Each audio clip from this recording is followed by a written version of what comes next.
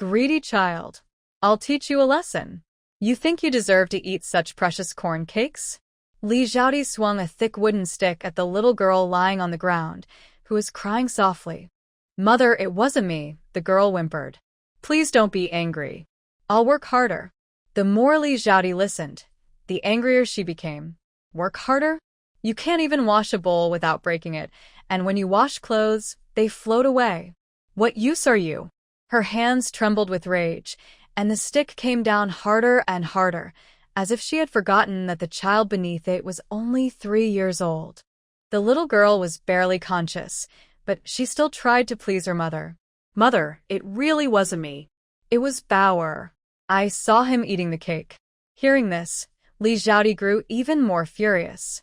The child not only refused to admit her mistake, but dared to blame her precious son. She kicked the girl in the stomach. You stole food and still dare to accuse Boar? Everything in this house belongs to him. Why would he need to steal? Do you think you're the only one who's hungry? If you eat what's meant for your brother, do you want him to starve instead? The whole family hasn't eaten yet, and you're the only one being greedy. Liu Xiuxiu kept scolding as Wang Suihua came out of the house. She glanced at the little girl but said nothing. The girl raised her arm and said softly, Grandma, I didn't sneak any food. As soon as she finished speaking, the onlookers noticed something was wrong. After being kicked in the stomach by Liu Xiuxiu, the girl began to tremble all over. She seemed to lose strength, and after saying her last words, she fainted and stopped moving. One man asked, Hey, Wang family, weren't you too rough? The child doesn't look like she's breathing. Liu Xiuxiu snurta coldly. If she's not breathing, that's even better. One less mouth to feed means more food saved. I must be the unluckiest person alive to have such a greedy and useless child. Hearing this, the little girl on the ground struggled to open her eyes, managing only a small slit. She looked at her mother one last time. Then her head tilted to the side, and she stopped breathing completely. The villagers watching couldn't bear it anymore. A few of them stepped forward to check on the child. One woman leaned down, felt for breath, and cried out loudly, Oh no! She's not breathing, she's gone. Hearing that, Liu Xiuxiu was so frightened that the stick in her hand slipped and fell to the ground with a loud thud. He stepped forward to check the little girl's breathing, but when he realized she wasn't breathing, he was so frightened that he stumbled back 2 steps. At that moment, Wang Suihua came out to calm everyone down. Looking at the villagers, she said, All right, Xiaoya is just asleep, not gone. Everyone go back to your own homes. What does it look like, crowding in front of my yard like this? It was a time of drought and hardship, with many people dying, and the officials no longer cared about such matters. Just then, Sanlang finally squeezed through the crowd. He looked at the little girl lying motionless on the ground, confused about what had happened. He turned to an old man beside him and asked, What's going on? Sanlang had come with his wife to visit her family. Hearing the noise in the village, he came over to see what was happening. But the crowd was so thick that it took him a while to get through. The old man beside him recognized him as the husband of Wang's married daughter. He pointed at the child on the ground and sighed. That child secretly ate half a corn cake. Such a good little one beaten to death just like that. It's really... Before he could finish, Wang Suihua shot him a fierce glare, and he immediately fell silent. Wang Suihua was known in the village for being difficult to deal with. She had once been married off, but a few years later, her husband died of illness. Her in-laws, thinking she brought bad luck, drove her and her 2 sons back home. But Wang Suihua was a capable woman. Even after being sent back, she managed to raise both sons on her own and even found them wives. She had a tough temper, and most villagers would take a detour rather than cross her path. When Sanlang looked at the little girl, he suddenly noticed her fingers move slightly. He quickly ran over to check on her and felt that she was still breathing. Sanlang turned to Liu Xiuxiu and said, Your child is still alive. Hurry and take her to the clinic so the doctor can have a look. With some care, she should recover. When the people around heard that the little girl wasn't dead, they all sighed in relief. Although the girl had never really talked to them and always kept her head down wherever she went, everyone in the village knew her situation. Since birth, She had never been treated kindly by Liu Xiuxiu. Liu Xiuxiu had never truly seen the child as her own. Seeing that Liu Xiuxiu and the others didn't move, Sanlang picked up the little girl in his arms. Let's go. If we wait any longer, she might not make it. Liu Xiuxiu spread her hands and said, "Oh, it's you, the son-in-law from the next village. What, your family's short on food again? Come to take advantage of us? Your wife's family might let you do as you please, but my family's business is none of your concern." Sanlang clenched his teeth. No matter what, she's your own child. Are you really going to let her die over a piece of cornbread? Liu Xiuxiu covered her mouth and laughed lightly. You're quite the kind-hearted man, aren't you? If you think the bread isn't worth much, then give me the cornbread that little girl ate. Sanlang nodded firmly. It's just a piece of cornbread, isn't it? I'll go home and bring it to you right away. Hurry and take the child outside to have a look. When Liu Xiuxiu first heard that the little girl had been beaten to death, she was a bit shocked, but then she thought it might be better that way. It would mean one less mouth to feed. Back then, if the child hadn't been so pretty and chubby, she might have been drowned right after birth. Just as Liu Xiuxiu was about to return to her room, Sanlang blocked her way. Take the child to see a doctor quickly. If you wait any longer, she really won't make it. Sanlang spoke with determination. Liu Xiuxiu was furious and wanted to hit him. This is my family's business. Why are you interfering? Get out of here. And that piece of flatbread. It was made from our cornmeal, saved especially for Boar. Why should that useless girl get to eat it? If she's gone, so be it. Now she's half alive, half dead, bringing nothing but bad luck. Go on, go. If you like her so much, take her with you. Of course, Sanlang couldn't take the girl home. Even though his family had always wanted a daughter, they could barely feed themselves. How could they take in another child? Besides, seeing how weak the girl was, she clearly needed to see a doctor first. When Liu Xiuxiu saw that Sanlang said nothing, she sneered. Ha, I thought you were some kind of saint come to help. Turns out you only know how to talk. The village head of the Wang family also squeezed into the crowd. Seeing the child lying there, unsure if they were alive or not, the old man struck his cane hard against the ground twice. Wang Suihua, this is your good daughter-in-law? Look at what she's done to such a good child. Hurry and take the child to the doctor. Wang Suihua waved her hand dismissively. Village chief, that's not right. My two sons have their own families now. Their matters have nothing to do with me, don't you think? This child stole my grandson's corn cake. If her mother punished her, that's her own fault. If everyone only cared about filling their own stomachs and didn't think of others, how could a family live in peace? I'm not getting involved in this mess. If you have something to say, talk to my daughter-in-law. After saying that, Wang Suihua turned around and went back into the house. Just then, Wang Xiang'er arrived and saw her husband holding a child in his arms. When she came closer, she realized it was the little girl who had once saved their young son's life. Her heart ached as she rushed to Sanlang. What happened to this child? She quickly took the child from his arms and held her gently.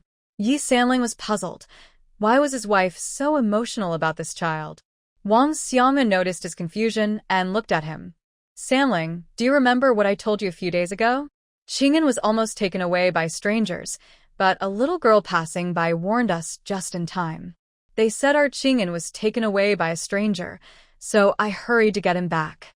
But after Qing'an returned, I wanted to thank the child who helped, yet I couldn't find her anywhere. It turned out she was from the Wang family. Wang Xiang'er looked at the pale little girl in her arms with deep pity. If not for this child, her own son might have already been harmed by those bad people. In the city these past 2 days, people have been saying that a group has been stealing children to do terrible things. They even claimed that young children were their main targets. Those people only went after children. Luckily, the little girl saw what happened. Otherwise, her son Qing'an might not have survived. Sanlang finally understood what had happened and immediately decided that they would take the child in. Their branch of the family didn't have many children, unlike the others who had 2 or 3 sons. They only had Qing'an, so even if they took in another daughter, they could still raise her well. Thinking of this, he looked at Wang Xiang'er and said, I want to adopt this child as our daughter. What do you think? Wang Xiang'er nodded firmly. Yes. Her own family doesn't care for her, but we will.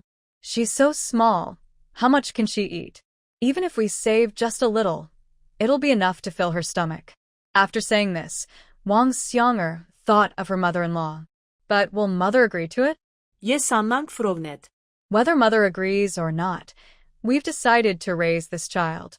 Without her, Qing'an wouldn't even be alive now. This child is Qing'an's savior, and ours too. The couple knew very well that if Qing'an were gone, they wouldn't want to live either.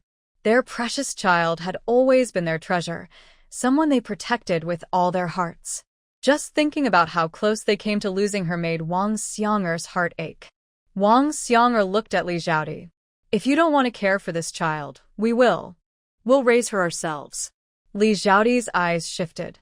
It's not impossible for you to raise her, but... She rubbed her hands together, clearly hinting that she wanted money or food in return. The people around began to persuade her. Wang family's daughter-in-law, you can't do this. No matter what, the child is your own flesh and blood. Give her a chance to live.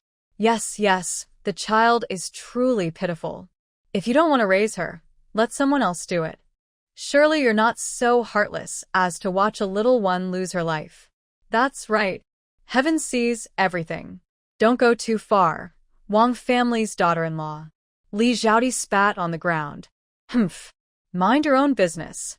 Don't pretend to be kind in front of me. When the child had nothing to eat before, none of you offered her a single bite.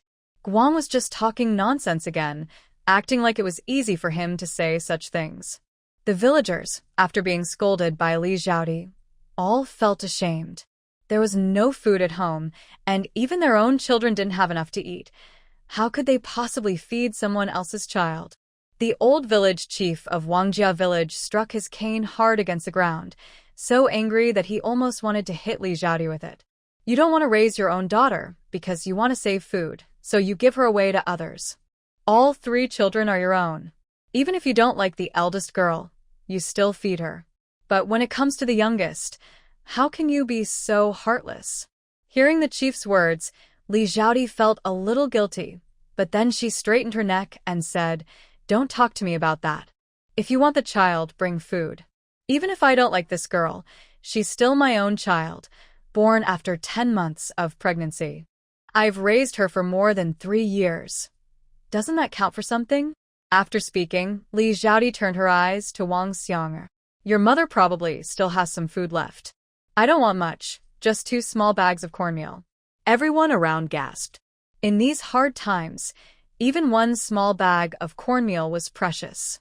And yet she was asking for 2 bags in exchange for a little girl who might not even survive. After Liu Xiuxiu finished speaking, Wang Xiang'er stayed silent. After thinking for a moment, she realized that 2 bags were really too much and probably impossible to carry. Changing her tone, she said, All right, since we're all from the same village, just give me a small bag of grain. Wang Xiang'er shook her head. We don't have a full bag of cornmeal, but I can give you half a bowl. Although Wang Xiang'er wanted the child in her arms, her family truly had little food left. Life at her husband's home was even harder, and she had come back mainly to borrow some grain. Hearing this, Liu Xiuxiu looked doubtful. You're not trying to trade half a bowl of cornmeal for my little girl, are you? What are you planning to do with her? At those words, everyone around was stunned. Seeing the villagers' shocked faces, Liu Xiuxiu snorted.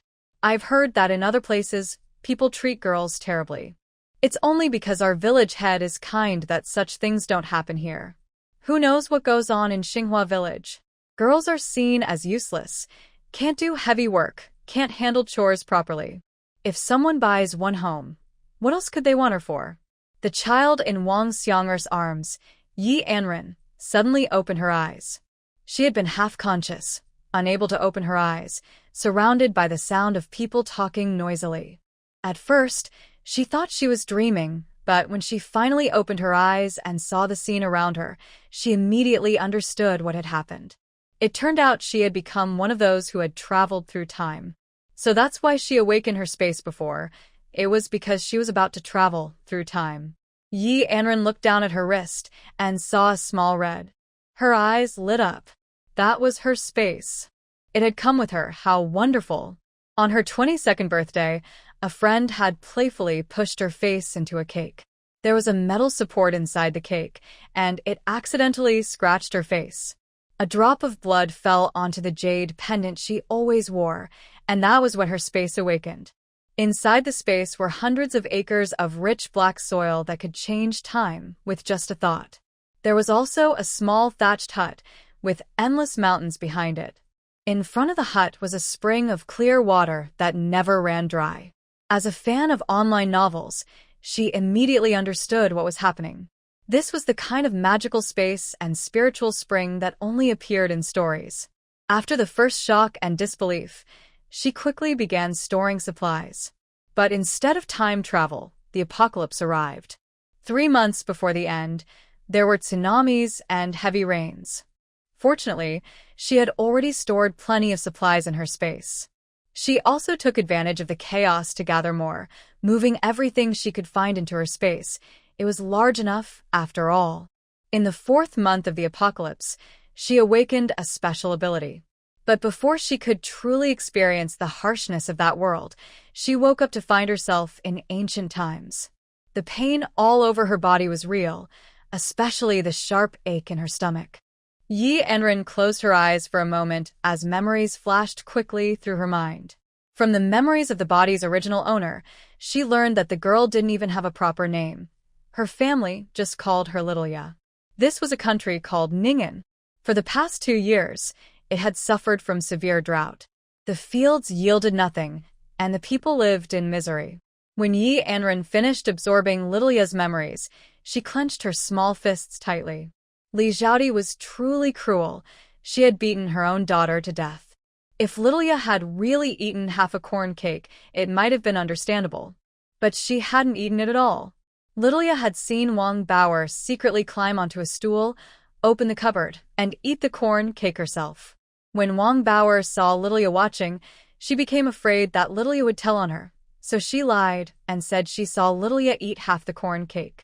Liu Xiuxiu flew into a rage when she heard that and beat Little Ya to death. Yi Anran turned her gaze toward Liu Xiuxiu. Their eyes met and Liu Xiuxiu shivered. For some reason, Liu Xiuxiu felt uneasy. She even thought the girl's eyes had changed. There was a cold, fierce look in them that she had never seen before. Liu Xiuxiu narrowed her eyes. It seemed this troublesome girl could no longer be allowed to stay.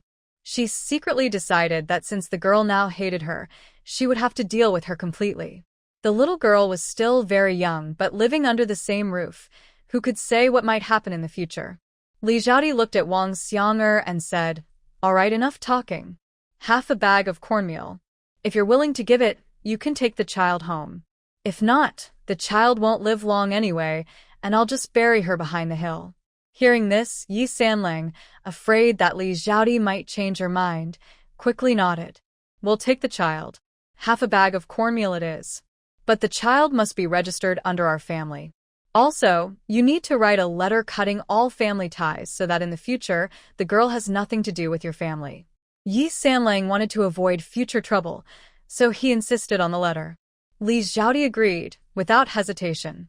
It was just a letter, and she had no intention of taking the girl back once she was given away. The village head was happy to help and quickly wrote the letter for them. After Liu Xiuxiu and the girl's father, Wang Dalan, pressed their fingerprints on it, Liu Xiuxiu threw the letter on the ground. "Look carefully, this is the letter cutting all ties. Even if you starve, don't come begging at my door." Wang Xiang'er didn't get angry. She bent down to pick up the letter. Seeing the little girl wake up, she finally breathed a sigh of relief. She gently touched the girl's head, happy to see she didn't have a fever. "Sanlang, look, the little one's awake." Yes, Sanlang lanet closer. With a kind smile, Wang Xiang'er looked at the girl and said softly, "Be good, little one. Would you like to come home with Aunt Yi?" Yi Anran finally understood, though her whole body ached. The Yi family was her best home, so she nodded obediently. Yi Sanlang comforted her gently. "Little one, from now on, would you like Aunt Yi to be your mother? I'll be your father. We'll do our best to make sure you always have enough to eat. All right? Yi Anran softly replied, okay, father, mother. When Yi Sanlang and Wang Xianga heard her call them that, their hearts melted. Such a sweet, gentle child had suffered so much unfairness. Li Xiaodi glanced at the little girl in Wang Xianger's arms and muttered with disdain, what an ungrateful child. Yi Anran looked up at Wang Xianger and said, Mother, can you put me down? Wang Xianga nodded and gently set her on the ground, keeping a hand ready to steady her in case she stumbled from her injuries. Yi Anran smiled sweetly at her, then turned to call out to the village head, Grandpa Wang, I didn't eat the cake. It was Wang Boar. I saw him take half a piece from the cupboard. After he finished it, he saw me and told his mother I was the one who stole it. Though she had been taken in by the Yi family, Yi Anran didn't want to be wrongly accused of stealing. Most importantly, she truly was innocent. When Li Xiaodi heard the girl accuse her son, she grew furious and stepped forward, ready to scold her. But Yi Sanlang stopped her. Now that little Ya is part of my family, it's not your place to scold her. Why are you so angry? Your son has been spoiled by you for a long time. Who else could have eaten it besides him? Li Xiaodi refused to accept it and stomped her foot hard. Nonsense. My Bower is the most well-behaved child. Besides, those pancakes were all his. Why would he sneak around to eat them? Yeah, non-needed. He may be your treasure, but to me, he's just a troublemaker. You told him to eat half today and save the other half for tomorrow, but he couldn't wait. He wanted more from you, so he blamed me to make you give him extra food. He's the one who caused trouble first. In my eyes, he's spoiled, and only you still treat him like a treasure. The people around them suddenly understood what had happened. Everyone knew what kind of child little Ya was. How could she possibly have the courage to eat the cornmeal pancakes? But Li Xiaodi still refused to believe it, angrily insisting it was impossible. Wang Xianger didn't want to argue anymore. She picked up Yi Anran from the ground and headed home. The child's injuries were serious, and she needed to get some money quickly to see a doctor. Wang Dalen opened his mouth as if to speak, but in the end, he swallowed his words. Wang Dalen usually treated Xiaoya fairly well, though he was afraid of his wife. He only dared to secretly give the child a small bite of food now and then. Although Wang Dalen was clearly biased, he still thought that Xiaoya was his daughter. He couldn't just stand by and watch his wife treat the child harshly. When he saw that everyone in the village had left, he tugged at Li Xiaodi's sleeve. Xiaoya is still our child. You're being too. Li Xiaodi turned and glared at him. Child? Don't you already have enough children? That one's ungrateful. She's eager to call someone else her parents. Are you blind? We already have Daya and Bower. Why do we need another one who only brings trouble and makes people dislike her? Humph. After saying that, she weighed the small bag of cornmeal in her hand and happily went back to her room. Wang Dalen watched Wang Xianger carrying the child away and thought that the little one really had a hard life in his home. Maybe it was better for her to be raised by someone else.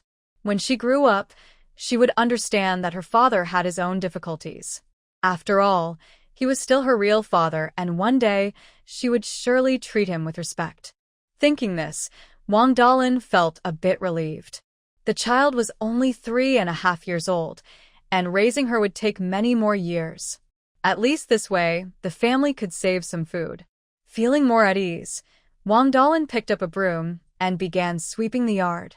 When Wang Xianger returned to the Wang family home, she told them about the child's situation. Zhao Hohat looked at the little one sleeping in her daughter's arms and nodded. The child looks lovely, but she's too timid. She hardly ever speaks. Well, let's just raise her as she is. Zhao Hohat knew well what her daughter's husband's family was like. There were 4 sons in the family, yet none of their wives had ever given birth to a girl. The old lady of the Yi family had become a bit strange. She kept saying that a spirit had told her in a dream to take good care of a little girl. But if no one could even have a daughter, how could she take care of one? People around said that the old lady missed having a granddaughter so much that she had lost her senses. Everyone in the nearby villages thought she was odd. Everyone preferred sons, who would want to raise a girl, who was seen as a burden. Wang Xianger and her husband, Yi Sanlang, carried the baby back to Xinghua village. As soon as they arrived, they saw Ye's second sister-in-law, Liu Xiuxiu. Wang Xiang'er felt uneasy at the sight of her. Liu Xiuxiu was not easy to get along with. She was known for being sly and sharp-tongued. When Liu Xiuxiu looked up and saw the third sister-in-law holding a baby, she sneered. "Well, where did you steal that child from?" Wang Xiang'er quickly shook her head. "I didn't steal her. She's my daughter. From now on, she'll stay with our family." Liu Xiuxiu rolled her eyes, so hard they nearly turned upward. "Humph. People are starving these days, and you still bring home a child from outside?" With that, Liu Xiuxiu walked toward the main room. She was determined to tell their mother-in-law that the third sister-in-law was becoming more and more troublesome. These days, even our own children are almost starving. And yet, she went and brought home a child from outside? Humph. Liu Xiuxiu went into the house to complain to old Madame Yi. "Mother, look at third sister-in-law. She's getting more and more disrespectful. She actually brought home a child from outside and said she'll raise it in their room. Mother, you must talk some sense into her." Old Madame Yi slammed the table. "There are already so many children in this family, all nearly starving, and she still brings in another one?" She was clearly unhappy with what the third daughter-in-law had done. When Wang Xiang'er came into the main room, old Madame Yi glared at her. "Third daughter-in-law, you've always been gentle and sensible. Why would you suddenly bring home a child during a famine? If everyone in this family acted like you, how would the rest of us survive?" Wang Xiang'er was about to speak, but her husband quickly tugged at old Madame Yi's sleeve. "Mother, please don't blame Xiang'er. It was my decision. A few days ago, Qingyan was taken away, and it was this little girl who came to tell us. If not for her, Qingyan might not be here now." At that, third son Ye's face darkened. Old Madame Yi frowned, and Wang Xiang'er quickly explained the little girl's background. After hearing it, old Madame Yi sighed. "Since you two have already decided, then keep the child and raise her. You only have one son at home, so adding another person is just an extra pair of chopsticks at the table. The child seems to be fated to meet your family, and since she saved young Qingyan, it's only right to take her in." Old Madame Yi finally understood what had happened. She had always been fond of her grandson Qingyan. The third son's family only had that one precious boy, and the whole family had been terrified when he went missing. Luckily, he was found safe. It turned out that it was all thanks to the little girl. Although old Madame Yi worried that the family might not have enough to eat, this child was their benefactor. A small girl doesn't eat much anyway. If everyone saved just a little, it would be enough to feed her. Just as old Madame Yi was about to leave the main hall, her eyes fell on the little girl in Wang Xiang'er's arms. She froze in surprise. Wasn't this the same little fairy child from her dreams? Lately, old Madame Yi had often dreamed of an old man with a white beard, always accompanied by a chubby little child of about 3 years old. They often appeared together in her dreams. The old man would keep saying that the little one beside him was a bringer of good fortune and ask the old lady to take good care of her. When old Madame Yi woke up, she always thought it was because she missed having a granddaughter. After all, she had given birth to 4 sons. When she was pregnant with the youngest, she had hoped for a girl, but it turned out to be another boy. Later, when her eldest, second, and third sons got married, she again hoped for a sweet little granddaughter. But the eldest had 3 sons, the second had 2, and the third had 1, all boys. She had hoped again and again, but still didn't have a little granddaughter. So she thought maybe it was because she missed having one so much that she kept dreaming about it. But it wasn't just once or twice.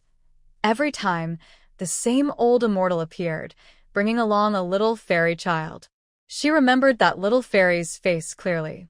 Old Madame Yi suddenly took the baby from Wang Xiang'er's arms. Seeing her mother so excited, Wang Xiang'er didn't dare to let go completely. "Mother, what's wrong?" She had just thought her mother was acting normal, but now she was so emotional after seeing the baby girl. Old Madame Yi shook her head. "This is my granddaughter. Oh my! She looks exactly like the little fairy child I told you about, the one the old immortal brought in my dreams." As she spoke, Old Madam Yi gently touched the baby's face and muttered, "Why is she so thin? And her hair is so sparse. How are these people taking care of her?" She thought that even in hard times, no matter how little food there was, a child should never be made to suffer like this. Even if the adults were hungry and pale, they shouldn't let the child become so frail. Old Madam Yi held Yi Anran tightly in her arms, calling her my good girl again and again. She kept touching the baby's head and tiny hands, her face full of love and pity. Yi Anran, however, was completely confused. In her memory, she didn't know this old lady at all, so why was she acting like she had just found her most precious treasure? Old Madam Yi looked at Yi Anran's confused face and gently patted her head. "You're awake, my dear. From now on, I'll be your grandmother. Remember that? As long as I have food to eat, you'll never go hungry." Feeling sorry for the child, Old Madam Yi held Yi Anran in her arms and softly patted her back. Wang Xiang'er reminded her, "Mother, the child is covered in injuries. She just woke up. I was thinking, could we spare some money to take her to see a doctor?" Hearing this, Old Madam Yi quickly placed Yi Anran carefully into Wang Xiang'er's arms. "Of course we can. Oh dear, I didn't realize how rough I was being. I hope I didn't hurt her." She looked at Yi Anran again. "Child, where does it hurt?" Yi Anran was surprised by the kindness. Why was the old lady being so affectionate toward her? She pointed to her wrist, and then to her stomach. The old lady hurried back to her room, pulled out a ceramic jar hidden under the bed, and took out all the money she had hidden in the wall. She even searched the mouse hole for a single copper coin. Gathering all the coins, she placed them on the table. "Xiang'er, since your family is going to raise this child, you must treat her like your own daughter. Since she's part of your household, she's also a granddaughter of the Yi family. Don't be stingy. Take her to the doctor quickly. I think she might be hurt inside." Wang Xiang'er and Yi Sanlang then hurriedly took Yi Anran to see the doctor. A moment ago, Yi Anran had been carried by Wang Xiang'er and looked as if she were asleep, but in fact, she had secretly drunk 2 sips of spiritual spring water in her space. Now she still pretended to be weak. If she suddenly appeared full of energy, it would seem strange. Yi Sanlang took the money, and together with Wang Xiang'er, carried Yi Anran out the door. The second daughter-in-law, however, was unhappy and grabbed the old lady's sleeve. "Mother, have you really lost your mind? The third family brought home a little girl who eats for free, and you're giving them money to treat her illness? Mother, you're being foolish." Liu Xiuxiu had always thought her mother-in-law was the smartest person in the family. Even though she herself was outspoken, she still had to listen to the old lady. But today her mother-in-law seemed bewitched. She had been indifferent before, but after seeing the little girl's face, her eyes suddenly lit up, as if she had seen something special. The old lady glared at Liu Xiuxiu, who was jumping around angrily. "Stop making a fuss. You have 2 children, and the third family also has 2 now. I'm not favoring anyone." You heard what the third son said just now. "If it weren't for that little girl, my grandson might not even be alive now. Since the third family has decided to raise her as their own daughter, she is also my granddaughter. If you keep causing trouble, don't blame me for being harsh." After saying this, the old lady turned and went back to her room. Old Man Yi also went into the house. After living with his wife for so many years, he knew her well. Even if she could generously agree to let their third son's family raise a girl, she would never be so generous as to take out all the hidden copper coins and give them to him. There must be something strange about letting the third son take the child to see a doctor. Old Man Yi hurried after them, leaving Liu Xiuxiu outside, stomping her feet in anger. She kicked the small stones by her feet far away and muttered, "Humph. That old woman must have lost her mind. What's the use of taking in a girl who'll only bring trouble?" Humph. Grumbling, Liu Xiuxiu went back to her room. She only dared to say such things behind the old woman's back. If she said them to her face, the old woman would really hit her. After returning to the room, Liu Xiuxiu pulled her husband, Yi Lauer, and began to cry. "Second, look at our family. No one seems to have any sense. We're all about to starve. Our children are thin and pale, and yet your third brother and his wife went and brought home a girl that someone else abandoned. And your mother didn't even hesitate. She took out all our money to pay for that girl's doctor visit. Tell me, how are we supposed to live like this?" The more Liu Xiuxiu spoke, the more wronged she felt, and tears streamed down her face. When second brother Yi heard this, he frowned. He knew his mother's temper well. There was no way she would ignore her other grandchildren and spend all the family's money to help someone unrelated. He comforted Liu Xiuxiu for a while. All right, I know mother better than anyone. She always has her reasons for what she does. I'll go ask her what's really going on." Hearing him say that, Liu Xiuxiu cried even harder. She thought everyone in this family must have lost their minds. Old Madame Yi went back to her room, sat on the bed, and couldn't stop smiling. Old Master Yi patted her shoulder. "Tell me what's going on. You're usually so stingy, always hiding your coins and never letting me manage a single one. Why are you suddenly being so generous, giving all your savings to help a little girl get treatment?" Old Madame Yi slapped her thigh and laughed. Ha ha ha. "Let me tell you, my granddaughter will be home soon. Didn't I say so? The fortune teller told me that as long as I treat the lucky child well, our family will enjoy endless wealth and happiness." Old Madame Yi had always been a bit superstitious. After having the same dreams several times, she felt sure that her little granddaughter was coming home. When she saw the little girl that her third son's family had brought back, the child looked exactly like the one in her dreams. The only difference was that the girl was far too thin and weak. But with some care and good food, she believed the child would soon become healthy and rosy again. The more Grandma Yi thought about it, the happier she became. Grandpa Yi placed his hand on her head. "It's not even hot. Why are you grinning like that? Don't tell me your head's not quite right."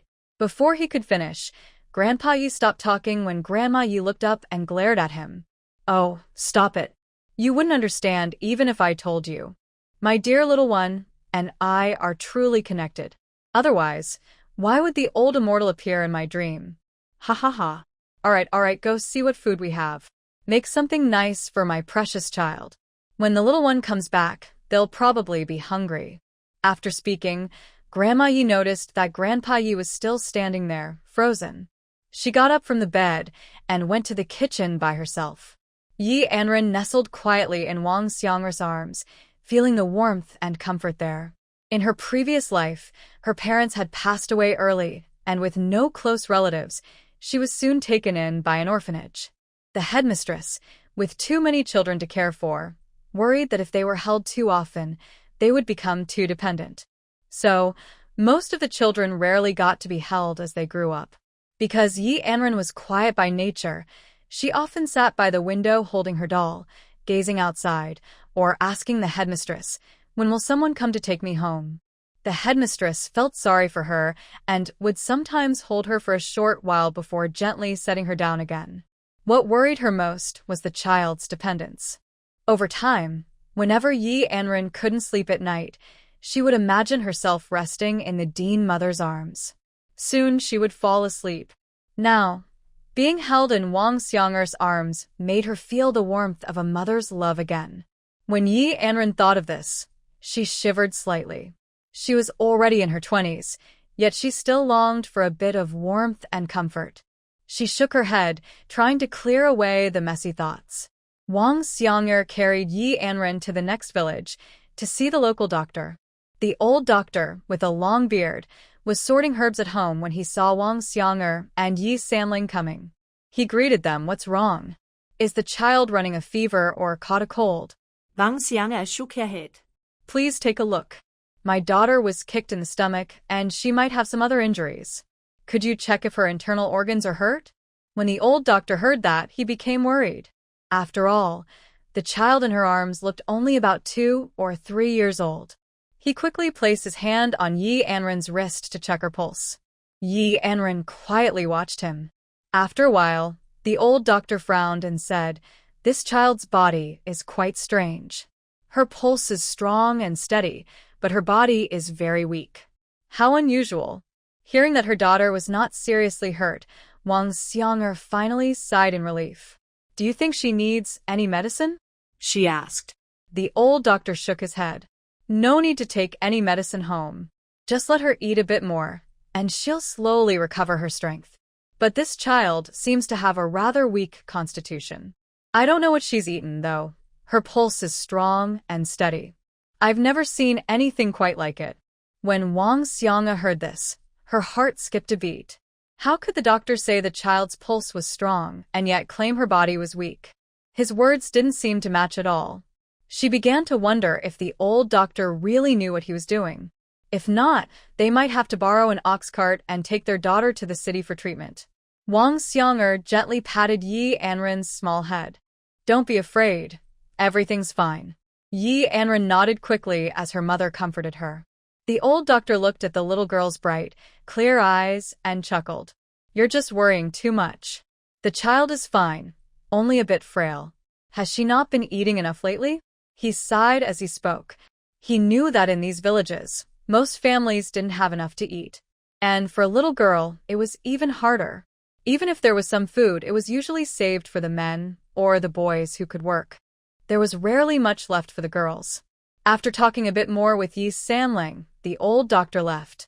Yi Sanlang and Wang Xiang'er then took Yi Anran home. On the way, Wang Xiang'er turned to look at Yi Sanlang. Sanlang, should we go to the city to have the child checked? I don't think that old doctor in the village is very reliable. Yi Sanlang stopped walking. He was also torn. If they went to the city to see a doctor, their savings might not be enough to cover the cost. At that moment, Yi Anran tugged at Wang Xiang'er's clothes. Mother, let me walk. I feel fine now. Really, I don't feel any pain at all. As she spoke, she tried to get down, but Wang Xiang'er was reluctant to let her. The child insisted, so she had no choice but to put Yi Anran down. Little one, do you still feel pain anywhere? Yi Anran looked up at her mother. No, mother, I don't hurt anymore. I wasn't really hurt at all. I'm fine, see? She even jumped a few times to show it. Seeing that the little girl truly seemed fine, Wang Xiang'er finally felt relieved. Holding Yi Anran's hand, she said, Let's go home and talk to your grandmother. Wang Xiang'er thought that if Yi Anran could win the old lady's favor, life at home would surely become easier. Still, she couldn't help feeling puzzled. When the old lady first saw Yi Anran, she had looked so excited and even took out all her savings. Even when her grandson got hurt, the old lady had never been so generous. And this little girl was someone she was meeting for the first time. Why was she being so kind to her? The more Wang Xiang'er thought about it, the more confused she became. On the way, she felt a little uneasy, wondering if the old lady really had the illness that the villagers talked about. When their group returned, old lady Yi hurried over. Third son, what did the doctor say about your daughter? Is she all right? Yi Laosan quickly repeated what the doctor had said. Old lady Yi nodded. My little granddaughter is blessed. She'll be fine. Just as she finished speaking, loud noises came from outside. People were shouting, Run. A wild boar has come down from the mountain. Hearing this, old lady Yi quickly stood up from her stool. Lao-san, hurry and lock the door. Don't let the boar rush in. She thought about the several families in the house and all the children. If the wild boar broke in and hurt someone, what would they do? The wild boars from the mountain were big, and there wasn't a single hunter in the village. Her legs trembled as she spoke, but she still picked up little Yi Anran and held her close. She gently comforted her. Don't be afraid, my dear. Your father will protect us. Come, Grandma will take you back to the room. Yi Anran shook her head. I want to see. Old lady Yi sighed. All right. You can watch from the yard, but don't go outside, understand? Yeah, noted. Okay, Grandma, I know. When the old lady Yi heard the little one call her grandma, she immediately leaned her head close to Yi Anran. My sweet granddaughter, Grandma just adores you so much. Meanwhile, the villagers all grabbed their tools and gathered together. The village chief led the group, and Old Man Yi, along with his sons, heard the sound of drums and gongs outside. They opened the door and joined the chief to deal with the wild boar. The chief thought that with so many strong men, They should be able to handle one wild boar. Once it was killed, everyone could enjoy some meat and soup. But then they saw several wolves. The snow-white wolves were staring straight at the wild boar not far away. Everyone froze in fear, feeling their lives were in danger. They had thought there was only a wild boar outside, but now there were wolves too? It was clear that the boar had been chased by the wolves and had run down the mountain in panic. The wolves, seeing their prey so close, were not about to give up and continued the chase. Yi Anran had been placed inside the house by the old lady. When Grandma Yi went to the main hall, only Yi Anran was left in the room. She took out some spiritual spring water from her secret space and drank it eagerly. Her new body was still very weak after the time travel, so she needed to drink more of the spring water to recover. Not far away, one of the wolves twitched its nose, its eyes glowing sharply. The last wolf looked much larger than the others in front. Its eyes were fixed directly on Old Ye's house, and it howled a few times toward the wolves ahead. The wolves then launched a fierce attack on the wild boar. The villagers saw that the wolves weren't paying attention to them. They trembled and quickly stepped back. It was one thing if there was only one wild boar, but with so many wolves behind, even if they had tools, they wouldn't be able to fight the wolves. Especially the big wolf at the back, which looked like the Wolf King. Rumor has it that there are many wolves in the mountains, but they mostly stay deep in the forest. If there are more wolves behind, the whole village might be in danger of being attacked. After drinking water in the house, Yi Anran felt full of energy. She looked around the old Yi family house. Although the Yi family was very poor, with the ideas she had in her mind for making money, she could have made a fortune in ancient times. She felt she had wasted her life. Yi Anran opened the door from her room. Old Yi and Yi De were chatting in the main hall. Old Yi saw Yi Anran come out and waved to her. "Little girl, your body is too weak. Go back to your room and rest well.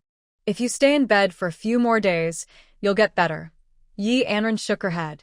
"Grandma, I'm fine now." "Look." She jumped a little in front of Old Yi. Old Yi looked at her with concern and hugged her gently. "Good, good. Just rest well, and you'll be fine."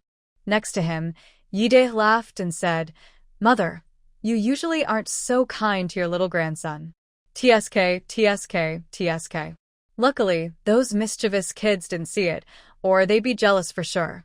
As Yi De spoke, he suddenly thought of Yi Qing'an, the child. Yi Qing'an is the youngest among the children and is usually very close to his mother. If he knew that his mother was holding a small child from outside and calling him "good boy" left and right, he would probably be very jealous. Yi De looked at Ye's wife and said, "Mother, the third child's Qing'an is still in the room. When you see how you're acting now, how will you explain yourself to Qing'an?" Ye's wife, hearing Yi De mention Qing'an, lifted her head proudly. If Qing'an knew that the little girl who saved his life is now his sister, he probably wouldn't be happier. Outside, some wolves were attacking a wild boar, and the boar was fighting back fiercely. The Wolf King was behind the boar, launching a surprise attack, but the boar responded strongly. The Wolf King's front leg was suddenly cut and bleeding, and the other wolves didn't give the boar a moment to breathe. They all attacked the boar together. Even if the boar was strong, with so many wolves attacking at once, it was quickly bitten, and its neck was broken. The Wolf King ignored the dead boar on the ground and sniffed the air, heading toward the Yi family. Old Yi and the others had already rushed back home. Just as they closed the door, the Wolf King pushed against it. Old Mr. Yi quickly closed the door and moved things in the yard in front of it, but he still couldn't stop the Wolf King's attack. The Wolf King pushed open the main gate of the Yi family.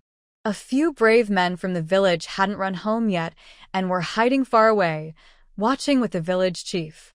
The village chief patted his thigh and said, "What should we do?" Old Ye's family might be the first to suffer. The men in the village were trembling with fear, but no one dared to step forward. If it had just been one wolf, maybe, but so many wolves. Old Mr. Yi protected his family. The other families, hearing the commotion outside, all came out. Old Lady Yi held Yi Anran in her arms, trembling all over. Yi Anran looked at the wild wolves and also widened her eyes. She had just traveled here. Usually, People who travel are princesses or young ladies from noble families, but now she was in a situation where she was about to be eaten. Anran tried to use her special powers, but there was no reaction. She didn't know if her powers hadn't fully awakened after traveling, or if they were gone because she was in a young girl's body. But that didn't make sense. Her space had come along too. Confused, Anran felt her life was in danger. Her small body was no match for the wild wolves. Suddenly, a cute voice appeared to her mind, and she saw the alpha wolf howling loudly in front. "You foolish people, do not hurt baby Xiuxiu at all.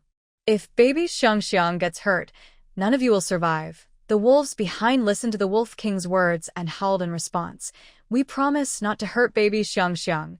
Anran's eyes widened in surprise. What? It seems like she can understand the wolves' conversations. She looked around and tugged on Old Lady Ye's sleeve. "Grandma, can you hear someone talking?" Old Lady Ye felt nervous but shook her head. "No one is talking, dear. Be quiet. Don't make a sound. Your grandpa and dad and all the people in the village are here. I believe they can handle a few wolves. Be good and stay quiet, dear." Old Lady Yi looked at the daughters-in-law at the door and quietly waved her hand. Seeing Old Lady Yi like this, the women understood and quickly retreated into the house, closing the door. Inside, the children were told to stay silent. The women knew they could only try to protect the children inside the house. Outside, the men from the family were there. If things got worse, they might lose their lives. The third family went back to their rooms, hiding the children under the beds. They even pushed the cabinets in front of the door and blocked it tightly. Wang Xiang'er placed Yi Qing'an inside a cabinet and locked it, then struggled to block the door with a large wooden bed. Wang Xiang'er felt very uneasy.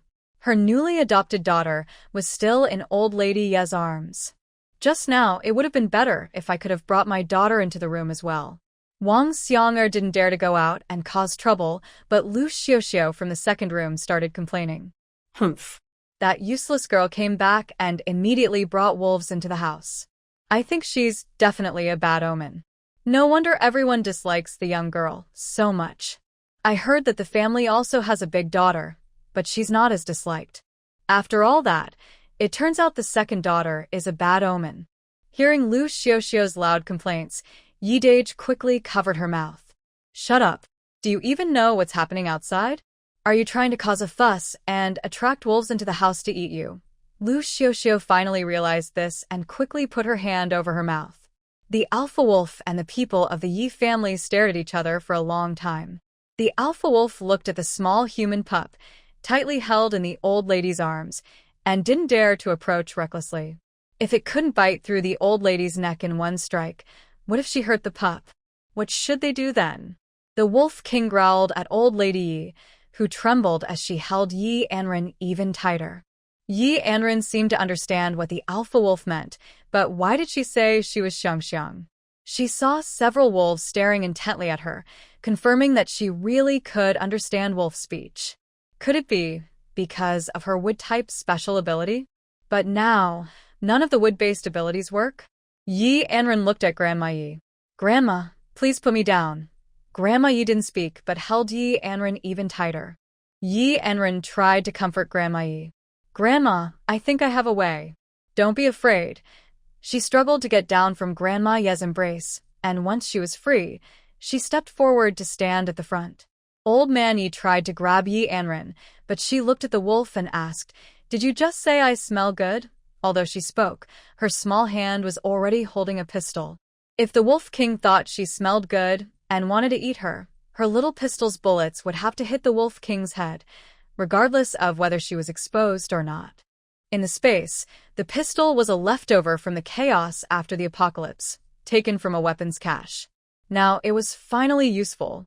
The Wolf King was stunned when he heard the human cub speak. His eyes nearly popped out as he stared back at the other wolves. The Wolf King couldn't understand how a human pup could seem to understand his words. "Howl, howl, howl. Little human, you can understand us." Anran nodded heavily. "Yes, I can hear you. These are my family. Can you please not eat them?" She looked at the Wolf King, feeling that as long as she could communicate with these wolves, there might still be hope. Grandma Yi looked at the scene before her, clutching her chest and fiercely pinching her thigh, feeling like she was about to faint. The old immortal kept sending dreams, asking her to take good care of the little one. Now, at last, the child had arrived at her home. If the wolf had eaten the child, how could she explain to the old immortal? How could she face the ancestors in the afterlife?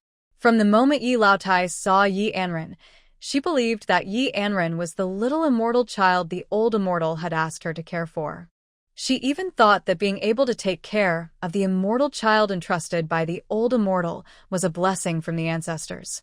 In the future, her descendants of the Yi family would surely become successful. But she never expected that, due to her poor protection, if the child was eaten by a wolf, she wouldn't survive either. The more Yi Laodai thought about it, the more she felt like the sky was falling. After communicating with the wolf for a while, Yi Anran understood that the wolves found her fragrant. She wondered why she didn't smell special, then suddenly remembered the spiritual spring water. Spiritual spring water can make plants grow quickly. Even animals or people drinking it can strengthen their muscles and bones, cure many illnesses, and detoxify. She looked at the wound on the Wolf King's leg, clapped her hands, and took a few more steps forward. Wolf King, I will give you delicious water. You must not eat us. The Wolf King didn't understand what was so tasty about water, but he nodded. Yi Anran rushed to the kitchen, took out a large ladle. She gathered some spiritual spring water from her space, staggering as she carried it outside. Yi Laotai saw this and felt as if her heart was being held in someone's hand. She watched the small girl, holding a big ladle filled to the brim with water. The small, weak figure staggered over to the Wolf King, with old man Ye's eyes red and teary. This was his precious daughter, willing to negotiate with the wolves so their family wouldn't be harmed. Now she was even trying to please the wolf by offering water. When the Wolf King saw Yi Anran pouring spiritual spring water from the kitchen into a large basin, he already knew that was what he wanted to drink. But he still hesitated and stayed back, not daring to rush into the kitchen, afraid of frightening the little girl again. The Wolf King realized that the delicious water the girl mentioned was this. Yi Anran handed the big basin of water to the Wolf King. The basin was placed on the ground and looked like it might tip over. Yi Anran kicked the ground a few times. After making a small dent in the dirt, she carefully set the basin down. The Wolf King looked at her gratefully. Drooling slightly, he no longer pretended to be reserved and began to drink the spiritual spring water eagerly. The other wolves, seeing their leader drinking first, didn't dare to move, but their saliva dripped steadily down. Old Lady Yi and Old Man Yi watched this, feeling a faint suspicion. They wondered if the wolves would leave after drinking their water. The Wolf King finished drinking almost all the water in the basin, leaving only a thin layer at the bottom, then stopped. He stepped back and later approached Yi Anran. Using its large head, the wolf nuzzled Yi Anran's head. The other wolves suddenly rushed toward the water basin. Yi Anran was pushed gently by the Wolf King and couldn't hold on, so she sat down heavily on the ground. The Wolf King looked a bit embarrassed. It wanted to thank the young human, but instead, it caused trouble for her.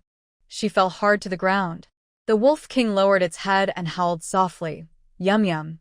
Tasty, tasty, fragrant little one, are you hurt? Yi Anran touched the wolf's fur and shook her head. I'm fine. As long as you don't eat us. If you like the tasty water, I will bring you more good water from the mountain in the future. You scared my family. Finish the water and leave now. The Wolf King nodded heavily. It's great that you understand me. Come play on the mountain more often. I will give you a treasure. Hearing the Wolf King mention a treasure, Yi Anran's eyes lit up, but she still responded politely. Okay. Please take your wolf friends and leave now. The Wolf King responded with a howl and was about to rush out the door. At this moment, the village chief and several villagers arrived at Old Ye's house. Though the villagers were afraid of wolves, they thought everyone was neighbors and friends. They couldn't just watch Old Ye's family be eaten by wolves. With determined hearts, they grabbed weapons and came to the door. But instead, they saw the wolves rushing toward them. The village chief quickly shouted, "Hurry! Step back to the sides. The men in the village all moved aside, but their weapons remained pointed at the door. Other wolves followed behind the Wolf King, walking confidently past the villagers and heading toward the mountains. The people from the Yi family hadn't reacted yet. They watched as the little girl and the Wolf King talked to each other, exchanging words, while the Wolf King howled loudly. Finally, they realized that the little girl could communicate with the wolves, and the wolves understood her perfectly. Old Mr. Yi was the first to react. He stepped beside Yi Anran. "Little girl, what are those wolves saying? Are they leaving and not coming back?" Yi Anran replied, "Grandpa, those wolves say I smell nice, so they won't eat us. They're just thirsty and want some water, and now they've gone." "Oh, and the Wolf King also said they want to give us a wild pig." She looked at old Mr. Yi with shining eyes. He patted his thigh and hurried outside. He looked at the stunned villagers at the door and greeted the old village chief. "Thank you, village chief, and thank you, everyone." The men in the village listened to old Mr. Yi and kept waving their hands, feeling a bit embarrassed. When the wild wolves rushed to old Mr. Yi's house, they had also struggled internally for a long time, since their families depended on them. Now, every family is eating black flower cakes. Some families with fewer resources have to go to the mountain to gather bark and make a paste to eat with the black flower. That was a wild boar, probably weighing around 200 or 300 pounds. Having this big wild boar means the family can get through the cold winter easily. After talking to the village chief, Old Yi ran toward the wild boar's location. Old Yi-san, Old Yi-si, and Old Yi-da also rushed out. Only Second Yi from the second household was being held back by Liu Xiuxiu, who refused to let him go outside. Second Yi pushed Liu Xiuxiu to the ground and said, "Big brothers are outside. As the second son, how can I hide alone inside the house? All right, just take care of the children." Second Yi pushed open the door and went outside. Seeing no movement outside and that everyone was safe, the family finally relaxed. After understanding the situation, they also rushed outside. Yi Anran was still thinking about how soft the white wolf's fur was when she touched it. It felt so nice. It would be wonderful if she could ride the white wolf and have it carry her through the forest. Following behind old Yi, Yi Anran also headed toward the door. Old Yi's wife saw that Second Yi finally came out of the house and glared at him sharply. "You cowardly turtle!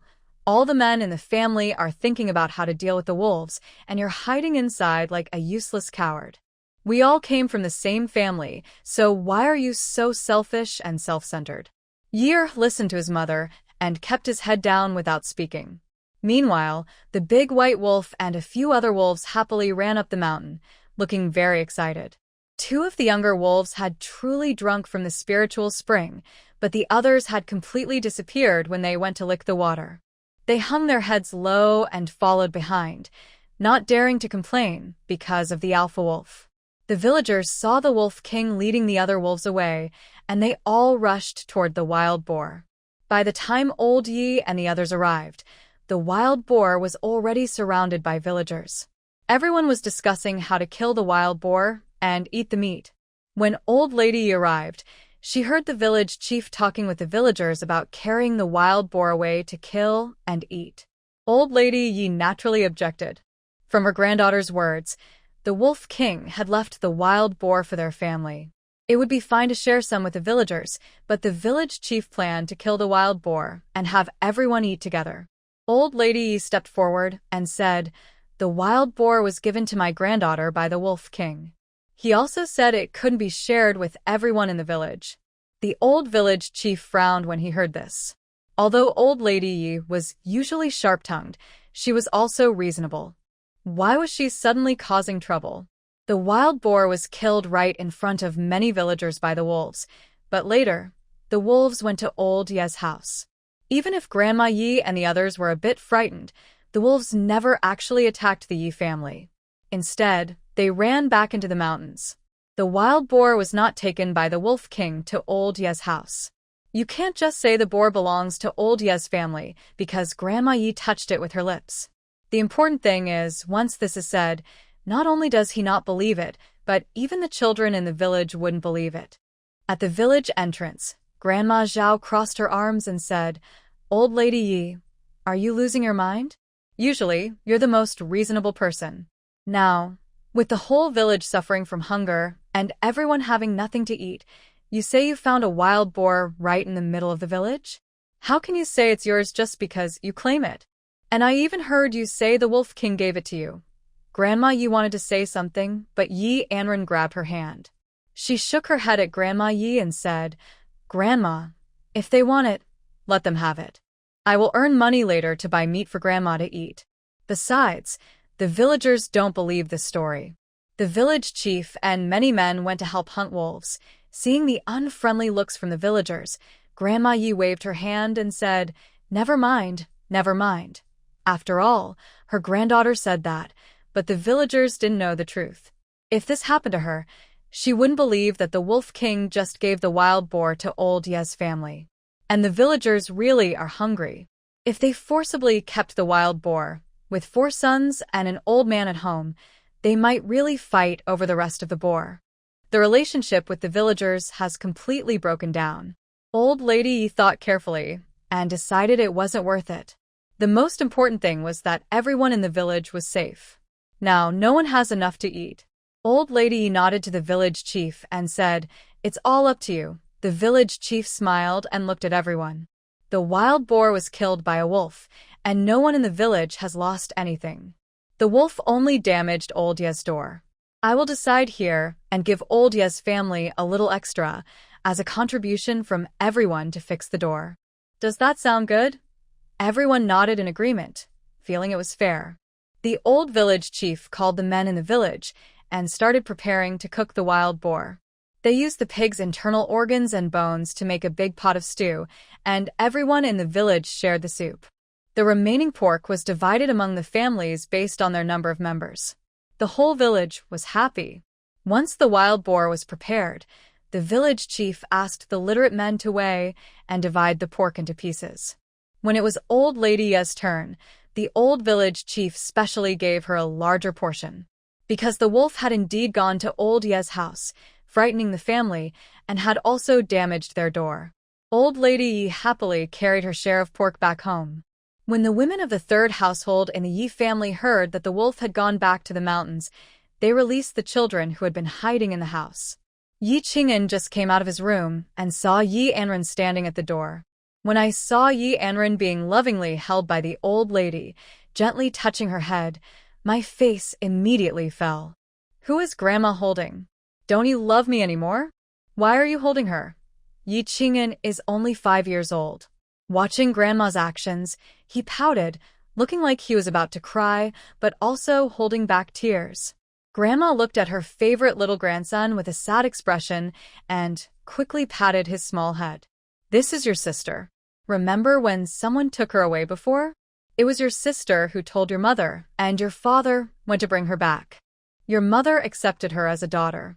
She is your lifesaver. You must protect your little sister in the future. Hearing Grandma say this, Yi Qing'an no longer felt wronged. He turned to look at Yi Anran. His eyes blinked curiously, like a little baby, and he went over to Yi Anran. So, you're the lifesaver my mother talked about? My mother didn't find you before.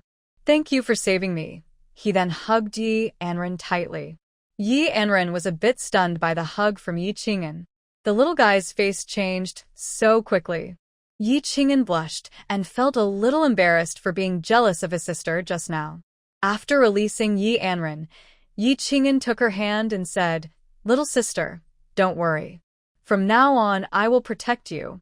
You are my real sister. If it weren't for you, I might have been eaten by those people long ago. Yi Anran gently held Yi Qing'an's small hand. What is Big Brother saying? You will have good fortune in the future and no one will eat you up. Yi Qing'an listened to Yi Anran call him Big Brother, sounding soft and sweet.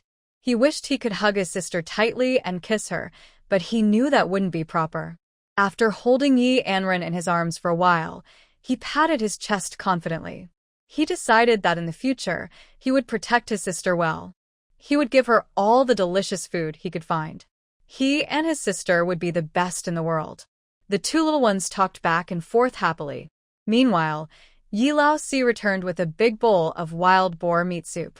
Yi Xiuxiu thought, This is all thanks to my little granddaughter. She waved her hand, planning to share some of the wild boar meat with the children, cooking it simply for them to enjoy. In the kitchen, she started cooking loudly and lively. When the food was ready, she carried it all to the table. The whole family sat down to eat. Seeing everyone gathered, Yi Lao Tai officially introduced Yi Anran. From now on, little girl, you are part of our family. She continued, you are from the third household. Since you brought her home, you should treat her like your own daughter. If you treat her badly, you won't get away with it. And her name will need to be changed too. Old Mr. Yi nodded beside him, thinking hard but unable to come up with a suitable plan. He decided, later, after dinner, Grandma will wait, and then the third son can find the scholar to give the little girl a new name.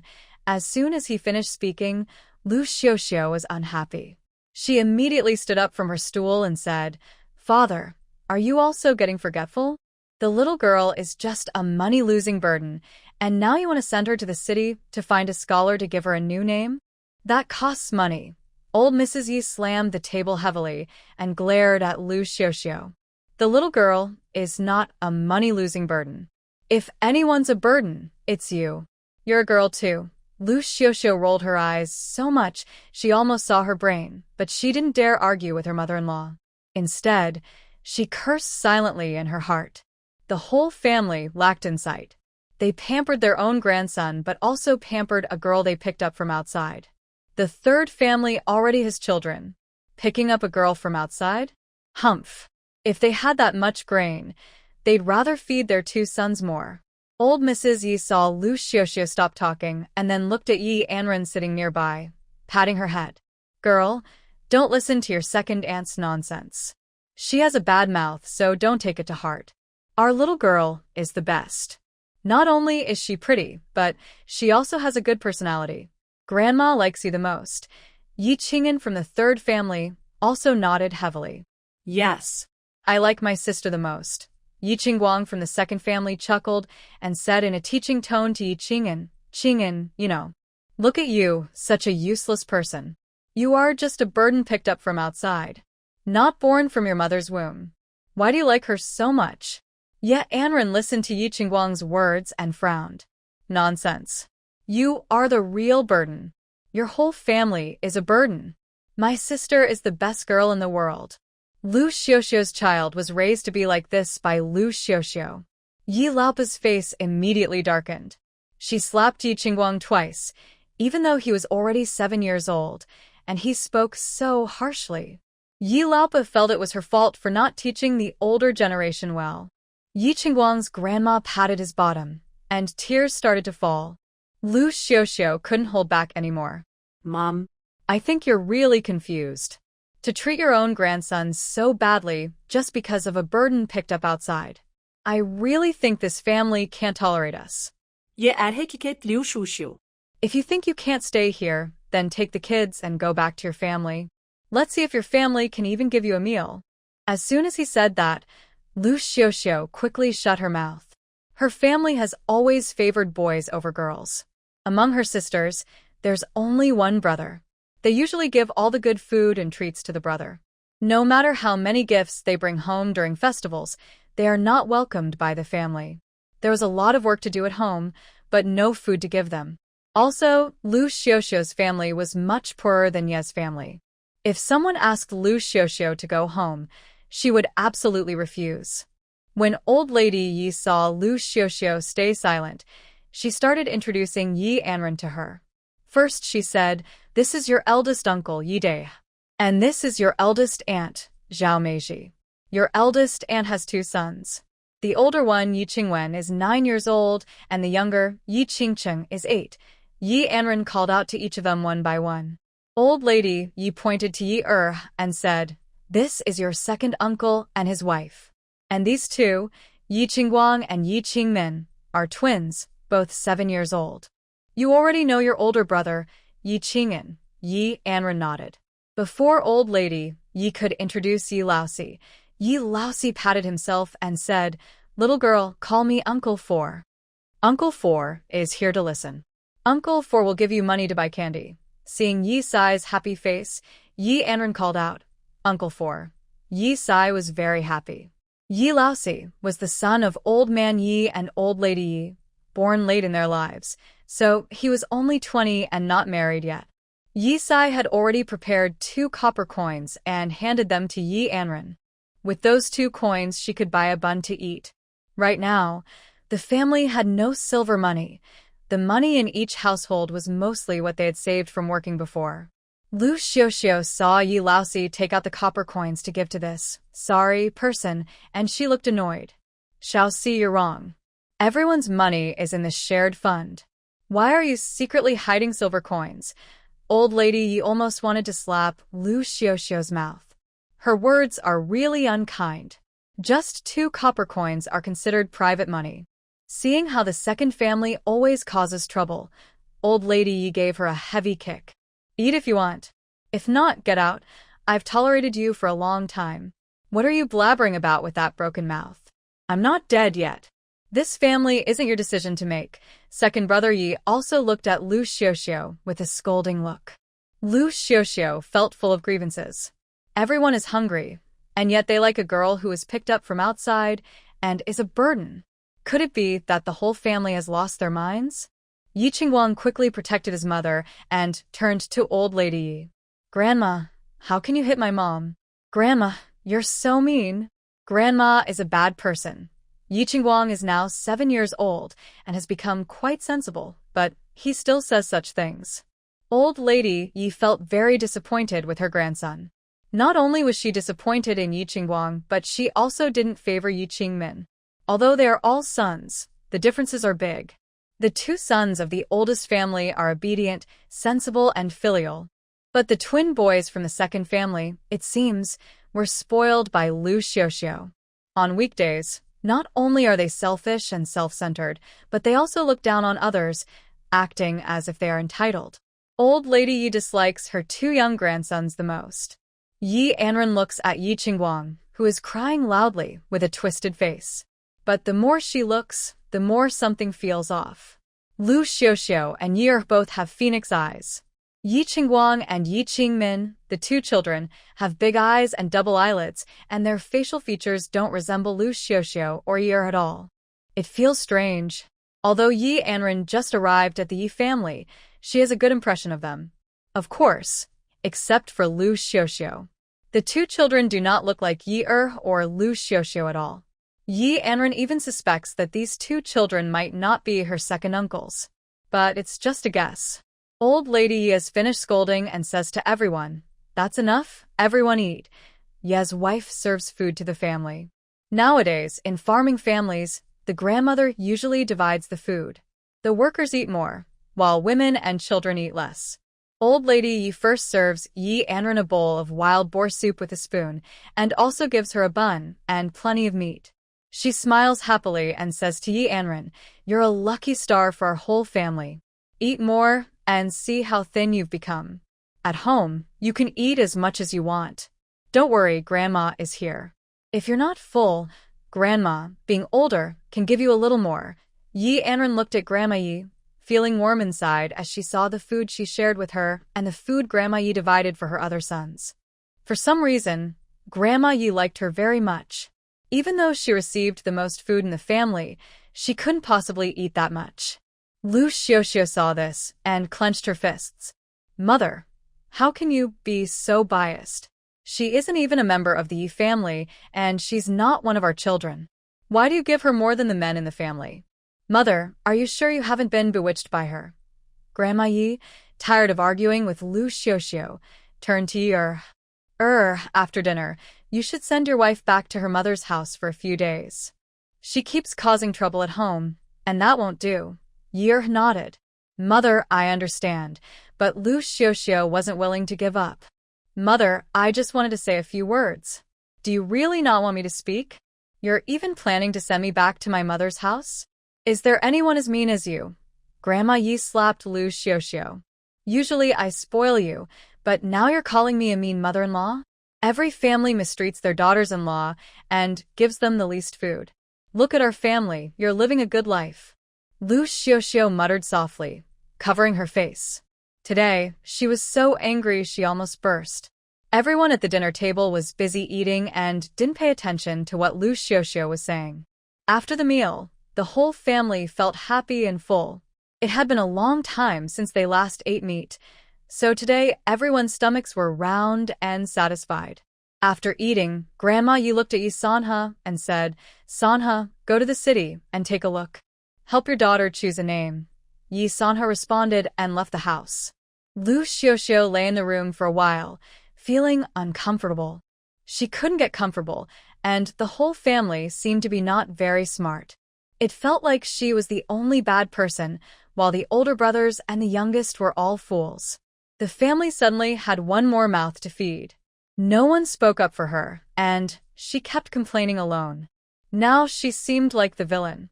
Yi watched Liu Xiuxiu toss and turn on the bed. He said, "Xiuxiu, if you don't change your temper, the family won't be able to tolerate you." Liu Xiuxiu grabbed and scratched at Yi. "You useless. Good for nothing. I've been married to you for so many years and have given birth to 2 sons for you. Is this how you treat me? The whole family bullies me, and you, as the husband, don't speak up for me.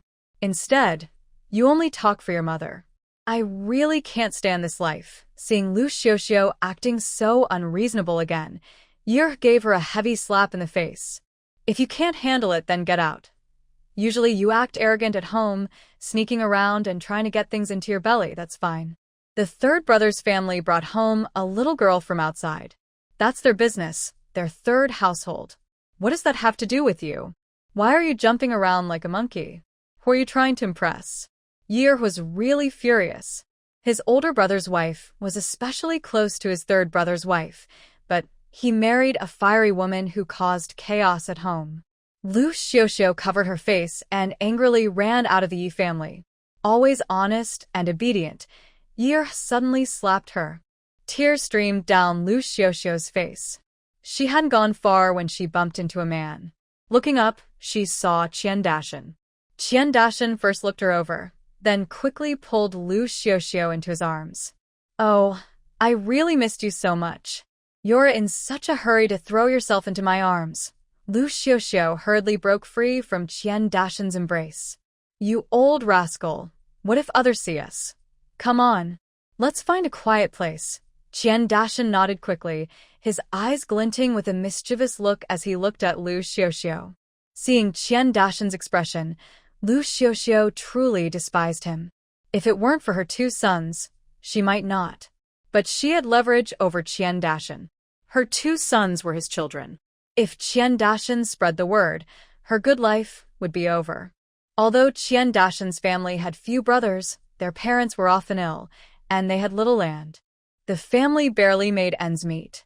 Liu Xiuxiu didn't want to give up the good life at the Yi family to follow Qian Dashan. She thought to herself, luckily, the Yi family's wife didn't know that Qingmin and Qingguang weren't her sons. "I'm sorry, but I can't assist with that request." Liu Xiuxiu pushed Qian Dashan out of her way and said, "What did you say? You probably spent all the money I gave you again?" Qian Dashan nodded. "You only got 20 copper coins. What can you do with that?" "Enough, enough. Don't say so much. Just go back and get some more money. I'll wait here for you." Liu Xiuxiu refused stubbornly. Their house had already run out of silver money. Earlier, Yi went to the city to do some small work. He split the money into 2 parts. Most of it was given to the public and a small part was kept for himself. All the money was used to support her family and Qian Dashan. Seeing Liu Xiuxiu unwilling, Qian Dashan immediately lost his temper. "Liu Xiuxiu, don't forget. The good life you have now is all because of me. And my 2 sons still carry the Yi surname. I am like their father.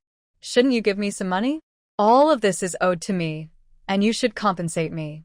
If you're unwilling, I will go directly to old Ye's house and talk to them properly." Hearing Qian Dashan threaten her, Liu Xiuxiu felt she couldn't argue with such a fool. "Qian Dashan, come if you want. I want to see if you really want your 2 sons to die. If you spread this news, at most I will be driven out by the Yi family. Don't forget, if you take your sons back, can you really support them? I don't have much feeling for those 2 kids, but you are different. Usually, baby egg protects the children. Don't talk so much nonsense. Go back and get the money." Liu Xiuxiu also fully understood Qian Dashan's true nature. He clearly has no feelings and doesn't care about the two children at all. She angrily put on her clothes, turned around, and headed home. When she got home, she rummaged through the boxes and finally took out the last 20 copper coins she had saved. Just as she was about to leave the room, she saw Yi standing at the door. Liu Xiuxiu looked guilty and put her hand behind her back. Yi squinted at Liu Xiuxiu. "What are you doing with the money? And where did you go just now?" Liu Xiuxiu stammered. You were following me?" Yi hadn't actually followed Liu Xiuxiu. He heard an old woman say that Liu Xiuxiu was with Qian Dashan, walking together to the small hill. When he heard this, he felt like the sky was falling. Liu Xiuxiu was married to him from another village, and Qian Dashan was a well-known troublemaker in their village. How could Liu Xiuxiu possibly go to the back mountain with Qian Dashan? The old woman's story sounded very convincing. When Yi returned, he wanted to ask Liu Xiuxiu why she went to the back mountain with Qian Dashan. But he saw Liu Xiuxiu acting sneaky, rummaging through the house thoroughly, holding the copper coins and rushing to leave. Seeing this, he felt that Liu Xiuxiu looked very guilty. Yi suddenly felt something was suspicious and even thought that his wife might suspect Liu Xiuxiu had some connection with Qian Dashan, which could be true. Yi looked at Liu Xiuxiu and asked, "What exactly is going on? Just now, his wife saw clearly that you went up the mountain with Qian Dashan. And now you're holding money. Are you planning to give it to Qian Dashan?" Liu Xiuxiu quickly explained, Don't listen to my wife's wild guesses. I only said a few words to Qian Dashan, and she's accusing me. I was just counting how much money there is, then I was going to put it away somewhere else." Yi grabbed Liu Xiuxiu's hand and said, "Oh, really?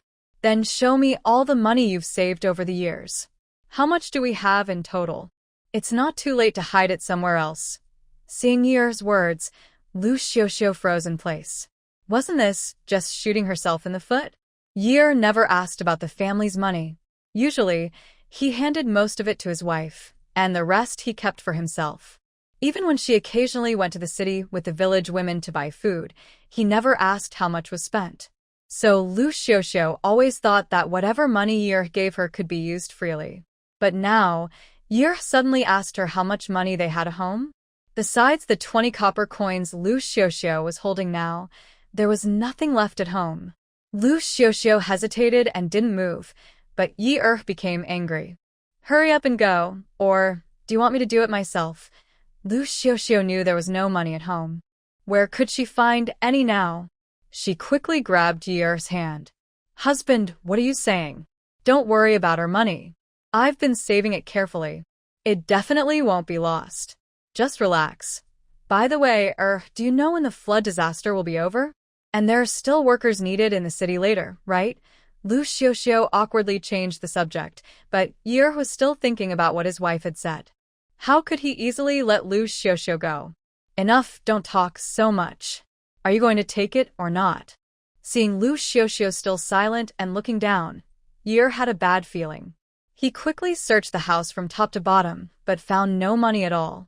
He came over to Liu Xiuxiu, opened her hand, and found only 20 copper coins inside. Looking at Liu Xiuxiu, he asked, "Tell me, did you give the family money to some outsider? Was it to that man, Dashan?" Liu Xiuxiu saw she couldn't hide it anymore. She raised her voice, ready to argue her case. "Yi you don't trust me. Our relationship isn't worth just a few words from some outsider woman, is it? The money is all spent now, as you know. Most of the money you earn from working goes to the public funds. The remaining money I usually spend on buying things and taking care of my two sons at home, so there's none left now." How could you believe that? Liu Xiuxiu rarely buys food when she goes to the city.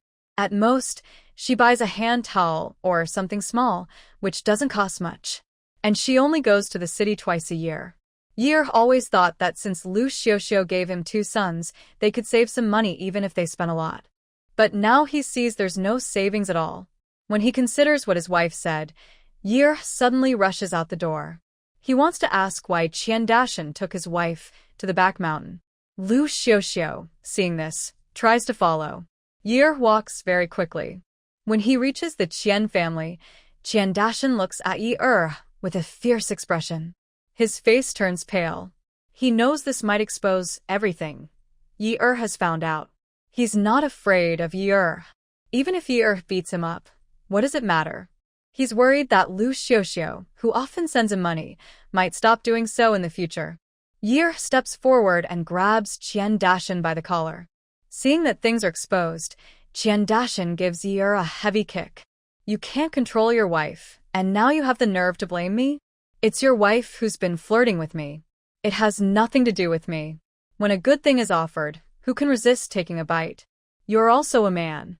Yi now felt his vision go dark again and again. He had only guessed before, but now Dashan openly admitted it. Yi was so angry he trembled all over. He grabbed Dashan and shouted, "Where's the money? Did Liu Xiuxiu give you all the silver?" Hearing this, Dashan felt guilty and hesitated, not daring to speak. Seeing Dashan's reaction, Yi understood everything. He had been trying to save some coins by eating frugally outside.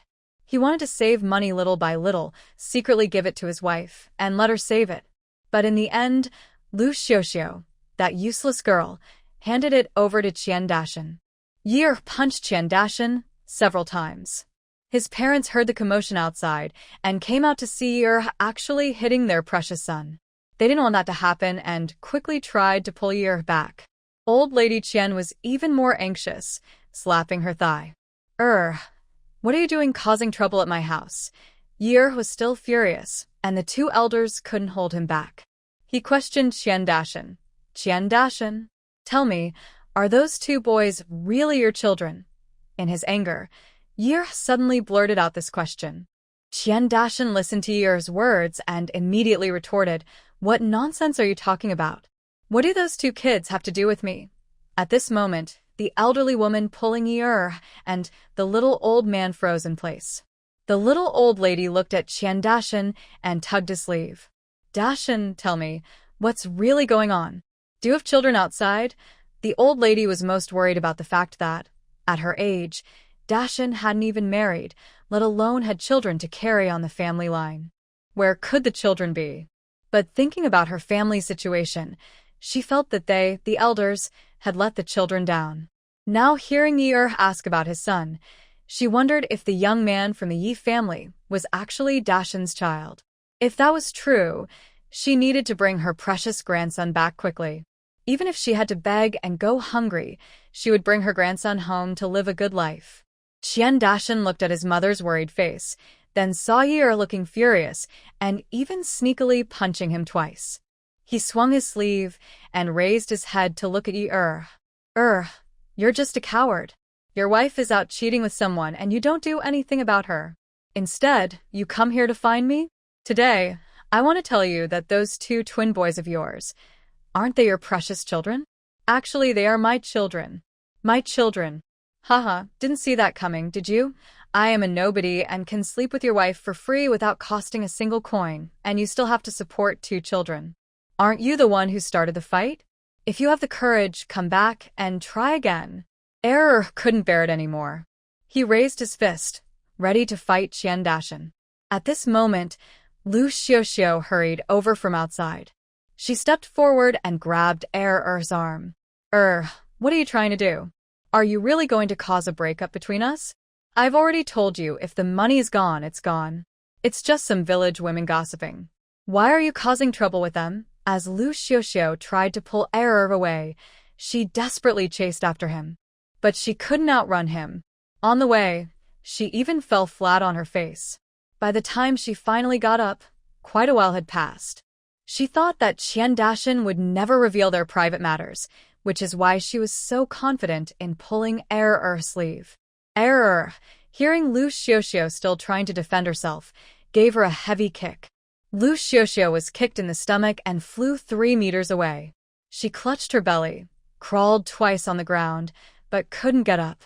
Shaking and trembling, she pointed at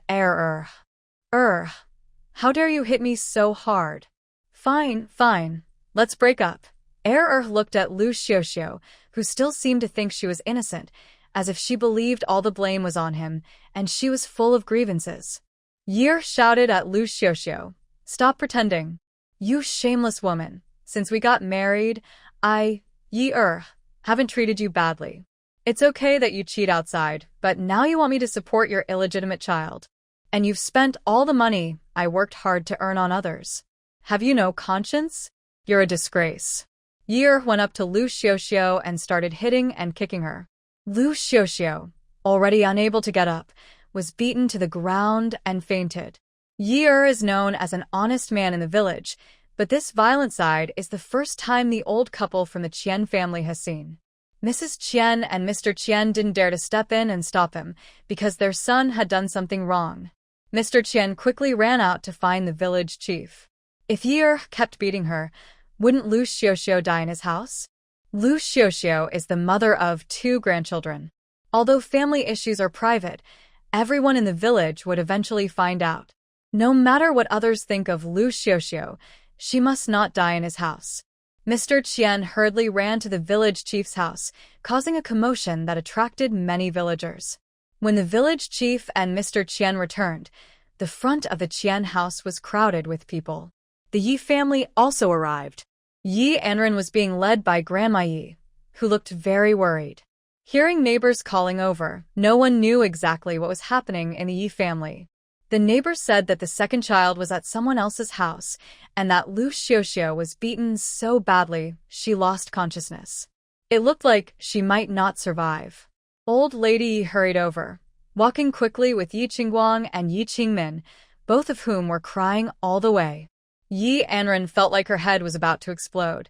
The 2 little kids crying was so loud it was deafening.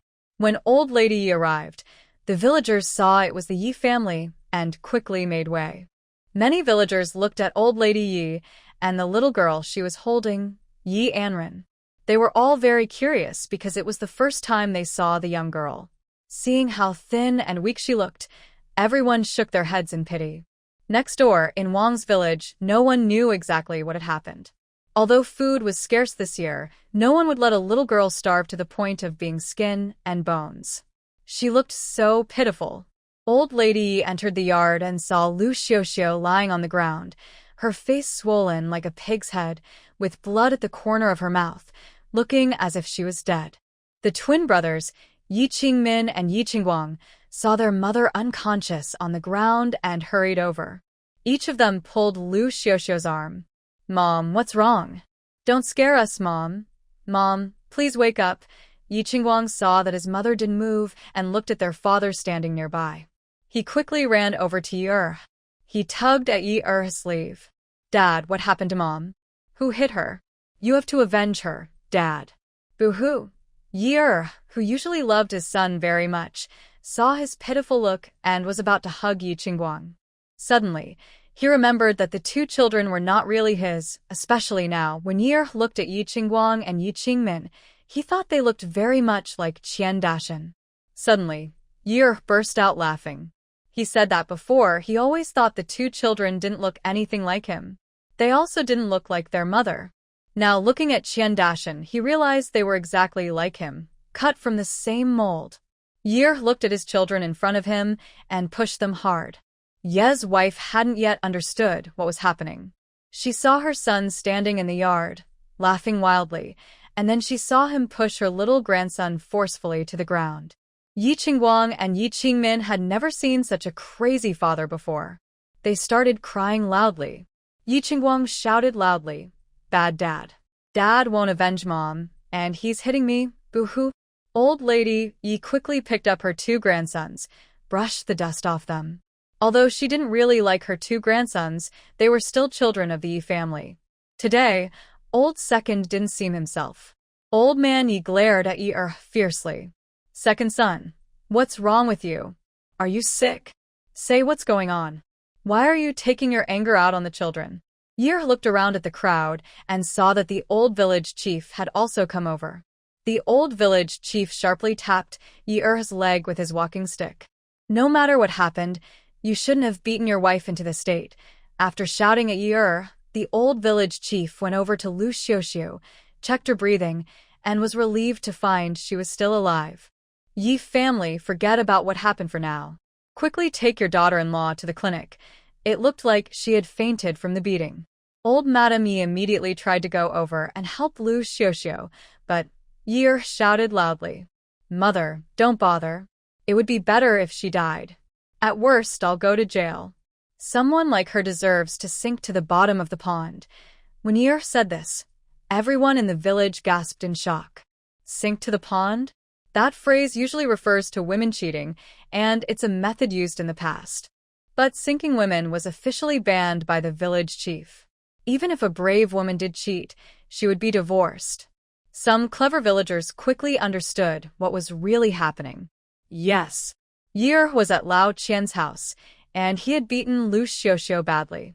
Could it be that Liu Xiuxiu was caught cheating at Lao Qian's house? And Yi found her and beat her up?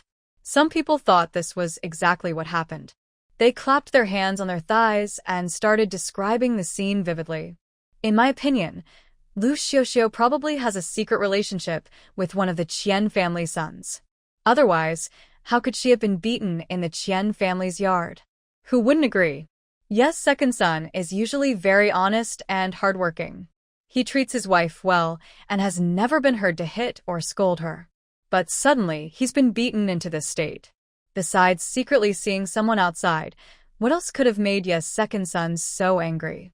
Onlookers are talking among themselves. Ye's wife finally realizes what's happening. Yes, her son is usually very kind and listens to his wife. Liu Xiuxiu is bossy.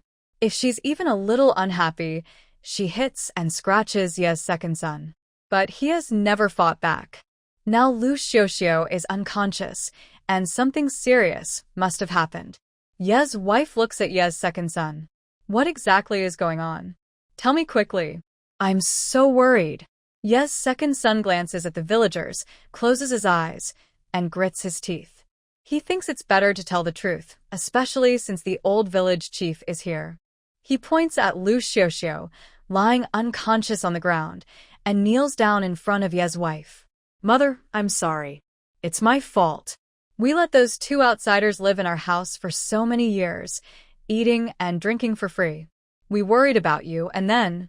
As he speaks, tears fall from Ye's second son's eyes, heavy as if carrying 1,000 pounds.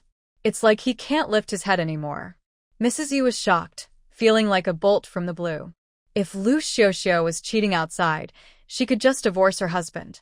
But in the end, it turned out that the two grandchildren were not her second sons. Mrs. Yi took a few steps back, and Anran quickly stepped forward to support her. "Grandma, don't worry." Mrs. Yi looked at Anran, patted her little head, and said, "Good girl." The villagers immediately started talking loudly. They only thought Liu Xiuxiu might be cheating, and her second son had caught her.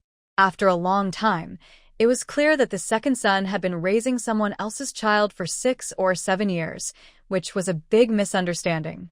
The village chief heavily tapped his cane on the ground, looked at Liu Xiuxiu lying on the ground, and then glanced at the old couple from the Qian family. "How do you teach your children? How shameful is his behavior outside?" Old man Qian felt ashamed. Dashan was usually a reckless person, and now he was involved with another family's daughter-in-law. He even had 2 children who were not clear about their parentage. But old lady Qian was very happy. She had thought that Dashan would be a lifelong bachelor, unable to find a wife, let alone children. Now, he had 2 grown grandchildren, and they had been raised by the Yi family until they were 7.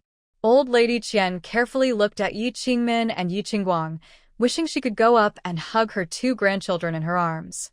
The more she looked at the children, the more she thought they looked like her son. Her mouth was almost stretched to her ears. If anyone dared to say she wasn't his child, she wouldn't believe it.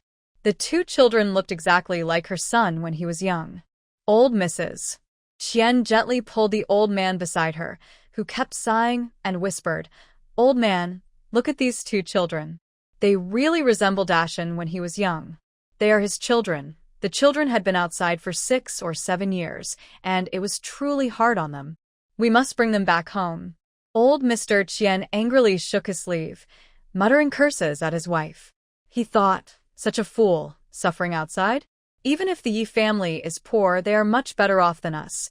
If his 2 grandsons had been with him from the start, they probably would have been starving by now. His wife was also clueless. Now there's so many people. She just grinned happily. What would the villagers think of him? People who didn't know might think they raised such unruly children themselves. Old Mr. Qian cared about his reputation and clearly saw how terrible their actions were. At this moment, Liu Xiuxiu, who was on the ground covering her head, slowly woke up. When she opened her eyes, she saw so many people. The villagers looked at her moving and quickly sat up. They pointed at Liu Xiuxiu and started scolding her. Even the 2 older women standing at the front spat 2 mouthfuls of saliva at her.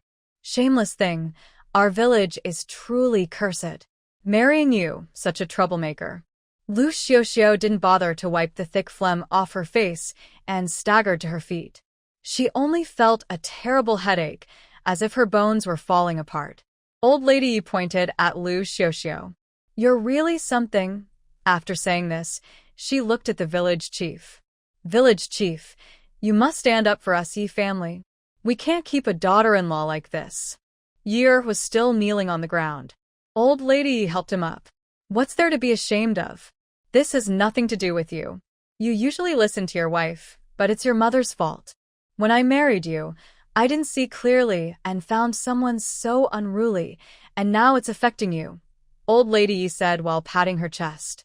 Yi looked distressed and quickly pulled his mother back. Mother, this isn't your fault. You can't see people's true nature just by looking. Who would have thought she could do such a thing? Then he looked at the village chief. Village chief, you have to help me. All the silver I earned outside, besides what I gave to the public, is in Liu Xiuxiu's hands. But she gave all the money to the Qi family. I can't keep such a treacherous woman in our Yi family. She also needs to return all the money she previously took from her. Before the village chief could speak, Liu Xiuxiu suddenly exploded with anger. A sticky substance on her face, she didn't care what it was, and wiped it onto her sleeve. She pointed at Yi and jumped up. Yi, stop talking nonsense here. How much money did you actually take? I didn't get any money from you.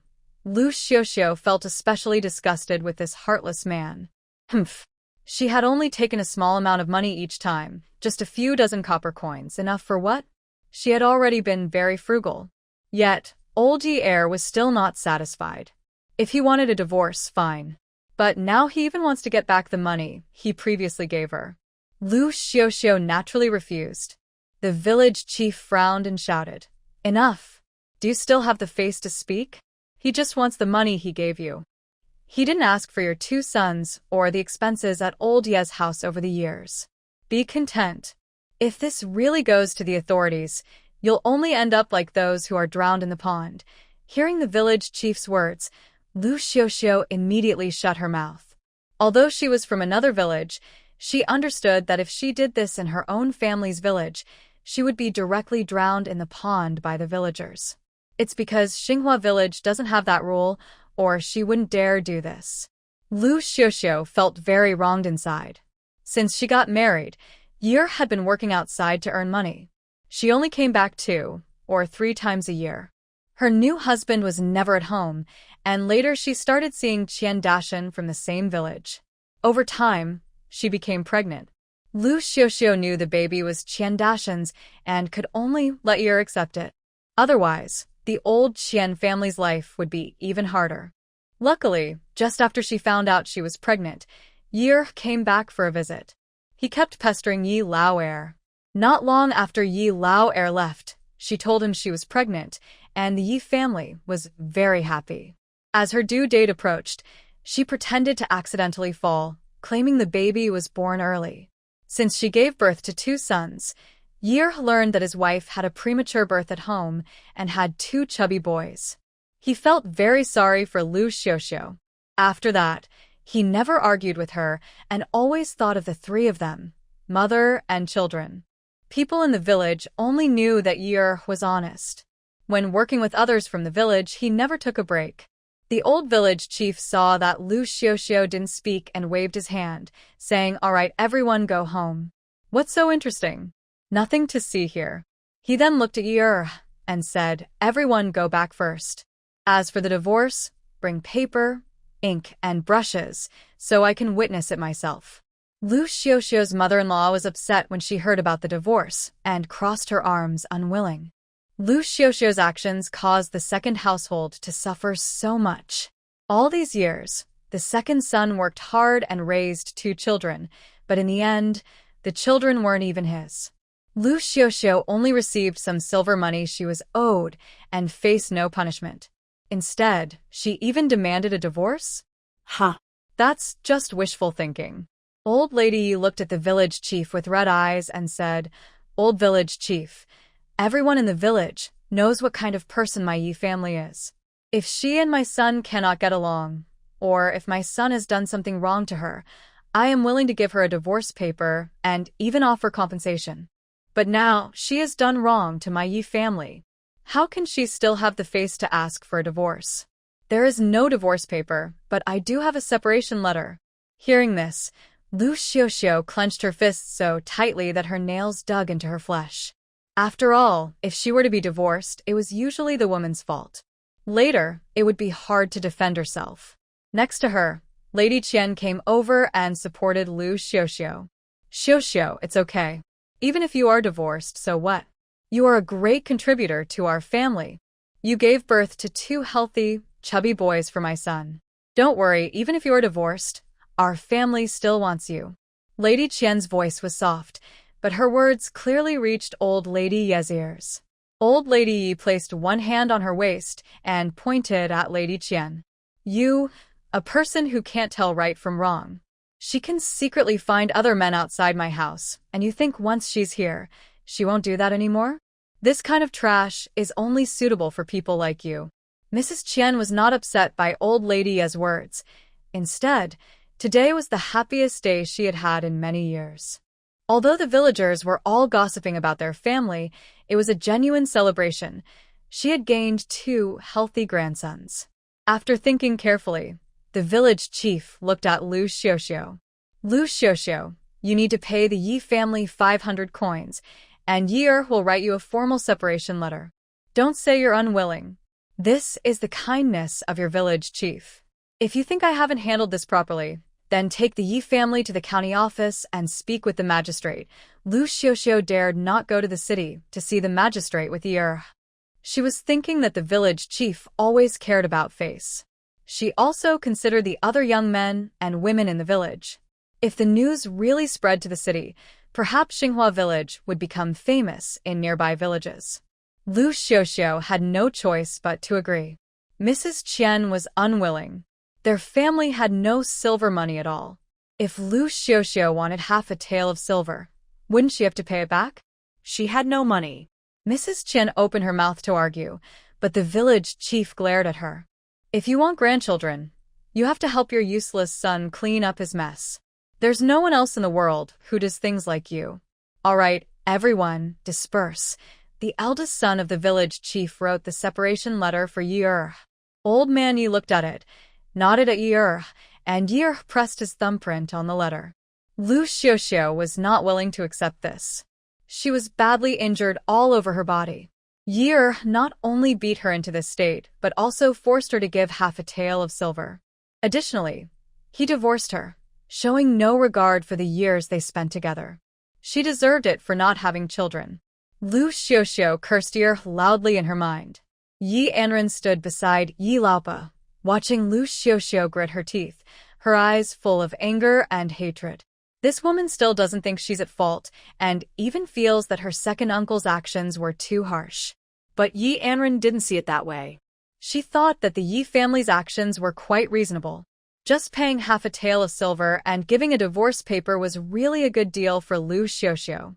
After dealing with this, the Yi family members started to leave. Liu Xiuxiu quickly followed, but Old Yi turned around and glared at her. "You've already been divorced by our family. Why are you still following us?" Liu Xiuxiu looked fearless, as if she didn't care. "Old Yi, that's not right. Even if I've been divorced, I still need to go back and get my things, right?"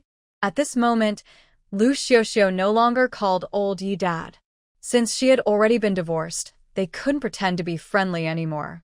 In the future, when she met Yi again, She would treat him like an enemy and wouldn't give old Yi any respect. Yi Laopa, standing nearby, burst into loud laughter as if she had just heard the funniest joke in the world. As she kept laughing, tears started to fall. Liu Xiuxiu, you're really shameless. Do you have anything that belongs to you? Don't forget, when you married into my family, your parents didn't even give you a rag as a dowry. Now, what are you going to take back? All of that was bought with my son's money. You can't take it.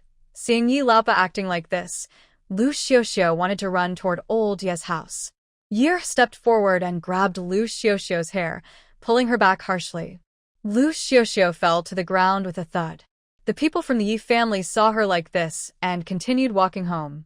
Liu Xiuxiu shouted loudly on the ground, "My family has no conscience.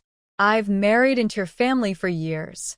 Even if I haven't done any great deeds, I've worked hard, taking care of the family, and this is how you treat me? You will regret it someday." Just as she was cursing, a loud thunderclap sounded in the sky. Liu Xiuxiu shivered in fear, and her two children threw themselves onto her. Yi Qingmin shouted loudly, "Mom, is Dad abandoning me?" Qian Lapa hurried out and hugged Yi Qingmin and Yi Qingguang in her arms. "Oh, my dear grandchildren. Please don't call the old couple from the Yi family grandpa and grandma anymore. Your real grandma is me. From now on, you will live with me." Yi Qingguang didn't cry or scream like his brother. He had no real feelings for the Yi family elders, Yi Laopa and Yi Laotu. The old lady was usually very biased. She used to favor third uncle's daughter, Qing'an, but now she favors the girl they found outside, who is a bit of a troublemaker. Fortunately, she is not a child of the old Yi family. Looking back at the dilapidated fence of the Qian family's house, he felt a bit of disdain, but now he had no choice. After Yi Qingguang and Yi Qingmin got used to the situation, they nodded to Mrs. Qian. Mrs. Qian clapped her hands and said, "From now on, your family will be called the Qian family. Later, your father will think carefully and choose a good name for you." The two children immediately clapped happily and followed Mrs. Qian back into the house. Meanwhile, Liu Xiuxiu, who was crying loudly on the ground, was indeed left unattended. Yi Laosan held a piece of hemp paper, on which big characters read, "Yi Anran." He happily pushed open the door and entered the yard. However, as he entered, he felt something was strange. The house didn't seem right. Everyone was sitting together with sad faces. Yi Laosan was excited and placed the small piece of hemp paper on the table. "Mother, I asked the scholar to help name the baby." "Mother, look. The paper says our good baby's name." The scholar said it should be Yi Anran, meaning peaceful, happy, and safe for a lifetime. When Yi Laosan said this, he scratched his head, realizing how forgetful he was. The scholar had said a lot, but he had forgotten everything along the way. Yi Anran stood nearby. At first, he didn't mind the new name. After all, it was just a name. When Dad announced the name, she widened her eyes and looked up at Yi Sanha. Yi Sanha was startled by his daughter. "Daughter, what's wrong? Don't you like this name?" Old Yi Sanha thought his little daughter didn't like it. Yi Anran quickly shook her head. "Dad, this name is good. I like it very much. From now on, I will be called Yi Anran." Yi Anran felt that there was a destined fate in the universe. In her previous life, her name was Yi Anran, and now she had been reborn into a little girl. The little girl didn't even have a name before. Everyone just called her little girl. Now that she was taken in by the Yi family and happened to have the surname Yi, her new name surprisingly matched her past life. Ye's wife was also happy. All right. The troublemaker has left, and good days are still ahead for us." Yi Sanha listened to his mother say that the troublemaker had left and was a bit confused. "Mother, what did you say?" "The troublemaker has left." Ye's wife briefly explained Liu Xiuxiu's situation to Yi Sanha. Yi Sanha was so angry he wanted to go outside, but his mother immediately held him back. Enough. The village chief has already resolved the issue. You shouldn't be impulsive." The old village chief gave Liu Xiuxiu a month to pay back half a tael of silver. "It's no longer related to us. If our family's conditions improve in the future, we can find another wife for your second brother. Old Lady Yi saw Yi Era's dislike and waved her hand. All right, I won't mention it. As it got darker, Old Lady Yi went to cook dinner. When the meal was ready and served on the table, Yi Anran looked at the food and frowned. One bowl contained a dark, strange-looking thing. She didn't know what it was. She held a black pancake in her hand and took a bite. It felt like her teeth were about to break. She couldn't bite through it at all. She took the pancake out of her mouth and looked at it. There was not a single tooth mark. Old Lady Yi saw Yi Anran's small action out of the corner of her eye and patted her little bun on her head. Good girl, you can't bite the black pancake. Give it to Grandma. She directly took half of a corn pancake from Yi Qing'an's hand. Good girl, you eat. Your brother is already so big now. You can't spoil him like before, giving him half a corn pancake at every meal. When Yi Qing'an heard Old Lady Yi say this, he looked down at the half-eaten corn pancake, which had 2 bites taken out of it. He turned his head and saw the little one with red eyes, pretending to be indifferent, nodding. Sister eats. Sister eats. Qing'an has grown up, and in the future, all the good food will go to Sister. Yi Anran saw that the little one looked quite wronged but still pretended to be strong, saying she would leave the food for her. She sighed. This family was really too poor. In her previous life, even though it was the end of the world, she had so many supplies in her space. There is also black land, where they can grow fruits and vegetables. They never worry about food for a little meal. But when transported to the poor ancient times, everything changed. However, the air is quite fresh. Grandma, give the corn pancake to Qing'an. I ate too much at noon, so I'm not hungry at all. Old Lady Yi and Old Man Yi looked at each other. The obedient child is really too sensible. They ate at noon, and now it's already dark. How can they say they're not hungry? Old Lady Yi pushed half of the pancake back. Good girl, eat quickly. Tomorrow, your dad will take some money to the city to see if they can buy some grains or something. Yi Anran looked at the half of the corn pancake with 2 small tooth marks on her hand. She really didn't want to eat it, but she couldn't resist Old Lady Yi's insistence. She tore a little from the already small half pancake and handed the remaining half back to Yi Qing'an. Yi Qing'an looked touched. Sister, I won't eat it. You eat. Yi Anran felt warm inside. Her little sister still knew to give her the pancake. Although their main food wasn't very good, they still had leftover wild boar meat from noon. Yi Anran looked at the dark, half bowl of food in the evening and asked Old Lady Yi, Grandma, what is the porridge in the bowl? Old Lady Yi explained, it's made from black flour and tree bark from the mountain, ground into powder and cooked together. It's a bit hard to swallow, but it can fill your stomach. However, your bowl doesn't have bark, so you can eat it without choking. Yi Anran responded, took a sip, and almost spit it out. It wasn't just that it didn't choke her. She had to stretch her neck 2 miles to swallow the dark, sticky stuff. If it had been her original self, she probably would have eaten it eagerly, since she hadn't had many good things to eat. But with her current body, living in a modern world where she was used to fine food, she couldn't swallow the dark, sticky stuff. Right now, Yi Anran felt overwhelmed. She needed to find a way to get some treasures from her space. She could just say she found them somewhere, or that she brought them back from the mountains. Thinking about going into the mountains, Yi Anran's eyes lit up. Grandma, can I go for a walk in the mountains tomorrow? Grandma Yi clearly disagreed. Sweetie, you're only 3 years old. You can't go into the mountains. Even if your dad takes you, it's not safe. Be good. When you grow up, your dad can take you.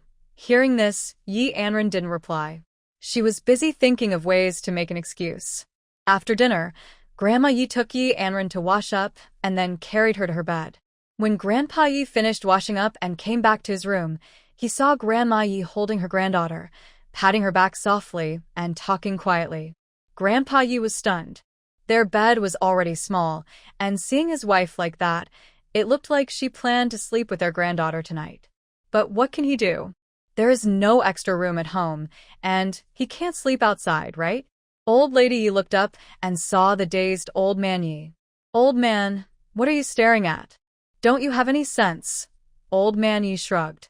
Wife, if you take the granddaughter to sleep with you, where should I sleep? Old Lady Yi rolled her eyes at the clueless old man. Where should you sleep? Of course, with the second brother. Do you want to hang from the ceiling beam? Hearing this, old man Yi snorted in annoyance and turned to leave. Before leaving, he gently closed the door. Yi Anran saw old man Yi leave and then snuggled into old lady Ye's arms. Grandma, why do you like me so much? I'm not even a child of the Yi family. Why are you so kind to me? Old lady Yi interrupted her. Good girl. Grandma wants to tell you, Grandma and you are destined. Before you came, Grandma kept dreaming of an old immortal bringing you into her dreams. He even told me to take good care of you. But don't worry, even without the old immortal's words, when you were brought back by the third brother's family, Grandma would treat you like her own granddaughter. Grandma wanted a daughter, but couldn't have one. She wanted a granddaughter, but all she saw were boys. Seeing those boys made Grandma feel tender. Seeing you makes Grandma truly happy. She considers you her own granddaughter. Old lady Yi kept talking on, and Yi Anran finally understood everything. Grandma Yi has a bit of superstition, and coincidentally, she dreamed that a fairy appeared in her dream and told her to take good care of herself. Yi Anran frowned and thought carefully. Could it really be that she is the daughter of the heavenly way? As she thought, she fell asleep in Grandma Ye's warm embrace. The next morning, when Yi Anran woke up, Grandma Yi was no longer in the room.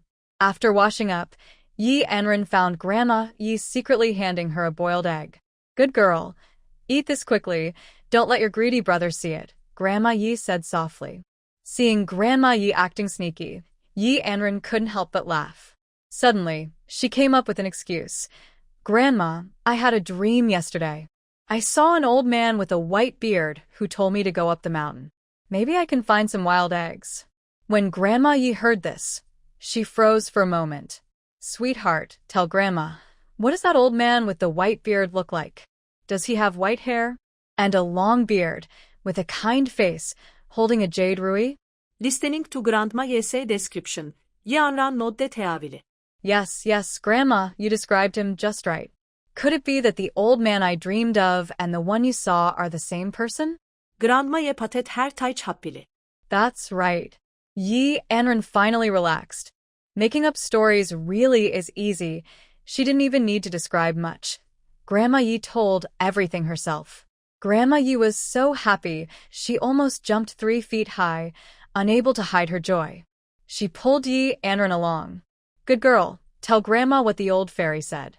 How come you found wild eggs in the mountains? Yi Anran nodded heavily. Grandma, Grandpa Fairy said I should go for walks in the mountain sometimes and he will protect me. But I can only tell you about this. Grandma Yi nodded firmly. My good girl, Grandma will never tell others. After saying this, she seemed a little guilty, as if she had told the old man that Grandpa Fairy and the girl were fairy children. She wasn't sure if the old fairy would be angry, but since they are family, she believed he wouldn't blame her. Grandma Yi took Yi Anran's hand and sat at the dining table. Yi Anran glanced at a small dish of pickles, and then at the dark, half-empty bowls everyone had. Last night, each person still had a black cake to eat. Grandma Yi was talking nearby, and everyone was slurping up the dark porridge from their bowls. It felt like they were eating some rare delicacy. Wang Xiang'e rubbed her daughter's arm. Eat quickly, don't just sit there staring. Wang Xiang'e didn't think her daughter was refusing the food on the table. She thought the food was pretty good. After all, Yi Anran's real parents were known to her. She heard the girl could only drink hot water from the hot pot. How could she really sit at the table and eat? Thinking about this, Wang Xiang'e couldn't help but feel sad for her daughter. Yi Anran shook her head. I've eaten enough these 2 meals, so I'm not hungry. Grandma Wang glared at Wang Xiang'e. You eat your own, no need to worry about her. Hearing Grandma Wang's words, Wang Xiang'e felt a sudden pang in her heart. It was clear she wasn't a biological granddaughter. Grandma Wang probably still didn't like her. Wang Xiang'e lowered her head, feeling a strange, uncomfortable feeling inside. Yi Anran had saved her son, and Wang Xiang'e had secretly promised to treat Yi Anran as if she were her own daughter, loving her dearly. Now, seeing that Grandma Wang didn't seem to like her daughter, she felt upset. But she couldn't blame Grandma Wang entirely, since Yi Anran was not truly part of the Yi family. Grandma Wang had no idea what Wang Xiang'er was thinking. If she knew, she might be so surprised her jaw would drop. She believed her granddaughter should eat the best food. After finishing the water-boiled egg, she planned to send the third son and the obedient child to the mountain for a walk. If they could find a wild chicken egg and bring it back to cook for the child, that would be perfect. She had no idea that her daughter-in-law was secretly thinking she was a mean grandmother who was unfair to her granddaughter. After finishing their meals, everyone went to do their own work. Grandma Wang called Yi Sanha into the room.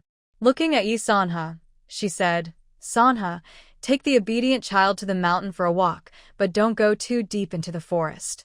And listen carefully to what the obedient child says. If you find anything, don't be startled. Just put it in this basket and cover it with some grass on top." Yi Sanha didn't quite understand what his mother was saying. Still, he obediently listened and took Yi Anran up the mountain. Along the way, he kept asking, "Anran, what do you think your grandma meant when she said those things? Did she have another dream? Did she dream you found something on the mountain?" "Anran, don't blame your grandma. I think she's just worried about her granddaughter. That's why she said she dreamed of an old immortal. Don't take it seriously." Yi Anran nodded firmly. "Dad, I understand." The big and small of them reached the top of the mountain. Yi Anran took a deep breath and immediately felt her special powers.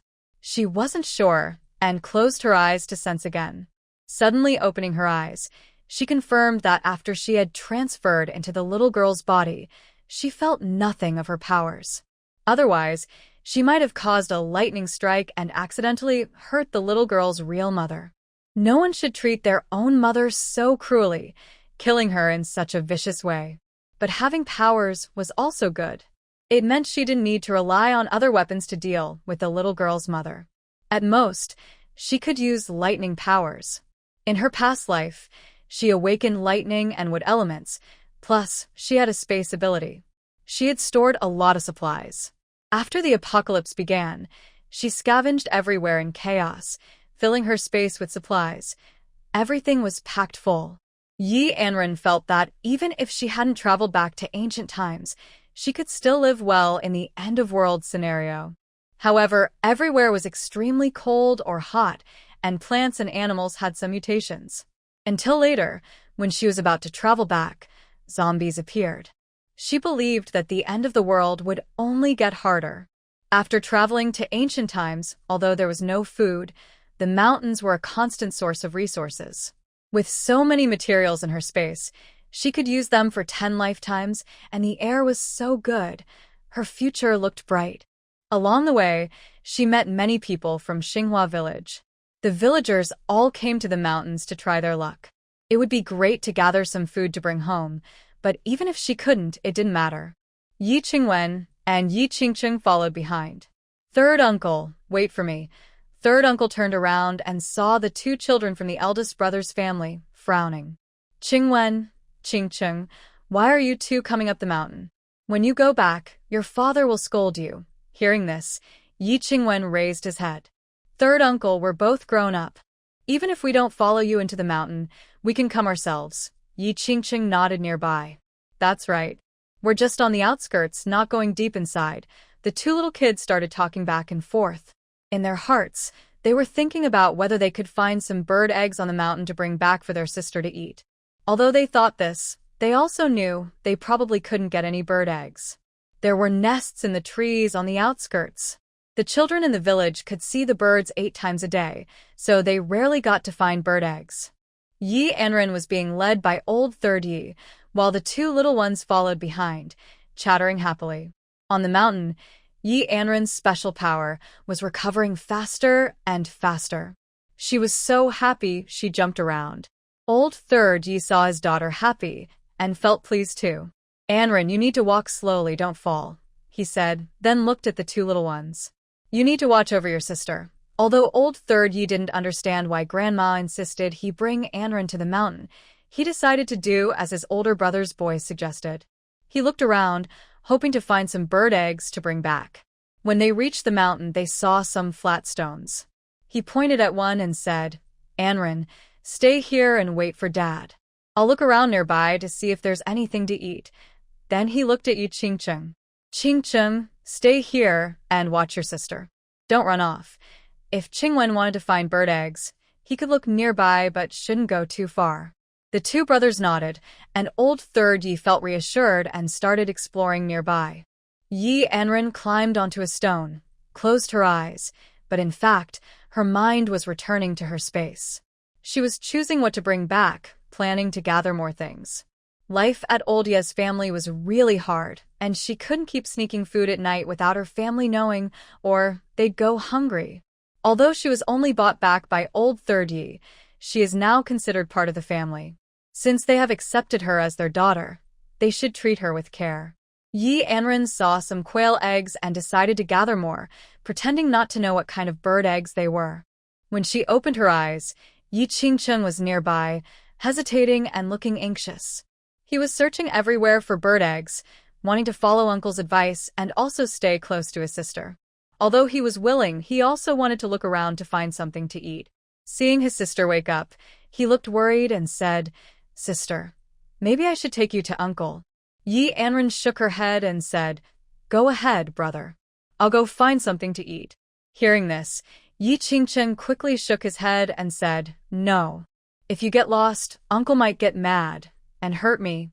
Yi Anran saw that Yi Qingcheng was hard to persuade, so she took his hand and said, "Brother, I'm already this old. I used to go up the mountain alone in the next village. Don't worry, I won't get lost." Yi Qingcheng listened and was surprised. Yi Anran had gone up the mountain alone in Wangjia village when she was just over 3 years old. Yi Qing'an, who was 5 this year, was still being told not to go to the mountain by Auntie San and only played around the village. He thought he should go back and boast about Yi Anran. She was older than him and still managed to go up the mountain alone. After convincing Yi Qingcheng, Yi Anran started looking around until she found some dry grass. While Yi Qingcheng wasn't paying attention, she quickly threw the quail eggs out of the space. Pretending to be surprised, she called out to Yi Qingcheng, "Qingcheng, come here. There are so many bird eggs over here. Let's pick them up." Hearing Yi Anran call him, Yi Qingcheng happily ran over. But when he pushed aside the grass, he was stunned and widened his eyes. Wow. So many. Seeing all these eggs, his heart beat faster. He often played with other children in the village, but he had never seen such bird eggs before. He didn't have a basket, so he quickly ran to his third uncle. Third uncle looked around but found nothing and was about to go deeper into the mountain. Yi Anran saw Yi Qingcheng leave and sat obediently nearby. Just as she sat down, she saw a big, chubby bunny in the grass. Her eyes lit up. Before she could stand up, she heard the big bunny muttering, "Another little human? Oh. Let me tease her. Come here, come catch me." The white bunny hopped a few steps forward, then jumped back. Yi Anran's eyes widened. Could she really understand what the bunny was saying? If so, how could she eat small animals in the future? As she moved closer to the bunny, another gray bunny suddenly appeared. The gray rabbit's mouth moved slightly. Yi Anran carefully watched but still didn't hear the rabbit make any sound. Yi Anran was the first to catch the closest gray rabbit in her hand, and it immediately started squeaking loudly. It kept scratching with its front paws, but Yi Anran wasn't foolish. It seemed this rabbit couldn't understand her. Why did the big, chubby rabbit earlier seem to understand? Then she realized that only animals with developed intelligence could understand her. For example, the wolf packs that had lived for many years, and this big, fat rabbit that looked quite old. Thinking about how old that meat might be, she decided to give up. The fat rabbit still didn't attack. If a rabbit could talk, she wouldn't be able to bring herself to eat it. Plus, there was plenty of food in the space, so after understanding this, Yi Anran grabbed the gray rabbit and headed toward the rocks. But the big white rabbit behind still kept showing off. "Hey, human kid, you can only catch some fools. You can't catch me, big shot. Why did you give up?" "Hey, I was just trying to play with you." Yi Anran suddenly turned around and stared blankly at the big fat rabbit. The white rabbit was startled by the sudden turn and jumped back. A smile appeared on Yi Anran's face. "Oh, really? I was about to let you go, but you want to be eaten? Don't blame me then. Big bunny, I'm here. The big, chubby rabbit stared with bright red eyes at the little human child, frozen in surprise. Then, the white rabbit quickly turned and ran as fast as it could. This is dangerous. The little human child seems to understand what the rabbit is saying. The white rabbit ran desperately, and Anran used her wood element magic to wave her hand at the big white rabbit. Suddenly, vines nearby wrapped around the rabbit, binding it tightly. The vines then handed the white rabbit back to Anran. The big, chubby rabbit was so scared it was stunned. The little human child is a magical creature. Not only can it understand the rabbit, but it can also control the vines. Anran untangled the vines from the white rabbit and then grabbed the big rabbit by its ears, starting to mock it. Aren't you proud? Thinking I can't catch you? Tsk, now you're in my hands. When we go back, I'll tell my dad to skin and cook you. The big rabbit trembled with fear. Meanwhile, Sanha, Qingwen, and Qingcheng also arrived. Seeing his daughter holding the big rabbit in each hand, Sanha hurried over, worried that she might accidentally let go and let the big rabbit escape. Qingwen and Qingcheng were so excited they jumped 3 feet high. Little sister, you are really amazing. How did you catch the rabbit? We rarely see rabbits around here. You're really impressive, little sister. Anran explained. It's not that special. The 2 rabbits got caught in vines and I just grabbed them. Dad, can we go home and eat the rabbit? Old Third was also excited. Yes. He shook the big, fat rabbit, which was surprisingly heavy. Seeing his little daughter, he asked, this heavy rabbit, how did you lift it with your small arms? Anran proudly lifted her head. Dad, I'll tell you secretly. I was born strong. Anran wasn't lying. Although she wasn't a big strength user, she was much stronger than other kids her age. Maybe it was because she started gathering firewood and helping at home from a young age, so she was much stronger than her peers. Qingcheng looked at Uncle Yi. Uncle, my sister is really amazing. Is she really as lucky as Grandma says, a lucky star? Just now, she collected a lot of bird eggs. We often go up the mountain, but never saw so many. She pushed aside the grass. Seeing this, Old Third quickly pointed to the bamboo basket on the ground. Hurry up and put the bird eggs in there. Later, we can gather some firewood and cover them. The 2 kids responded and started working quickly. Old Third, felt that coming into the mountains this time was truly worthwhile. Plus, what Qingcheng said made him even suspect. Could it all be just a coincidence? Is the girl really a lucky star? Was the old lady's dream true? Sanha couldn't understand. He looked down at the big fat rabbit in his hand and said happily, Good girl, when we go back, your dad will cook rabbit for you. The gray rabbit can be kept for 2 more days, but this big fat rabbit is really big. I just don't know if your grandma is willing to eat it. If she isn't, she might take it to the city to sell. Just as Anran was about to speak, the big fat rabbit suddenly started shouting loudly. Little human kid, little human kid. After calling out several times, Anran didn't respond to the big fat rabbit. The big fat rabbit finally got really anxious. Little human kid, I know you can understand what I'm saying. Quickly let your dad free me. Don't you just want to eat rabbit meat? Let the old man go. I'll help you attract more rabbits, so you'll have endless rabbits to eat. Hearing the big fat rabbit say it wanted to use charm to attract other rabbits, Anran couldn't help but laugh out loud. Old Third saw his little girl kept staring at the big fat rabbit in his hand, smiling happily. He also felt very happy inside. His little girl was happy, and that made him happy too. Seeing that the big fat rabbit was just smiling and not making a sound, it immediately started begging. Little human child, isn't that good? We can talk nicely. You humans are afraid to go deep into the mountains, but I dare. I will go into the forest and lure out all the rabbits. Then you'll have endless rabbits to eat. Please don't hurt me. I've finally lived for a long time and become the boss of this area. Sob sob, if I get eaten, the other rabbits will laugh at me. Sob sob, the big white rabbit feels more and more wronged, but the little human child still ignores it. Eventually, it gives up and stops struggling. Anran walks up to Lao San and says, Dad, can we not eat or sell the big fat rabbit? Can I keep it as a pet? Lao San frowns. but then thinks it might be okay since both rabbits were brought home by his daughter. It's already good enough that she wants to keep a gray rabbit. Since she wants to raise the big fat rabbit, let her do it. Yi Sonha takes out some cloth strips he prepared earlier and ties up the big fat rabbit. Then he tries to hide the rabbit in his arms, worried that if villagers see it on the way, it might cause trouble. So, Yi Laosen plans to hide the things he found. The two little ones have already collected all the quail eggs and put them into a bamboo basket, filling it completely. Seeing their good harvest, Yi Laosen looks at the small piece of bark on the ground and is about to bend down to pick it up. Yi Anran stopped Yi Sonha and said, "Dad, can we leave these behind? We don't need the bark. We can eat something else later." Yi Laosen replied, "All right," thinking that since he wouldn't bring the bark back, his mother probably wouldn't say much, especially since the basket was full of bird eggs. Although he didn't know what kind of bird laid the eggs, they would last a long time for the family to eat. Plus, there was a gray rabbit, which could be sold in the city for some money.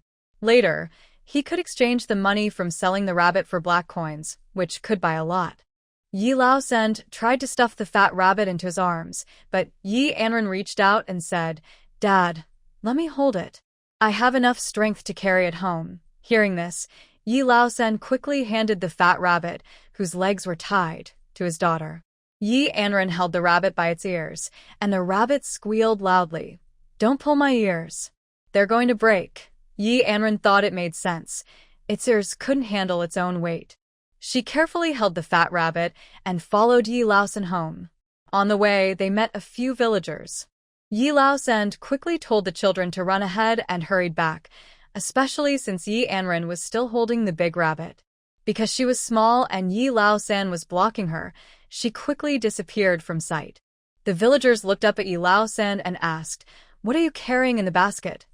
"It looks like there are some branches and the like." Old Yi sighed. "Our family really can't make ends meet.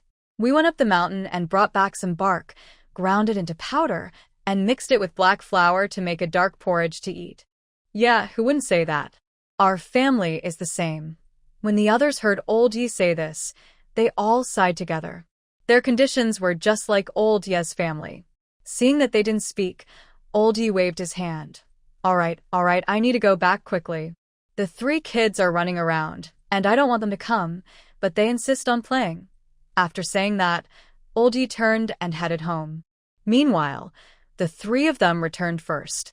When Yi Anran ran into the house holding the big, fat rabbit, Old Lady Yi saw the big, fat rabbit in her arms. She quickly took it and said, "Oh dear, your father really doesn't think about others. How can it be good to have such a heavy rabbit crush, my good girl?" Old Lady Yi really wanted to give her mischievous third son a scolding. The little granddaughter was so small, and she was holding such a heavy rabbit. Just as Old Lady Yi was speaking, Old Man Yi knocked on the pipe, and they hurriedly closed the small courtyard door. "Old lady, speak a little quieter, so no one can hear." Old Lady Yi grinned and laughed. "We're already home. Who would dare to steal from us?" She then reached out and patted Yi Anran's little head. "Good girl, you're really amazing. Going up the mountain and catching such a big, fat rabbit. Grandma has never seen such a big rabbit before. It must be delicious when cooked." Big Fat Bunny struggled again in Yi Anran's arms. What is wrong with people? Whenever they see it, their eyes light up and they drool, almost eager to swallow it whole. Yi Anran shook her head. "Grandma, can we not eat Big Fat Bunny? It's not easy to raise such a big one. I was thinking of keeping it as a pet." Grandma Yi looked at her grandson and then at Yi Anran. After thinking for a moment, since the little granddaughter caught the rabbit and doesn't want to eat it, she decided to let it stay. All right, since you don't want to eat it, keep it as a toy. But you have to tie it up with a string, or it might run away through a hole in the wild." Yi Anran responded, "Okay, thank you, Grandma." Grandma Yi guessed that it probably wouldn't survive long, and once the wild rabbit died, they could eat it then. If the wild rabbit is lucky and lives a long life, then let the little one play with it. Although the big fat rabbit is probably worth a lot of money, it was caught just for fun. Yi Qingcheng, standing nearby, tugged at his wife's sleeve. "Grandma, if you don't know, my sister is amazing. She caught 2 rabbits with her bare hands. And she found many bird eggs in the bushes, a whole basketful. Dad will be back soon, and we'll see how many there are then. Yi Qingqing gestured with his hands, then behind his back, to show how many there were. Grandma Yi patted her thigh and said, "Ain't I knew you were lucky." Grandma Yi always believed that as long as she treated Yi Anran well, the old Yi family would be proud of her in the future. She placed the big, fat rabbit on the ground. The rabbit, tied by its forelegs, wriggled a few times and then stopped moving, as if ready to accept its fate. Third brother Yi also came back from outside. When he returned, he started excitedly talking about how lucky his daughter was. "Mother, you're right. My daughter is truly lucky. Every day, many people go up the mountain, but no one has the good fortune to find so many bird eggs and fat rabbits." Hearing third brother's words, Grandma Yi couldn't help but feel very happy. Yi Anran went back to her room. First, she closed the door and then began to try her wood elemental ability. But after a while, she heard some noisy commotion outside, though she didn't know what it was. She quickly stopped using her wood ability. What she didn't know was that the wild chickens in the forest sensed her call and flew down the mountain. Because Yi Anran was quick to withdraw her wood power, all the chickens ended up on the Yi family's house or around the walls. Just as Yi Qing'an came out of the main hall, she saw the scene outside. She was stunned for a moment before shouting loudly, "Come out quickly. Chickens. So many chickens. Ain't I?" Hearing her little grandson shout, Grandma Yi didn't know what was happening outside, so she went out from the main hall. Still muttering to herself, "Qing'an, why are you acting so strange? Where did these chickens come from? When did our family start raising chickens?" Qing'an turned around and looked at her mother-in-law. "Grandma, look over there." Then she called out to the old man in the main room, "Grandpa, come quickly." "Grandpa." Qing'an's shout was urgent and sharp. With such a loud noise, several members of the Yi family came out of their rooms. But when everyone stepped outside and saw the scene in the yard, they all froze in place, staring with wide eyes. It looked like they were dreaming. They saw 8 or 9 big wild chickens standing by the wall and several others on the roof. The big wild chickens on the wall stared at them with wide eyes, just like they were eyeing each other. One chicken even tilted its head, watching them. All the chickens looked healthy and strong, but for some reason, Grandma Ye's heart was pounding rapidly. It seemed like she could understand something from the chickens' gaze, as if the chickens were determined to stay and not leave their home. Grandma Yi trembled as she pinched her husband's arm. He let out a loud yelp. She mechanically turned her head to look at him. "Old man, are we dreaming?" He rubbed the spot where she pinched him. "Not dreaming. Ouch, that hurts so much." Old Fourth Yu was very careful and moved close to Old Lady Yi. Mom. "What's going on? Why is it so scary?" After speaking, Old Fourth Yu shivered. This scene was truly strange. So many wild chickens were just staring at them, and when they came out of the house, the chickens didn't seem afraid of them at all. Wang Xianger pushed forward and said to Yi Sanhe, who was standing in front, "Sanhe, what are you waiting for? There are so many chickens. Hurry and catch them. If they didn't catch the chickens soon, wouldn't they just let them run away?" Yi Sanhe finally reacted, and the others did too. They all rushed toward the chickens. The normally calm chickens didn't show any respect. They flapped their wings and flew up, but they didn't want to leave. They just stayed flying around Old Ye's house. The chickens stretched their long necks and clucked loudly, as if mocking the Yi family for their helplessness. When Yi Anran came out of the house, she saw the chickens circling above the yard. Everyone in the Yi family was grabbing things and trying to catch the chickens in a messy way. Yi Anran learned from Yi Qing'an what was really happening, and then she thought about her wood-based special ability. Her power could make plants grow and attract animals, so it was likely that her ability had drawn the chickens over. As for other animals not coming, it was probably because she only used her power for a short time while showing her wood ability, and chickens could fly fast, so only chickens appeared, not other animals. Yi Anran quietly used her wood-based supernatural power, hiding her small hand behind her back. The wild chickens that were teasing the Yi family just a moment ago suddenly seemed to sense her call, and all rushed toward Yi Anran standing at the door.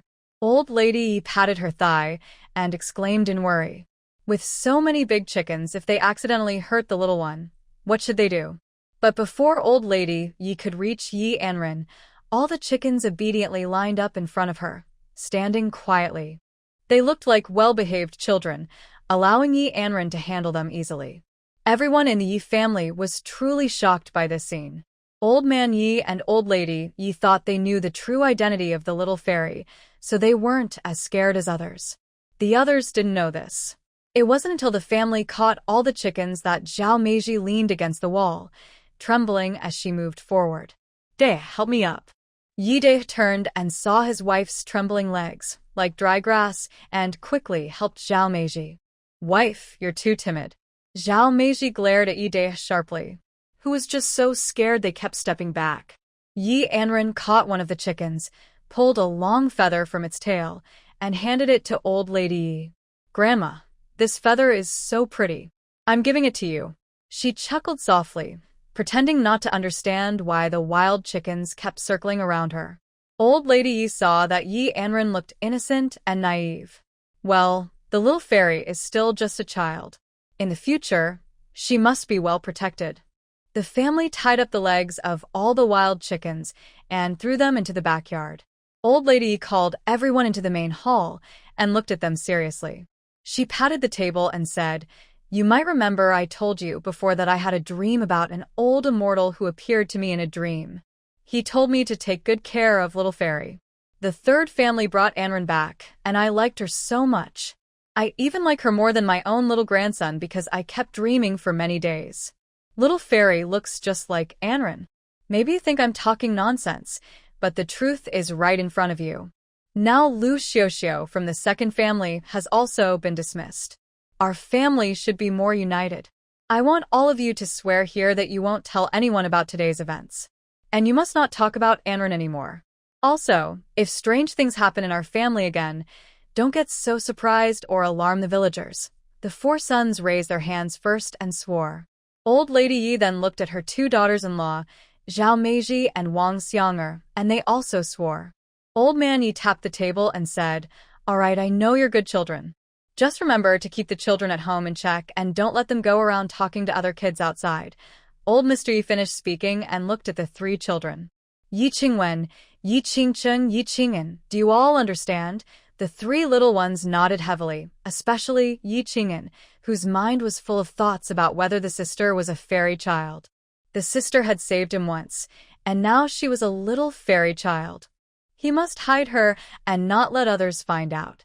Old Mr. Yi emphasized once more, "I know you are all good kids, but the temptation is too strong. Otherwise, you wouldn't have made you swear.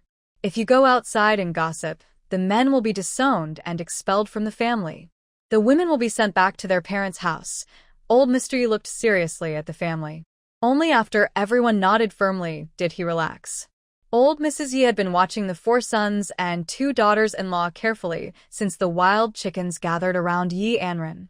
Their eyes showed no greed, only shock. Otherwise, they wouldn't dare to reveal everything openly. After the family finished talking, they headed to the backyard. Yi Anran squatted on the ground, watching the wild chickens. The chickens, though tied by two legs, were still clucking and laying eggs. Yi Anran felt that the chickens seemed to be trying to please her. The others from the Yi family came to the backyard, intending to hear how old Mr. Yi planned to handle the chickens. But when they saw the chickens again, everyone's mouths were wide open, as if they could fit an egg inside, and they felt like their eyes were about to pop out. Although she was mentally prepared, seeing the wild chicken with its legs tied and still laying eggs on the ground felt a bit strange. And the fresh, warm eggs. 1, 2, 3, 4. A total of 20 eggs. Yi Anran stood up from the ground and patted her small hands.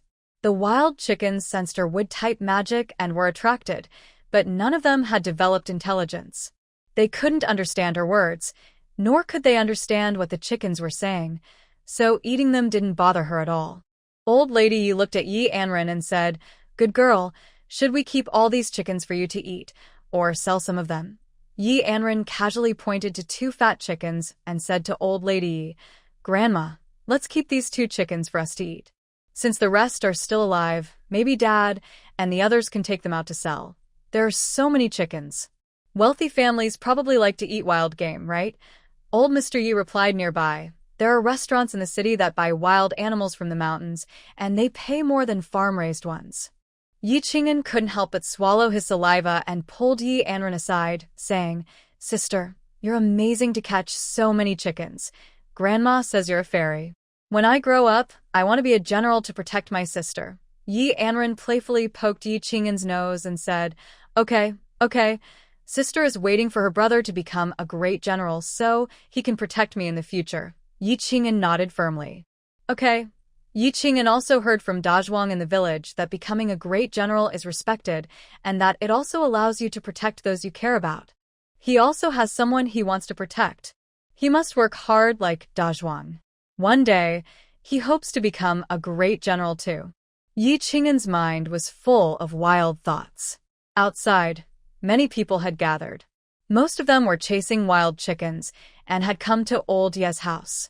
They were whispering and watching from the door. It seems like those wild chickens flew right to old Ye's house, doesn't it? I think so too. Maybe they just passed by old Ye's place. Who knows? Should we go ask? A few people knocked on the door. Old Ye's wife heard the knocking and came to open it. Seeing that it was villagers, she asked, "What's the matter? Is there something going on?" They shyly rubbed their hands. "Aunt Yi, we were just chasing wild chickens down the mountain, and it looked like they headed straight to your house." "Did you see any wild chickens?" Old Ye's wife was about to say no, but one young woman suddenly noticed a lot of feathers in the yard and squinted. Old Ye's wife immediately thought, "Oh no." When she caught the wild chickens earlier, the noise had caused quite a few feathers to fall off. Now others could tell that her family definitely had wild chickens. Old Lady cleared her throat and said, "What a coincidence. A wild chicken flew into our house, and the young boy here caught it. I was just thinking of making soup with it. Just one. If there were more, I'd share some with you." Hearing her, everyone felt disappointed and sighed as they turned to leave. When they reached the village entrance, they started talking. "Did you see? We were chasing a big flock of wild chickens up the mountain, but when we looked at the chickens, they headed straight toward old Ye's house." Old Lady Yi said she only saw one chicken. "I think she might be telling the truth. Yes, it's really strange about these wild chickens. We can't find any on the mountain, so they must be deep in the forest. Why would they suddenly fly to old Ye's house?" The group kept talking, and suddenly an older woman over 50 said, "I think the young girl brought back by old Ye's third son is quite lucky. Otherwise, how could old Ye's family, who usually have bad luck, be so lucky?" The wild chicken just flew right into their house. When she said this, everyone agreed. They knew old Ye's family well. They were always very unlucky. In good years, when the family caught rabbits in the mountains, foxes would steal them at night. In good years without drought, they could harvest and dry their grain, but whenever old Ye's family tried to dry their grain, it would rain or blow wind. The whole family was squatting together, waiting for the weather to change so they could harvest the wheat. They were known for their bad luck. They also said that recently, old Ye's family was very lucky. A wolf came to old Ye's house, but didn't hurt anyone. The wolf left peacefully and took a big wild boar with it, which made the villagers very excited. Many families in the village hadn't even eaten the wild boar meat yet. They were drying it slowly to enjoy later because it was precious, and they didn't want to finish it all at once. At the village entrance, a few women from the neighboring Wang family were watching with interest. They loved gossip and didn't mind making trouble. After chatting for a while, the two women from Wang village left one after the other and went straight to Wang Suihua's house. When they arrived, they saw Wang Suihua sweeping the yard. Li Xiaodi was chopping firewood. The troublemaking women looked at Wang Suihua and approached her. "Suihua, do you still have time to do chores at home? Don't you know? Your granddaughter got a big wild chicken from old Ye's family. Everyone's jealous. Even your own grandmother probably doesn't get a share." Wang Suihua rolled her eyes and looked at the most gossip-loving woman in the village, glaring at her. "Go away. That spoiled girl already cut ties with us. Whatever she did has nothing to do with us. Hurry up and leave." Although Wang Suihua's back teeth were almost broken, she didn't want outsiders to come and watch the commotion. Li Xiaodi didn't think the same.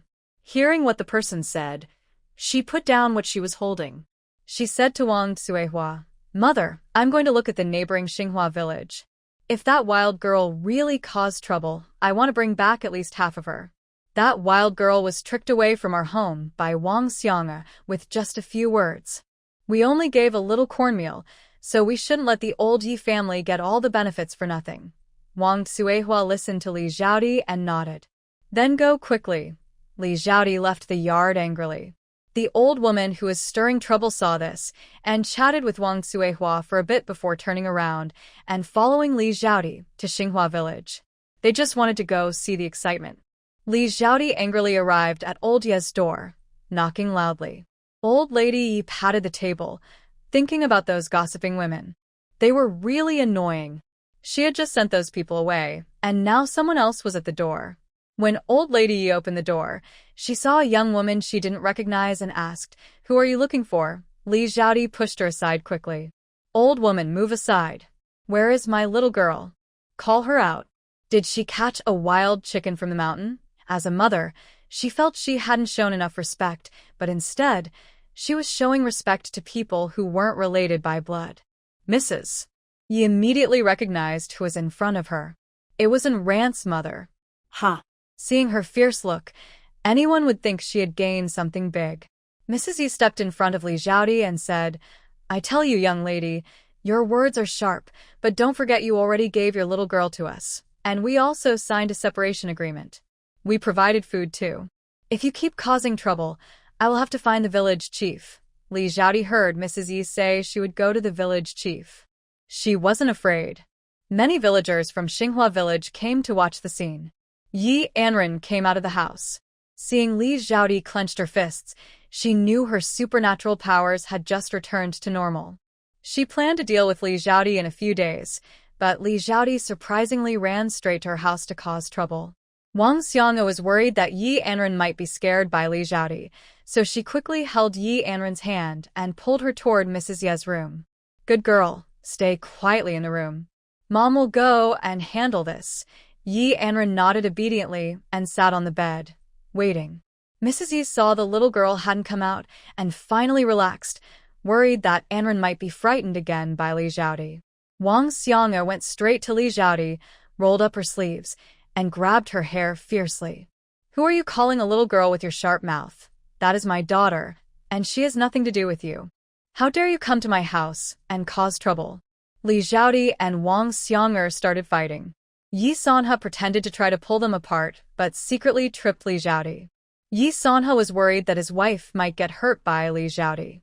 After Li Xiaodi fell, Wang Xiang sat directly on her stomach. At this moment, Yi Anran quietly stood by the door, watching the chaos outside. Usually, Wang Xiang is gentle and speaks softly, but now she was sitting on Li Xiaodi's stomach. She was slapping Li Xiaodi's face with both hands, hitting her left and right. Li Xiaodi was already hurting her lower back from falling, and now with Wang Xiang sitting on her, she couldn't fight back. Wang Xiang kept hitting her, making her head feel dizzy and her ears buzz loudly. She couldn't hear what Wang Xiang was saying. Wang Xiang was shouting while hitting Li Xiaodi, "How dare you insult my daughter? How dare you call me a bad person and hurt Anran? Even if the heavens came down today, I will slap you." Li Xiaodi could only hold her head and take the hits. Seeing this, Ye's wife stepped forward and pulled Wang Xiang away. "That's enough. Just teach her a lesson, but don't go too far and cause serious harm." Wang Xiang was pulled up by Ye's wife and looked at the crowd watching the scene. Wang Xiang pretended to look sad and even wiped imaginary tears from her eyes, then started crying loudly. "Dear villagers, please help me. Anran is now like my own daughter. She even saved my son's life before. I treat Anran as if she were my own life. When she first came back, she was badly beaten all over and looked very thin. I may not be her real mother, but I feel heartbroken to see her like that." After she spoke, the villagers' eyes toward Li Xiaodi changed. Wang Xiang continued crying. "If the child stays with me, even if we can't become rich, At least she won't be mistreated, right? Plus, I gave her food and a letter to cut ties with her family, so she has nothing to do with the Wang family. Li Xiaodi can't stand to see her happy and even came to cause trouble, scaring my girl. Please, everyone help me. Most of the villagers watching the scene were from Xinghua village. Even those from Wangjia village were just a few kind-hearted women or wives. The villagers of Xinghua naturally sided with the old Yi family. One by one, they scolded Li Xiaodi. Qin, the wife who was closest to the Yi family, even stepped forward and kicked Li Xiaodi. You wicked woman. No matter what, that girl is your own flesh and blood. You mistreat her. She has become part of the Yi family, and yet you come here to bully her? Humph. If she gets beaten to death, it's your own fault. Everyone in Xinghua village was talking about Li Xiaodi. At this moment, Li Xiaodi had just managed to get up from the ground and was kicked by Mrs. Qin. She glared fiercely at Mrs. Qin. Old woman, this is my family's matter. If you dare to kick me again, don't blame me for being rude. Mrs. Qin also got angry. Oh, really? Come on, try it. She crossed her arms and puffed out her chest, pushing herself toward Li Xiaodi.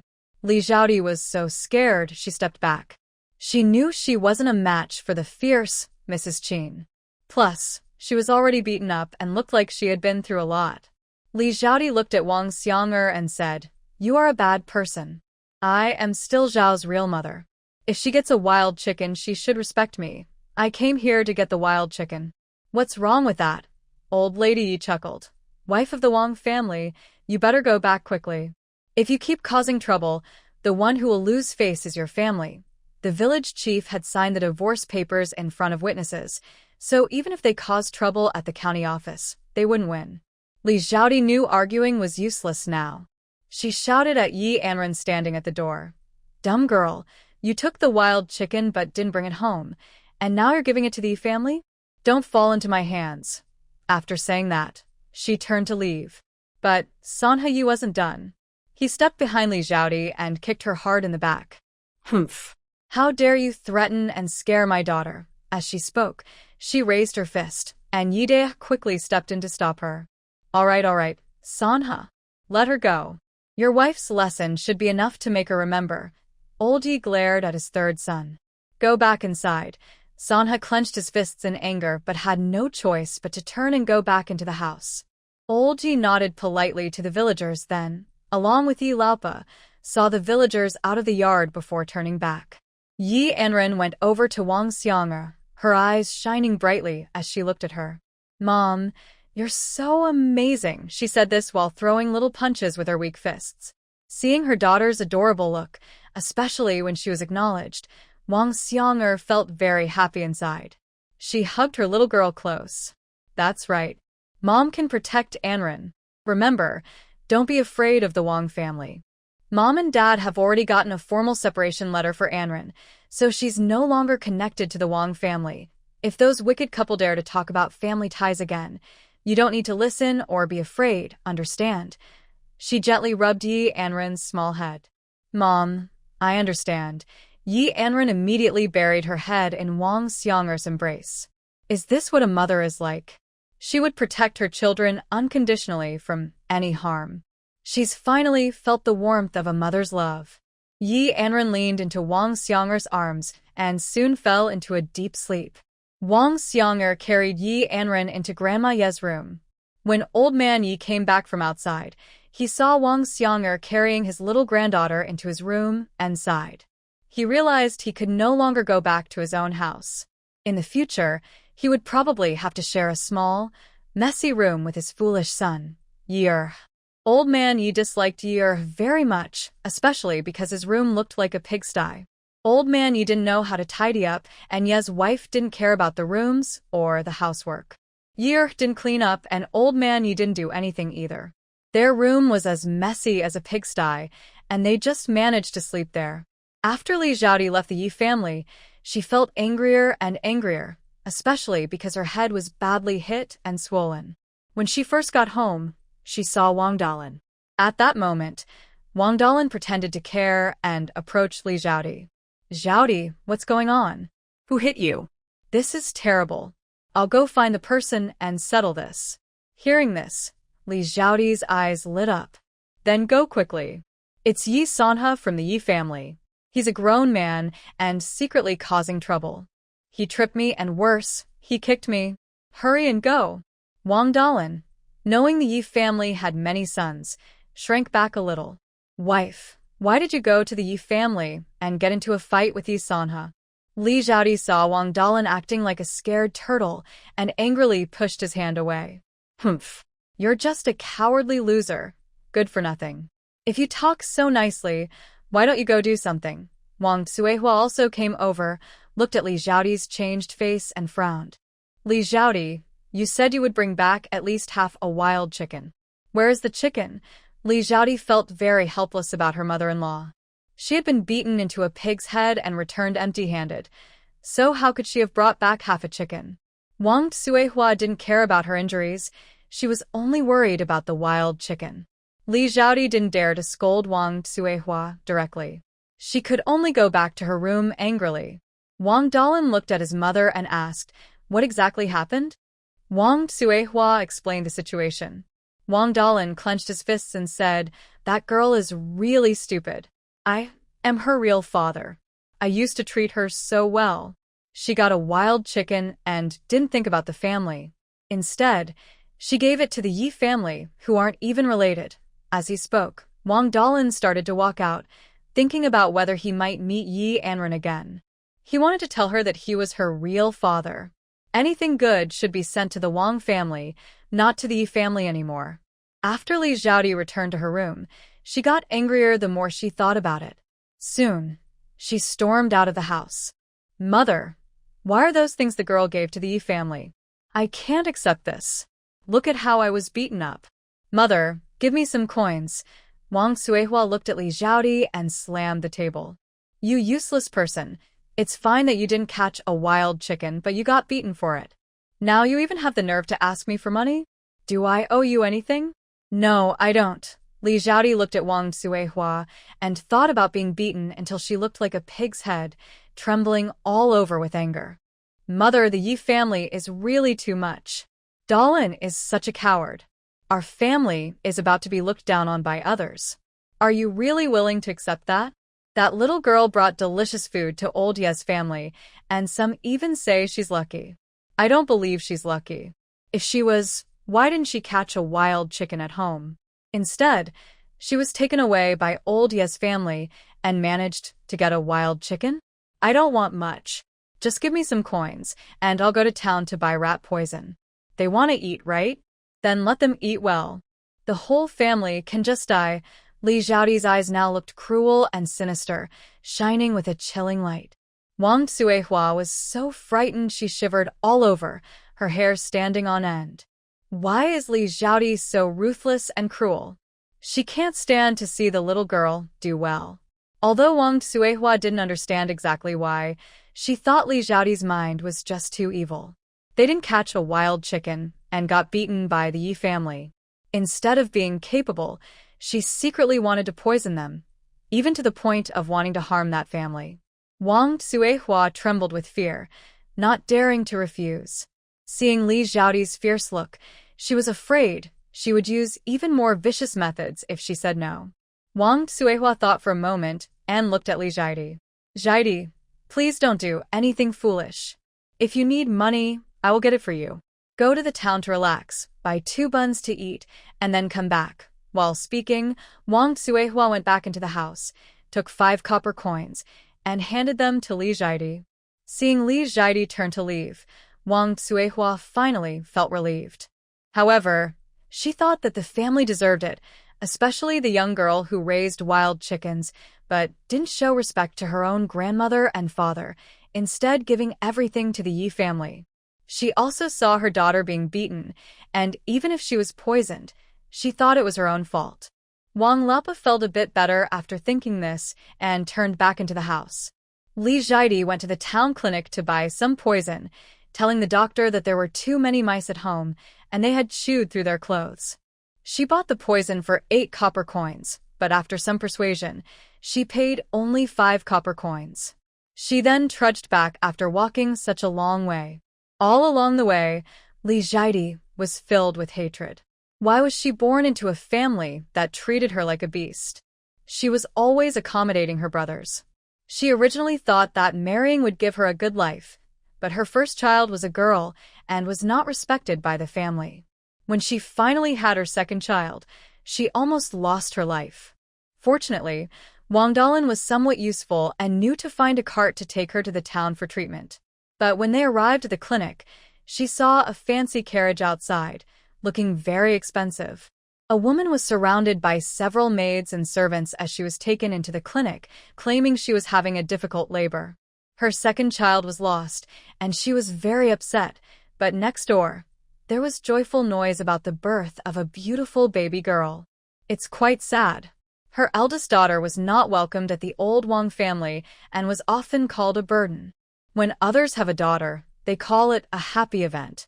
Fortunately, her third child was born, Wang Boar, which helped her regain some respect in the old Wang family. Li Xiaodi bought rat poison and returned home. She didn't eat dinner and kept thinking about her hardships over the years. Late at night, when it was quiet, she quietly left the Wang house and went to old Ye's home. Once there, she thought of a plan, sneaked into Ye's yard, clenched a bag of powder tightly in her hand, and quietly moved toward the back garden. Yi Anran saw Li Xiaodi sneaking toward the back garden when she got up at night and followed her. When she saw Li Xiaodi groping toward the well, she immediately thought of poisoning. Li Xiaodi's mind was quite cruel. Yi Anran tested her own powers and decided she could stop Li Xiaodi easily. With a wave of her hand, vines appeared from all directions, first covering Li Xiaodi's mouth. The vines directly pierced into her mouth, filling it completely. Then Li Xiaodi was directly tied up again, and Yi Anran opened the back door. Tonight's moonlight was especially bright, making everything look almost like daytime. Yi Anran quietly followed behind Li Xiaodi as they walked up the mountain. At first, Li Xiaodi's mind was blank, but later, she looked terrified. When she turned to look back, she saw Yi Anran, a small person, walking behind her step by step. Li Xiaodi's face was full of fear. She thought, is this girl not human? She must be a monster. A monster. Her mind was filled with thoughts of monsters. Only after reaching the top of the mountain did Yi Anran wave her small hand, and the vines disappeared instantly. Li Xiaodi was so frightened, she fell to the ground. She wanted to run, but her legs were trembling so much she couldn't stand up. You're not Xiaoya, are you? Who are you? Are you a monster? Have you taken over Xiaoya's body? Yi Anran nodded. Isn't that right? Your Xiaoya was beaten to death by you. Such cruelty. TSK. Could it be that Xiaoya isn't your biological daughter? When Li Xiaodi heard this, she clearly felt guilty. Yi Anran immediately understood. It seemed Xiaoya was not Li Xiaodi's biological child. From Xiaoya's memories, Yi Anran also understood that although the Wang family didn't like girls, Wang Suihua wouldn't go so far as to torment her two granddaughters. Wang Daling was a coward who only listened to his mother and Li Xiaodi, and he was indifferent toward the two girls. However, Li Xiaodi was especially cruel. She would hit or scold the young girl, and although she didn't like the older girl, she didn't abuse her or refuse her food completely. Therefore, Yi Anran immediately suspected that the young girl was probably not Li Xiaodi's biological child. Yi Anran slowly approached Li Xiaodi. Li Xiaodi trembled all over with fear. She kept retreating and said, "Don't come closer. How could the young girl not be my own child? I have suffered so much. That's why I blame everything on her. Please, I really know I was wrong. Promise you won't reveal your identity. Please, just let me go." Li Xiaodi kept begging and tightly clenched a bag of medicinal powder in her hand. Yi Anran looked at what Li Xiaodi was holding. "What are you holding?" Poison, right? Li Xiaodi trembled, but didn't dare to reply. Yi Anran was not in a hurry. With a wave of her hand, the vines nearby gathered together into the shape of a chair. Yi Anran sat down on the vine-made chair and quietly looked at Li Xiaodi. "I have strength and means. If you don't tell the truth, you might have to suffer first." As she spoke, she flicked her hand, and one of the vines pierced through Li Xiaodi's shoulder. Li Xiaoti's face turned pale with pain, and sweat beaded on her forehead. She knew that if she told the truth, she might still have a chance to live. If she didn't, she would be tortured to death.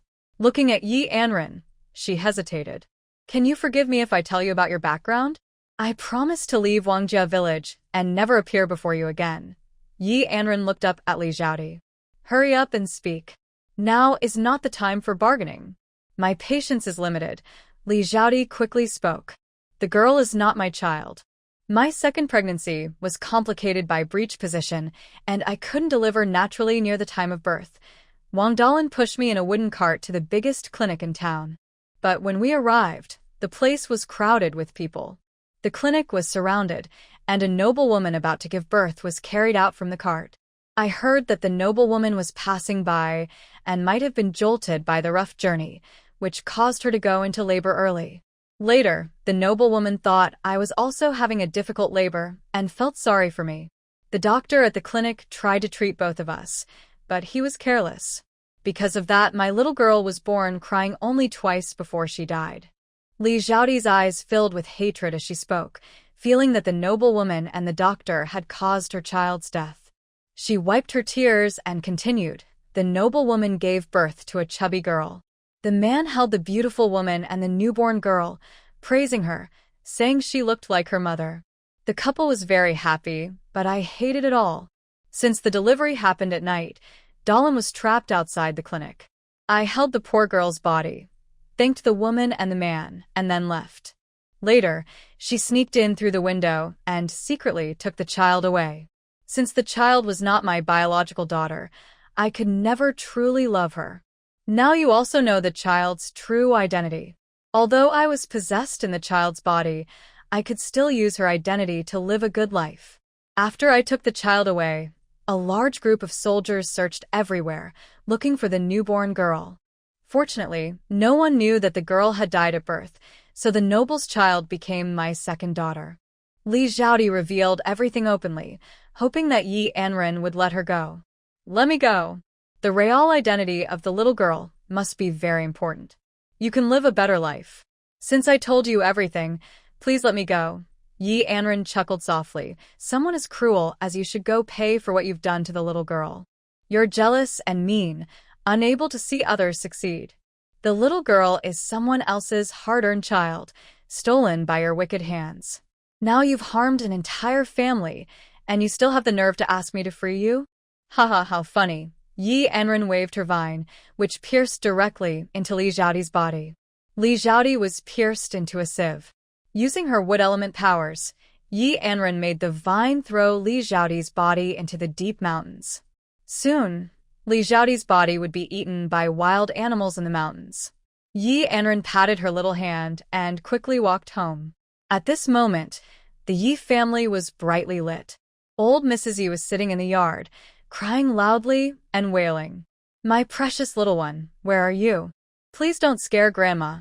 Boo-hoo, it's because Grandma didn't keep you company during the night. Please, nothing should happen to you. The rest of the Yi family had just finished dressing and was about to split up to search for her. Yi Anran came from the backyard and saw the family members heading out. She called out, Grandma.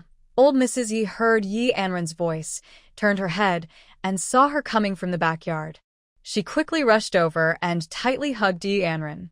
Oh, my dear, you must be hurting Grandma's heart. Why did you go out at night? Why weren't you in the outhouse? Tears streamed down her face as she spoke. Yi Anran hurriedly comforted her.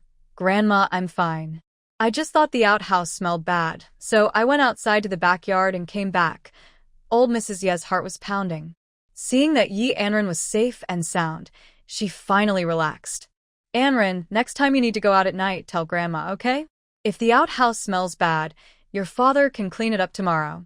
You can't run out in the middle of the night. If you meet some bad people, they might take you away. Grandma wouldn't be able to see you anymore. Grandmother Yi kept talking to Yi Anran about various things. Yi Anran nodded and said, Grandma, I know I was wrong. I won't run around next time. Grandmother Yi then told the others, all right, everyone go back to your rooms and rest. She then pulled Yi Anran back to her room, still chatting away. Although she didn't scold her, she kept talking for a while. In the Wang family, Wang Dashan couldn't sleep and kept tossing and turning, feeling anxious. His eyelids kept twitching randomly. He got up but didn't see Liu Xiuxiu. He thought she might have gone to the bathroom, but she hadn't come back after a long time. Wang Dalin sat up in bed, put on his shoes, and looked around both inside and outside the house, but he couldn't find her. He knocked loudly on Wang Xuehua's door. "Mom, come out quickly. Xiaodi is missing. It's late at night and no one else is around. Could something have happened to Xiaodi?" Wang Xuehua was annoyed by Wang Dalin's knocking and opened the door. "Why are you knocking? It's late, and who knows where she went? Maybe she ran off with some stranger. What good is it to find your old mother? If you want to find her, go look yourself." Hearing his mother say this, Wang Dalin shook his head. "Mom, Xiaodi isn't that kind of person. She's very faithful to her family." "Mom, don't say things that might cause misunderstandings." Wang Xuehua, seeing that Wang Dalin dared to argue with her, gave him a kick. "Go away, go away. You say she is very faithful, but you should explain to my wife. Why is no one here in the middle of the night? You always side with your wife. You've forgotten your mother after marrying her. You useless thing." She slammed the door shut hard. Wang Dalin took a step back, almost caught in the door. Seeing his mother angrily close the door, Wang Dalin didn't know where Liu Xiuxiu had gone. He couldn't sleep and searched around repeatedly. He even looked all over the village but couldn't find Liu Xiuxiu. Thinking about what his mother said, Wang Dalin started listening at every door, but he didn't hear any news. He waited until dawn, but still couldn't find Liu Xiuxiu. He felt uneasy inside. In the morning, Wang Xuehua saw her foolish son with dark circles under his eyes standing in the yard. She was shocked by Wang Dalin's appearance. "Dalin, you probably didn't sleep all night. Where is Xiaodi? Has she come back yet?" Wang Dalin shook his head. "Mother, I feel like something has happened to Xiaodi. I'm very worried. I've looked everywhere, even outside the village, but I haven't seen her. Mother, where do you think Xiaodi could have gone? It's the middle of the night, and I haven't done anything wrong to her. What should I do?" Wang Xuehua stared at Wang Dalin. Just as she was about to scold him, she suddenly remembered Liu Xiuxiu mentioning poisoning. Looking at Liu Xiuxiu's expression, I finally gave in and handed over a few copper coins. It seemed like Liu Xiuxiu had bought something, but she didn't pay attention. I always thought Liu Xiuxiu was just being sharp-tongued like before. If she really wanted to harm someone, she wouldn't go that far. Liu Xiuxiu didn't come back all night. Could she have been caught by the people from the Yi family? Wang Xuehua quickly told everyone what had happened to Liu Xiuxiu. Wang Dalin was stunned in place. Could it be that my wife did something foolish, like attacking the Yi family? And now she's been caught by them? Will they report her to the authorities and send her to jail? He asked anxiously. Wang's wife was worried when she heard this. No matter what, even if your wife gets caught, you can't let anyone find out I know about this. You must pretend you don't know. If the child loses her mother, she can't be without milk and a father. You need to understand that clearly. Hearing his mother's words, Wang Dalin closed his eyes and sighed. "Mother, I understand." He then went outside and headed to Xinghua village. He stayed near the Yi family, planning to wait until dawn. If the Yi family tied up Liu Xiuxiu and took her to see the officials, he would be the first to step forward and plead. Maybe he could offer some silver or promise to pay later. If they had no silver, he would write an IOU. He just wanted to save his wife. Boar can't be without her mother. We waited until old Ye's family opened the door. The family members went about their chores one after another. We didn't see Liu Xiuxiu, nor did we see them taking her to see an official. Suddenly, we became worried. Wang Dalin rushed to Ye's house. At that moment, old Yi was adjusting his dry tobacco pipe. When he saw Wang Dalin approaching, he looked at him closely, noticing he seemed unfamiliar. "You're not from our village, right? What do you want at my house?" Wang Dalin said, "I am Xiaoya's biological father. Is Xiaodi at your place? Did Xiaoya's mother come to your house yesterday?" Old Yi nodded in understanding. Wang Dalin then relaxed a little. "I'm sorry to bother you." Xiaodi was a bit confused. "Please forgive her and let her go." Old Yi looked confused and asked, "Let her go? Didn't she go back on her own?" He thought Wang Dalin was here to settle a score.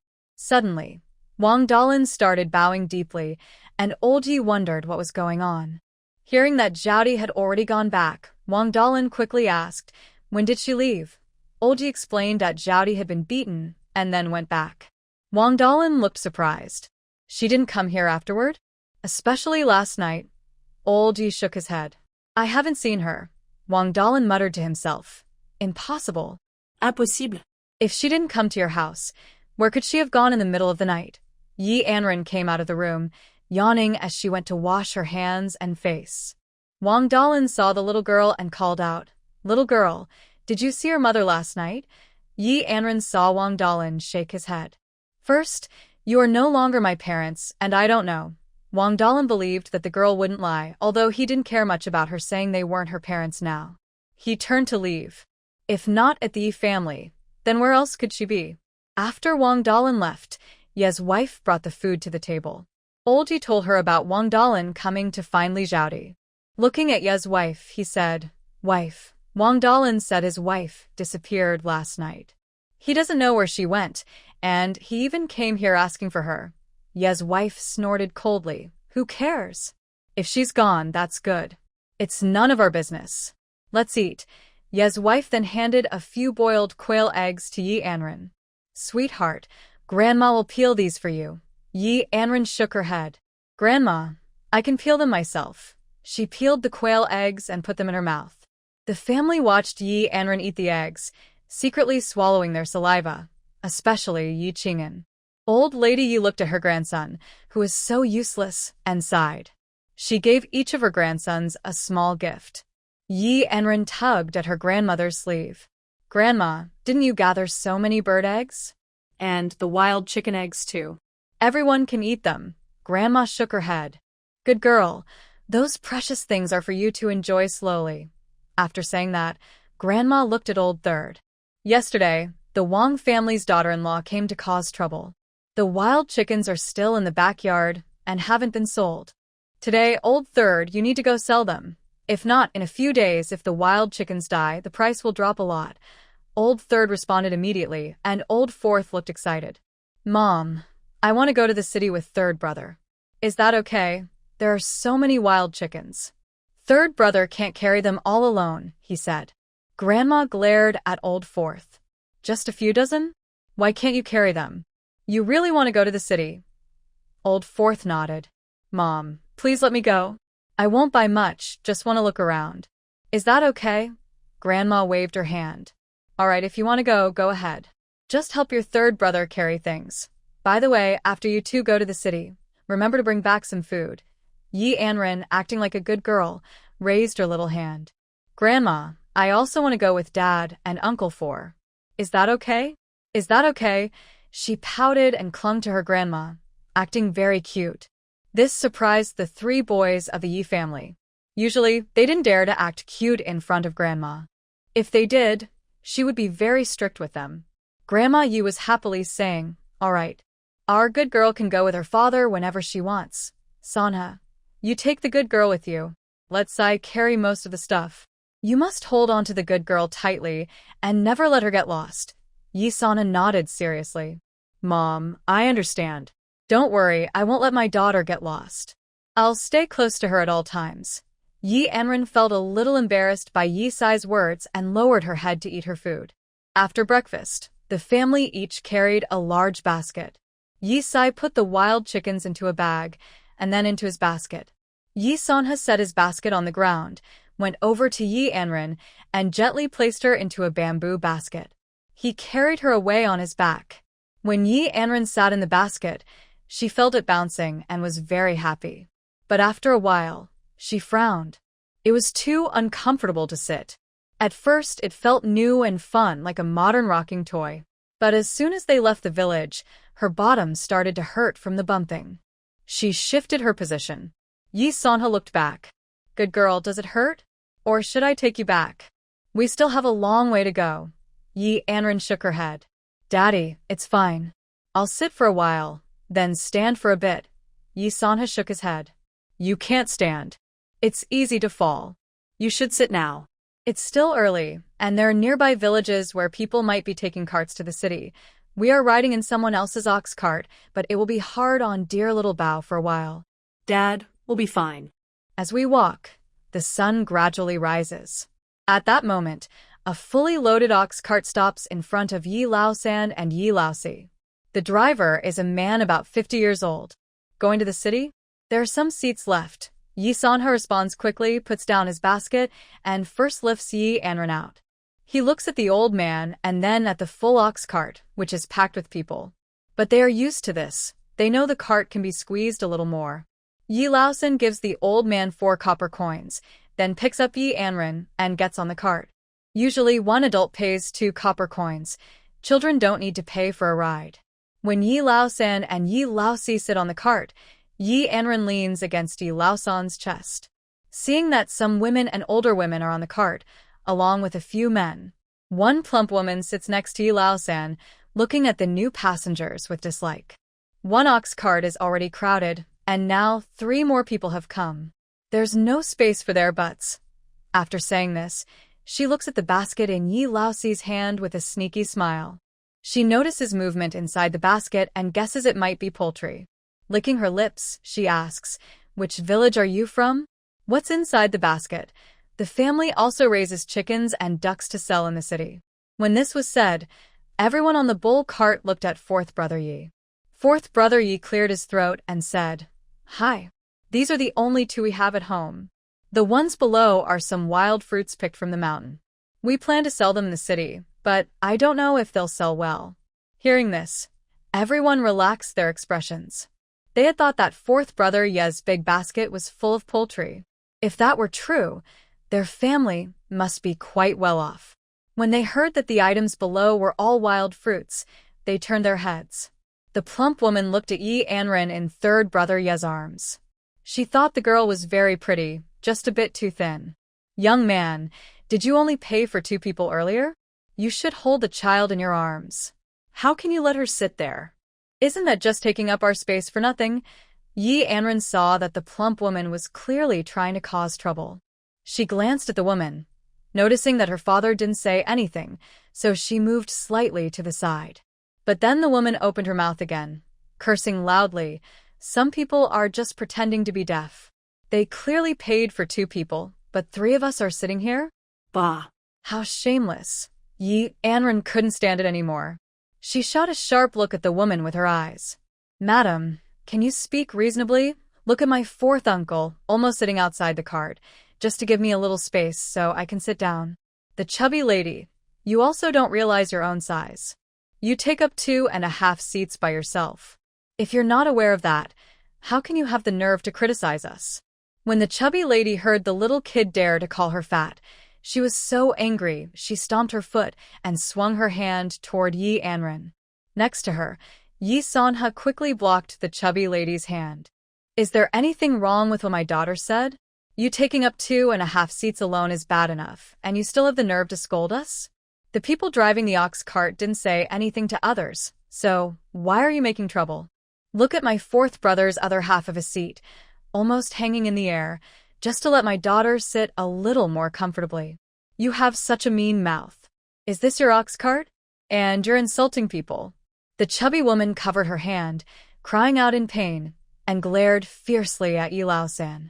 Who knows, this man didn't look very strong, but his wrist was so firm and hard like iron. It felt like her bones might break. Yi Anran saw the chubby woman clutching her hand, grimacing with a pale face. She snorted coldly. "Serves you right." After saying that, she pushed a little closer to Yi Laosan, thinking to leave a bit more space for her 4th uncle. Old man Yi III also understood what the obedient child meant. He pushed gently toward the chubby woman, who had been blocking the way earlier. He was worried about bothering her. But the chubby woman kept scolding and was about to hit her daughter. How could he bear to see that? The ox cart finally entered the town, moving slowly and steadily. Old man Yi IV was the first to jump down from the cart. He picked up the basket, and Old man Yi III helped Yi Anran down. He handed the empty basket to Old man Yi IV. Looking at Yi Anran, he said, "Good girl, Dad will carry you into town." Yi Anran nodded quietly, not wanting to cause trouble. After all, her small arms and legs were so tiny that she was almost invisible in the crowd. They found a place selling things. Old Man Yi 4 took the wild chickens out of the bag one by one and started calling out to sell them. Yi Anran saw her fourth uncle calling out enthusiastically. She tilted her head and asked, "Fourth uncle, how much do we sell each wild chicken for?" Old Man Yi C scratched his head and looked at Old Man Yi 3. "Third brother, how much do you think we should sell them for?" Old Man Yi 3 also frowned. They had never sold wild chickens before, so they didn't know the price. Yi Anran felt helpless. The two of them were calling out loudly, but they hadn't agreed on a price yet.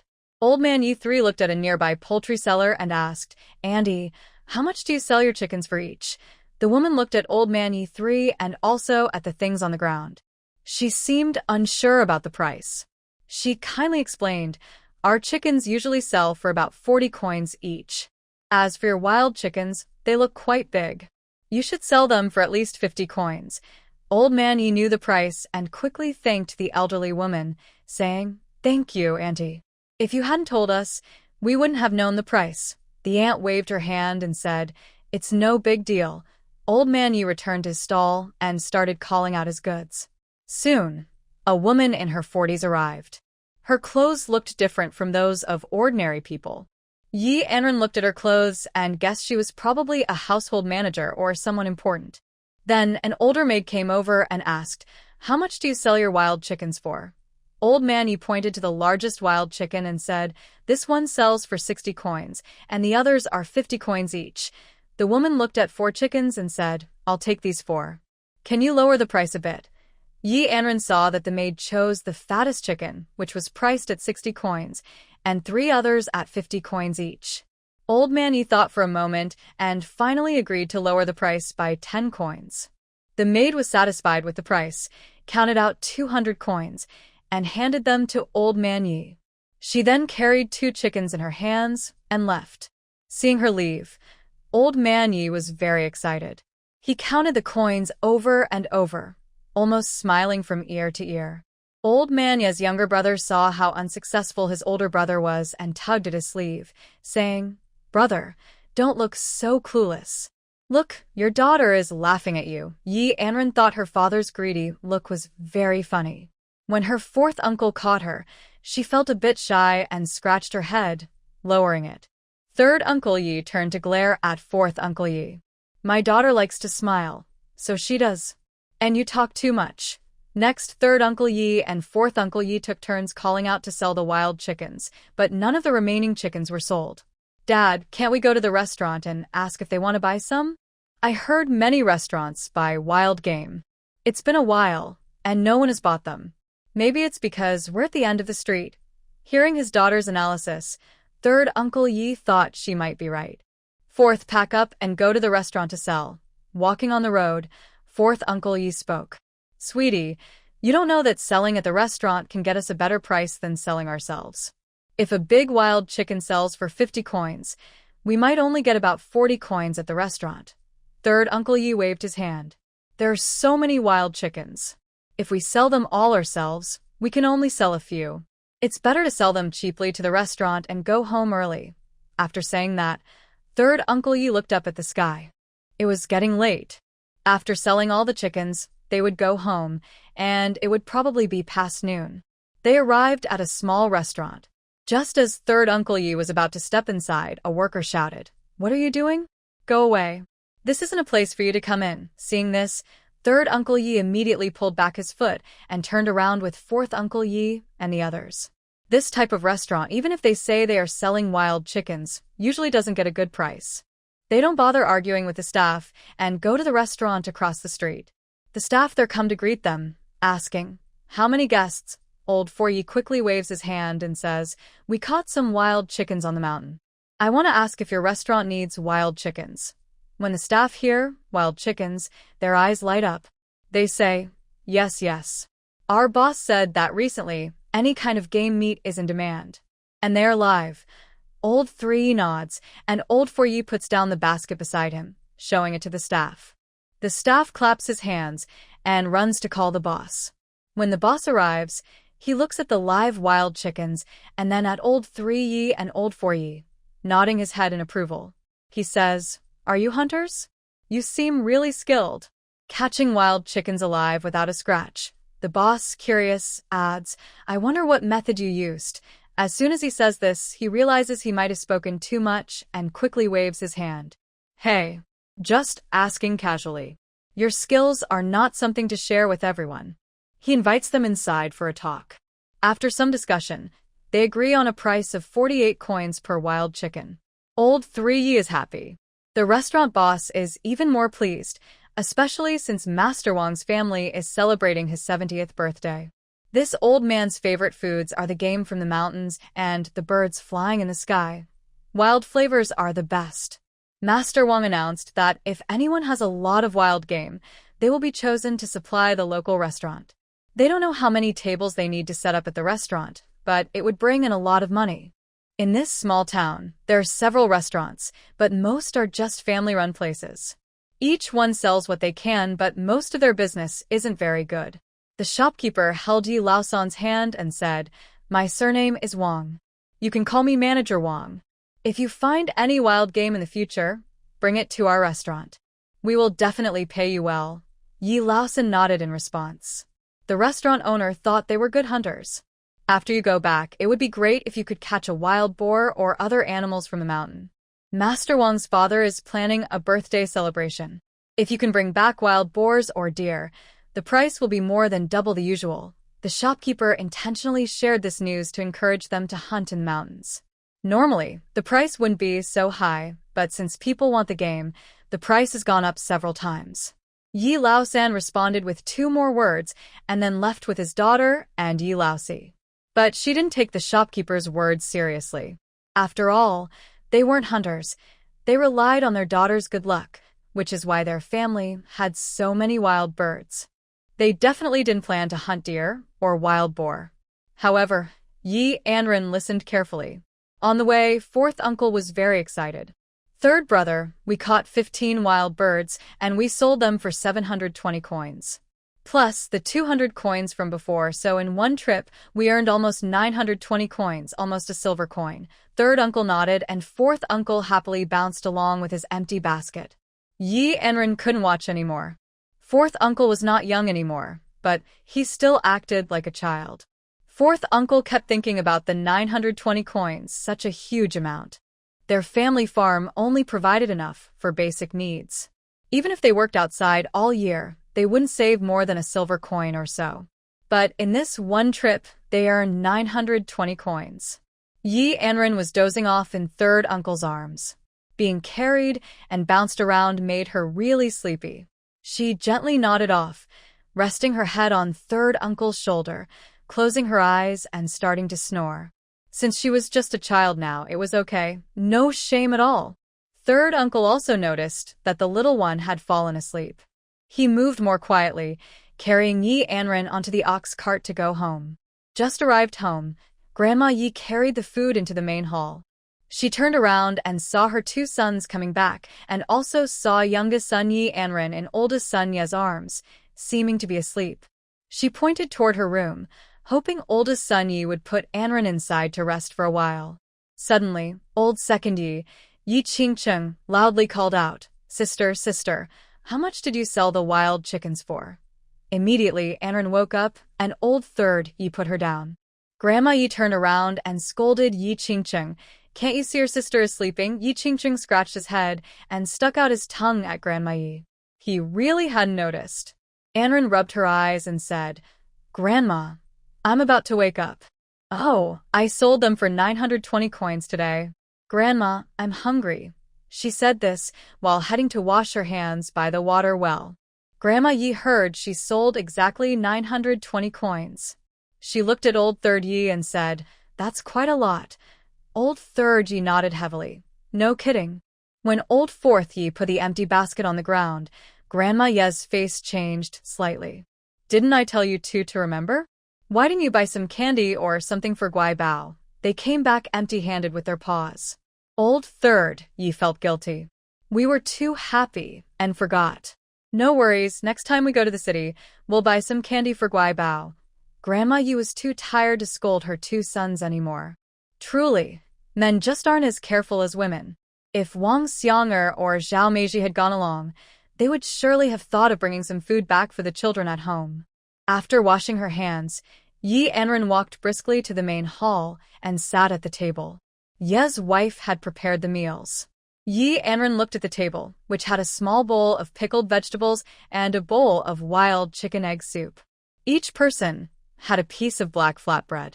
When it was Yi Anran's turn, Ye's grandmother gave her a piece of cornmeal flatbread. "Sweetheart, you eat this," she said. The family had some cornmeal, which was bought earlier, but not much. Before Yi Anran arrived, the third family's share was often eaten by Yi Qing'an, who was from the old third household. The second household had twins who were only 7 years old and not very popular. The oldest household had 2 children, 9 and 8 years old, who were quite grown up. Only the third household had Yi Qing'an, who was just 5 years old. Because of this, Ye's grandmother was a bit biased and wanted Qing'an to have some cornmeal flatbread. The oldest household wouldn't object. When the 2 children from the oldest household were young, Ye's wife had also prioritized them. Later, when the second household had children, they were also given priority. So, when it was the third household's turn, since the children were small, the family naturally gave the best food to the third household's children. The other households had no objections. After finishing the meal, Ye's wife took her husband's pants and sat in front of the door, mending and sewing. All the men in the family went off to do their own work. Zhao Meiji and Wang Xiang'e went to the village entrance to chat. Usually, the boys at home would be running around the village. Yi Anran saw that no one was at home and planned to go to the mountains. First, to improve her wood element abilities, and second, to catch a wild boar. She heard from manager Wang that the prices for game were quite high now. The food at home was really not enough. After leaving the house, Yi Anran quietly headed alone toward the back mountain. When she saw her third uncle's sister going up the mountain, she guessed she was looking for something. She also thought about the quail eggs her sister made, so she quickly followed. When she reached a little distance from Yi Anran, she stopped. "Big brother, you can't come along or grandma will scold you," she said. Hearing this, Yi Qingqing shivered a little. "Little sister, you're still young. Can I take you up the mountain?" Yi Anran shook her head. No. "You're not allowed to tell Grandma about me going up the mountain. Go back first. I'll just take a quick look and come back soon." Yi Qingqing had no choice but to obey his sister. Yi Anran, with her hands behind her back, huffed and puffed as she walked up the mountain. When she reached the mountain, she sighed. Her short legs were really pitiful. Walking on the mountain trail, she kept adjusting her steps. She didn't even know how many steps she had taken. As she headed toward the deep mountain entrance, she suddenly heard a loud shout from a strong man. "Run." Run quickly. Yi Anran heard the noise and became very excited, so she rushed inside immediately. Inside, the people shouting were hunters from another village. A father and son were desperately trying to run toward the exit when they saw a wild boar chasing after them. At that moment, a dark shadow suddenly appeared in front of them. The hunters looked carefully and saw it was a small, chubby baby. They quickly grabbed the baby and protected it in front of them. Yi Anran then realized it was a big wild boar. The hunters saw that the baby was only about 3 or 4 years old, and there was no adult behind him. The child had entered the deep mountain alone. At first, the 2 hunters thought that if they split up and ran in different directions, with so many trees around, even if one person got hurt by the wild boar, the other could run back safely. But now a little baby was involved. The old hunter looked at his son and handed the baby to him. "Quick. You take her and run. I will distract the wild boar." As soon as he finished speaking, 2 wolves jumped out of the bushes. The old hunter saw the white wolves and realized they were staring directly at him. He shouted in his mind, "My life is over." The old hunter felt his mind go blank. The White Wolf King looked at the 2 hunters, then at the soft human baby in the old hunter's arms, and finally at the wild boar threatening the baby. The wolf stepped forward and attacked the wild boar. The 2 wolves quickly finished off the wild boar. The White Wolf King felt that after drinking the water given by the little human child earlier, he was full of endless strength. The younger wolf, who had only licked the divine water twice, was no longer so foolish. The white wolf approached them, and the old hunter shouted to his son behind him, "Run quickly." The old hunter closed his eyes, knowing that today he wouldn't be able to escape no matter what. He guessed that both his son and the small cub, who had somehow wandered deep into the mountains, would be lost here. He was willing to die, but the small cub, who looked only 3 or 4 years old, was truly a pity. The old hunter kept his eyes closed, but after a while, he didn't see any wolf attacking him. He hesitantly opened his eyes and saw the strongest white wolf staring intently at the small cub in his son's arms. The old hunter looked at his son and asked, "Why don't you run with the child?" Hearing his father's shout, the hunter trembled and said, "Dad, it's not that I don't want to run, I just can't move my legs. Dad, maybe I can block for you. You should hold the little one and run." Seeing that his son couldn't move, the old hunter knew that if he ran, the 2 wolves would probably swallow them in an instant. At that moment, the small cub in the hunter's arms suddenly spoke in a fragile voice, "Uncle, could you put me down first?" Anran also felt uncomfortable now. The hunter's legs were weak, but he was still holding her tightly. The hunter instinctively loosened his grip, and Anran managed to run out of the hunter's embrace. Seeing his son so helpless, the old hunter quickly shouted at Anran, "Come back." After shouting, the old hunter's hands trembled uncontrollably. The little girl was completely unafraid and seemed to rush toward the wolves without understanding the danger, as if she was about to be bitten by a wolf at any moment. Anran paid no attention and instead took out a large bowl from her cloth bag, filled with water, and placed it in front of the white wolf. The 2 wolves eagerly lapped up all the water in the bowl.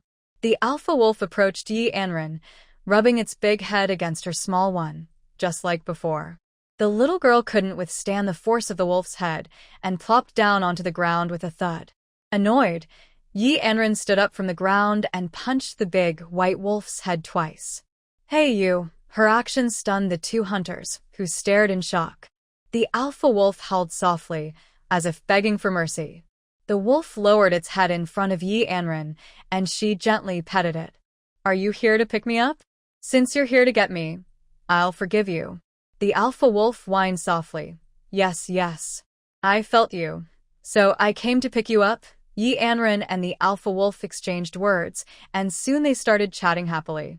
2 old hunters didn't know how to describe their feelings right now.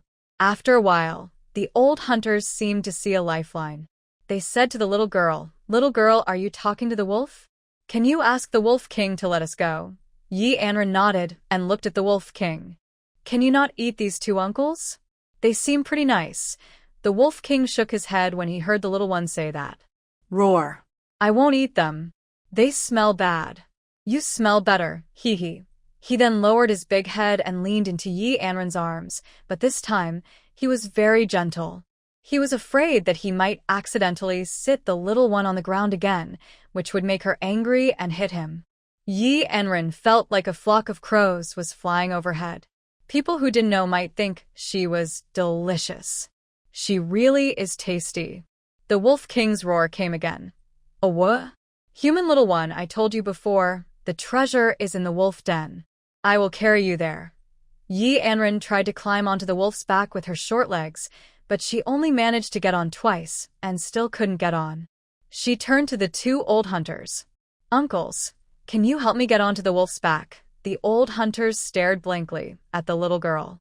They saw the huge Wolf King already lying on the ground, as if to let the little girl climb on. The old hunter trembled as he approached the little girl and carefully carried Anran onto the wolf's back. The Wolf King looked back at the old hunter as if to thank him. Then, the Wolf King carried Anran and headed deep into the mountains.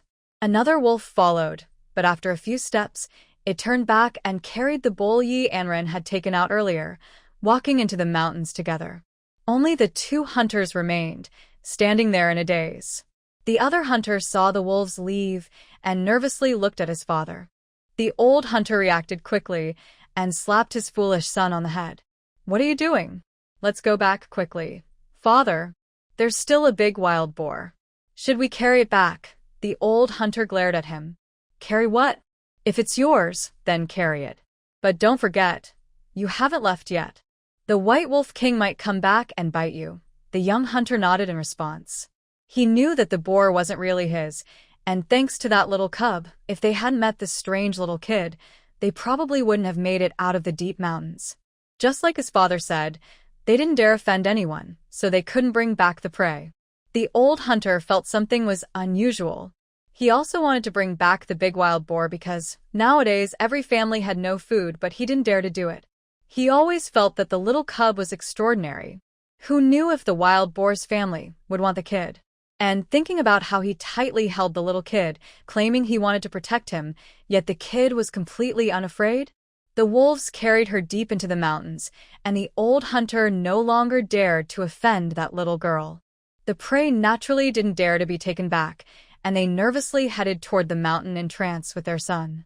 After this experience, the two hunters secretly decided in their hearts they would never come back to the deep mountains again. It was good luck this time. They met a strange little girl. Without such luck, they might have lost their lives. Supporting each other, they stumbled out of the mountains. Anran sat on the white wolf's back, bouncing happily. The white wolf was very excited and ran as fast as it could. The Wolf King also tried to please, wanting to show off in front of the little human child. Anran tugged at the Wolf King's fur on its neck and said, "Run slower." The White Wolf King howled twice and soon arrived at the wolf den. When the Wolf King reached the den, it quickly knelt down on the ground. Anran slid off the wolf's back. She patted the Wolf King's head, and only then did the Wolf King stand up.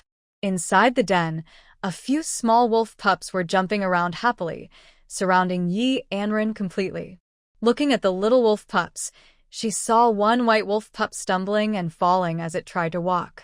It clumsily ran toward her, followed by a female wolf, who was probably the Wolf King's mate. Anran walked over to the little cub and gently held the small, white wolf in her arms. The white wolf stuck out its tongue and licked Anran's chin. She carefully placed the little wolf on the ground. The Wolf King saw how much the little wolf liked the human cub and looked at Anran. He said, "Oh, the human cub seems to like you.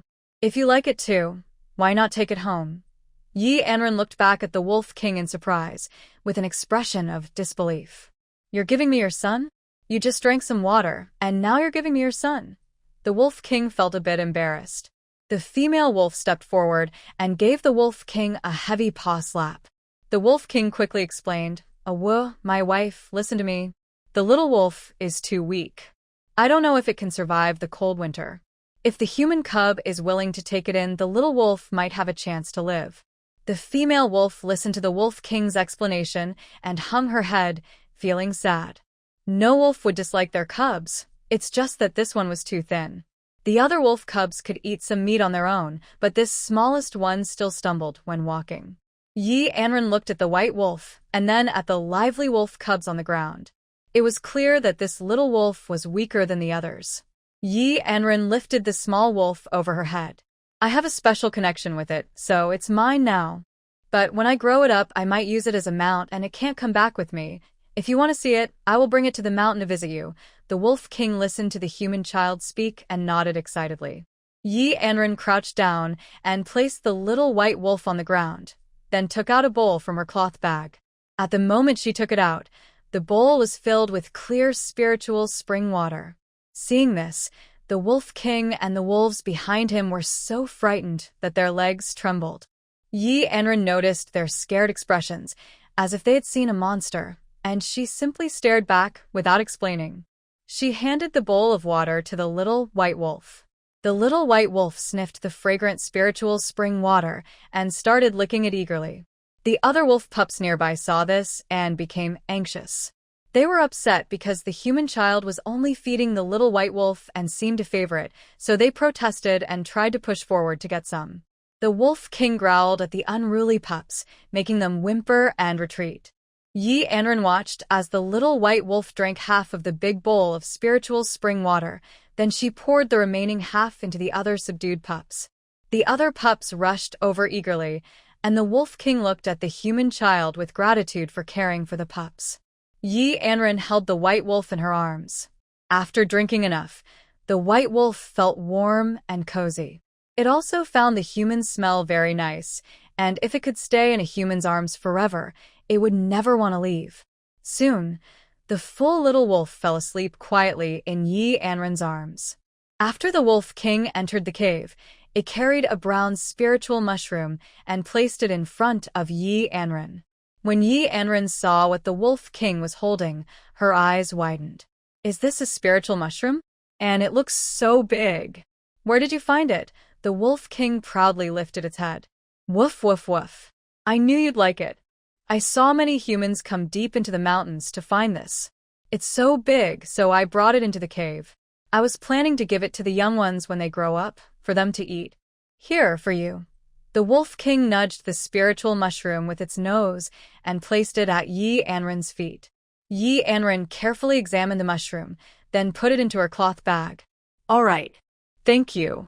As a reward, I'll give you some more water. She approached the empty bowl where the wolf cub had drunk all the water and gently lifted it from the ground. From her space, she poured fresh spring water into a bowl and set it down. The Wolf King didn't care about appearances. It ran to the bowl and started drinking eagerly. Seeing this, the mother wolf howled loudly. Awa, awa, awa. The Wolf King shivered, then stepped back to make space for the mother wolf, whose eyes were full of warning. Yi Anran didn't care about their complicated relationship. She hugged the little white wolf and looked at the Wolf King. Since you've had enough to drink, let's go. Take me for a walk around the forest. The Wolf King responded by crawling on the ground. Yi Anran struggled to climb onto the back of the Wolf King. The mother wolf, seeing the Wolf King leave, had only a little strength left and allowed the other wolves to approach. The mother wolf, along with her pups, returned to the den. Yi Anran was carried by the Wolf King, running through the forest. The whole forest echoed with her cheerful, giggling laughter. They stopped in front of the biggest tree. The Wolf King paused, and Yi Anran finally got off his back. She looked around carefully. She saw various grasses nearby. Some she recognized, but most she did not. In her previous life, she had learned a lot about traditional herbs. She might not recognize some prepared medicines, but she knew more about fresh herbs. Thanks to the internet, she still remembered the basics. Yi Anran spotted a plant called maidong. It's an evergreen herb that grows in shady, damp mountain areas or forests. It stays green even in winter. Its leaves and roots can be used in medicine. It nourishes in, helps produce fluids, moistens the lungs, and clears the heart. Yi Anran reached out and tried to pull a few plants. She then turned to look at the Wolf King with a mischievous gaze, eyeing his claws. While the Wolf King was confused, Yi Anran grabbed his front paw and started digging at the ground. The Wolf King quickly looked around to see if any other wolves were nearby. Seeing no one, he relaxed. Did he care about his image? Here was a human child grabbing his paw and digging at the ground so eagerly. Yi Anran pointed at the maidong plant. This is a medicinal herb that can be sold for money, not just an ordinary grass. Quickly, help me dig it out. Yi Anran saw there were still many maidong plants. She thought she could sell some at the clinic. The Wolf King could only work hard as a laborer, digging with effort. Yi Anran was rummaging through nearby grass when she suddenly saw a plant that looked like ginseng. She quickly ran over. She looked at the ginseng leaves and the familiar red berries at the top of the leaves, and she swallowed nervously. She wondered to herself, could I really be the daughter of the heavenly path? Yi Anran thought that only the heroine in the book might encounter such a thing. She was surprised to find it herself. After a moment of self-admiration, she squatted down and started digging with effort. Meanwhile, the Wolf King had already dug out all the maidong plants. When it looked back and saw the little human cub squatting on the ground, holding something and digging, with its little fluffy hair moving, it paused. The Wolf King tilted its head and watched quietly. It thought, indeed, human cubs are adorable, just like my wolf pups. They're all so cute, hee. After being lost in thought for a while, the Wolf King finally trotted over to Yi Anran, its paw raised. Thinking about helping the young human gather some items, But Yi Anran suddenly reached out and gently pushed away the paw that was being raised. The Wolf King, startled by Yi Anran's sudden action, fell to the ground with a thud. It looked quite sad and looked at the young human. Seeing that the Wolf King was fine, Yi Anran explained, "This is called ginseng. You can't damage the root, or it won't be valuable anymore. So, I don't need your help. I'll do it myself." The Wolf King nodded quietly and lay down, watching the young human dig for ginseng. It took Yi Anran about half an hour to dig out this ginseng. Afterward, she wiped the sweat from her forehead. Seeing the complete ginseng she had dug up, she felt a strong sense of achievement. She put the ginseng into a cloth bag. She also put the several dried medicinal herbs that the Wolf King had dug out into the bag, then clapped her hands. Next, she quickly entered her space. Inside, she washed her hands thoroughly. Outside, the Wolf King saw the young human suddenly disappear right in front of it. It was so scared that it collapsed to the ground. After a while, it lifted its head and howled loudly. When Yi Anran came out of her space again, she saw the Wolf King anxiously pacing back and forth. She gently patted the Wolf King's head and said, "Don't be so surprised. I am not like ordinary humans. All right, take me back quickly. If we stay too long, Grandma will start to worry." The Wolf King didn't understand what the small human child in front of him meant when he said he wasn't an ordinary human. After all, people often came to the mountain, young or old, but none of them made him feel close. Only this small human child gave him a strange sense of warmth. The child also smelled nice, and after drinking water, he felt stronger and clearer-headed. Just now, the small human child was right in front of him, then suddenly disappeared, only to reappear shortly after. Could he be a fairy? Wow. The Wolf King thought, "I've seen a lot in my life, but seeing a fairy is something special." The Wolf King lay down, and Yi Anran climbed onto his back. As Yi Anran headed toward the exit on the wolf's back, he saw a wild boar before they reached the gate. He couldn't help but feel surprised that the two people hadn't brought the boar back. He had planned to take the ginseng and the spiritual mushroom given by the Wolf King home to sell for some money. He thought maybe he could catch the boar again next time he went into the forest. It would be a shame not to take the boar now, so he patted the Wolf King's head. "Next time, I'll ask my little brother to help carry the pig back to my house." The Wolf King howled twice in response and then continued down the mountain. He was fast, and since no one was on the mountain path, he quickly brought Yi Anran to his father's house. After jumping down, Yi Anran patted the Wolf King. The Wolf King quickly turned and ran up the mountain. Yi Anran, holding the little wolf cub, entered the house. Inside, she was stunned to see Grandma Yi and Grandpa Yi sitting angrily in the yard. Next to them, on a small broken table, there was a wooden stick. Yi Anran didn't know what had happened at home. She asked cautiously, "Grandma, Grandpa, what's wrong? Did someone make you angry?" She swallowed nervously, looking guilty. Yi Sanha, listening from inside the house, knew the little one had returned. He grabbed a feather duster and stormed out, looking angry. Seeing this, Yi Anran took a step back. She thought it looked like a court trial. Grandma Yi snatched the feather duster from Yi Sanha's hand. She waved the feather duster on the table, making loud tapping sounds. Yi Anran shivered at the noise. Yi Sanha was also nervous. He had brought out the feather duster to scare his daughter a little. But seeing his mother's attitude, he wondered if she might really hit Yi Anran with it. If that happened, it would be terrible. Yi Sanha hesitated and moved closer to Grandma Yi, thinking if she got too angry and hit Yi Anran, he needed to hold her back. Yi Anran understood that she probably caused worry by going up the mountain without telling her family.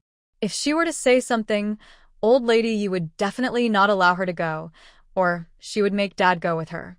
Yi Anran felt that old third Yi was a hindrance. After all, if she wanted to get rich, besides the things in space, she could only rely on the mountain behind. Wang Xianger quickly spoke, "Mother, the child is still young. Just talk, Anran is obedient." Old lady Yi glared fiercely at Wang Xianger. "You talk too much. If you didn't spoil her, would she dare to go up the mountain alone?" After saying that, she looked at Yi Qingqing standing in the corner. And you, knowing that sister went up the mountain, you didn't say anything. If I hadn't asked a few more questions, maybe you wouldn't have said anything. Sister is only a few years old, and you're so easygoing about her going to the mountain. Do you have a brother like that? Old lady Yi looked at Yi Anran, and then at the feather duster in her hand. In the end, she didn't hit Yi Anran. However, Yi Xiuxiu was the one who suffered. Old lady Yi suddenly pulled Yi Xiuxiu forward, and the feather duster was aimed at his backside, giving him a few whacks. Yi Xiuxiu's tears fell rapidly.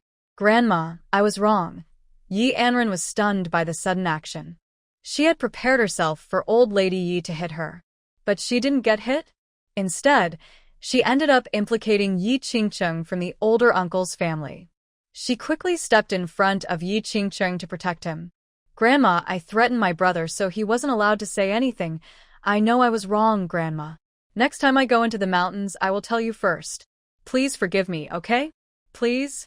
She pulled on Grandma Ye's sleeve and kept shaking it.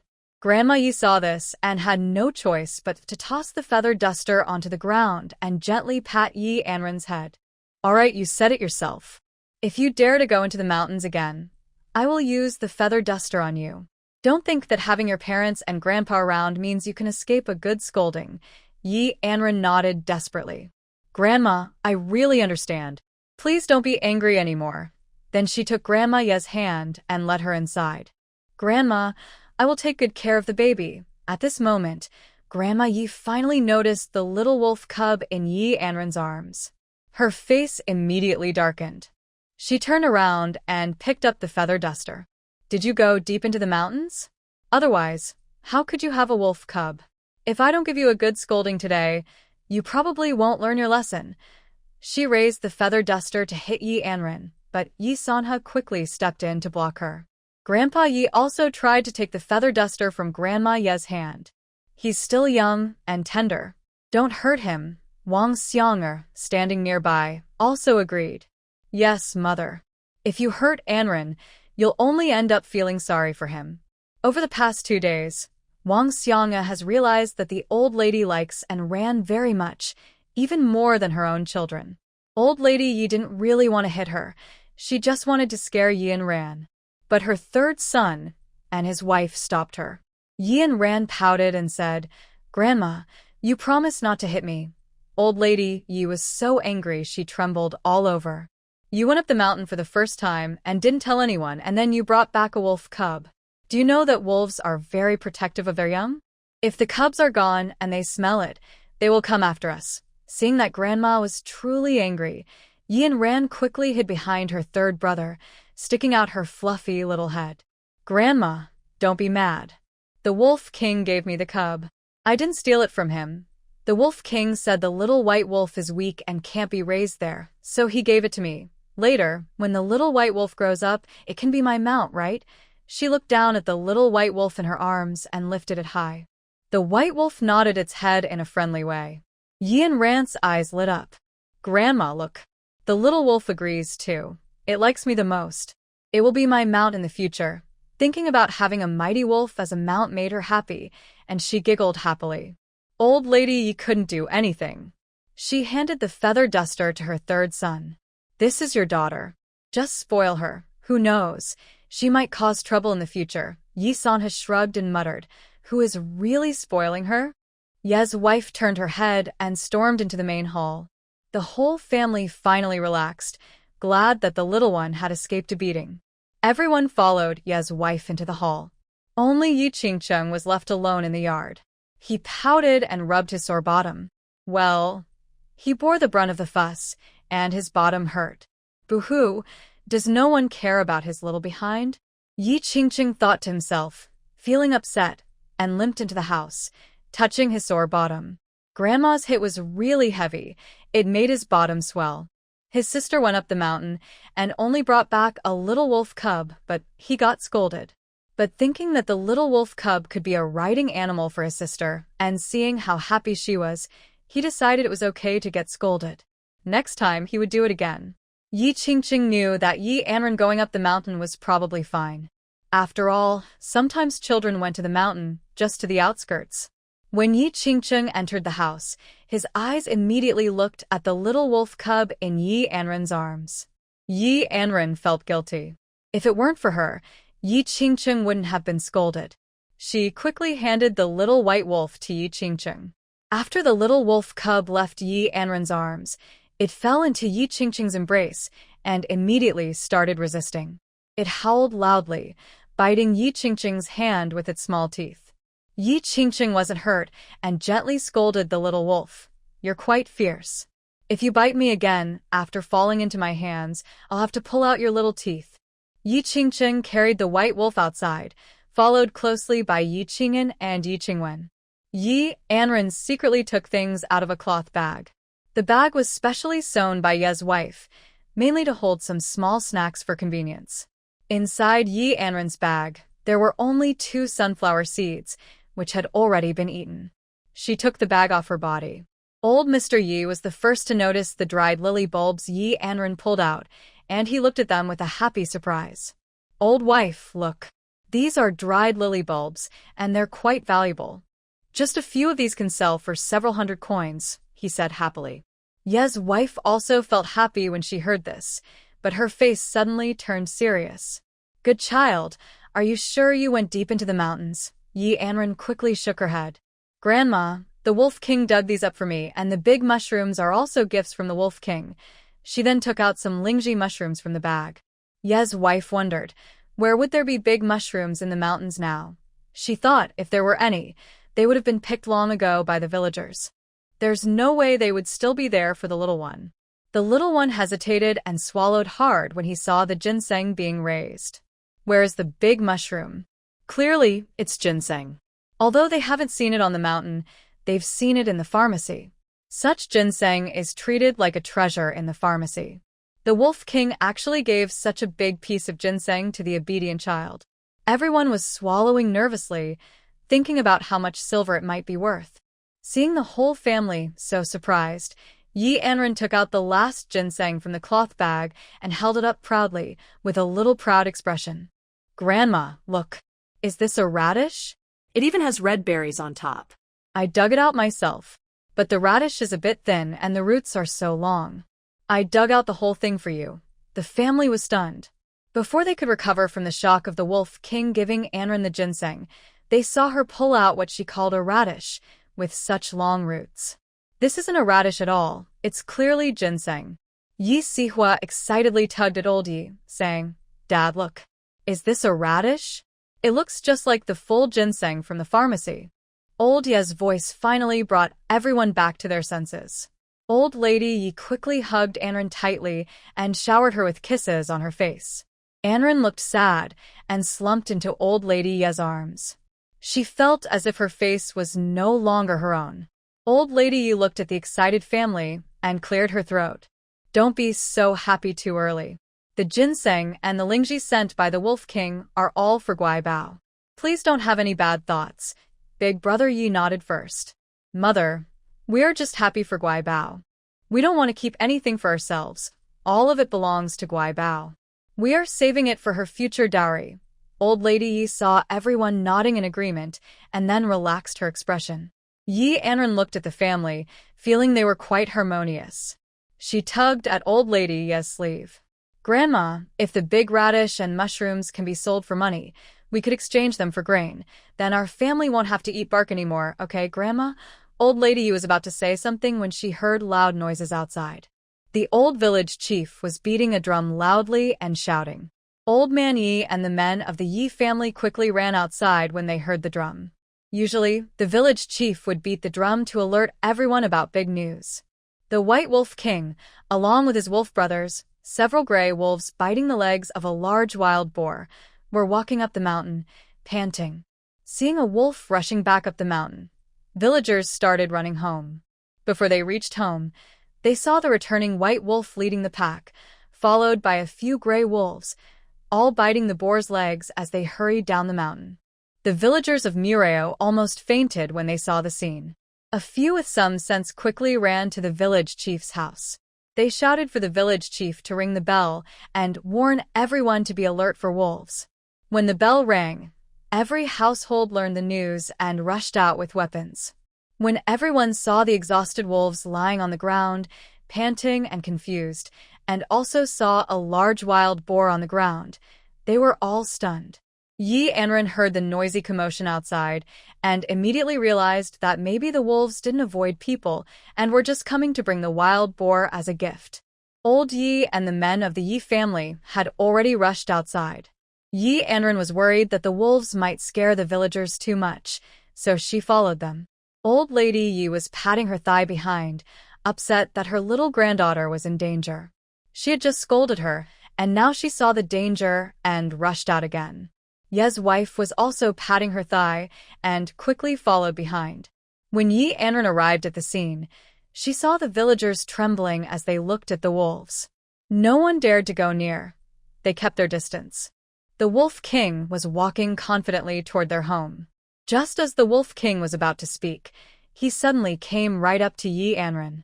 Old Yi was already pushed to the back of the crowd. Everyone kept their distance. When he saw his granddaughter come out, he was worried that the white wolf might bite her. Although scared, he grabbed his axe and rushed forward. "Brat," Anran quickly called out to Old Yi. "Grandpa, the white wolf is here to bring me a wild boar. Please don't hurt it." The Wolf King instinctively hid behind the little human child. It knew that the person in front of him was the child's family. But he was really scared. Maybe a little too scared. Old Yi looked thin and weak, but his eyes were very fierce. Even more fierce than the wolf. Anran first comforted the white wolf, patting its head. "Wolf King, you can lie down here first. After I finish explaining, you can go back." The Wolf King nodded human-like and lay down on the ground. Anran went to Old Yi and tugged on his sleeve. "Grandpa, don't be afraid. The Wolf King really came to bring me a wild boar. Look, this is the big wild boar it brought me, and they are not dangerous." Everyone in the village was stunned. They didn't pay much attention to the little girl from the Yi family who was bought from outside. But now, the little girl said that the white wolf was here to bring her a wild boar. The village chief also sensed something was off. Since Ye's little girl appeared, the Wolf King's eyes had brightened. He looked especially happy and rushed over to Anran. Moreover, Anran whispered something to the Wolf King, and the Wolf King obediently lay down. He didn't look like a wild wolf from the forest. He looked just like a big, friendly dog at the village entrance. Anran saw that she had suddenly alarmed many villagers, so she quickly explained, "Village chief, uncle, aunt, everyone, this white wolf is my good friend. It bit a wild pig on the mountain and was just trying to bring it back for me. I'm sorry if I scared everyone." It was better when she didn't explain, but once she did, people found her even more strange. The old village chief looked at the villagers' changing expressions and quickly tried to smooth things over. "I've heard that Ye's little girl is very lucky. I even heard a wild chicken flew to the old Ye's house. I think good days are coming for the Yi family. Before, they had to walk on flat ground, but now, with little luck, they can fill their stomachs." After the village chief spoke, everyone just thought Anran was lucky, but something felt very strange. Luck bringing some good harvest was normal, but having good luck like wild chickens flying home and wild wolves bringing pigs was odd. One clever old lady approached Yi Lao and whispered mischievously, "Yi family, I heard your little granddaughter was bought with cornmeal. If you have extra, why not sell her to my family? We have better conditions and won't mistreat the girl." Before Yi Lao could speak, Yi Lao's wife's voice rang softly from behind. "Ma wife, have some shame. Our granddaughters are called Jowdy or Pandai, and they don't like girls very much. Now you want to buy Anran back from my family? Your little tricks are all written on your face." The nearby villagers watching the scene all burst into laughter. Old Lady Yi clearly understood the current situation. Anran suddenly caused such a fuss. If she doesn't get some benefits, it will be hard to stop the villagers from talking. Thinking of this, Old Lady Yi went directly to Anran and whispered, "Anran, can you share some of that wild boar with the villagers? Every family is having a hard time now. When our family couldn't afford food before, the villagers were very kind. They even brought us some grain. Do you think that's okay?" Old Lady Yi felt a bit guilty when she said this. Her granddaughter brought back such a big wild boar. It's fine if they're family benefits, but they also have to help the villagers to keep everyone quiet. If their family keeps everything for themselves and some people start having bad thoughts, Anran could be in danger. Anran nodded at old lady Yi and said, "Grandma, you can decide everything." She understood her grandmother's worries. Old lady Yi replied, "Okay." Then she turned to the villagers and the village chief and said, "My granddaughter was taken to the city by her father and grandfather to sell wild chickens. We even met an old expert who said my granddaughter is a lucky star, talking about future good fortune, everyone in the same village. The little lucky star's blessings can surely bring good luck to you all, but you must not go around talking nonsense. We are all from the same village. If anyone dares to spread rumors, don't blame me, the old woman, for coming to confront them and giving them a piece of my mind. My family gets half of the wild boar, and the other half is shared by the village chief among the villagers." When she said this, the villagers who had been jealous before immediately brightened their eyes. Since the little girl from the Yi family said that the wolf sent a wild boar to their house, everyone had been drooling with greed, thinking about how they had no connection to it, but still wanted a share. Now, hearing that the usually stingy old woman from the Yi family was willing to give half to the village, everyone was happy. Many people started complimenting her. Yi family's child is truly lucky. Even the old masters in the city say he's a little lucky star. In the future, the villagers will be better off, and maybe he can bring good luck to everyone. That's right. I also think this child is very lucky. Oh, let's have Annie hold him. Yi family's sister-in-law, you are really something. One young wife directly gave a big thumbs up to the old woman from the Yi family. Then she started a long string of flattery. Yi Anran saw this, but didn't pay much attention to the adults' conversations. She went over to the Wolf King and first patted its paw. "Quickly take your little wolf brother back home, and I will take care of your child. In the future, if you want to find you, it will be on the mountain. Please don't come down again, or you'll scare the villagers." The white wolf looked a bit wronged. It wondered, why would it scare people? Besides, they are just wolves hunting in the forest. They've never eaten human flesh. It didn't argue, just howled a few times, and the other gray wolves followed the Wolf King, turning to head up the mountain. Old man Yi went to the big wild boar and crouched down to look at it. This wild boar probably weighed about 300 jin, around 150 kilograms. Half of it belonged to the village, so his family could get nearly 150 jin. He thought about selling the other half in the city, which made him very excited. He turned to look at the old village chief. "Village chief, our village doesn't have a hunter. Maybe we can ask the hunter couple from the neighboring village to help us kill the wild boar? Later, we can give them the internal organs and other parts." The old village chief heard this and sent his son to call the old hunter from the neighboring village. Since it was Ye's young girl who prepared the wild boar, they started butchering it right in Ye's yard. Yi Anran played in her room for a while, and when she came out, she saw the hunter father and son in the yard, looking at each other awkwardly. What a coincidence! The old hunter wiped sweat from his forehead and caught sight of a little girl. When the little child's appearance was clearly seen, the butcher's knife in his hand clattered to the ground. The middle-aged man nearby looked confused. "What's wrong with Dad? Can't he even hold the butcher's knife steadily? Dad, what's wrong?" The old hunter ignored him. The middle-aged man followed his father's gaze and looked ahead. When he saw the little person, he immediately stood up. "Dad, am I dreaming? Is that the little kid from the mountain?" Seeing this, Yi Anran covered her face with her small hand and turned back into the house. The old hunter understood what the little bundle of joy was doing. It seemed he didn't want others to know. Of course, if he could communicate with wolves and had such a good relationship with them, he definitely wouldn't let others in the village find out. The old hunter looked again at the big wild boar he had just opened up. He thought to himself, why does this wild boar look so familiar from the moment it came over? It was the culprit almost tramping them to death. Now that the wild boar was opened up, it seemed they were somehow connected. After Yi Anran returned to her room, Yi Qing'an came in and asked, "Sister, didn't you say we'd go out together? Why are you back so soon?" Ye Anran siket.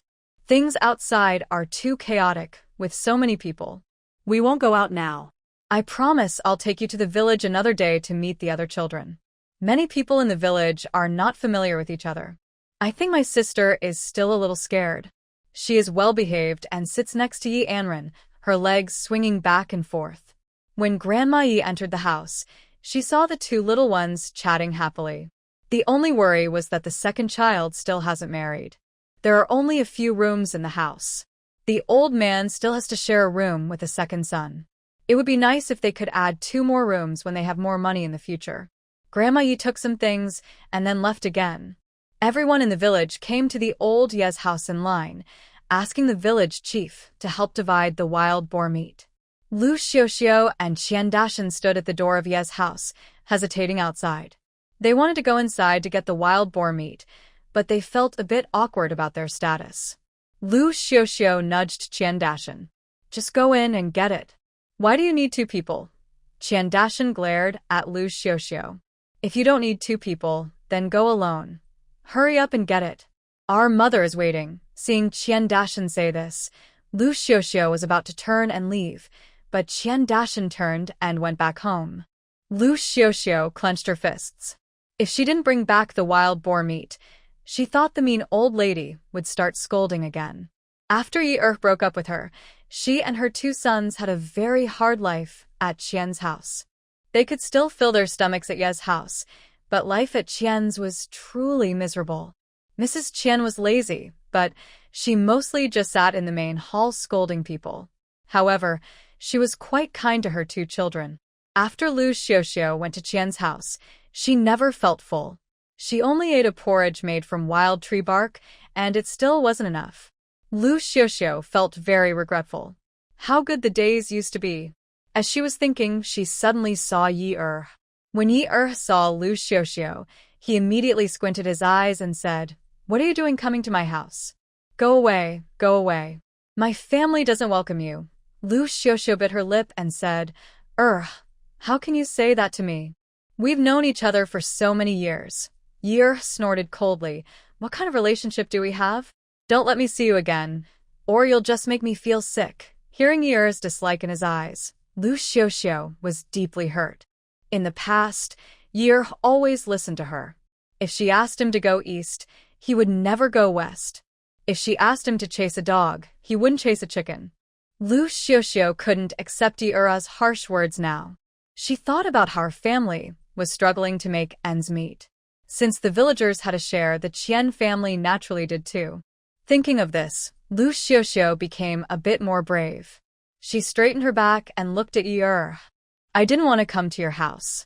The old village chief just announced that each family should send 1 person to pick up wild boar meat from your place. I'm here to get it for the Qian family. It's their share of the wild boar meat." When Yi heard this, he burst out laughing. "Old village chief, how could you not know our relationship? Even if every family in the village has a share, there's no way your family does. Don't embarrass yourself by acting foolish. Just leave now." Old man Yi also came out of the yard. Seeing second brother talking with Liu Xiuxiu, his face immediately changed. Worried that second brother might feel upset, he looked at Liu Xiuxiu and said, "You're here to get wild boar meat, right? Just wait a moment." Old man Yi quickly turned back into the house and took a small piece of wild boar meat belonging to the Qian family. But when he reached the door, second brother Yi snatched it away. "Father, are you confused? Our family and the Qian family definitely won't have any more dealings. Why should we give them wild boar meat?" All right, father, just go to your work," he said, holding the wild boar meat, leaning at the door and looking at Liu Xiuxiu. "If you want the wild boar meat, you can kneel and beg me." Second brother Yi looked at Liu Xiuxiu with a teasing expression. Thinking about what Liu Xiuxiu had done, he felt very angry. He had even raised her child for many years, and Liu Xiuxiu suffered no loss. After the truth came out, she took her son and moved directly to Qian Dashan's house. Such a woman is truly disgusting. Liu Xiuxiu stared at second brother Yi and said, "What did you say? You want me to kneel just for this piece of wild boar meat? I tell you, second brother Yi, there's no way. If you want to insult me, you're not qualified." After speaking, Liu Xiuxiu turned and left. But when she got home, her mother-in-law scolded and hit her because Liu Xiuxiu couldn't bring back the wild boar meat. "You're useless. I told you to go get the wild boar meat, and you come back empty-handed? Tell me. Why didn't you bring the meat back?" Liu Xiuxiu told her mother-in-law about Yer insulting her and demanding she kneel before giving her that little piece of wild boar meat. But her mother-in-law got even angrier. She grabbed a broom and beat Liu Xiuxiu harshly. "You shameless girl. If I tell you to kneel, then kneel. Why do you act so proud when you kneel? You did something wrong and people hate you and refuse to give you the wild boar meat. You just let them vent their anger and the meat ends up in your hands." Liu Xiuxiu refused to go back to Ye's house to ask for the meat again. Her mother-in-law went herself. When old lady Yi heard that the Qian family came to ask for the wild boar meat, she stood at the door and laughed. "Anyone in the village can get some, except your family. Don't bother coming here again." The villagers who hadn't received their meat yet also laughed out loud. "Yes, Mrs. Qian, think about what your son and daughter-in-law did. How dare you come to old Ye's house asking for the wild boar meat? Shame on you." Her mother-in-law sat on the ground, clapping her hands on her thighs. "Oh, what a shame. All the villagers should share. Why shouldn't our family get any? The village chief, you must stand up for my wife. Isn't this bullying our family?" The old village chief didn't want to get involved at first, but since Mrs. Qian kept calling him, he felt a headache and finally stepped forward to help her up. "Qian family, you should go home quickly. The wild pig meat isn't from the village. It was kindly shared by old Ye's family with the villagers. Since they don't want to give you any, why bother making trouble for yourself?" Seeing the old village chief speak like this, Mrs. Qian understood that no matter how much she caused trouble at old Ye's house, she wouldn't get any wild pig meat. She angrily headed home, thinking about what Liu Xiuxiu had said. Yer had already promised Liu Xiuxiu that he was willing to give her some wild pig meat, but only if she knelt down. Yet Liu Xiuxiu, for the sake of her pride and dignity, let her lose a big piece of the wild pig meat for nothing. Mrs. Qian grew more annoyed as she thought about her daughter-in-law, who only knew how to eat at home. Yi Anran was lying in her mother's room, tossing and turning while looking at the earthen wall. She even wondered if a strong wind came, would the house collapse? Moreover, the Yi children were all grown up now and should be going to school. She was planning to sell some medicinal herbs to rebuild the house and send a few brothers to study. Yi Qingwen and Yi Qingcheng, her two older brothers, were both very well-behaved. Yi Qing'an from the third family was especially well-behaved despite being so young. She had told her that she wanted to become a general more than once. Even learning martial arts required knowing how to read, so the outside noise suddenly faded away. Yi Anran wondered if they had already divided the wild boar meat so quickly. She jumped off the bed, put on her shoes, and hurried out the door. After leaving the house, she saw that no one was in the yard, and the wild boar still looked like it hadn't been fully divided. Once outside, she saw many children heading toward the village entrance. Among the children, she spotted Yi Qing'an and quickly called out, "Brother Qing'an." Hearing her voice, Yi Qing'an stopped and turned around to see Yi Anran. He came over and said, "Little sister, everyone in the village is going to the entrance. I heard the old village head was called away for a meeting." Yi Anran frowned. Just moments ago, they were happily dividing the pork. Why did the old village head suddenly call all the villagers away? She grabbed Yi Qing'an's sleeve and asked, "Why did he call everyone away?" Yi Qing'an shook his head and replied, "He said Grandpa the village head is holding a meeting, maybe about submitting grain or something." She wasn't sure, so she said, "Let's go and see." Yi Anran followed behind Yi Qing'an and the other children, heading toward the open space at the village entrance. When they arrived, they saw the village head standing at the front, talking about something. The people from the county office came and said they need to collect taxes early this year. As soon as they said that, all the villagers sighed deeply. This year they have to pay taxes early. Isn't that just asking for their lives? The villagers already have no food to eat and are eating tree bark. How can they survive if taxes are also collected? Everyone was talking quietly among themselves. The village chief cleared his throat and said, "There is one more thing. Not only will taxes be collected early, but they will also be increased by 10%. Additionally, if a family cannot pay in grain, the county officials said they need to send one man to do forced labor. Furthermore, each household must send one person for forced labor. If someone refuses, they must pay 10 taels of silver. When the villagers heard this, they were all stunned. One old man, over 50 years old, stomped his foot and sat down on the ground, cursing loudly. Darn the heavens! Darn the cruel emperor! Isn't this just making everyone suffer and die? After cursing, the old man's family quickly tried to cover his mouth. Shut up! Don't talk nonsense, or it will bring trouble to our family. If the higher-ups ask us to pay, we have to pay. Do you want our whole family to be sacrificed just because you're angry? The old man knew he had said too much, but didn't the emperor want their lives? They are just ordinary people. How can they argue with the emperor? The village chief felt uneasy. He knew everything about Xinhua village. Every household was struggling to find enough food. The emperor is usually kind to the people. Why would he suddenly give such an order? Not only do they have to pay their grain early, but the amount is increased by 10%. If a family has a man and they can't provide enough grain, they must send 2 men to do forced labor. At this moment, a man in his 30s looked at the old village chief. I heard the front lines are very chaotic and many people have died. They probably want to find some men from the villagers to serve as shields, right? Hearing this, those already hopeless felt even more despair. The old village chief didn't know what to do. His family couldn't pay their grain either. He had 3 sons, but first, they couldn't provide enough grain, and second, they were forced to do forced labor unless they paid 10 taels of silver. They couldn't pay either grain or silver. His 3 sons might be sent to the front, probably never to return. The old village chief couldn't bear to see this happen. The villagers were even less willing. Some men had already decided to escape. One man shared his thoughts aloud. The old village chief shook his head. Don't even think about escaping. Wherever you go, you'll need household registration.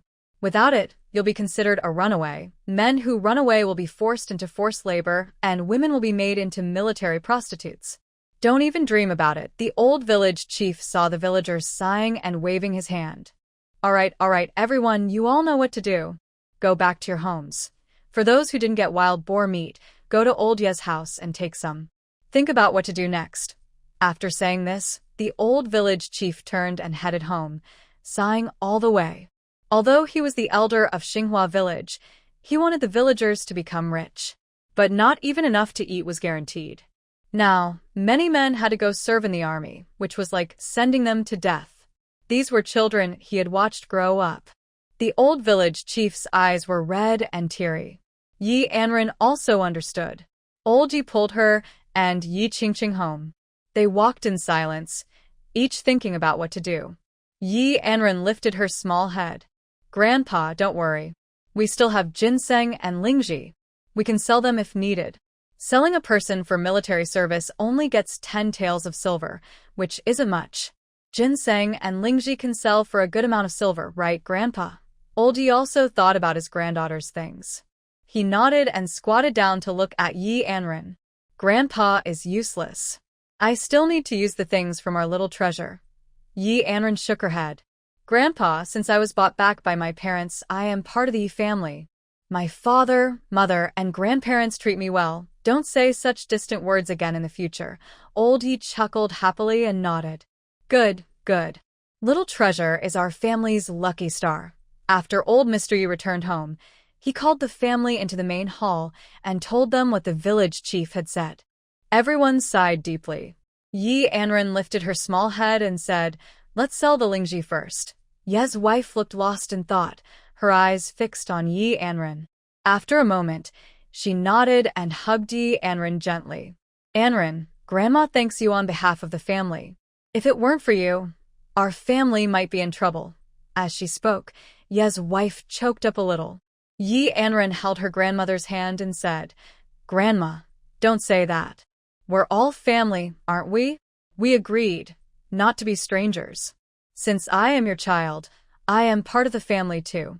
You are my grandparents and you have uncles and aunts as well. Ye's wife nodded and looked at Wang Xiang. You go and take the little one to the room. Wang Xianga responded and picked up Yi Anran, carrying her into her grandmother's room. Seeing everyone, Ye's wife pounded the table and said, "You all saw that. And you, little ones, remember to be kind to your sister in the future. If it weren't for your sister, your father might have had to go to the front lines for hard work, risking his life." The children nodded seriously. After discussing, Ye's wife decided to let the old man take the Lingji to the city to sell. Yi Anran was sitting on her wife's bed, swinging her feet, thinking about going up the mountain to find more reishi mushrooms and ginseng. Even if they are young, she could store them in her space. The space's flow is quite fast after all. Even small ginseng and reishi mushrooms should grow into large ones in no time. When Yi Anran returned to her space, she saw that it had changed a lot. She smiled softly.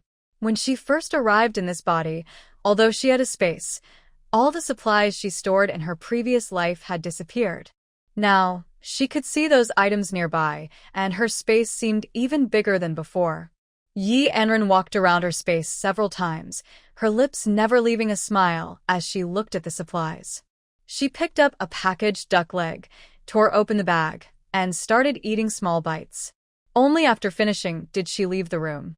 Her wife and the old Yi couple had already discussed it. They were going to sell the reishi mushrooms. When Yi Anran came out of her room, she saw the whole family coming out of the main hall. Old Yi's third son waved at her. "Sweetie, Dad wants to go to the city with your grandpa to sell the reishi mushrooms. Do you want to go too?" Yi Anran nodded heavily. "Dad, I want to go. After selling the reishi, I want to buy some candy." Her wife glared fiercely at old Yi's third son. "Third son, did you hear that?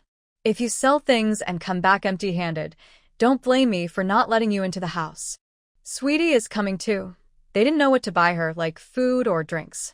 Old man Yi responded to old woman Yi, "Mother, I will remember this time and won't forget." Old woman Yi waved her hand. "Go quickly." Old man Yi took his sons and went to the neighboring village. They knocked on a door at one of the houses. He talked to the old man who was driving a bullock cart about renting his cart to go to the city. The old man knew old man Yi. He hurried to the backyard to bring out the cart. Old man Yi drove the cart, and old third Yi was the first to carry Yi Anran into the cart. The Yi family sat on the cart and headed toward the city. Old man Yi was worried that the spiritual herb in his arms might fall out, so he quickly placed the cloth bag containing the herb into old third Yi's arms. "Third, you must watch over this carefully." Old third Yi responded and kept feeling the herb during the trip. The herb was brown and it looked like it wasn't very old. When they reached the city and headed to the medical clinic, old man Yi walked in front. The clinic looked quite big. Inside, the young apprentice saw so many people and asked, "Are you here for medicine or to see a doctor?" Old man Yi whispered to the young apprentice, "Do you buy medicinal herbs here?" "Yes, we do," the apprentice replied. He then went to the backyard to find the shopkeeper. When the shopkeeper came out, he first looked over the family, observing their clothes. He looked up with a dismissive expression and said, "You say you're selling herbs. Show me some herbs first so I can see." Yi Anran tugged on old man Yi's sleeve and said, "Grandpa, let's stop selling here and go to another shop to look around." Old man Yi nodded and turned to leave. The shopkeeper watched their family walk away, their figures fading into the distance. He spat on the ground angrily and said, "Bah, what's selling herbs? I think they just came to tease me." The family was dressed in ragged clothes, so what good herbs could they have? He also glared at the herbal apprentice and said, "Next time someone claims to sell herbs, just chase them out. Do they really think rural folks are so lucky to find good herbs?" The shopkeeper looked at them with disdain, and old man Yi understood this too. Yi Anran knew very well that even if they showed the spiritual mushrooms, they wouldn't get a high price. It might even cause trouble, so they decided to go to another pharmacy. Old man Yi, who had lived for many years, understood this well. When his little granddaughter said they wouldn't sell here anymore, he turned around and left. The group arrived at the building across the street, which had a big sign that read, "For Seasons Medicine Hall." Inside, they saw the shop assistants busy with many customers waiting in line. Old man Yi asked one of the assistants, "Do you still buy medicinal herbs?" The man first knocked on the shopkeeper's door and mentioned that someone was coming to sell medicinal herbs. After hearing this, the shopkeeper came out and asked, "Are you here to sell medicinal herbs?" Come in, everyone, please sit down." Once everyone was seated, the shopkeeper asked, "I'm not sure what kind of herbs you're selling. Could you show me first?" Anran took a small cloth bag from his pocket, which contained dried lily bulbs. He looked at the shopkeeper and asked, "Are you interested in buying this?" The shopkeeper took the lily bulbs from Anran and examined them carefully. He nodded and said, "These 6 lily bulbs, I can offer 300 coins. Anran didn't know the value of these herbs, so he looked at old Yi, who nodded slightly. Anran understood that the shopkeeper's offer was reasonable. Old Yi then took out a piece of cotton cloth wrapped around a piece of reishi mushroom. The shopkeeper saw this precious item in his hands and guessed it was valuable. When Old Yi opened the cloth, the shopkeeper was a little surprised. He gently held the reishi mushroom and said, "The reishi looks quite complete, but it's only a few decades old. If it were purple reishi, it could fetch a high price, but this is just ordinary red reishi."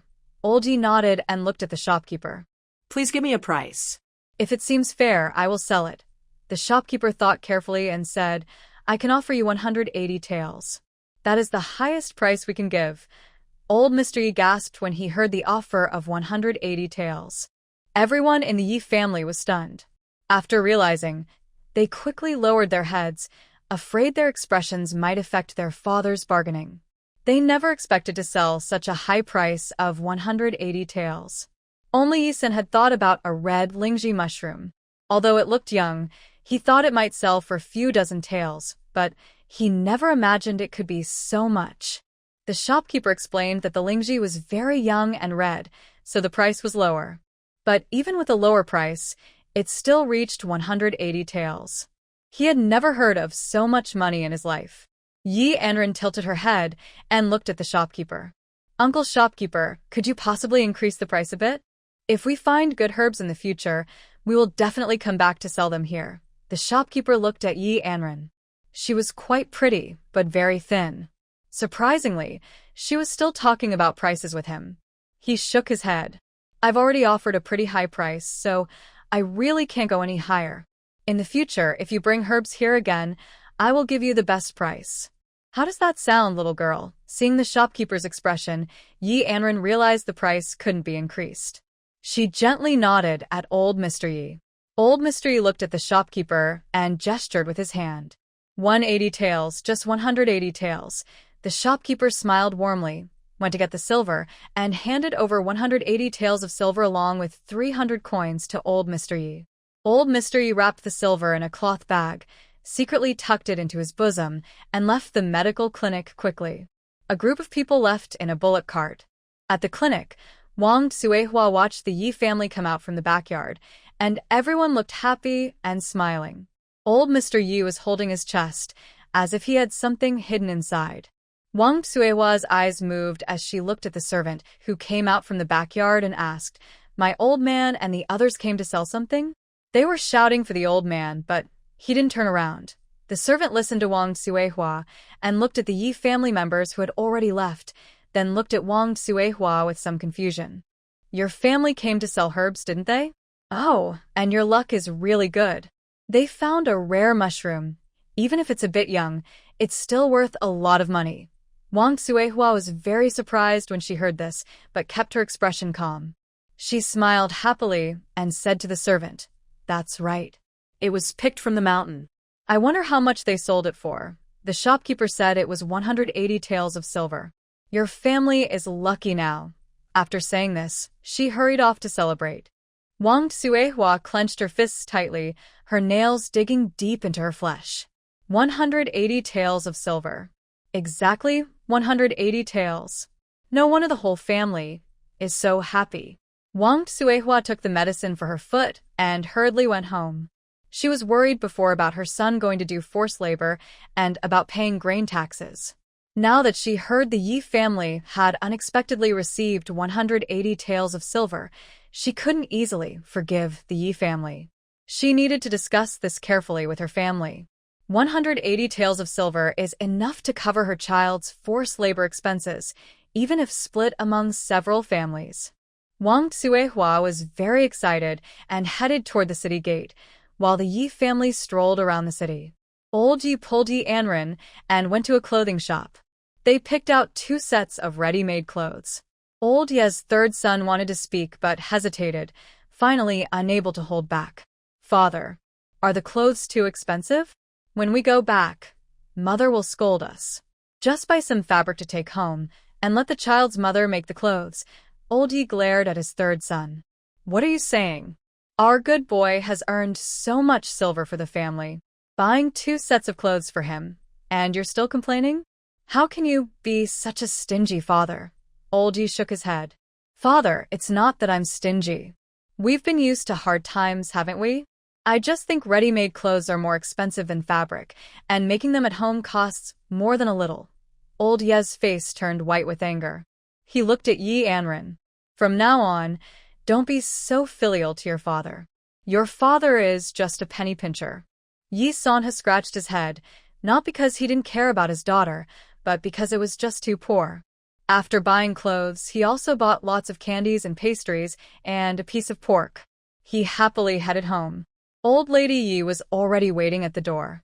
When she saw her husband and the others returning, she happily asked, "Old man, how much did the Lingji sell for?" Old man Yi put his finger to his lips. "Sure. Bring the things inside first, then we'll talk in the house."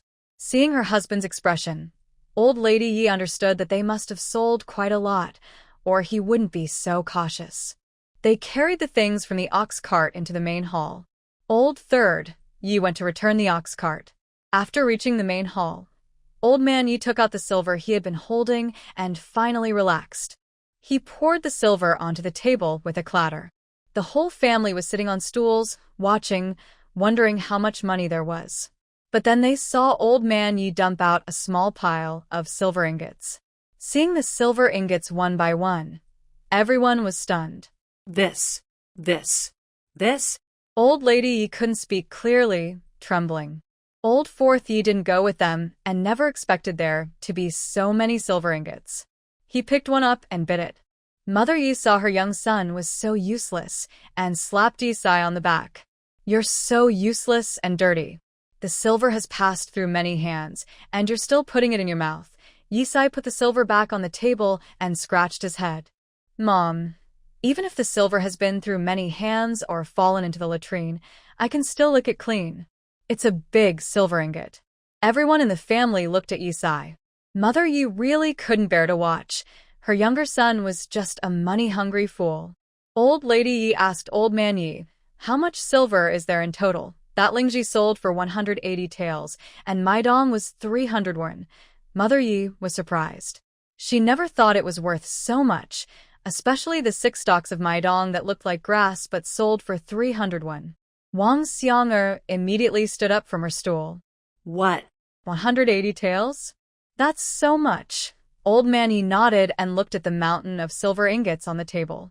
He patted the table. These silver ingots were all earned honestly. Our family's child earned them, but we can't just be greedy for his money. In the future, there will be many places where we need silver. So, we plan to take some out now to help the family get through this tough time. Also, we might save some or use it to buy a shop in the city for our child, or rent it out, or buy a small courtyard as a dowry for her marriage. Old Mr. Yi knew that wealthy families often prepared a full dowry for their daughters, covering everything they would need in their new home.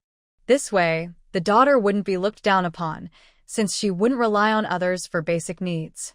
Old Mr. Yi believed, as his wife said, that the little girl was a lucky star, and now he was convinced of it. Sweet Bao's life should be filled with happiness, eating, drinking, and having fun. If it weren't for Sweet Bao, his son might have lost 2 children, so he couldn't help but love his little granddaughter. Yi Anran shook her head and said, "Even if we had a lot of money, being able to keep it is the real skill. Grandpa, I want my brothers to go to school. Among the 3 brothers, someone should be able to read. All my brothers are smart. If they learn to read well, they could become officials and protect me, their little sister." She patted her chest and looked brightly at old Mr. Ye's 2 sons and Yi Qing'an. When old Mr. Yi heard her words, he suddenly turned to look at Yi Anran. Are you saying you want to give money so your brothers can go to school? Old Mr. Yi had always wanted his grandchildren to study, but they lacked the ability. Plus, the harvest from the fields was poor, so they couldn't afford to send anyone to school. As a result, the children, now grown, still couldn't read even half a word. Zhao Meiji and Wang Xianger were nearby, moved to tears by what they saw. The little one actually wanted the children to go to school. Grandma Yi shook her head and was about to speak, but Yi Anran quickly said, "You don't want to use my money, or are you afraid of feeling guilty? But since I am part of the Yi family, I hope the big family gets better and better. I don't think my good luck will end here. In the future, I will earn more and more small coins. I want to buy a big gold bracelet for Grandma." As she spoke, Yi Anran leaned into her wife's arms. Yi Anran is always kind. If you treat her well, she will return it 100 or 1,000 times. But if someone tries to trick her, don't be surprised if she doesn't hold back. Her wife was not pretentious. She held Yi Anran in her arms and looked at the family. "Good children always think of you. You must study hard in the future and not let your sister down." "Got it."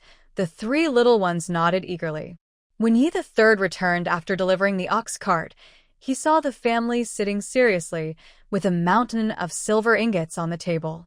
"Father, Mother, I'm back." His wife didn't even glance at Yi the Third. Seeing no one responded to him, Yi the Third squeezed next to Yi the Fourth and sat at the table. Wang family after returning home, Wang Xuehua gathered the whole family together. She also called several relatives from the same village to come to her house. Because of the issue with forced labor, everyone in the village felt uneasy. Wang Xuehua still insisted on calling them all over, and they all looked unhappy. Wang Xuehua also wants to keep all the money for herself, but she understands that their family is small. If they really go to the old Yi family, they might not be a match. So, she called all the relatives to her house to discuss carefully. "Stop making that face.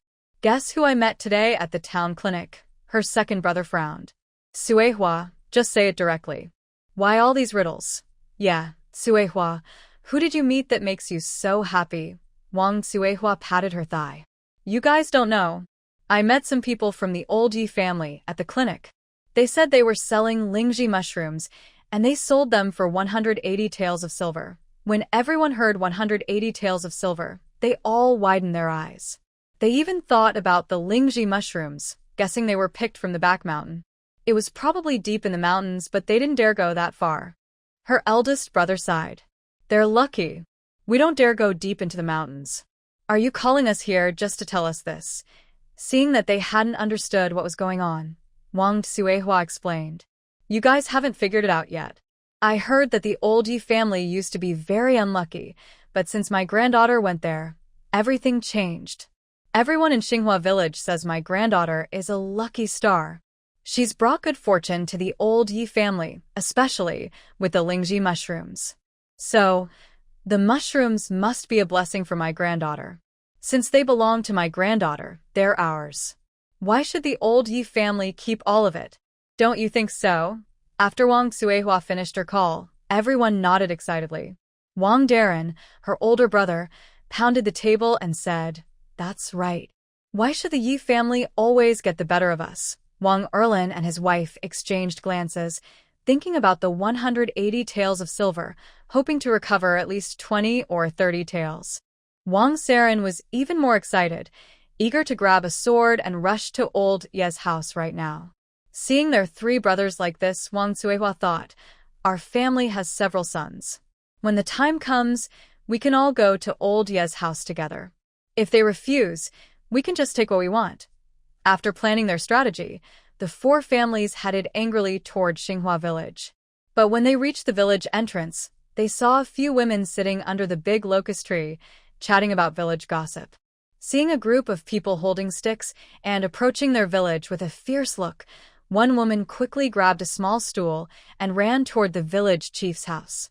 The old woman was usually slow on her feet, but when something like this happened, she moved very quickly.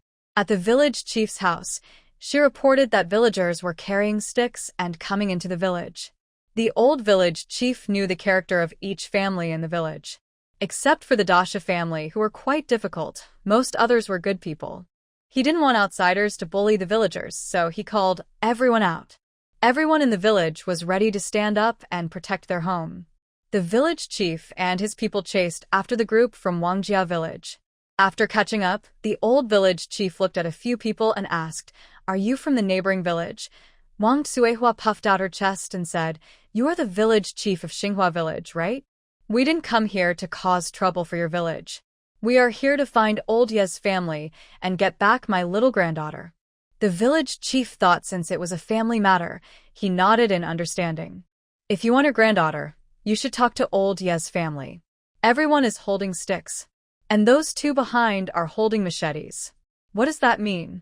Do they want to hurt someone?" The two men moved their machetes slightly and looked at the village chief with a smile.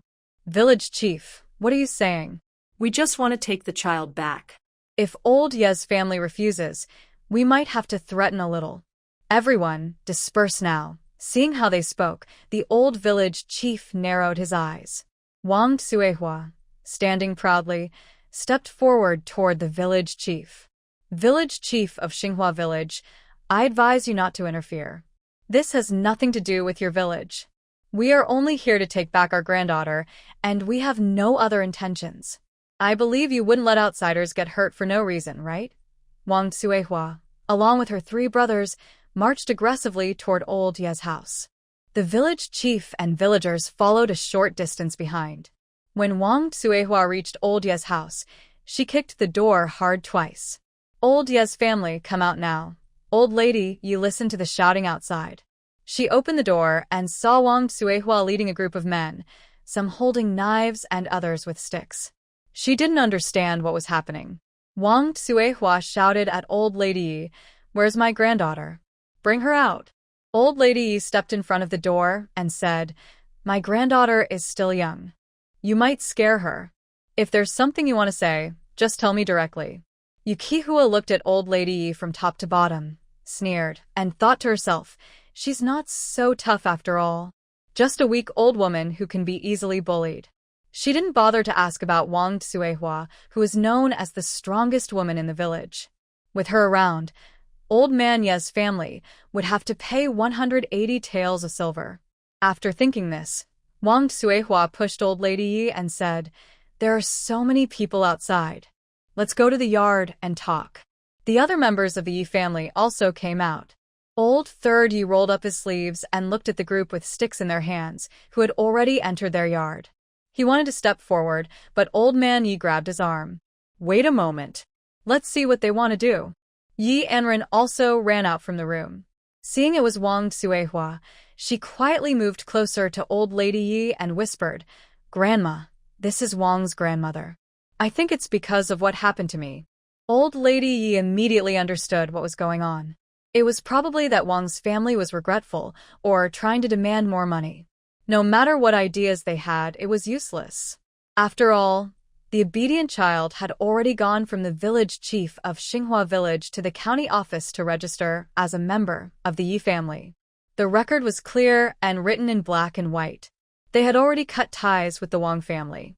The obedient child now bore the Yi surname and had nothing to do with the Wang family. Wang Suihua quickly closed the door when she saw the villagers outside Xinghua village. Old Yi Sen glared at Wang Suihua. "You, wife, it's fine that you come to my house, but how can you shut my door without permission?" Wang Suihua looked at him fiercely. "What we want to talk about is private. It wouldn't be good if others overheard."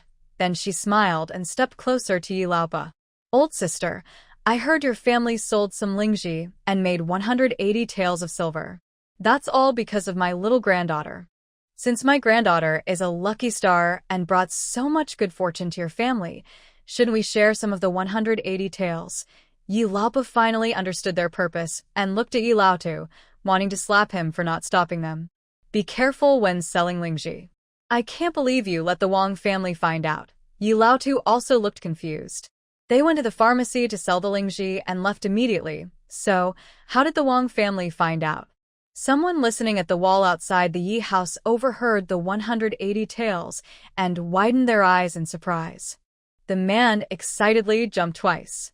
"Old village head, I heard from the woman who came inside looking for trouble with the Yi family that they sold some Ganoderma mushrooms for 180 taels of silver.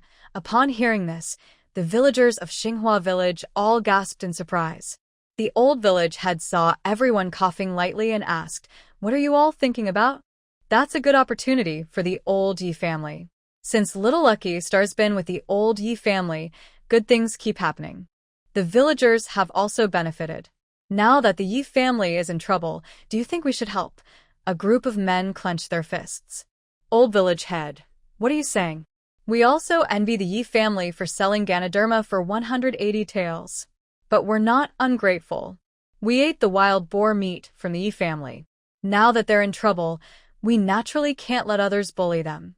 Another man beside him pulled his older brother and corrected him.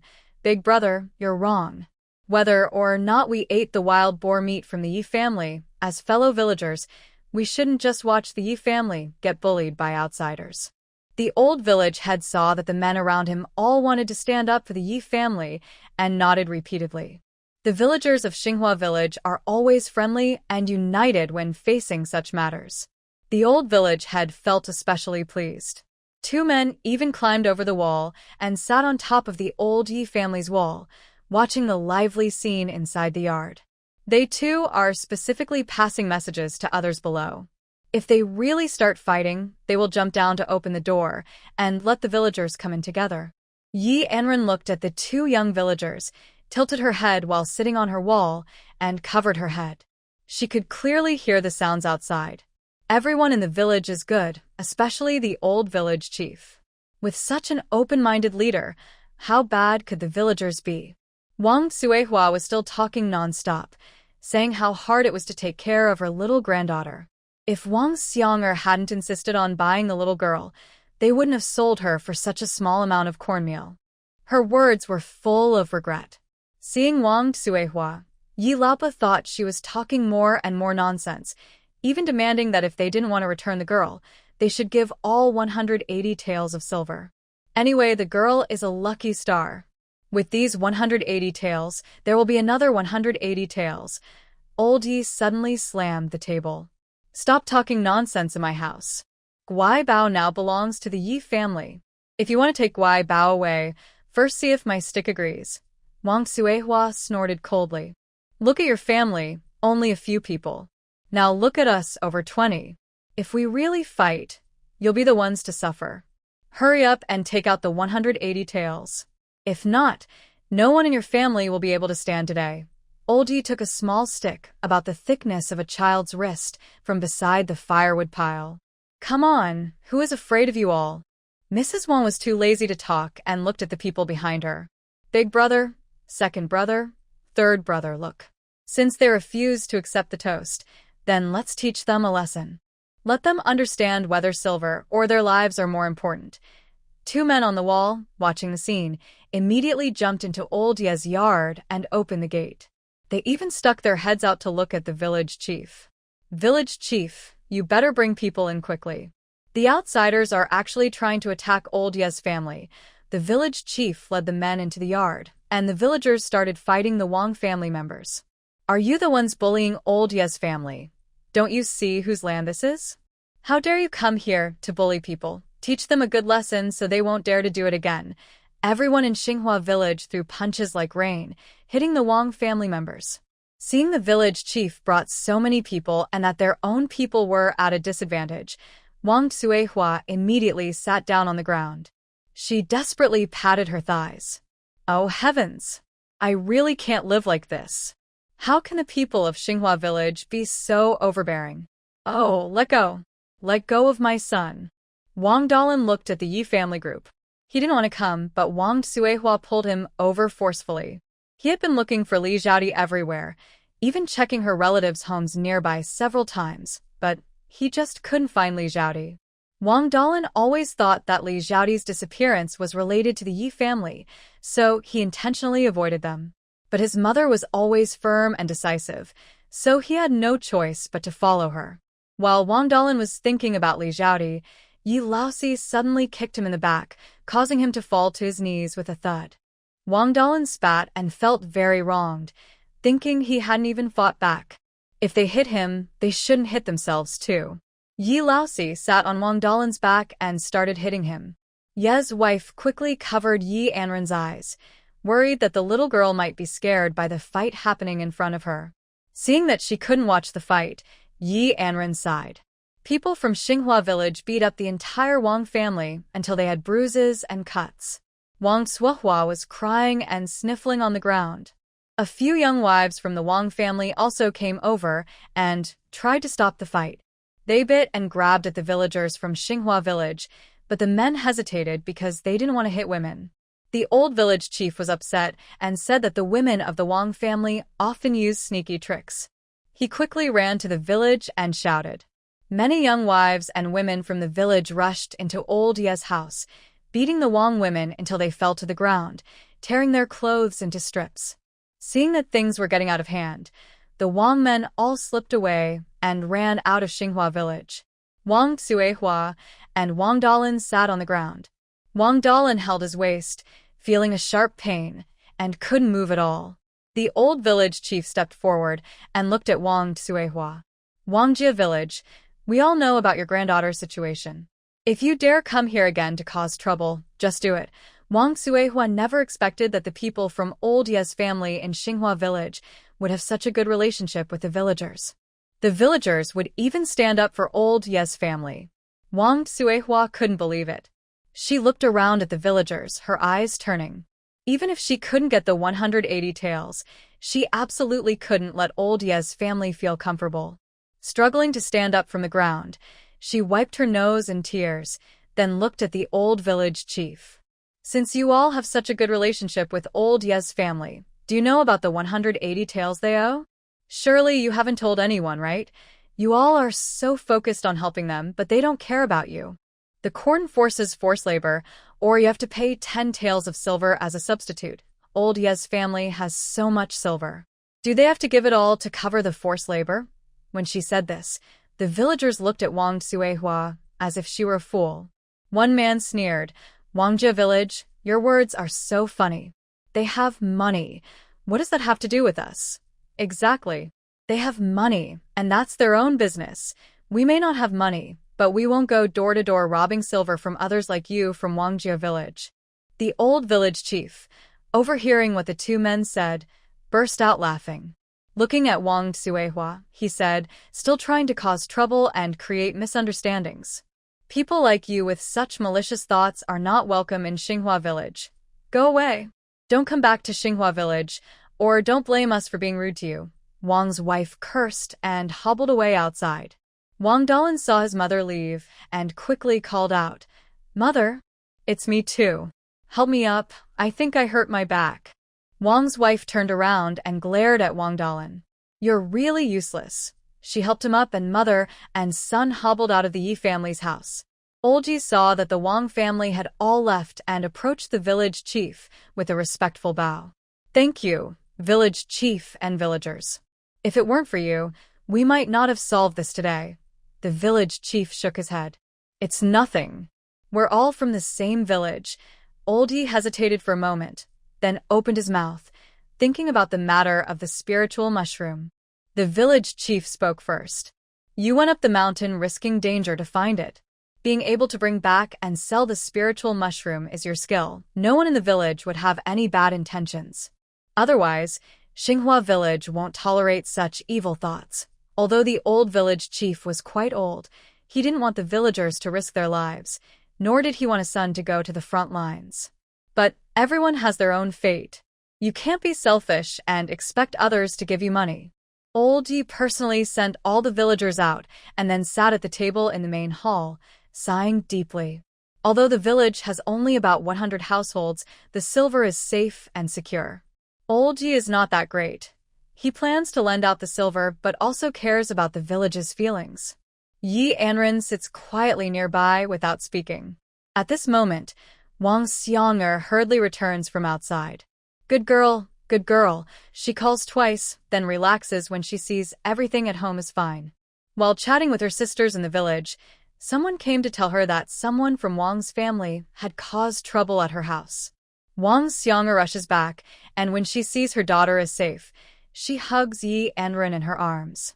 Good girl, are you scared? Yi Anran shakes her head. Mom, I'm fine. That's good. Feel the fur. No need to be afraid. Wang Xianger strokes Yi Anran's fluffy little head and pats her back. Then she turns to old Ye's wife and says, Mom, many old men and women in the village say they plan to go into the deep mountains tonight.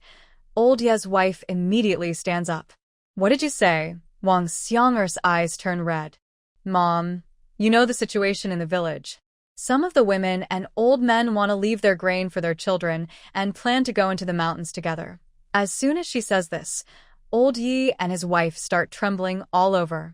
When they truly have no way out, with no food left, the old people think about going into the mountains early to find a good place, lie down, and leave their fate to luck. Yi Anran still didn't understand what her mother was talking about. Old Lady Yi sighed. How many families are there in total? Wang Xianger shook her head. We only know of 10 families going into the mountains. They say it's for good reasons, but what if they find other ways? Everyone knows going into the mountains is just to save food for their families. They might end up starving themselves to death. Mother, you say they. At this point, Wang Xianger choked up and tears started to fall uncontrollably.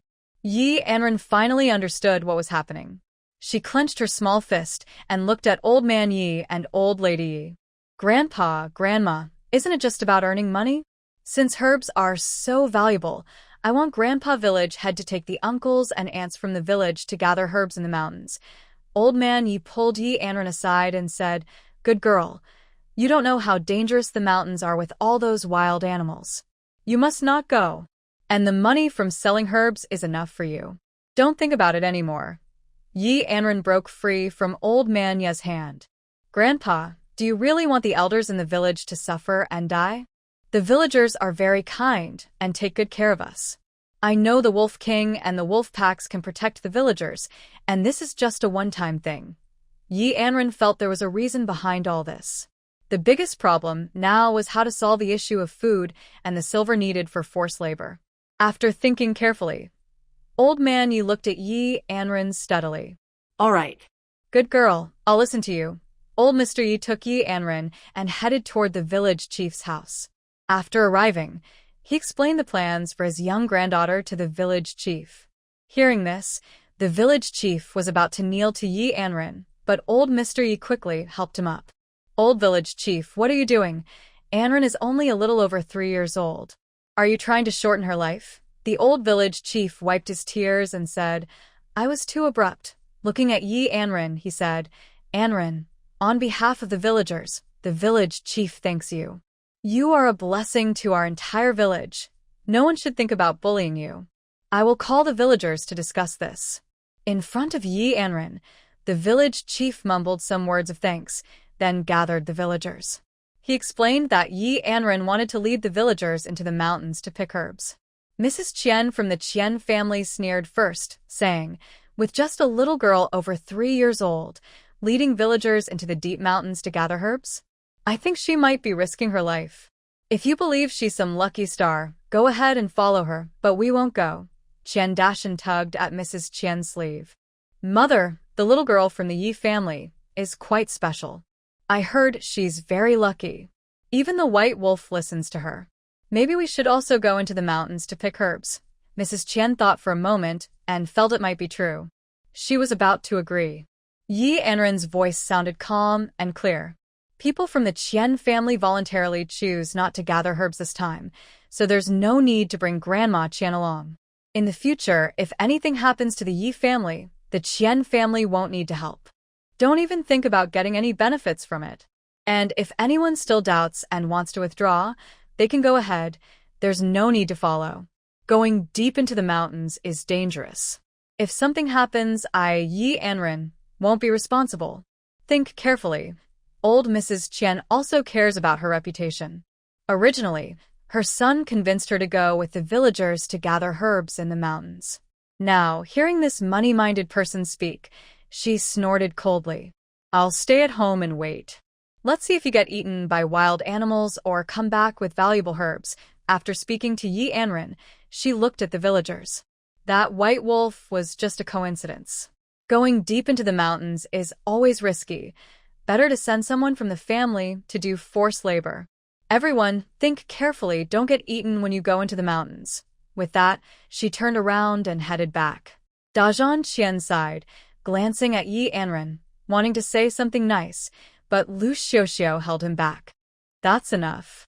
Don't go forward and make things worse. Dazhan Qian looked at Liu Xiuxiu, feeling like he might miss something important. He walked back home, thinking about how to get 10 taels of silver. At worst, he could gamble with his family's savings again. Maybe he'd make several times more, and then he wouldn't have to do forced labor. After figuring this out, his steps became lighter as he headed home. The villagers all started talking. Grandma Qin was the first to go to Yi Anran and hug her in her arms. Thank you, Anran. Don't worry, Grandma Qin trusts you. Our Anran is a little lucky star. She kept gently patting Yi Anran's back. Be good, call me Grandma Qin. Be good, go to Grandma Qin's house later. She'll cook you an egg, okay? As soon as Grandma Qin finished speaking, another old woman pushed her aside and hugged Yi Anran. Be good, go to Grandma Zhao's house. I have 2 little grandsons your age who can play with you. Grandma Zhao also has eggs to eat. Grandma Qin is the unclean one. Hearing this, Grandma Qin angrily kicked the other woman. Soon they started fighting. Everyone around gathered around Yi Anran, calling out blessings one after another. Yi Anran looked at Yi Lao San for help, stretching out her little hand. Daddy, save me quickly. Hearing her desperate cry, Yi Lao San hurried into the crowd and held Yi Anran tightly in his arms. All you old women, stop scaring my daughter like this. After Yi Anran was rescued, she finally relaxed. The old women were really too wild. The village chief told everyone to go back to their homes and gather again at the end of the village early tomorrow morning. After Yi Anran returned to her old family home, she went to Old Lady Ye's room, closed the door, and quickly entered the space. She still needs to work hard to earn money, or she won't be able to stay in the space for long. Since arriving in this unknown dynasty, the dark land in the space is still bare and hasn't been cultivated for crops. She took out corn seeds, wheat seeds, and various vegetable seeds from the shelf and evenly scattered them into the dark land in the space using her mind. After finishing her work in the space, Yi Anran quickly reappeared in her room. She opened the door and saw her family in the yard. She went to the kitchen and dropped a few drops of spiritual spring water into the large water jar. The old village chief, seeing all the villagers leave, went door to door to inform everyone, especially visiting the poorer families, repeatedly warning them not to think of drastic measures. He also talked about the little lucky star of the village. Several older couples rarely go out. They stay at home every day, and only in the past 2 days have they been discussing going deep into the mountains to live self-sufficiently. Time seemed to vanish suddenly, like a bun slipping into a dog's mouth, gone in an instant. That night was dreamless, and early the next morning, Yi Anran got up early. Old Man Yi was already ready. The 4 sons of the Yi family were excited, but Old Lady Yi glared at them and warned, "Be careful when you go into the mountains. Take good care of little Bao. Don't run around with the main group." Old 4th Yi was a bit impatient. "Mom, I know. You've been nagging all morning. My ears are about to get calluses." Old Mr. Yi casually picked up a dry biscuit, while Old Mrs. Yi placed 3 boiled eggs she had prepared earlier on the table. "Sweetie, Grandma made you a new cloth bag. Take a look." Old Mrs. Yi handed the newly sewn cloth bag to Yi Anran, slung it over her shoulder. She also put the 3 boiled eggs on the table into the bag. "Later, when you follow them into the mountains, sit in your dad's basket and eat the eggs. And remember, don't be stubborn. If the wolves don't listen to you, or don't want to bring so many people into the mountains, come back, understood?" Yi Anran touched the new cloth bag Grandma made and nodded to her. "Grandma, don't worry. I understand." The 3 young boys from the Yi family also got up. Yi Qing'an hurried over to Grandma Yi. He reached out and showed her his hand, looking excited. "Grandma, look. Last night, I accidentally hurt my hand, but when I woke up this morning, the cut was gone. Grandma, do you think a kind old fairy with a white beard is blessing me? Otherwise, how could the wound suddenly disappear?" Old Mrs. Yi quickly took her grandson's hand and looked at it. There was indeed no wound. Old Mr. Yi glanced at his grandson and said, You're good at lying. When did you get hurt yesterday? I didn't know. Yi Qingyan frowned slightly. It was after dinner. I went to the outhouse and accidentally scraped my hand. There's a mark about this long. There wasn't much blood, but there was definitely a wound. This morning, I thought it would have scabbed over, but there was no wound at all. Old Lady Yi patted Yi Qingyan's little head.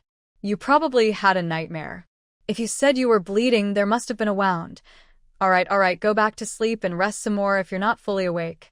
Yi Qingyan felt wronged. He clearly wasn't having a nightmare, but no one believed him.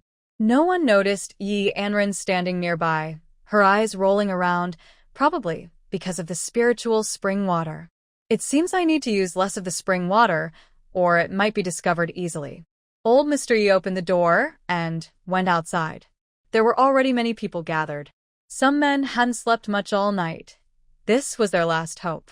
The old village chief approached Mr. Yi and saw that all 4 of his sons had come along. Why are all 4 of your sons here? 1 or 2 would be enough. Old Mr. Yi understood the village chief's good intentions. I trust my granddaughter. Let's go. The old village chief came to Yi Anran. Girl, let's go. Yi Anran nodded her little head. Just as she was about to take a step, her 3rd brother suddenly picked her up and placed her in a bamboo basket to carry her up the mountain. Does Yi Anran refuse to save face? On the way up the mountain, all the villagers looked worried and silent, with no one speaking. When they reached the entrance of the deep mountain, Yi Anran released her wood element powers. Nearby, small squirrels quickly gathered around. Seeing this, Yi Anran hurriedly retracted her powers, but the attracted squirrels were reluctant to leave and hopped around happily. One chubby squirrel even jumped into Yi Anran's bamboo basket, and she gently caught its tail and held it in her arms. Behind them, old Yi noticed that even the little squirrels seemed to like Yi Anran very much. Usually, when they saw squirrels in the mountains, the animals would quickly run away, as small animals are usually afraid of people. Their team had over 50 people, with each family sending at least 1 man, some even 2. The Wolf King in the deep mountains sensed that human children had entered and desperately ran toward the mountain's entrance. An elderly man walking behind Yi Lao-san and the others suddenly asked, even if we can get into the mountain, we don't know these herbs. Hearing this, the others realized, yes. Even if there are many herbs on the mountain, they wouldn't recognize them. Like lingji mushrooms, they are not so easy to find. Seeing the villagers talk more and even start hitting their thighs in frustration, Yi Anran quickly comforted them. Uncles, grandpas, don't worry. My master has taught me to recognize many herbs. Rest assured, last time I also saw some maidong, many pearl maidong, and the price of maidong is quite high. I can also look for sanchi, vanilla, green skin fruit, and if I can find lingji and ginseng, that would be even better. The old village chief asked nearby, Xiao Fuxing, do you think everyone should look for herbs together or separately? Yi Anran looked at the old village chief, thought for a moment, and then said, in the deep mountains, besides the wolves I know, there are definitely other fierce animals, so we can't stay too long. If we are lucky enough to find valuable herbs, that would be great. The main reason is to solve the issues of forced labor and food shortages. So, everyone should look for herbs together. No matter who finds them, all herbs will be shared equally. Grandpa Village Chief, what do you think? The old village chief nodded. Good. We all listened to Xiao Fuxing. The other villagers also heard this. Just as the village chief was about to speak again, they suddenly heard a series of wolf howls. Everyone was so scared that they all shivered. Although they had prepared mentally beforehand, hearing the howls of wolves all over the mountain was truly frightening. Suddenly, the Wolf King rushed to the front, making the leading few people tremble with fear. They didn't dare to move. The Wolf King looked down on these people with disdain, walking toward the soft, gentle human cubs. Some villagers automatically made way. Olji put down his basket, and Yi Anran stepped out from the back of the cart. When they reached the Wolf King happily nudged Yi Anran with his big head. Old Yi Sen placed his hands behind Yi Anran, worried that the Wolf King might accidentally knock her over again, like before. The Wolf King remembered and, after nudging twice, stuck out his tongue to lick Yi Anran's face, but she quickly moved back. She clenched her small fists and gave the Wolf King a few gentle pats. The Wolf King looked sad and whined softly. Anran pointed at his head and said, "You really remember the good things and forget the bad. Aren't you dirty?" The Wolf King looked even more upset. He brushed his fur every day and was always clean, so he wasn't dirty at all. The little human child actually disliked him. Boo-hoo, it made the Wolf King feel very sad, and he whined softly. Seeing this, Anran didn't want to be too harsh. She patted the Wolf King's drooping head.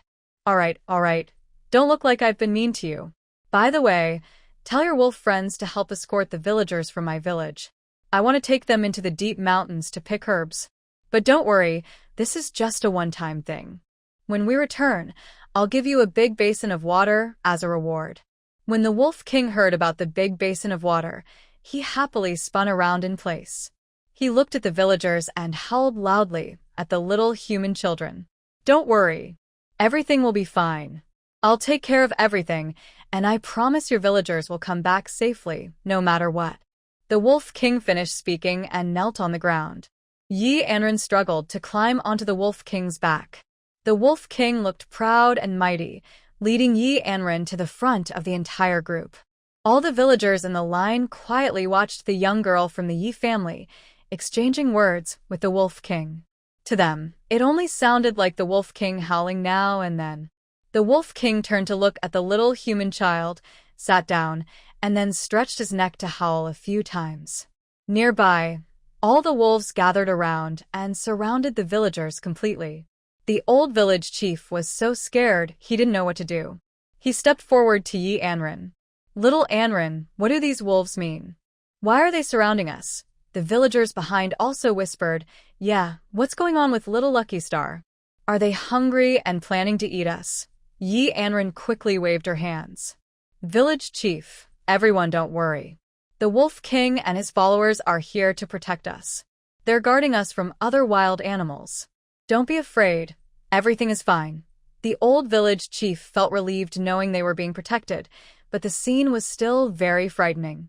Just watching the wolves was scary enough, not to mention being surrounded by them. Thinking about the danger and their lives, they naturally valued their lives more. Until the Wolf King carried Anran into the deep mountains, looking around carefully until he saw a small patch of wild wheat.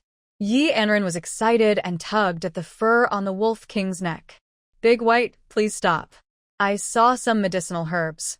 The Wolf King, hearing the human child suddenly call it Big White, turned its head to look behind at the child. What did you just call me? Seeing that the Wolf King seemed not to hear, Anran quickly repeated, Big White, stop first. I want to get down. The Wolf King confirmed it heard correctly. So, it also has a name now. Just like humans, everyone has a name, and it has a strong, impressive one. Anran saw the Wolf King's eyes shining brightly, probably liking the name she gave it. She thought she was not good at naming. The Wolf King was pure white without a single hair out of place, so calling it Big White suited it well. The Wolf King knelt down, allowing Anran to slide off its back.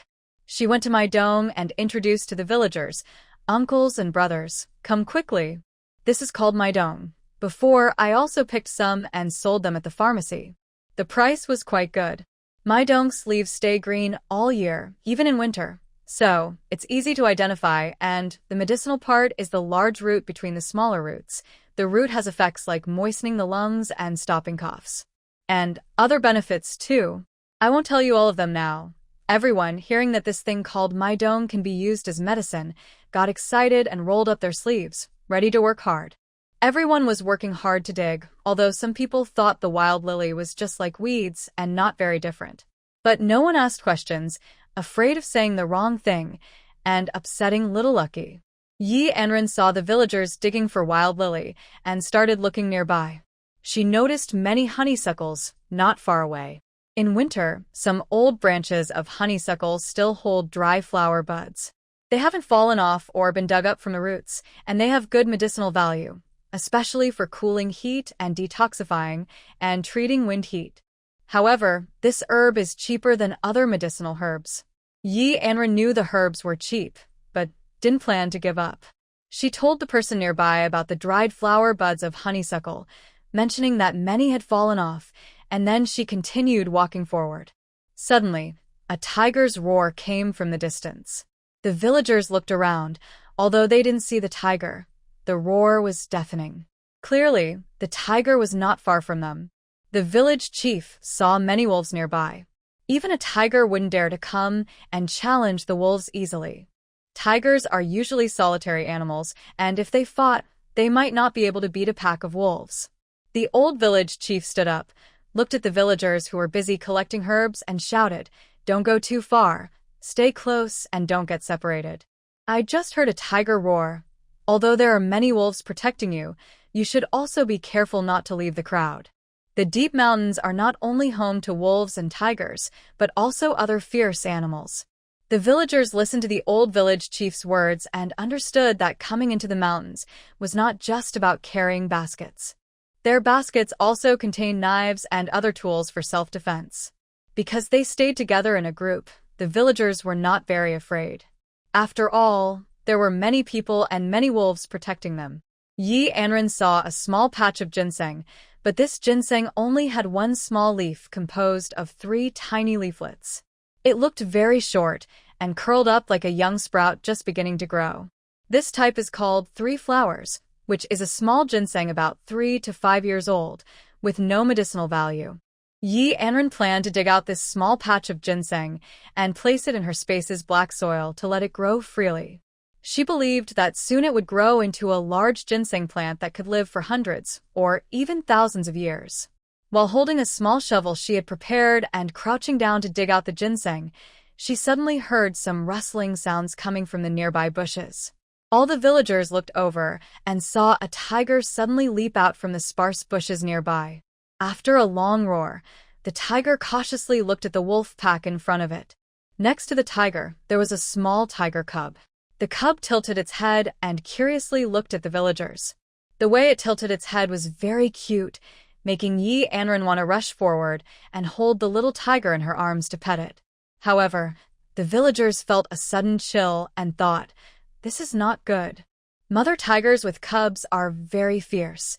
Not far away, a tiger roar was heard again, and everyone in the village froze in fear. Someone in the crowd shouted, "Tiger! There's a tiger! Let's run!" The villagers, who had been gathered together, immediately panicked when they heard this. A few scared villagers dropped what they were holding and turned to find a place to hide. They would hide in caves or behind big trees, as long as they could find a safe spot. They didn't dare stare directly at the tiger, especially if another one appeared behind it. Who knew if the tigers would fight? Could the wolves protect them? If a tiger caught and bit them, they could lose an arm or a leg. Just thinking about it was terrifying. But the small tiger beside the mother tiger was curious about the panicked people. It first sat down on the ground, tilting its little head. It sniffed the air with its small nose and fixed its gaze on Anran in the crowd. Taking advantage of the mother tiger's attention being on the wolf king, the little tiger suddenly dashed out and ran toward Anran. Because it ran so fast, it bumped its head into Anran's chest. Seeing this, Anran immediately caught the little tiger in her arms. "Old mister." You was so frightened he jumped 3 feet into the air. He quickly ran over to Anran and took the little tiger from her arms. Meanwhile, the tiger in the distance became very angry. The mother tiger came here because she smelled something that attracted her, so she hurried over. From the moment she appeared, she detected the scent that drew her, which was on the small human child among the crowd. Because many wolves threatened her, she didn't dare to come closer. Suddenly, her cub ran up to the human child named Xiuxiu. Although a little worried, her instinct told her that Xiuxiu would not hurt her cub. Seeing her cub being held by Xiuxiu, she also wanted to rush over and be hugged by the human child. But then, an old man snatched her cub away from Xiuxiu and looked furious, almost wanting to tear the old man apart. Old Mr. Yi also saw the mother tiger starting to lose control.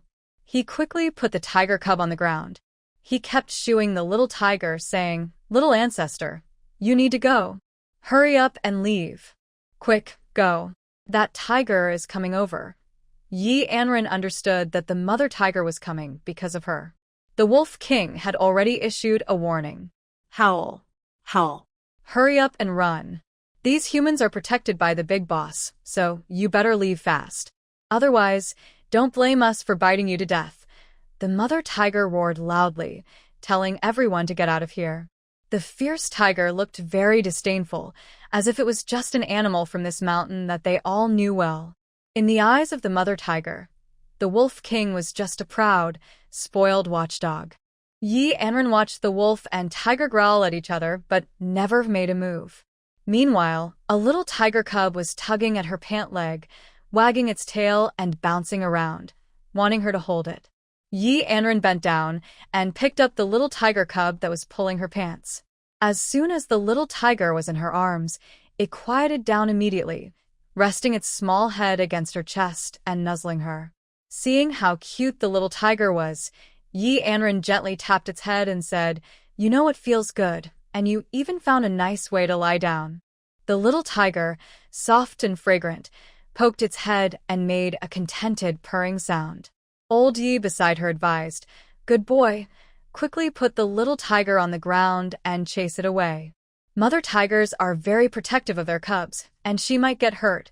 Not far away, the tiger that was about to attack saw the human child holding her cub and immediately calmed down, lying down on the ground instead of attacking. Seeing the mother tiger lying quietly, with love almost overflowing from her eyes, Yi Anran turned to Old Yi and said, "Grandpa, don't worry. The mother tiger won't attack us." Then she looked at the trembling villagers and reassured them, "Everyone, uncles, elders, don't be afraid. The tiger won't hurt us. I'll go and chase it away now." As soon as Yi Anran finished speaking, the male tiger had already come closer. He sniffed the air, looked at the small human cub among the crowd, and couldn't help but walk toward Yi Anran. Suddenly, the Wolf King stepped in front of him. "Howl. What are you doing? The little human is mine. If you want to take him, just try." The male tiger didn't speak. His body slowly lowered, his ears pressed close to his head, and his eyes fixed intently on the Wolf King while he growled softly, showing his teeth. His tail stood up, ready to pounce at any moment. At this time, Yi Anran suddenly spoke. "Please don't fight. You're scaring the villagers. Come on, follow me." While the villagers looked on in shock, Yi Anran hugged the little tiger and started walking toward the two tigers. Old Yi, standing behind, grabbed Yi Anran's sleeve. "Be good, dear. Tigers are really fierce. They might even hurt someone. Listen to me, dear. We know the Wolf King, but tigers are different. They are fierce animals of the forest. Listen to your grandpa. We shouldn't get involved. Let's go back with the village chief." The villagers nodded in agreement. "Yes, little Lucky Star. Let's go back first. There's a saying, as long as the Green Mountains remain, we won't worry about firewood." Another man glared at the speaker and said, "That's called, as long as the Green Mountains stay, we won't worry about firewood." "Oh yes, with mountains around, there's no need to worry about firewood. Little Lucky Star, let's go back quickly. Our lives are more important. Yes, little Lucky Star, let's hurry. Enduring hard work is just enduring hard work. You can't risk going into danger for us." Yi Anran gave them a reassuring look, hugged the little tiger, and rushed out. Old Man Yi was anxious, patting his thigh. Why didn't he hold on to the obedient child? He was so worried he wanted to follow, but the village chief held him back. "Don't go. The tiger doesn't seem to mean any harm to Anran. If you go, it might be different." Everyone listened to the village chief, and all looked at little Lucky Star, who had already run up to the tiger. Some men had tears in their eyes and closed their eyes, thinking little Lucky Star might be eaten by the tiger. The villagers who had their eyes closed waited and waited, but no one around shouted in surprise. Unsure, they opened their eyes and saw Yi Anran squatting in front of the tiger. She was gently touching the mother tiger's head, while the male tiger nearby watched quietly, occasionally stretching his head to nuzzle Yi Anran's back of the head. It was as if saying, "If you touch me, you have to touch me too." Yi Anran shared the attention, touching one tiger with each hand, giggling happily. The villagers saw this and finally relaxed. They had underestimated Little Lucky Star's luck. Having Little Lucky Star with them was a good thing. Don't say it's 2 tigers. Even if more of them come, they wouldn't scare us. Thinking of this, everyone laughed, completely forgetting how scared they had been just moments before, wishing they could find a hole to hide in. The old village chief saw the villagers and waved his hand quickly, saying, all right. It seems the young girl from the Yi family is about to become friends with the tigers again. Let's not be idle. Hurry up and dig for medicinal herbs. But remember, since the tiger is close to the young girl from the Yi family, don't go near it. Especially the mother tiger and her little cub. Be careful not to hurt the cub. Everyone nodded in agreement after hearing the old village chief's instructions. The old village chief led the others to quickly dig up the medicinal plants. Yi Anran called out to the old village chief, Grandpa village chief, remember to help me dig out all those small ginseng roots. I want to take them home and plant them. Hearing this, the old village chief chuckled. Anran, those ginseng roots are too small. It will take decades for them to grow big enough to sell. He was right. Those roots wouldn't survive if taken from the normal land. Even if they could survive, they would need many years before they could be sold. Small ginseng roots that are only 2 or 3 years old are useless.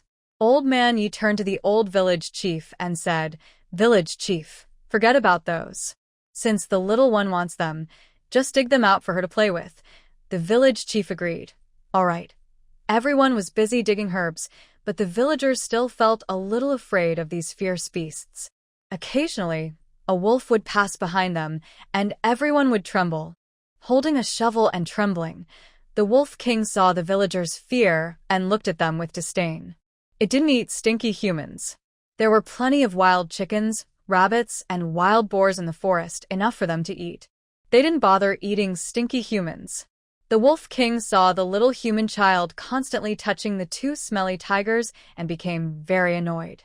It was so angry that it started digging the ground. It was upset because the human child was attracted to the 2 tigers. If it didn't do something soon, it feared it would lose its place in the child's heart. Getting angrier, the Wolf King unconsciously dug a small hole. The little tiger saw the Wolf King acting like it was looking for something fun, and also ran over. It even licked its lips and jumped into the small hole the Wolf King was digging. The Wolf King saw this mischievous behavior and blocked the hole, then used its hind legs to fill the hole with dirt. The little tiger noticed the dirt falling on it and immediately started whining. Yi Anran turned her head when she heard the noise and saw the Wolf King looking guilty, lowering its head and not daring to look at her. She thought to herself, oh no, did the Wolf King do something bad? It seemed she heard faint sounds of the tiger cub crying earlier. At this moment, the mother tiger and father tiger were both squinting happily. When they saw the curious human child suddenly stop, they looked on quietly. The mother tiger was even more reluctant, using her large head to nudge the little human cub's hand, signaling the child to continue petting her head. Yi Anran didn't have time to pet the tiger anymore. She immediately stood up from the ground and went to the Wolf King. She saw a small hole behind the Wolf King. The little tiger was inside, jumping hard but couldn't get out. Its fur was covered in dirt, clearly the Wolf King's doing. She quickly pulled the little tiger out, brushed the dirt off its fur, and then pounded a few gentle hits on the Wolf King's head. The Wolf King covered his head with his front paws and let out a grievance whimper. Oh, whoa. Little cub, why are you hitting me again? It hurts. It hurts. Yi Anran glared at the Wolf King. You deserve to be hit. Why do you always bother the little tiger? The Wolf King turned his head to the side, internally complaining. He hadn't done much, just took the tiger cub to vent his anger.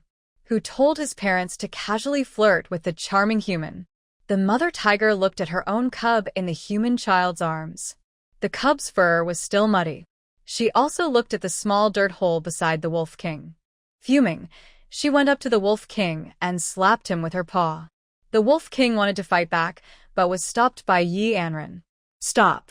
You did wrong, and it's only fair you get scolded. Next time, will your paw still be so itchy? The Wolf King whined in grievance. He was the first to meet the soft, charming human cub, but the human cub was actually siding with that mother tiger? Oh no, this is so unfair. Yi Anran also understood that the Wolf King was a little jealous. She gently touched the Wolf King's ear, which was ticklish from being touched by a small human child. Quietly, she said to the Wolf King, "Later, I will give you a big bowl of divine water. Don't be angry. The little tiger is still so small. If you accidentally hurt it badly, both tigers would be very sad. Even a light pawing now is enough." The Wolf King responded with a howl. "Oh, woo. I understand, I understand." Yi Anran placed the little tiger in front of the mother tiger. But the little tiger spun around the mother tiger and then happily ran to her feet, jumping around. She couldn't hold the little tiger in her arms again. Looking at the villagers nearby gathering herbs, she warned the two gentle big tigers in front of her. "These are people from my village. Please don't eat them. Soon I will give you some tasty water." The mother tiger heard the small human cub's words and roared twice. Roar, roar. "I won't eat people. Water?" Smelly, soft little human cub. Hearing this, Yi Anran gently stroked the mother tiger's head. "Don't call me smelly, soft little human cub. You can call me Anran." The mother tiger suddenly jumped in place, took a few steps back, and looked at her with wide, frightened eyes. The male tiger also flapped his paws and looked at the small human child with fear. Neither of them understood why the human child could understand their speech. They're very lively on the mountain, and sometimes people who gather herbs talk nearby, so they naturally understand human speech. However, humans can never understand their roars, and every time they see them, they run away in fear. It seems as if they might eat people, but the little humans in front of them are not afraid and even get close to them. Now, it's surprising that they can understand what the animals are saying. The two tigers' minds seemed to shut down at this moment. Yi Anran chuckled softly when she saw them like this. The Wolf King stood nearby, looking unimpressed, tilting his head high and saying, "Humph, you two silly tigers. Are you amazed because of the little human?" The white wolf spoke proudly. Yi Anran thought that the two tigers were attracted because of her, so she wouldn't let them miss out. She looked at the villagers, who weren't paying attention, and waved to the two tigers and the white wolf. "Follow me." She walked toward a large stone nearby. The Wolf King's eyes lit up. Could it be that the little human is going to give it some divine water to drink? The Wolf King was just thinking about it, drooling already dripping down. When Yi Anran reached behind the stone, she looked at the villagers of Xinghua village. Seeing she could hide her figure completely, she waved her small hand and took out a large wooden bucket from her space, filled to the brim with spiritual spring water. The Wolf King saw this and gulped loudly, swallowing his saliva. The two tigers, who had been relaxed before, suddenly became very excited. The mother tiger wished she could stick her whole head into the wooden bucket. The two tigers were too surprised to speak.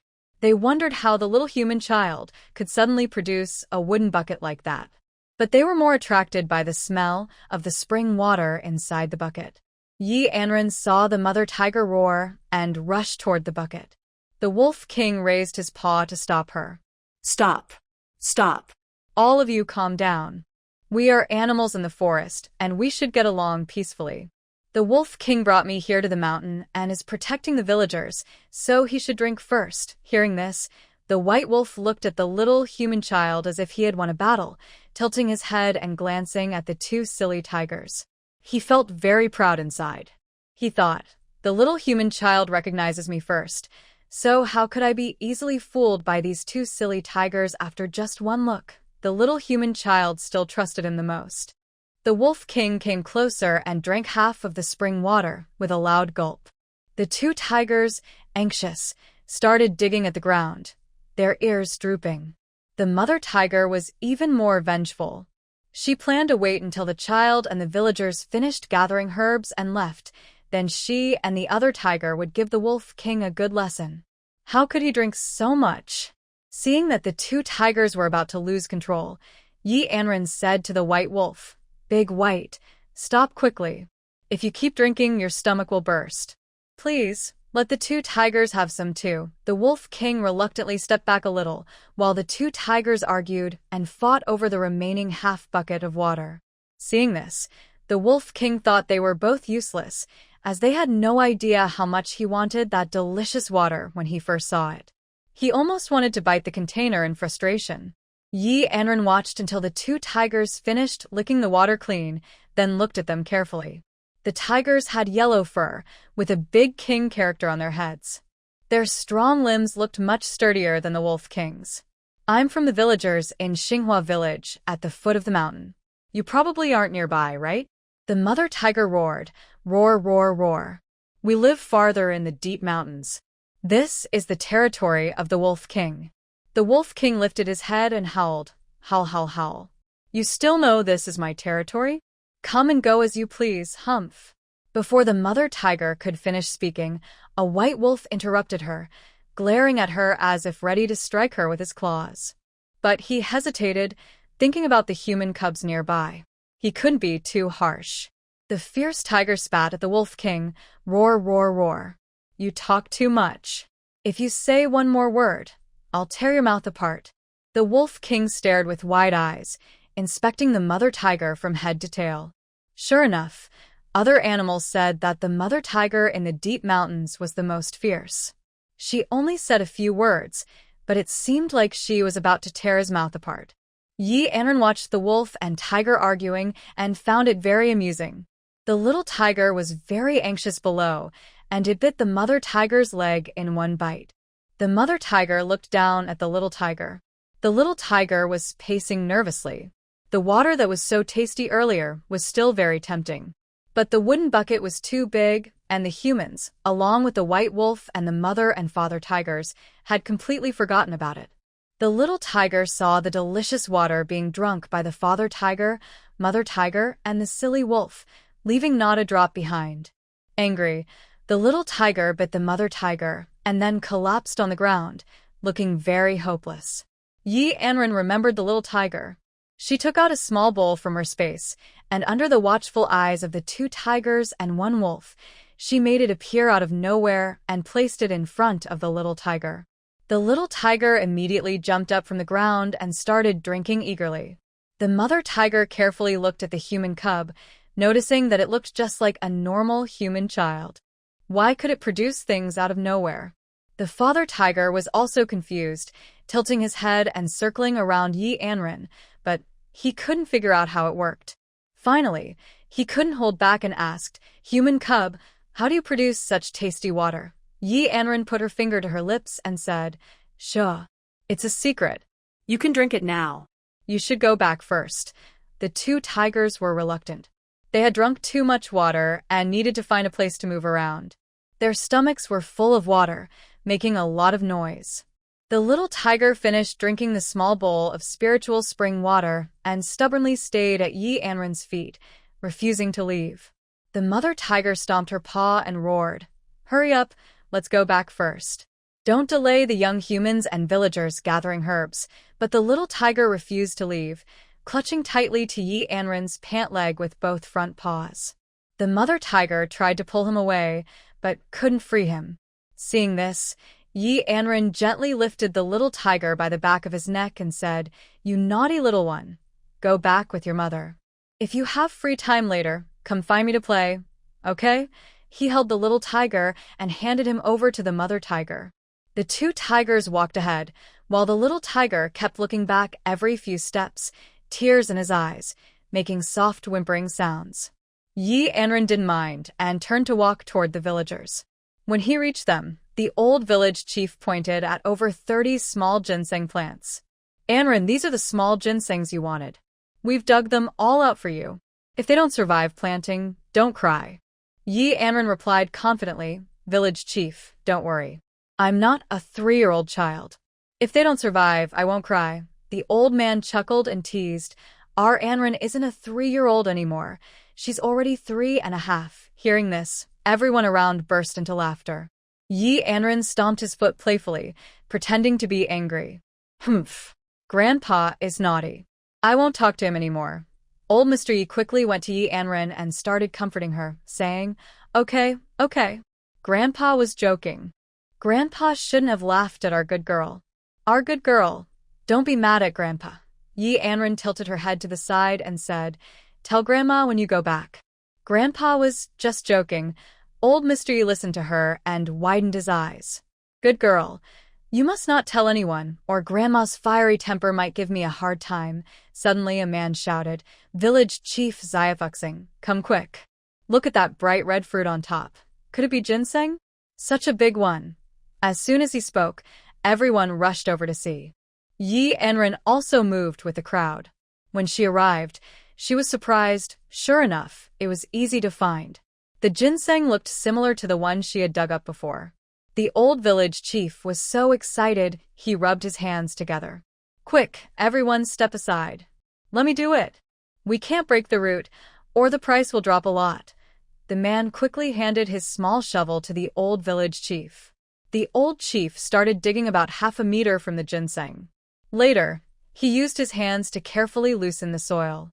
Finally, he pulled out the entire ginseng and was so happy he couldn't help but laugh. Old Mystery looked at the ginseng and his little granddaughter's size, which was about the same. He said, I think it looks like my little granddaughter. As soon as he said this, he quickly shut his mouth. The villagers didn't know they had ginseng in their family, so they quickly swallowed their words. The old village chief looked up and asked, What about your little granddaughter? Old Mystery waved his hand and said, Nothing. I just think my little granddaughter is lucky. Before, the Wolf King from the mountain brought us some lingji mushroom as a gift. I just don't know if we can find more lingji. The old village chief chuckled and said, Oldie, don't talk nonsense. We should be content. Having this one ginseng is probably enough for the whole village. The old village chief thought the ginseng looked quite big, at least several decades old. It wasn't worth hundreds of years, but selling it to a medicine shop could probably bring in a lot of money. There are only about 30 households in the village. Although there are nearly 200 people, most of them haven't split into separate families, and many live together. For tasks like manual labor, only one person from each family is needed. If the ginseng can be sold for a high price, each of the 30 households could get 10 taels of silver, totaling over 300 taels. But then he thought, how could such a ginseng possibly sell for over 300 taels? The old village chief rolled up his sleeves and said, Everyone, take another look. See if there are more ginseng like this, and be careful. Everyone else eagerly joined in, excited about the discovery of such a rare ginseng. Surely, there must be more. Anran also carefully started searching. Not far away, the Wolf King suddenly seemed to remember something, turned around, and headed back. When it returned, it was carrying something that looked like a big mushroom in its mouth and came to Anran's side. It placed the large mushroom-like thing at her feet. At first, Anran thought it was a spiritual mushroom and was about to praise the Wolf King. But upon closer look, she realized it wasn't a spiritual mushroom, it was a salt mushroom. Seeing it was a salt mushroom, her eyes widened. Even the old village chief and Old Yi came over to look carefully. Old Yi, who had seen red spiritual mushrooms before, thought this didn't quite look like one, so he was a bit confused.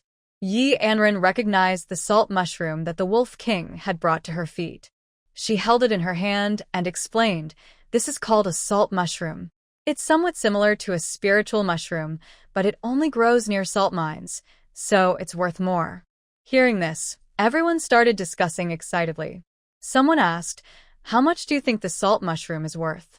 I heard your family's spiritual mushroom sold for 180 taels before. If this is even more valuable, maybe it can sell for 200 taels? Anran shook her head. I really don't know until we sell it. The old village chief suddenly muttered, I've heard that salt mushrooms are the most expensive. They can even be exchanged for large gold ingots. Everyone took a deep breath and looked at the seemingly ordinary object that could actually be exchanged for a large gold ingot. Oldie patted his thigh and said, Oh, this little thing can be exchanged for a gold ingot. Oldie felt a bit uncomfortable inside. It was all because of the obedient child, the salt mushroom that the Wolf King gave to the obedient child. Now, everything was as previously agreed. The herbs everyone found would be shared equally later. Thinking of this, Oldie was eager to snatch the salt mushroom and take it home in his pocket. But he also knew that if he really did that, the Yi family might lose their footing in the entire village. The old village chief looked steadily at the salt mushroom, then at the villagers and said, "The salt mushroom wasn't found by old Yi and his family. It was a gift from the Wolf King to Little Lucky Star. Surely you don't think it's just a child's thing, right? Besides, if it weren't for Little Lucky Star, we wouldn't have found the herbs and ginseng. What do you all think?" The old village chief threw the question to the villagers. Everyone understood that if it weren't for Little Lucky Star, many men in the village might have died on the front lines. The tall, dark-faced man at the front spoke to Yi Anran. "Little Lucky Star, the salt mushroom was a gift from the Wolf King to you. You don't need to share it with us. Yes, Little Lucky Star, since it was a gift from the Wolf King, just keep it for yourself. Later, you can sell it for silver and let your grandpa and grandma save the money for you." Everyone in the village knew that Ye's wife loved this little granddaughter very much. Although they weren't related by blood, she treated her very well. Now, Yi Anran has become the Little Lucky Star of Xinghua Village. Everyone who sees her smiles happily. Old Man Yi listened to the villagers' words and felt a little dizzy. He thought he might lose his balance, so he leaned on a nearby big tree. His mind was full of thoughts about big gold ingots. The more Old Man Yi thought about it, the more excited he became. No, he wasn't trying to take or want anything. It was the old village chief and the villagers who spoke first, saying that the Wolf King gave it to his little granddaughter. Naturally, it belonged to her. Old Man Yi was worried the villagers might regret it, so he quickly cupped his hands and said, "Thank you on behalf of my little granddaughter. She is lucky and always thinks of the villagers, but we can't let her be taken advantage of." "Don't you think so?" The old village chief nodded first. "That's right. How could we take too much advantage of our Little Lucky Star?" Yi Anran looked at the Wolf King and went to stand in front of him. "Big White, where did you find this salt mushroom? Hurry, take me to see it." The Wolf King didn't understand why the human girl was so eager about the big mushroom. She wasn't so anxious when she saw the brown mushroom before, but she still nodded obediently. Awah. It's a bit far. I'll take you there." The Wolf King knelt on the ground. Yi Anran stepped onto his back and then looked back at the old village chief. "Grandpa Village Chief, uncles, please look for herbs nearby. Everyone should stay together and not run around. The other wolves will watch over you. They definitely won't let wild animals hurt you. I plan to explore around with the Wolf King." The old village chief replied, "Xiaofuxing, when you let the Wolf King carry you, go a little slower. Don't fall off." Yi Anran nodded and tugged at the fur on the back of the Wolf King's neck. "Goodbye, let's go." The Wolf King dashed out quickly. The village chief covered his head and said, "Well, what he said is like nonsense. The Wolf King doesn't listen to him at all. Just look at how fast it ran out earlier. Really quick." The old village chief looked on with envy at Yi Anran riding away on the Wolf King. He used to be afraid of wolves, but since he saw how close the Wolf King and Xiaofuxing are and how the Wolf King can carry Xiaofuxing, the chief started to feel curious. He even wondered if the Wolf King could carry him too. Even if not, just touching it a little would be nice. Yi Anran followed the white wolf to the salt mine. As soon as they arrived, they saw another salt crystal nearby. She quickly collected it and put it into her cloth bag. She first used a small shovel to dig some salt. When she saw the salt crystals inside the mine, she sighed at the color. They were gray, clearly full of impurities.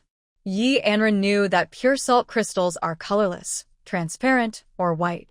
Those with impurities can appear in red, yellow, gray, black, or other colors. It was obvious that the salt from this mine had too many impurities. If not processed specially, eating the salt could be dangerous. Inside, there are deadly toxins. She can extract salt, but the space is filled with enough salt to last 10 generations, so she has no interest in it. The main concern is ordinary people in ancient times. They couldn't freely mine salt because discovering a salt mine was a serious crime that could lead to beheading. This type of salt mine can be reported by the old village chief. After catching a small handful of salt crystals, he sat on the back of the Wolf King and said, "Big White, let's go back to the villagers." Big White howled loudly and rushed out. Soon, they carried Yi Anran to the villagers. Yi Anran got off the Wolf King's back and approached the old village chief. Grandpa village chief, look. What is this? The old village chief saw Xiuxiu holding a handful of something and reached out to him. He quickly took it with both hands. Yi Anran placed a large handful of salt blocks into the village chief's hands. The chief examined it carefully. Xiuxiu, could this be salt from the salt mine? Yes, Grandpa village chief, but this kind of salt can't be eaten directly. It contains a lot of poison. Eating it will soon be deadly. The old village chief was so frightened he almost threw the salt away. He said, this kind of salt is different from the salt you buy. Seeing the village chief's scared expression, Yi Anran quickly explained, these salts are normally refined and then sold. The old village chief nodded. Xiuxiu, you can't mine salt mines without permission, or you'll be beheaded. When the salt mine was discovered, I told the county magistrate to report it. Although we won't gain much real benefit, just showing up in front of the magistrate is enough. Yi Anran didn't argue with the old village chief's words. She just nodded. You can handle the rest of the village chief's affairs yourself, the old village chief responded, and Yi Anran led the villagers to walk up the mountain, where they found some dried lily bulbs. The Wolf King followed behind Yi Anran, howling softly. Oh, oh, oh, oh, little human, what are you looking for? Yi Anran's eyes lit up. She quickly placed the ginseng plant the old village chief had dug out earlier under the Wolf King's nose. Big White, smell this. Find another ginseng plant, and I will take the villagers back. The Wolf King carefully sniffed with its nose, and then wandered around nearby. Soon it howled from a short distance. Oh, oh, oh, oh. Little human, look, is this what you wanted?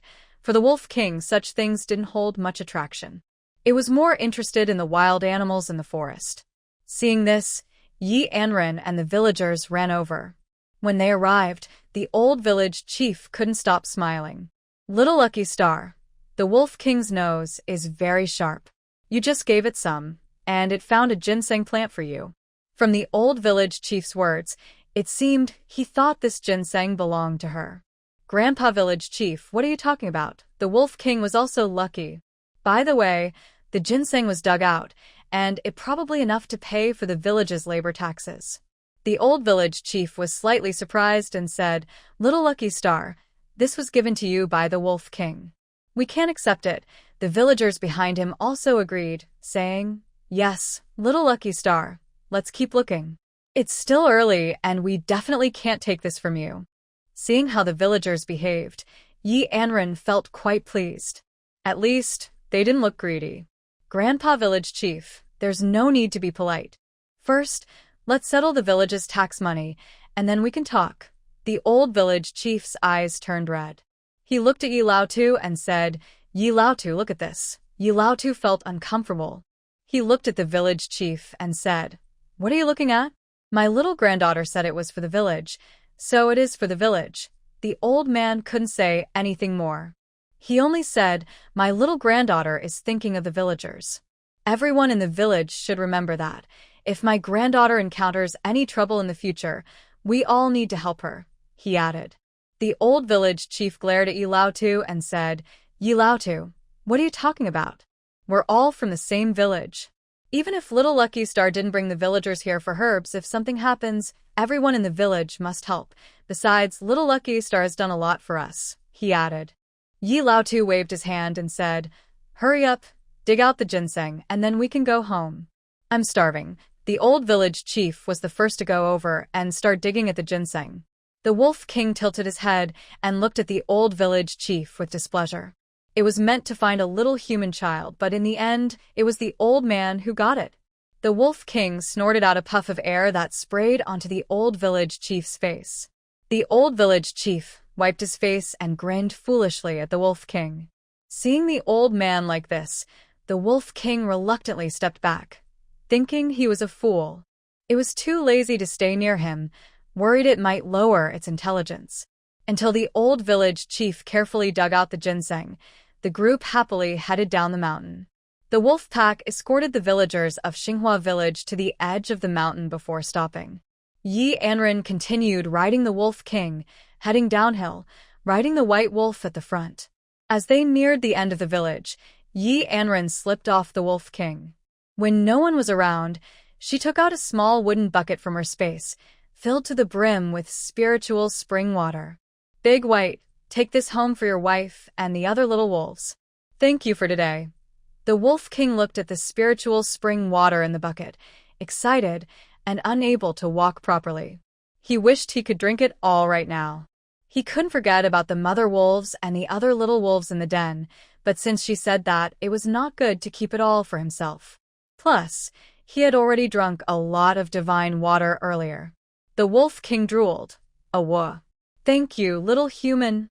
I'm leaving now. He opened his mouth wide, grabbing the bucket, but his drool kept flowing into it uncontrollably. Anran saw this and covered her head, showing she couldn't bear to watch.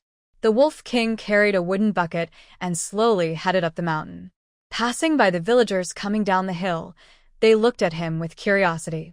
They saw the Wolf King carrying a bucket that looked like water, but he seemed very careful with it, as if afraid the water might spill. The villagers of Xinghua village had already gathered at the end of the village. They watched as little Lucky Star slowly returned. Old Lady Yi hurried over to Anran. Are you alright?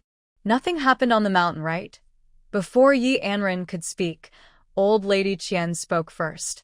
Whether little Lucky Star is lucky or not, aren't you afraid this witch might take the villagers up the mountain and let the wolves eat them? Seeing her come back alone, she wondered if something had happened to the old village chief and the others. The village chief's wife looked at Old Lady Qian and suddenly grabbed her hair, slapping her face. You evil old woman. My husband couldn't have gotten into trouble. Stop talking nonsense. Old Lady Qian was not easy to intimidate and quickly freed herself. She adjusted her clothes and looked at the village chief's wife with annoyance. TSK, do you really think Ye's little girl has real skills? Going up the mountain to find herbs? Letting your son avoid forced labor? Uft. I think you are just daydreaming. You talk about lucky stars and good fortune, but it's just luck. When you encounter that fierce wolf and happen to find a ginseng, you really believe you're lucky. As soon as Old Lady Qian finished speaking, she saw a group of people coming toward them from a distance. Old Lady Qian honestly felt that if Old Village Chief and his group went deep into the mountains, just surviving would be good enough. They wouldn't be looking for herbs. Herbs are not that easy to find. If they were really that easy, why would they work? They might as well go to the mountain to find herbs and sell them for money. Some villagers were influenced by Old Lady Qian's words and thought that herbs on the mountain were not that easy to find. Soon, Old Village Chief and the villagers arrived nearby. The village chief's wife carefully looked at the crowd, relieved to see everyone was safe and sound. She approached Old Village Chief and asked, Old man, how are you? Did you find any herbs? If not, we can think of other ways. If necessary, we can have them do forced labor. There's no other choice. Old Village Chief happily took 2 ginseng plants and held them out. Look at this. 2 ginseng plants. And they seem to be quite old, probably a few decades. He said, if we sell these 2 ginsengs, plus the other herbs, it should be enough money for all the men in the village to do forced labor. When Old Lady Qian heard this, her eyes widened, and she couldn't take her eyes off the 2 ginseng plants in the chief's hand. She swallowed hard. Behind Old Lady Qian, Qian Dashan was feeling terrible, wishing he could just hit his mother and be done with it. He thought little Lucky Star was not ordinary. The old women and young wives in the village all gasped in surprise. No one expected that the young girl from the Yi family, along with the villagers, would go up the mountain and find 2 ginseng plants in just half a day. They also heard there were other herbs and wondered how much money they could sell them for. Everyone was very grateful to little Lucky Star.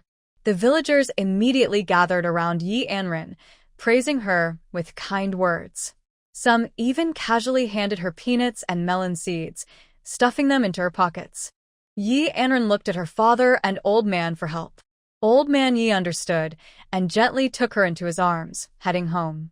Anran looked back at the few old women who staggered a few steps closer, scaring her.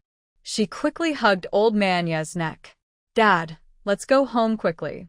Seeing how scared she was, Old Man Yi chuckled loudly. You're not afraid of anything, but you're afraid of the old women and young wives? Anran swallowed hard. Dad, they're really too crazy. Old man Yi, hearing her say this with a trembling voice, and the other 3 sons of the Yi family also returned. Old Lady Yi was waiting at the door. When she saw her family was safe, she called the daughters-in-law to serve the dishes. She patted Yi Anran's little head and asked, "How was your trip to the mountain today? Did you get anything?" Yi Anran told the old lady about everything that happened on the way. The old lady listened and found 2 ginseng plants and other herbs that could help with the village's labor duties. She nodded happily. Good, good, as long as it can be solved. Yi Anran took out 2 salt mushrooms from her cloth bag. "Auntie, look at this. It's called salt mushroom." The old lady asked, "What is a salt mushroom?" Yi Anran explained, "Salt mushrooms grow near salt mines and are similar to purple lingji mushrooms." Hearing that they're similar to lingji, the old lady patted her thigh. "Oh, dear. Are they also valuable?" Yi Anran nodded again. "Yes. Salt mushrooms are very precious. I heard they are even more expensive than lingji." The old lady's eyes lit up as she looked at the 2 salt mushrooms on the table. Then she thought for a moment and waved her hand. "Dear, since salt mushrooms are so expensive, they must be good. They might even save lives someday. We won't sell them. Keep them for now. When you grow up and get married, you can take them as part of your dowry." For the old lady, these were treasures for her dear girl. The other families shouldn't even think about it. And they might be more valuable than lingji. Lingji is already a treasure, so salt mushrooms must be even more precious. Yi Anran smiled and said, "They don't have much effect, but people say eating them can help have a son." The old lady immediately lost interest. She said, "I knew it." The large mushroom looked somewhat purple and slightly black, making it seem poisonous. Sure enough, it was for having a son? Maybe it's better not to have one. Yi Anran saw that Grandma Ye's eyes were bright as she looked at the 2 salt mushrooms, but as soon as she spoke, her interest suddenly disappeared. Grandma Yi waved her hand and said, "Forget it. If it can produce a son, maybe it's better not to. She has no feelings for boys. If she can have a granddaughter, even at a high price, she wouldn't sell her." Yi Anran wasn't planning to keep the salt mushrooms but wanted to exchange and sell them. The effect of the salt mushrooms was not as useful as the spiritual mushrooms. The salt mushrooms only grew near salt mines and looked somewhat like spiritual mushrooms, so they were called salt mushrooms. Later, rumors spread that they were valuable, claiming that eating them could help have a son. Grandma Yi then stood up and carefully took the 2 salt mushrooms in her hands. "Good girl. Grandma will put the salt mushrooms away first." Yi Anran responded, and Grandma Yi carefully wrapped the spiritual mushrooms in the only fine cotton cloth at home, then stored them away. The old village chief, along with villagers and some herbs, arrived at Old Ye's house and knocked loudly on the door twice. Old Ye didn't bother to eat and quickly opened the door, seeing the village chief and some men standing at the door. "Old village chief, what is this?" The village chief happily pointed to one of the men carrying a basket on his back. "Old Yi, I was thinking we should sell the herbs soon. Do you want to come along?" Old Mr. Yi, hearing this, didn't bother to eat. Come on. My good boy was selling lingji at that medical shop before. The people there pay fairly. I'll take you to see it first." Old Mr. Yi went back to change his shoes, since his shoes had become very dirty from walking on the mountain. Old Mrs. Yi caught up at the door. "Old man, you should eat first before going." Old Mr. Yi replied while changing shoes, "Everyone in the village is waiting at the door. It's okay to go first and eat later." Old Mrs. Yi nodded and left a portion of food for Old Mr. Yi in the main hall. At the Qian family's house, Mrs. Qian was furious when she returned and sat in the main hall, banging on the table in anger. "Why is it that every family in the village gets silver but not ours?" Qian Dashan saw his mother's angry look and sighed nearby. "Mother, isn't it because you said you didn't want me to go up the mountain with you? You said you'd take us out of the family." Mrs. Qian glared fiercely at Qian Dashan. "You're useless too. I just said that casually and you don't even try to stop me." Seeing his mother blame everything on him again, Qian Dashan was too tired to say anything. Old Mr. Yi and the village elders quickly arrived at the medical shop. The shop assistant recognized Old Mr. Yi immediately. "Ah, you're here. Please come in quickly." Did you bring some herbs today? The shop assistant asked again. Last time you left too quickly and the old lady was just at our clinic. By the way, did she happen to ask about the price? Today, the old lady didn't come with you, did she? Old Mr. Yi immediately understood what the assistant meant. He said, last time, I went with my son to sell some lingji, and how could the woman from the neighboring village know about it? It turned out that the woman from the neighboring village was the one who told the assistant, pretending to be his wife, and thus tricked the assistant into revealing the price. Old Mr. Yi quickly shook his head. That woman isn't my wife.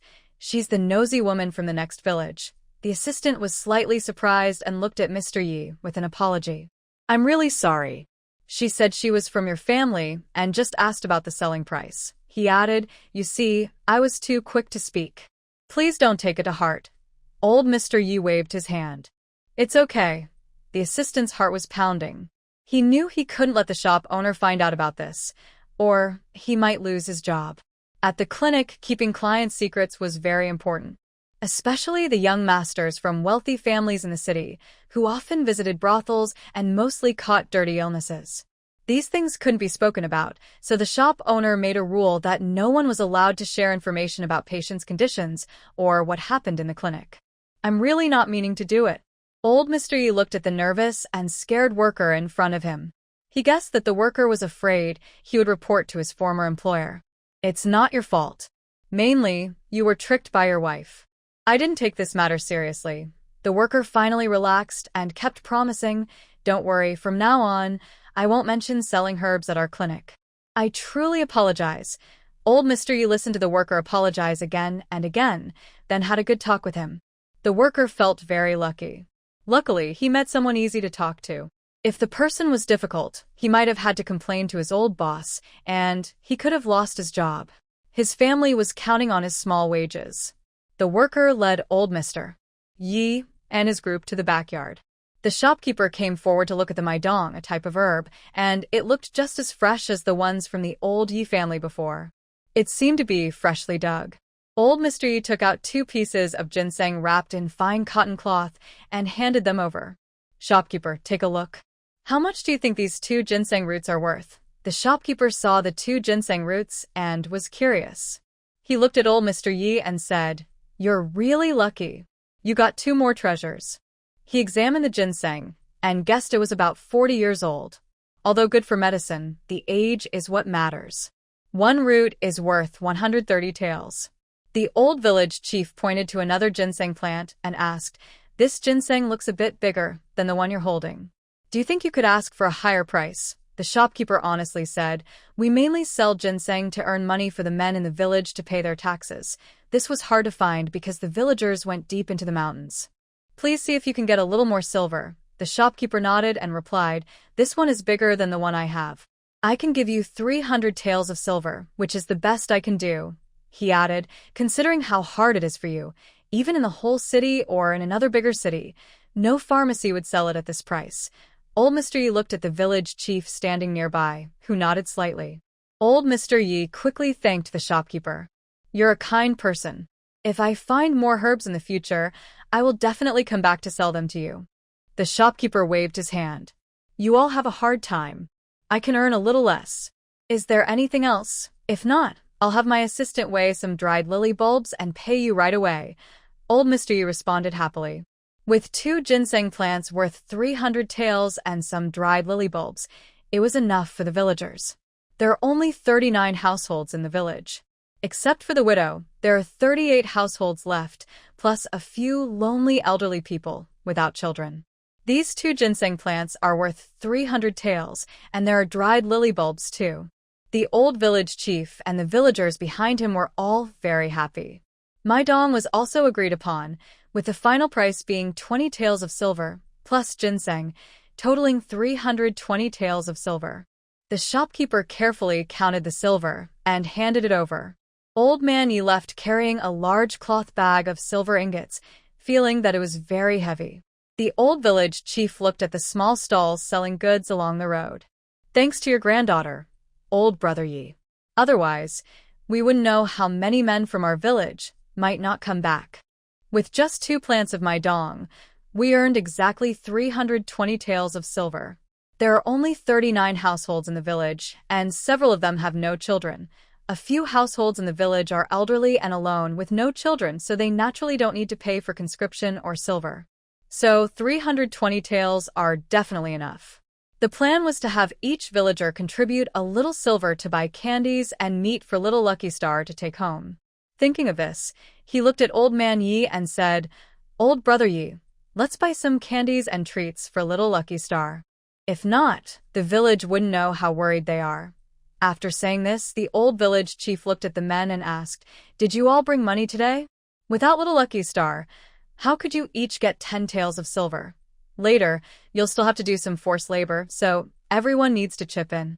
We should buy some candies and meat for little Lucky Star." The men listened to the old village chief and all agreed, saying it was the right thing to do.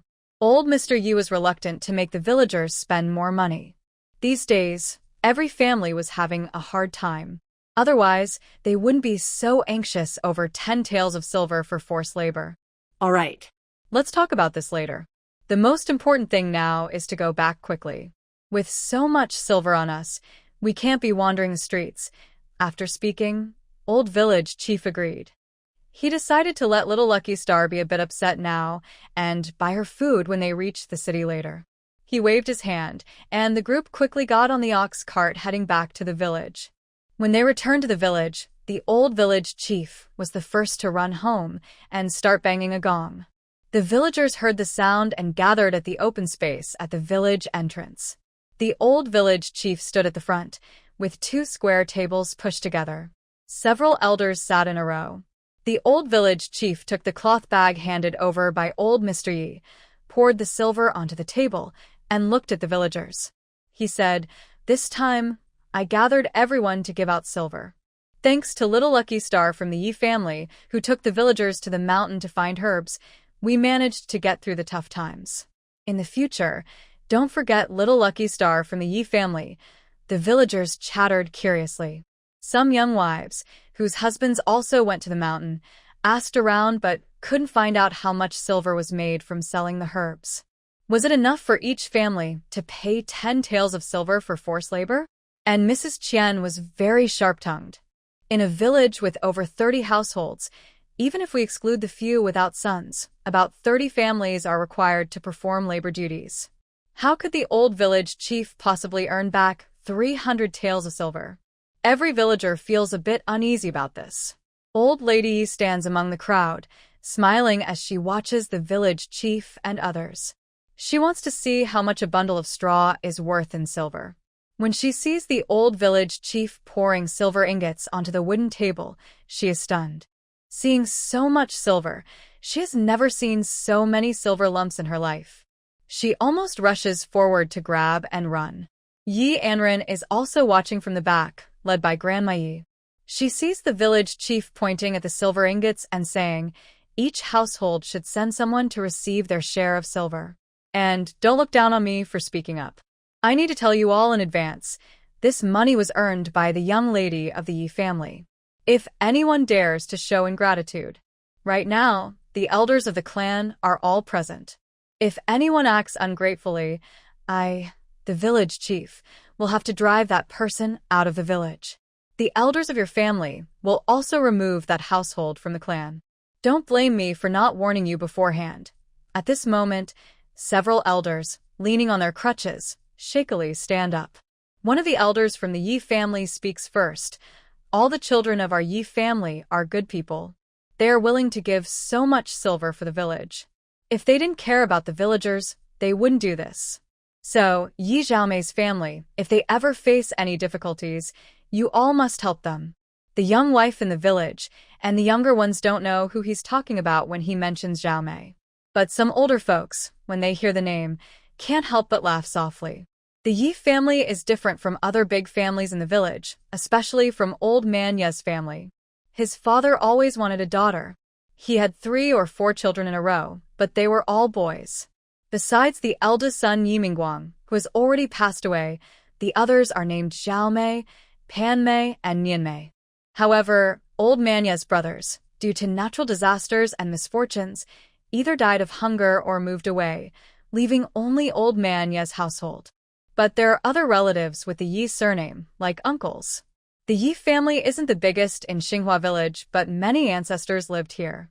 After Old Man Yi finished speaking, Elder Qian from the Qian family also stood up.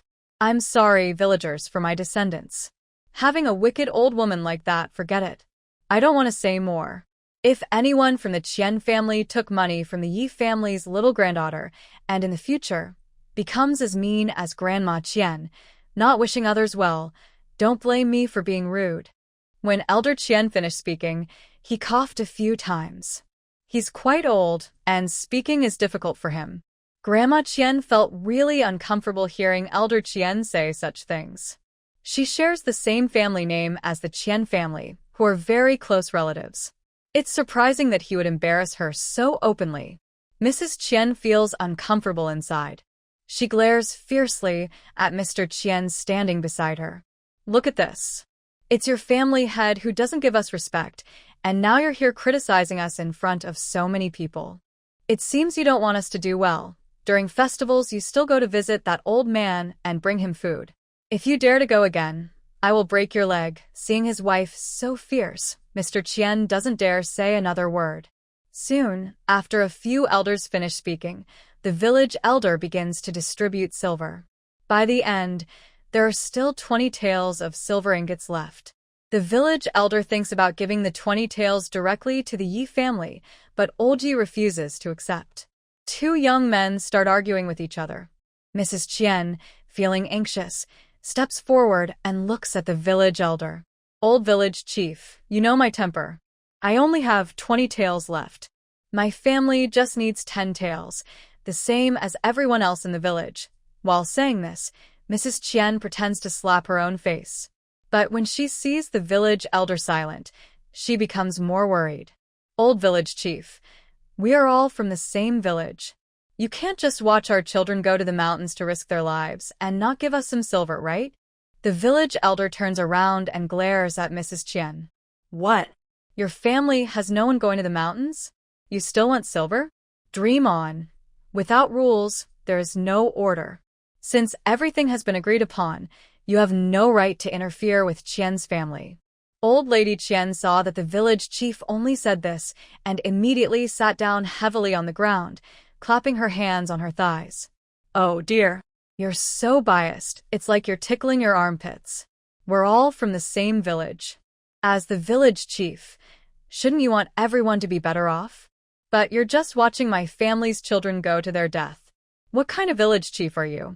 Boo-hoo. Life is really hard now. If you don't do something. Tonight I'll hang myself at your door. The old village chief snorted coldly when he saw Old Lady Qian acting so unreasonable. Then go hang yourself at my door tonight. If you don't, I'll look down on you. And if you really hang yourself, I'll handle your funeral expenses myself. Old Lady Qian was so angry, she slapped her thighs, tears and snot covering her face. She never thought that the usually kind-looking village chief would say such harsh words. The women in the village and the young wife all started to curse. Bah! You shameless person! When you went up the mountain, your family didn't want to send anyone and now you say you don't want to take them. How can you spit out words and then lick them back? Just because you curse and complain, you're hoping the Yi family girl and the villagers won't find the herbs. Hoping the villagers will all go to their deaths. And now you still have the nerve to cry. Who says otherwise? Women like her are the most vicious. I think if she keeps causing trouble, the village chief should just kick her out of Xinhua village. Yes. Drive her out of Xinhua village. Qian Dashan saw that his mother had angered everyone and said, Dear fellow villagers, we have all been born and raised in Xinhua village. How can I drive my mother out of the village? My mother is like that, but she is not a bad person. The village chief's wife overheard Qian Dashan and laughed out loud. What? You think your mother is that bad? Qian's wife saw the village chief's wife speaking about her like that but refused to back down. Anyway, today we are dividing the silver. Our family must have some too. We are also from Xinhua village, and we won't let you bully us. The village chief's eldest daughter-in-law crossed her arms and stood in front of her mother-in-law. Your family won't get any. What can you do? If you have the guts, go find it yourself in the mountains. The mountain is so big, no one will stop you. Villagers pointed and whispered, "Humph. She's so old and still shameless and clueless." Truly shameless. Laughter erupted among the crowd. Suddenly, Qian's wife rushed toward Yi Anran. Old Yi saw this and quickly pulled Gui Bao to the side. Qian's wife missed her target, and Old Yi was relieved to see Gui Bao was unharmed. "What do you want to do to my Gui Bao, you wife?" Qian's wife chuckled. "What could I do to little Fuxing?" She looked at Yi Anran behind Old Yi and said, "Little Fuxing, go to Grandma Qian's house. Grandma Qian will cook you an egg. You are very capable. Talk to the village chief about giving some silver to our family. In the future, any good food we have will be shared with you." Yi Anran shook her little head. "Don't forget the things your son did, and our family has nothing to do with your family. Whether it's now about the medicinal herbs or any future benefits, it has nothing to do with you." Old Lady Qian clenched her fists when she heard this, wishing she could go up and tear Yi Anran's mouth apart. "That brat has a sharp tongue, but she's just an unwanted wild child. I don't believe in all that little lucky star stuff." Old Lady Qian spat harshly on the ground. Yi Laosen couldn't hold back anymore and rushed forward, punching and kicking Old Lady Qian. Seeing this, the villagers secretly thought, "Serves her right. Right now, little Lucky Star is the village's treasure." Old Lady Qian's reckless scolding of little Lucky Star was just asking for trouble.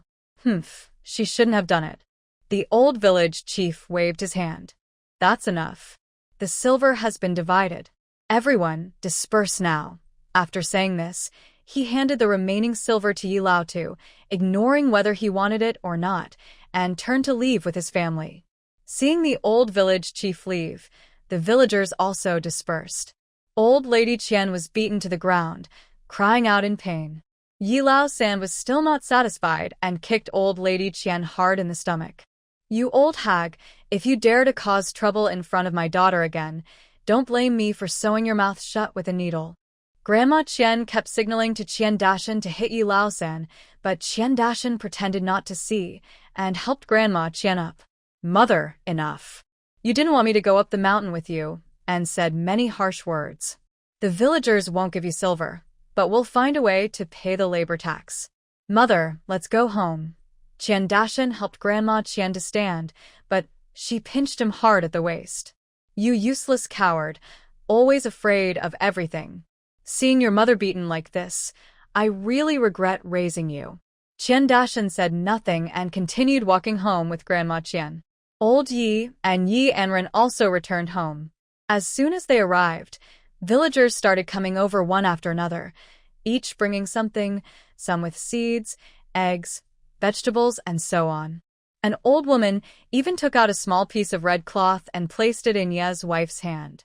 "This is for our little Lucky Star, to make her a new dress." The red cloth was originally meant for the old woman's daughter as a dowry, but now she offered it.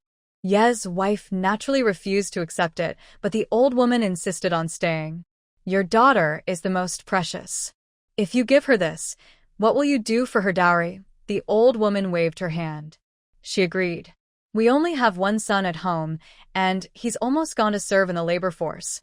If it weren't for little Lucky Star, where could our family get 10 taels of silver?" I discussed it with my daughter, and she agreed. "Just keep it safe for now. Besides, you have no right to refuse. This is a gift from me to little Lucky Star." All right, I'm going back first." The old lady finished speaking and left. Yi Anran looked at the red cloth nearby. She always felt that if this cloth were sewn into a dress and worn on her body, it would look like a doll, even with her current appearance. Other villagers didn't have many good things to offer. Some brought a few vegetable leaves, others brought a few eggs saved for their grandchildren, and some even brought half a bowl of black flour because they had nothing else. Ye old lady accepted what some families could give, but for those truly struggling, she politely refused. Only after all the villagers had left did Yi Anran go forward to look at the items spread out in the yard. Ye old lady sat nearby, sighing. "Good child, most of your kind villagers remember you, but they still made you feel a little wronged." Ye old man tugged at his wife's sleeve. "Why are you saying all this to the child?" That evening, as the family ate dinner, Yi Anran looked at the house. It was so old that it seemed like it could fall apart with just a gust of wind.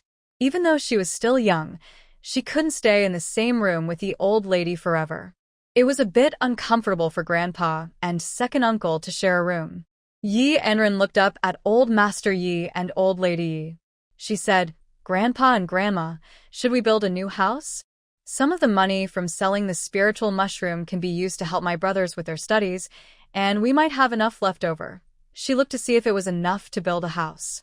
She also worried that if the wind was strong, it might blow the house away. Old Master Yi and Old Lady Yi thought for a moment and nodded. Old Lady Yi thought that building 2 more rooms would be good. She shared her idea, but Yi Anran strongly disagreed. "Grandma, the house is really old. We should tear it down and rebuild." Old Master Yi agreed quickly, saying, "Yes. Let's listen to our good girl." Old Lady Yi wanted to say more, but in the end, she also agreed. After finishing their meal, everyone went back to their own rooms, feeling happy inside. That night, they had no dreams. The next morning, Wang Suihua, along with Wang Dalin and another young wife, arrived at the entrance of Xinghua village. A few women from Xinghua village were chatting at the entrance when they saw Wang Suihua, who was known to be mean. They immediately blocked her from entering the village. Wang Dalin's young wife tugged at his sleeve. "Husband, this is what you meant about sending your daughter to this village, but look at how fierce the villagers are." Wang Dalin didn't answer. Wang Suihua just smiled and looked at her daughter-in-law. "The woman in front of me is named Nanji. She was accidentally saved by Wang Dalin yesterday when he went to the town. To thank him for saving her son, she decided to come back with Wang Dalin." When Wang Suihua heard about the situation in Xinghua village, she naturally came to ask for money. Especially after hearing that the whole village was considered a lucky place because of the little blessing, she quickly arranged for the forced labor issue to be resolved. But Wang's family is actually related to the little blessing. Why does Wang's family still have to send their son to do forced labor? Most likely, he won't come back once he starts. Does the little troublemaker really have such a cruel heart, just watching her father go to his death? Wang Suihua was so angry that early in the morning she came again, determined to take Yi Anran back. A few young wives blocked the way, and the old village chief, along with many others, also arrived. The eldest daughter-in-law of the village chief was carrying a bucket of manure water behind her, walking unsteadily into the crowd. The women blocking Wang Suihua immediately stepped aside when they smelled the air, making way. Only the Wang family members remained standing there. The old village chief stepped forward first and looked at Wang Suihua. He said, "Why do you still want to bully our village people? I tell you, no way. Hurry up and leave. Don't come here bothering old Ye's family." The old village chief came quickly and also told the villagers not to notify old Ye's family. He thought this small matter could be handled by their villagers, so they wouldn't bother old Ye's family, especially the little blessing. Who knows what the wife of the Wang family might say? Maybe she will call me a money-grubbing person again. The old village chief feels especially sorry for little Fu Xing from the old Yi family. She suffered so much in the neighboring Wang village before, but she still has a kind heart. When Wang Suihua saw what the village chief said, she jumped up happily and clapped her hands. "You old thing. What do you care? What does it have to do with me if I find my granddaughter? You brought so many people to block me, a little wife. How dare you bully me just because I didn't bring anyone today?" The village chief's eldest daughter-in-law couldn't argue with Wang Suihua. She took a wooden bucket and scooped a bucket of manure, then poured it directly at Wang Suihua. Wang Suihua was caught off guard and was still shouting insults when she was suddenly splashed with a bucket of manure. Nearby villagers were so frightened that they quickly stepped back. Some even got splashed on their shoes.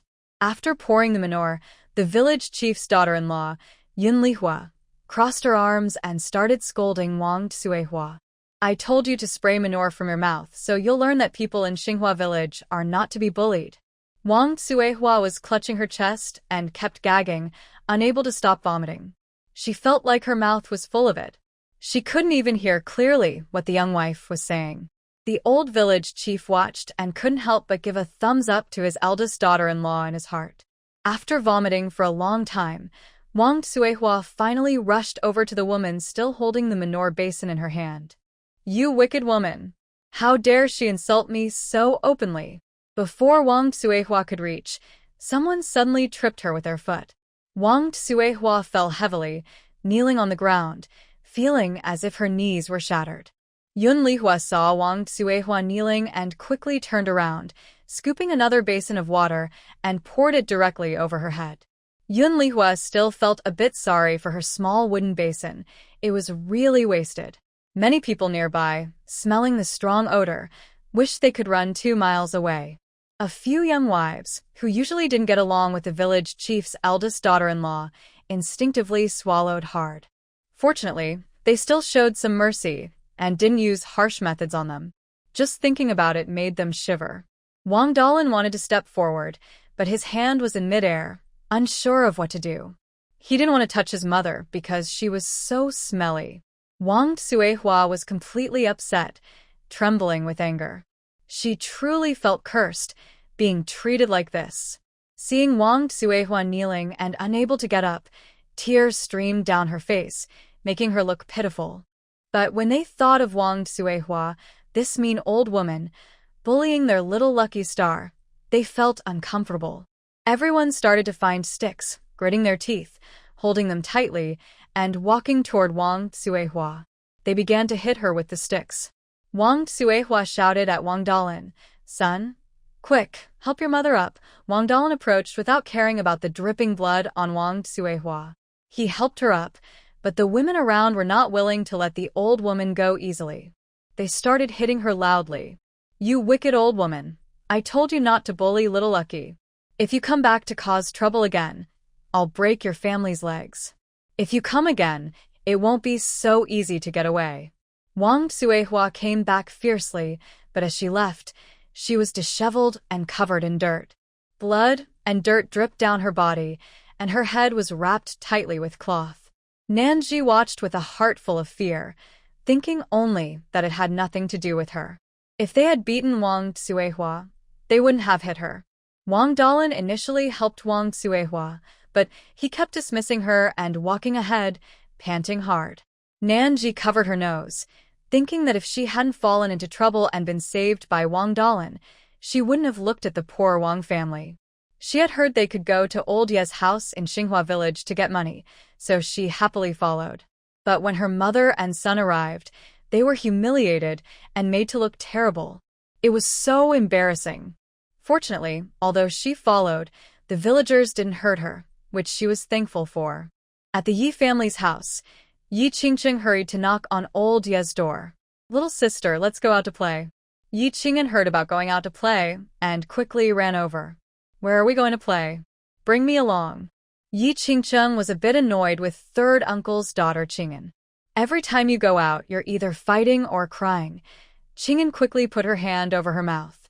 "Sure, don't say that. Don't let my sister hear." Yi Anran stretched her fuzzy little head. "Oh, do you have secrets you're hiding from me? You don't want me to know?" Yi Qingwen took a small bamboo basket. "Let's go to the village entrance to catch fish. The river doesn't have much water now, so we can try to see if we can catch any." At this moment, old Yi came out of the house. "Qingwen, be careful when you take your younger siblings. The water isn't deep, but Qing'an and Anran are not allowed to go into the river." "Got it," Yi Qingwen replied. "Grandpa, don't worry. I'll watch over them." Old Yi then felt reassured and let them go outside.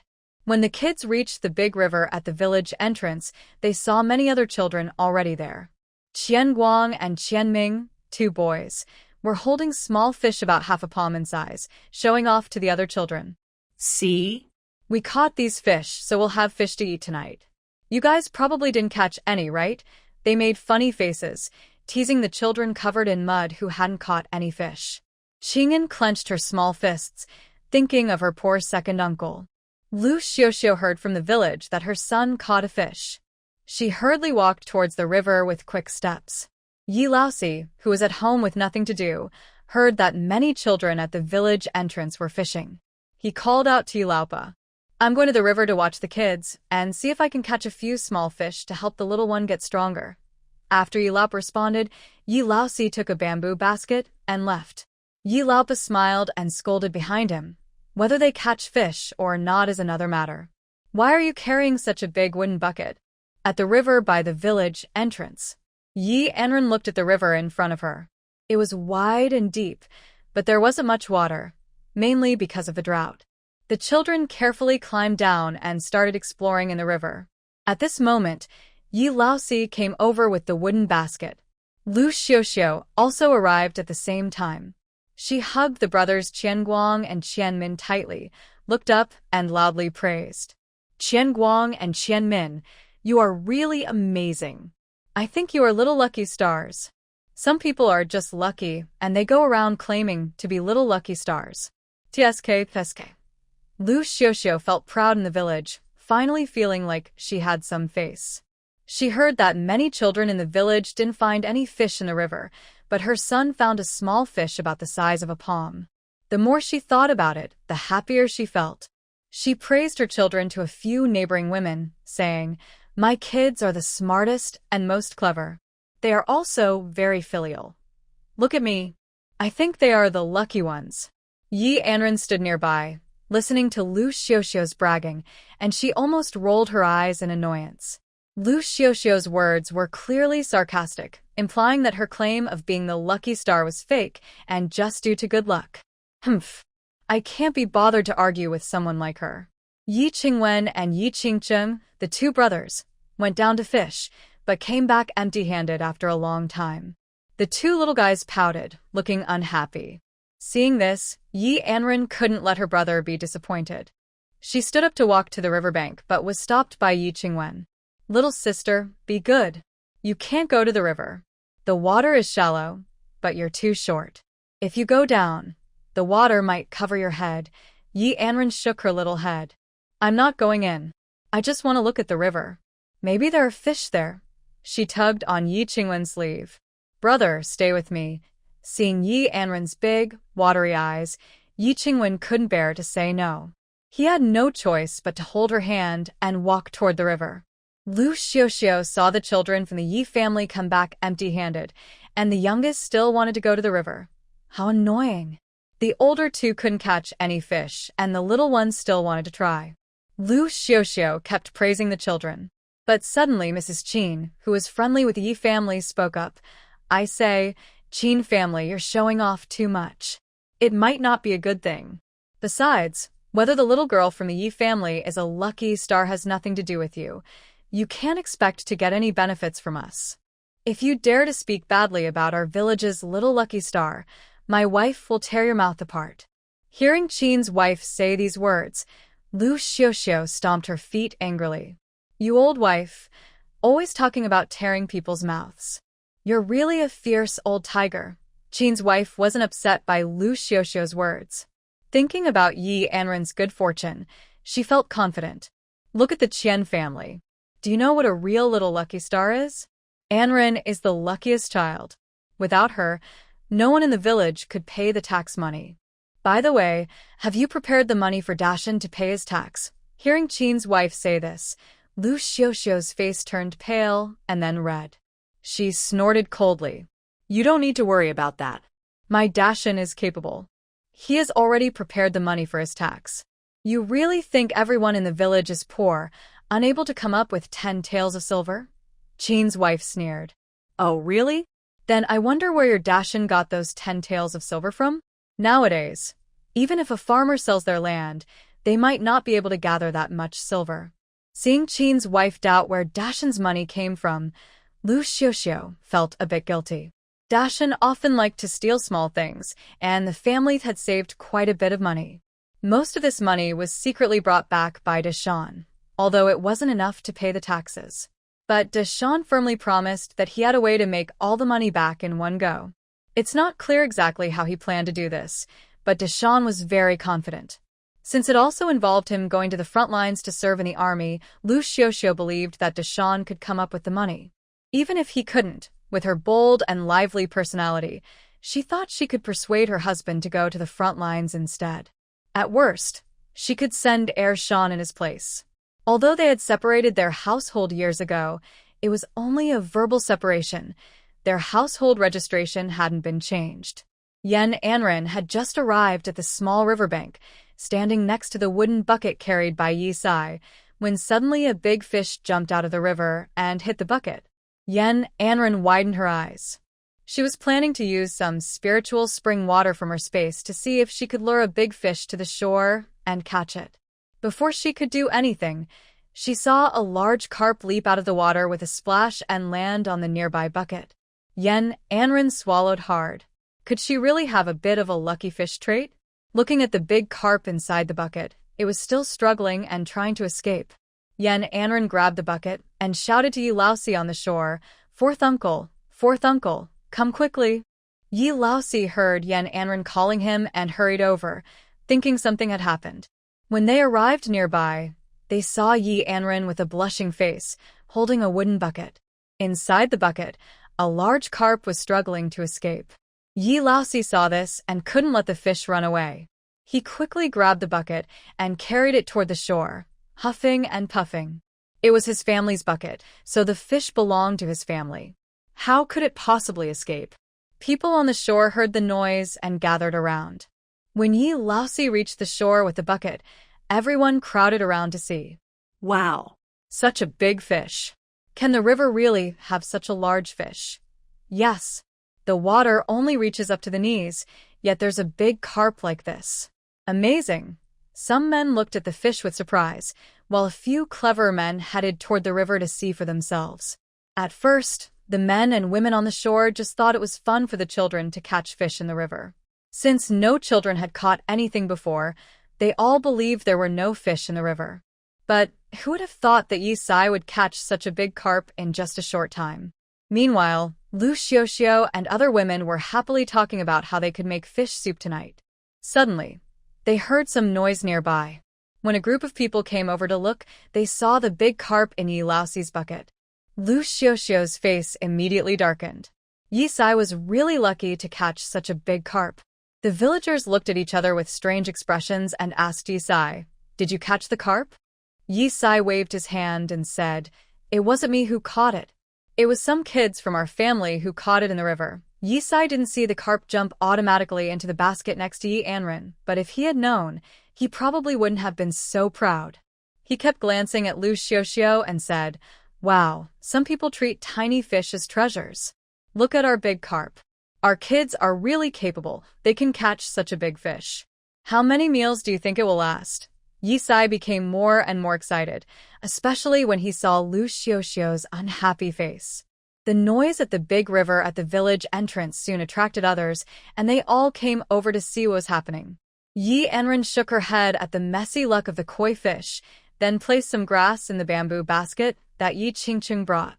She sprinkled some spiritual spring water on the grass, not caring if it was useful or not, and put the basket into the water at the shore. Soon, many fish swam desperately into the basket. Seeing this, Anran was very happy. When Yi Sai saw the little treasure making such a fuss, he hurried over. When he reached the scene, he was so scared he almost lost his footing and fell into the river. After reacting, he quickly blocked the basket to hide it from the people on the shore. Old Yi Sai's heart was pounding. He dared not make any noise now. Looking at the bamboo basket by the river and at Anran, whose heart was pounding hard, I quickly grabbed the basket. "Good girl. Uncle Fourth is holding it for you, or else the fish might slip away if there are too many," Anran responded, and when Yi Sai tried to hold the fish basket, he almost lost his balance and fell into the river. These fish are really strong. How does a 3.5-year-old little girl like Anran manage to hold on to the bamboo basket? Old Fourth didn't have time to think much. Seeing so many big fish inside the basket, he hurried to pull it up. At the same time, Old Third came over to help. Together, they struggled to lift one bamboo basket full of big grass carp and some carp. The carp alone looked to weigh about 3 jin, around 1.5 kilograms, not to mention the larger grass carp. Old Third and Old Fourth carried the basket of fish toward the shore. When they finally got to land, everyone in the village gasped in surprise. Nowadays, most families can't afford enough food, so how long would all these fish last? Plus, selling the fish could bring in a good amount of money. Ye Old Third gently hugged Yi Anran and kissed her on the face. Good girl. You really are Dad's lucky treasure. You're so amazing. Yi Anran looked at him with a look of dislike and pushed Yi on his head. Dad, your stubble hurts my face. While talking, she shook her head and moved aside. Old Yi Third reacted quickly, scratched his head and said, Hee, sorry about that. When I get home, I'll show off the beard stubble on my face with a knife. Ye Fourth he listened nearby and couldn't stop laughing loudly. The women on the shore were chatting excitedly about the big carp. Meanwhile, the men in the village had already jumped into the river and started searching. With so many fish, it was hard to believe they wouldn't catch at least a few. Ye Fourth he carried a bamboo basket full of fish and headed back home. Ye Third he looked at his daughter and asked, Girl, are you playing here or coming back with your dad? Later tonight your grandma will cook fish for you, he added. Yi Anran looked at the river, which had turned muddy now. Many men had jumped in. If they used the same method, others might notice something strange. She nodded at Yi Third he and said, Dad, I'll go back with you. After I put the fish at home, I'll come back. Yi Third he nodded. The two brothers deliberately slowed down, worried Yi Anran might not keep up. Yi Anran hurriedly moved her short legs, running quickly behind them. When Yi Fourth he reached the door with the fish, he loudly called out, Mom, come see. Our Fubao caught so many fish, but no one else in the village caught any. Aunt Yi listened to Yi Sai's noisy shouting from inside the house and muttered under her breath. She peeked out into the yard and saw a big basket full of fish, with 4 or 5 of them being large grass carp. They were almost as long as Yi Anran, glaring at Yi Sanha and Yi Sai. Keep your voices down. What if others hear? Don't you know not to show off your wealth? Hurry up and come inside to talk. Yi Sai pouted, thinking, Mother, it's already too late. Everyone in the village saw it. They caught the fish right in front of the villagers from the river. He chuckled foolishly as he said this. Seeing her silly son, Aunt Yi was speechless, but quickly hugged Yi Anran. My dear, you are truly my little treasure. She kissed Yi Anran on the face several times. Yi Anran felt a bit shy and said, Grandma, I'm already a big kid. Yes, our Anran is a big kid now. Your father will keep the fish in the water tank first, and tonight I'll make fish soup for you. Yi Lao Sen looked at all the fish, worried that the water tank wouldn't hold them all, thinking they might die soon. Mother, we can't eat all these fish. Should we dry some to make salted fish? Or take the fresh fish to the city to sell? Yi Anran quickly spoke up. Grandma, there should still be plenty of fish in the river. I want to go catch some more, so we can sell them together later. Hearing this, Old Fourth Yi remembered what he saw at the time. He swallowed hard and looked at his mother. Mother, you didn't see it. Little Treasure put an empty bamboo basket into the water by the riverbank. Guess what happened? The fish went crazy and kept swimming into the basket. Luckily, Third Brother came just in time. Otherwise, I couldn't have managed alone. If we didn't pull it up soon, the basket might have broken from the fish pushing against it. After we pulled the basket out, the other fish disappeared. Old Lady Yi gasped when she heard her son's story. Did any other villagers see this? Old Fourth shook his head. Don't worry, Mother. I stood in front of Little Treasure, so no one on the shore could see. Old Lady Yi finally relaxed and turned to look at Yi Anran. Little Treasure, there are already quite a few fish. You don't want to go back to catch more, right? Third Brother Yi spoke nearby. That's right. You can go play, but no need to go into the river to catch more fish. We have enough for our family. Yi Anran thought there were indeed many people by the river. She waved to Old Lady Yi. Grandma, I'll go play at the village entrance. Brother and the others are still there. Okay, Little Treasure. Just be careful when you're by the river. Yi Anran ran quickly towards the door. Old Third Yi and Old Fourth Yi were busy putting fish from the bamboo basket and wooden bucket into the water tank. When Yi Anran reached the riverbank, she saw that most of the villagers were in the river.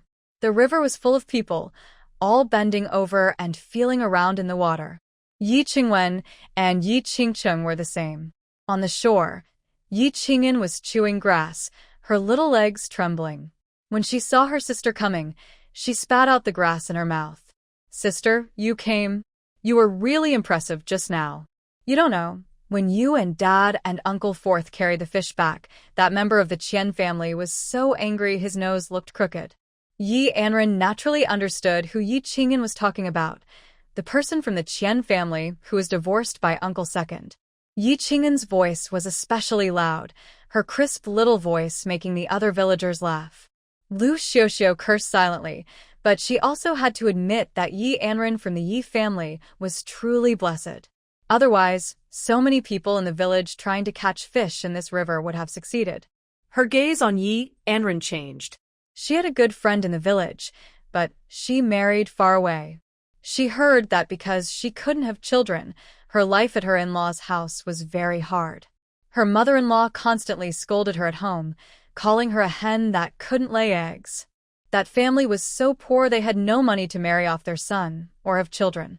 Even though they disliked her, her good friends still went on with their lives. Liu Xiuxiu looked at Yi Anran, thinking about sending the little troublemaker to her good friend's house. If her friend's family could become rich, she might also gain some benefits. After all, that family was easy to control, especially since her good friend was indecisive. Whatever she said, her friend believed it completely. Plus, the little lucky star truly had good fortune. Thinking of this, Liu Xiuxiu sneered inwardly. Enjoy it while you can. Let's see how long you can stay happy. Everyone said Yi Anran was a lucky girl, and Liu Xiuxiu wanted to send her away. She wanted to see if the old Yi family could stay as fortunate as they were now. Liu Xiuxiu was jealous and resentful as she watched the old Yi family's life get better and better. Why? When she was with the old Yi family before, she often went hungry and had to tighten her belt every day. But after she was dismissed, the old Yi family's life improved each day. People in the village even talked about building a new house. Old Yi even asked the village chief if they could expand the land behind their house, wanting a big yard. Why? Why is it that she suffered so much for so many years and never had good days, but now she's fallen so low and still has to face trouble from the moneylender's wife? Yun Lihua watched Liu Xiuxiu from the side, her face turning pale and then red. She couldn't help but chuckle softly. Xiuxiu, you look like you're about to eat someone. Our little lucky star is very fortunate, isn't she? Even if you're jealous, you can't really be. Mrs. Qin patted her thigh and said, "Who says not?" Just now, she was bragging about her child being lucky. TSK, TSK, TSK, that tiny little fish called a lucky one, but I think that luck is a bit small, don't you think? Yi Anran and Yi Qingyan were nearby, whispering to each other.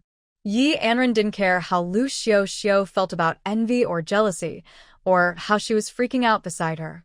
It had nothing to do with her. Yi Qingwen and Yi Qingcheng came out of the river, each holding a small fish.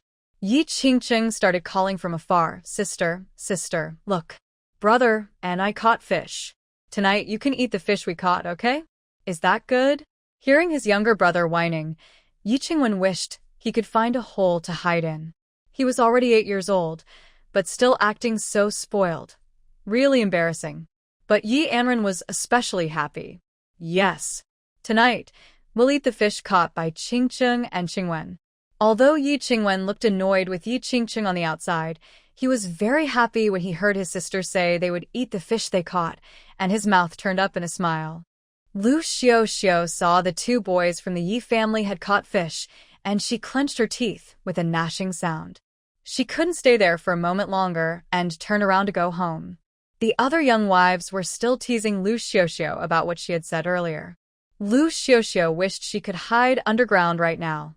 She had been too proud earlier. No one in the village had managed to catch a fish after so long. She thought her child's luck was pretty good, at least much better than many other children in the village. Now, seeing many children catching fish and coming ashore, her earlier bragging was just embarrassing herself. The villagers were muddy and wet from working in the river, but luckily some managed to catch small fish about the size of a palm. Some children were lucky enough to catch 1 or 2 small crucian carp. Yi Anran followed the 3 boys from the Yi family as they headed back. As soon as they arrived, she saw old Yi and old Third loading fish onto a cart. She stuck her head out and asked, "Grandpa, are you going to sell the fish?" Old Yi replied, That's right. The fish are still fresh and lively. If we leave them overnight, who knows how many will die by morning? Dead fish can't be sold at a good price, and we can't eat them all ourselves, so we're taking them to the city to sell for money. When we sell the fish, I'll buy you some colorful cloth to make clothes. Old Third then picked up Anran and placed her in the cart. Let's go. Dad will take you to the city to look around, and after we sell the fish, I'll buy you some candied hawthorn sticks to eat. Anran happily sat still in the cart, her little head tilted with joy. Qing'an took small steps outside the cart and hurried to climb in. But Old Third quickly grabbed him by the back of his neck. What are you trying to do? Why do you want to get on the cart? I can only take your sister. Qing'an pouted and opened his mouth, about to cry. Dad, you're being unfair. You're biased towards my sister. You only let her go. Not me? Boo-hoo. Qing'an felt more and more wronged. Although he liked his sister very much, his father seemed to have changed. Ever since his sister arrived, he no longer liked him. Seeing that Qing'an really wanted to go, Anran shifted a little to make space for him. She looked up at Old Third Yi. Dad, let Qing'an go with us too. I bought you a string of candied hawthorn. I'll share half with Qing'an. Qing'an listened to his sister and shook his head like a rattle.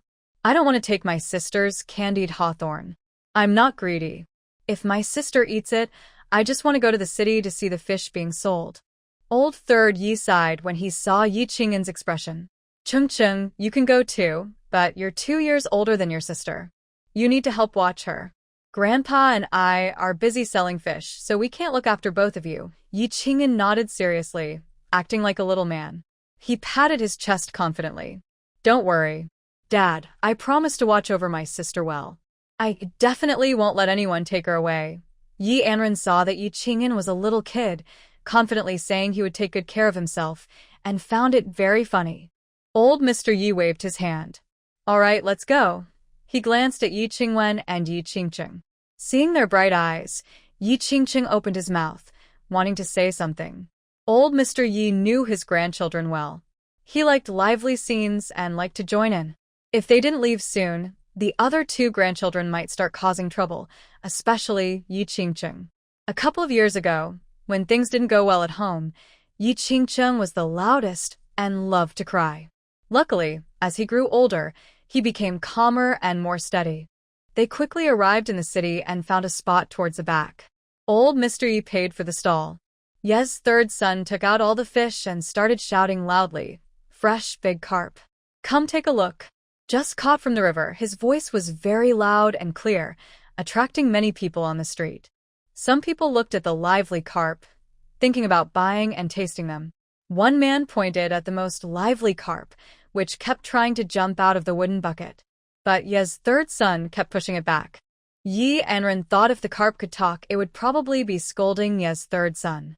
After much effort, it seemed like the fish was about to leap out of the dragon gate and escape, but then old Yi slapped it back into the wooden bucket. Teske, what a sad situation this is. Qing'an was crouching in front of another bucket, watching a fish blow bubbles. The man in front looked at old Yi and asked, "How much are these fish?" "How much per pound?" Hearing the question about the price, old Yi was stunned. He completely forgot to ask the price himself and looked at his father. "Father, how much should we sell the fish for per pound?" His father replied, "4 coins per pound." The man who asked the question was surprised when he heard 4 coins per pound. He waved his hand and said, "What? Just this tasteless fish? 4 coins per pound? Others sell it for 2 coins. Oldie looked at the man with a disapproving face. "Don't blame me." Asked others about the price. "The fish look almost dead, not as fresh as ours and smaller, but they're already selling for 4 coins a pound. Our fish are big and sold whole, so the price is fair, just like small fish. But when it comes to you, it sounds like my fish are sold at sky-high prices." The man was stammering after being criticized by Oldie. "A few days ago, I bought it for 2 coins per pound. I guess they're cheating." Before he finished, a plump woman behind him snorted with laughter. "You talk so funny. I've lived in the county town for decades, and I've never heard of anyone selling such large live fish for only 2 cents a pound. If you're not going to buy, then don't cause trouble. Go away. Don't disturb our fish shopping. Another young woman nearby nodded directly. Yes, yes. You're a man. Always hesitating. You're not as quick as us women. If you want to buy, just buy. If not, move aside quickly.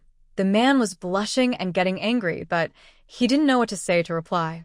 Looking at the lively fish jumping in old Ye's bucket, he finally gritted his teeth and said, All right.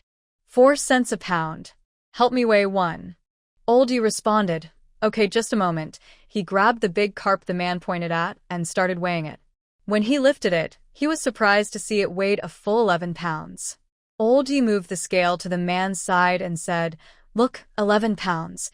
The man looked at Old Ye slyly and said, With this price, can it be counted as 10 pounds? I'll come back often to buy your fish.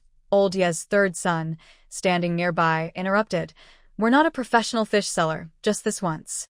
The price is already the lowest. We really can't sell it for less. Sorry about that. The man had no choice but to pay 44 copper coins, but he was secretly cursing the fish seller in his mind. What kind of person is this? Not good at business at all. Does it really have to be a pound? Humph. After the man left, the overweight woman pointed at 3 large carp and said, I want all 3 big ones. The young wife immediately disagreed. Do you think you can finish them? You chose 3 fish all by yourself, and the biggest ones too. What do I need? The overweight woman, with her hands on her hips, looked at the young wife and said, Are you trying to start a fight? I was in front of you. Why do you care how many fish I take? Even if I buy all the fish, what does it matter to you? Why did you come so late? Seeing the overweight woman acting unreasonable, the young wife pointed at her with her hands on her hips and said, You're just a troublemaker. Rude and unreasonable. Do you really think you can buy the whole fish stall? Do you have that much money? Look at your torn clothes. The overweight woman jumped up, clapping her hands, and her chest trembled. Who's the one without money? Look at you, acting like you can't afford to eat. So thin you look like a dried vegetable. And you have the nerve to criticize me? You look like you can't even support yourself. Uffed. They started arguing back and forth. The overweight woman thought the young wife was unreasonable. She was in front of her, so why did she care how many fish she wanted? Her mouth was so rude. The more she thought about it, the angrier she got. She was the first to grab the young wife's waist and pinched her hard. I told you to shut up. My family has money, and I can buy as many as I want. Why do you care? Old Mr. Yu was nearby, worried but unable to step in and stop the fight. He could only stand there, stomping his feet anxiously. Stop fighting, everyone. Oh dear. My fish in a wooden tub. As the 2 women argued, the plump woman kicked the smaller woman's leg. The smaller woman lost her balance and bumped into the wooden tub. One of the tubs tipped over, spilling water and fish all over the ground. Old Yi didn't have time to stop them and quickly went to put the escaped fish back into the tub. Anran waved to the others. If you want to buy fish, please come forward. Soon. All the remaining fish were bought up. Because they were big and fresh, some people even fought over buying them. This incident unintentionally promoted the fish stall. After the fight, the 2 women, fixing their clothes, tried to buy fish again. But they were stunned. Both large tubs of fish were completely empty. The plump woman hurriedly stopped Old Yi. Are your fish already sold out? Old Yi replied, Yes, they are. The plump woman felt upset. I was ahead of others in line, but you sold the fish to someone else. Old Yi remembered the fight between the plump woman and the young woman earlier. He didn't want to say anything harsh and looked apologetic. Sorry about that. Since you 2 started fighting and others were urging me, if more fish come later, I'll give you a better price. The overweight woman was so angry that her hands trembled. Not only did she fail to buy fish, but she also got into a fight, feeling worse and worse inside. Old Man Yi had already packed up and called Old Man Yi to go home. The overweight woman was too tired to argue anymore. She had already argued with another woman until her throat was sore and felt like it was on fire. Then she snorted at Old Man Yi, saying, I don't want the fish your family will send me in the future. After saying that, she turned and left. The young woman also walked away. Old Man Yi rubbed his nose and picked up Yi Anran and Yi Qing'an, the 2 little kids, and put them in the cart. Old Man Yi pushed the cart forward, while Old Man Yi followed behind and pushed as well. They arrived at the meat stall. Old Man Yi told Yi San to watch the cart at the door. However, Yi Anran jumped down from the cart. "Grandpa, you're going to buy meat and I want to go too." Old Man Yi nodded and took Yi Anran toward the meat stall. Yi Qing'an was behind, pouting. Why didn't they take him too? Seeing his younger son like that, as if he wanted to cry, Old Man Yi suddenly spoke coldly. "Now you're the big brother. You're already 5 years old. If you start crying and your sister sees it, it will be embarrassing." Hearing his father say this, Yi Qing'an swallowed his tears.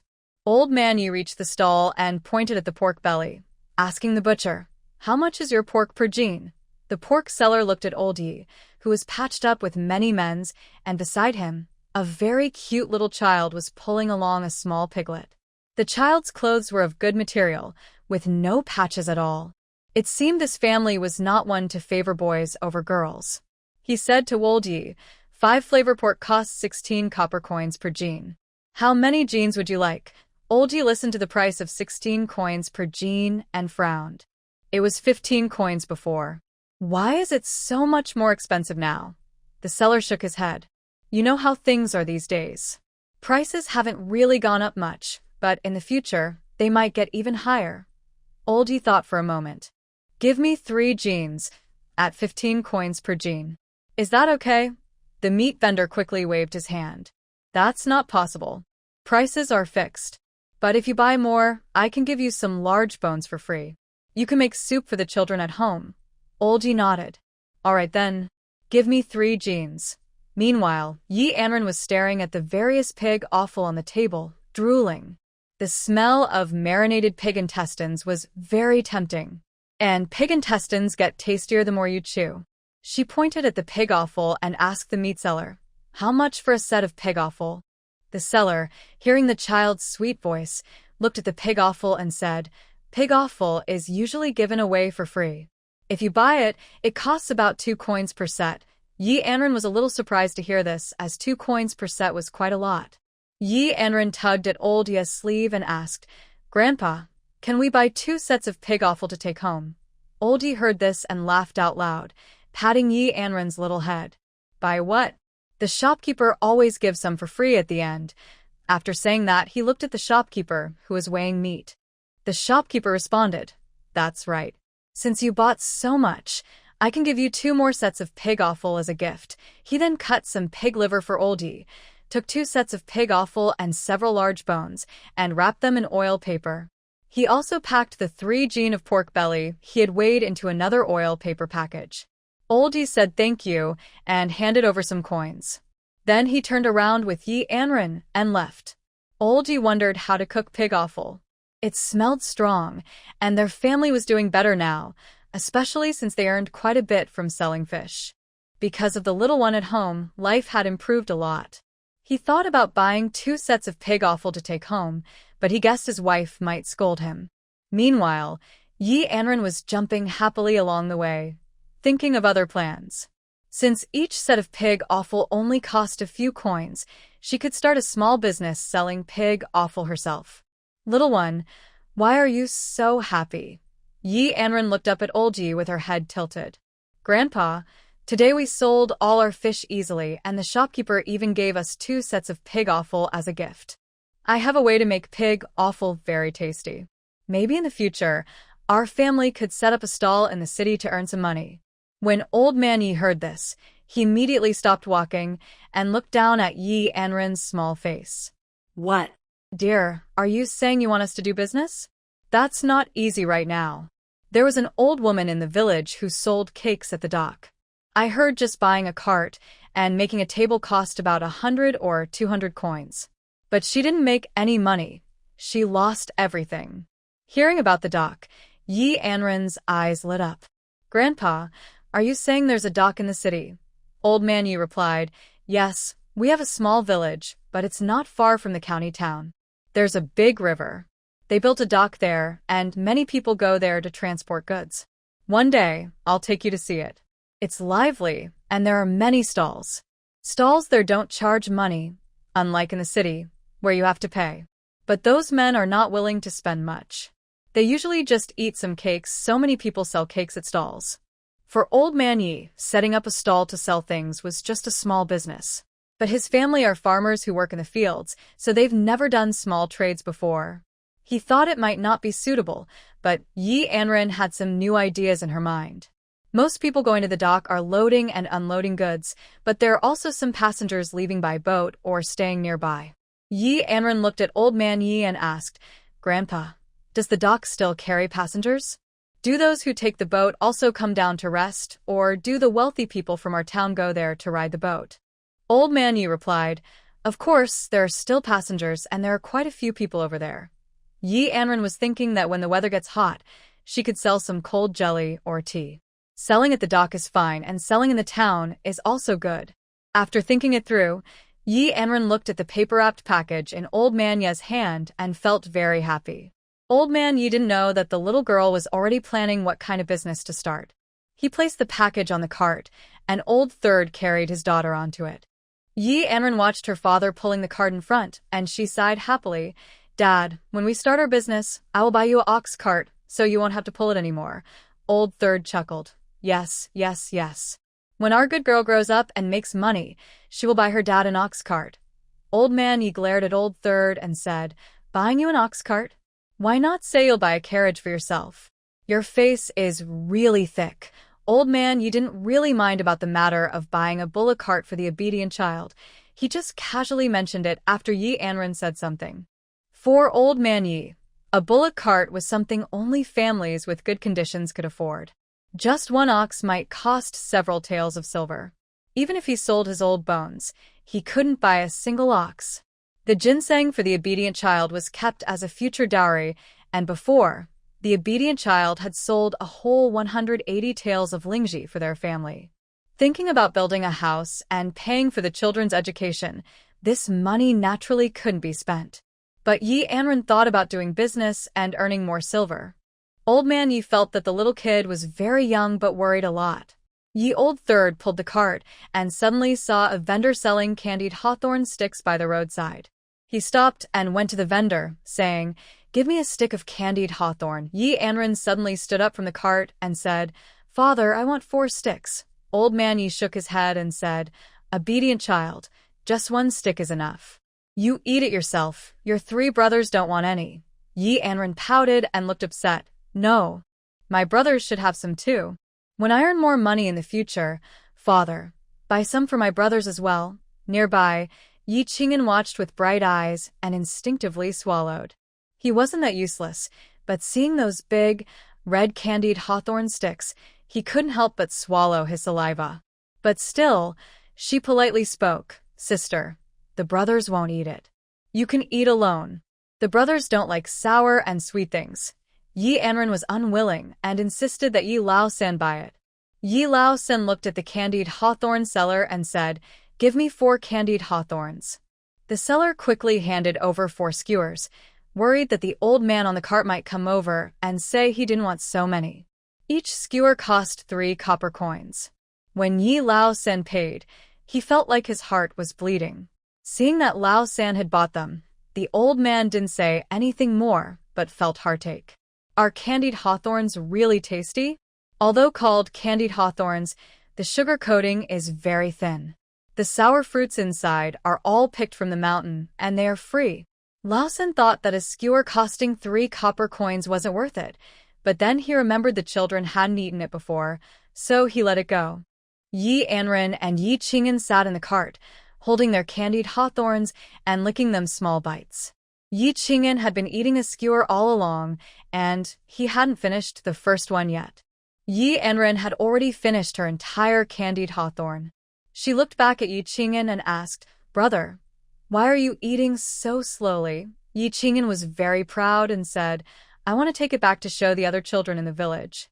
The eldest grandson of the village chief said, "I and my brothers haven't eaten candied hawthorns before." I will take it over to show him later. I also got a candied hawthorn stick." Seeing Yi Qing'an's silly look, Yi Anran couldn't help but laugh out loud. Third brother Yi was pulling the cart in front, then looked back at his foolish son. "You really are hopeless." On the way back, Third brother Yi was exhausted from pulling the cart but finally arrived at Xinghua village. Old Yi went to the main hall and dumped all the copper coins earned from selling fish onto the table. Ye's wife watched the clinking copper coins, which looked like a small mountain, and she was so excited she covered her chest. Old man, how much silver did we make today? Old Yi proudly looked at the coins. We sold a total of 380 coins today. 1 jin of fish costs 4 copper coins. We sold out in no time. Wife, you didn't see it, because 2 women fighting over the fish almost came to blows. Ye's wife gasped in surprise. She had thought the fish, though fresh, might not sell well. But it sold so quickly, 380 coins. It was so easy to earn that much. Ye's wife was full of excitement.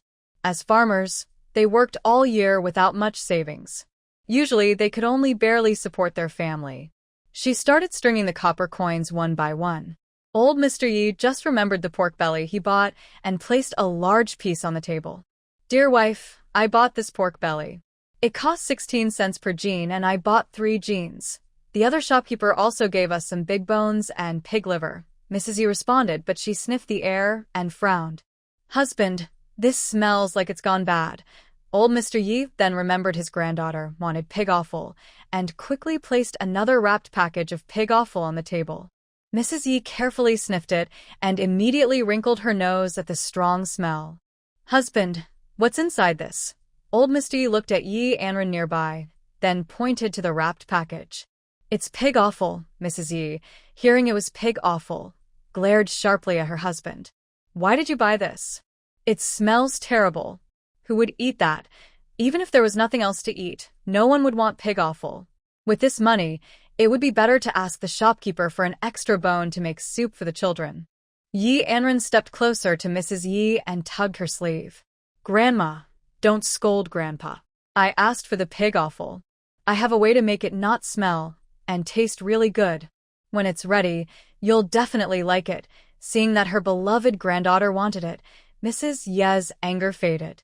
Replying briefly, okay, since it's what our good boy wants, then go ahead. But let me tell you, Grandma, pig offal is greasy and smelly, and it's hard to make it taste good. Grandma Yi saw that Yi Anran actually said she could make pig offal taste good, and she felt a bit sad inside. She thought the little girl probably hadn't eaten anything really good. In the Wang family, they had probably eaten pig offal before, so they thought it was delicious. Grandma Yi clenched her fists, secretly scolding the Wang family harshly, but she didn't show it on her face. Big brother Yi suddenly spoke nearby. Dad, didn't we have half a wild boar before? Why did you buy 3 jin of pork belly? Hearing this, old man Yi looked toward the kitchen. The half-wild boar in the house had been turned into cured meat by Grandma Yi and hung on the beam, meant to be eaten during the new year. Old man Yi said, our good boy caught so many fish and earned some silver.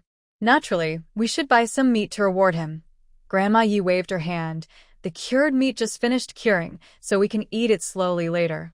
But we should buy some meat to reward our good boy.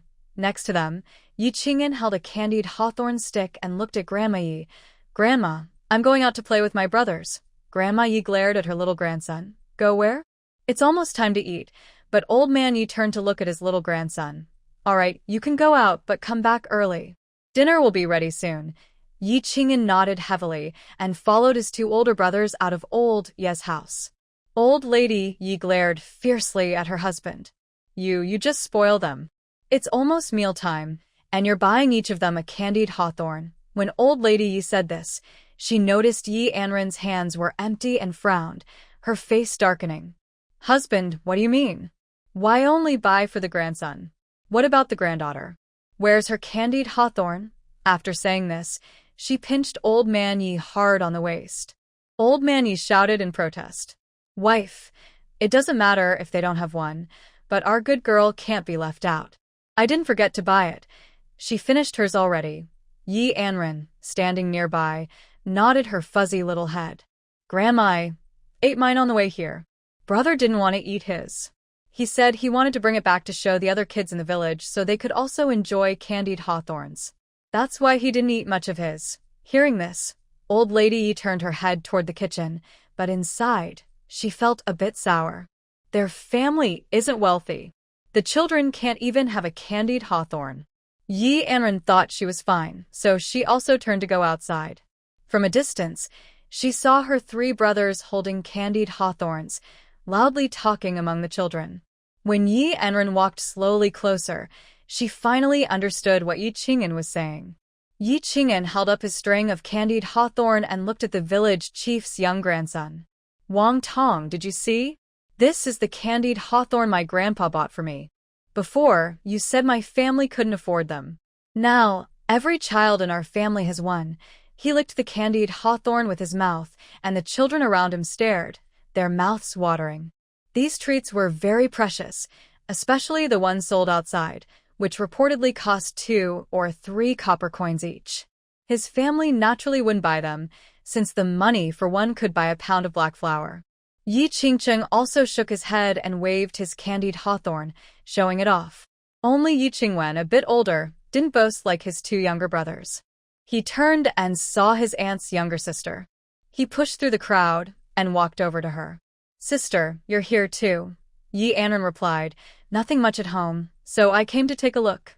The brothers Qianguang and Qianmin also came over.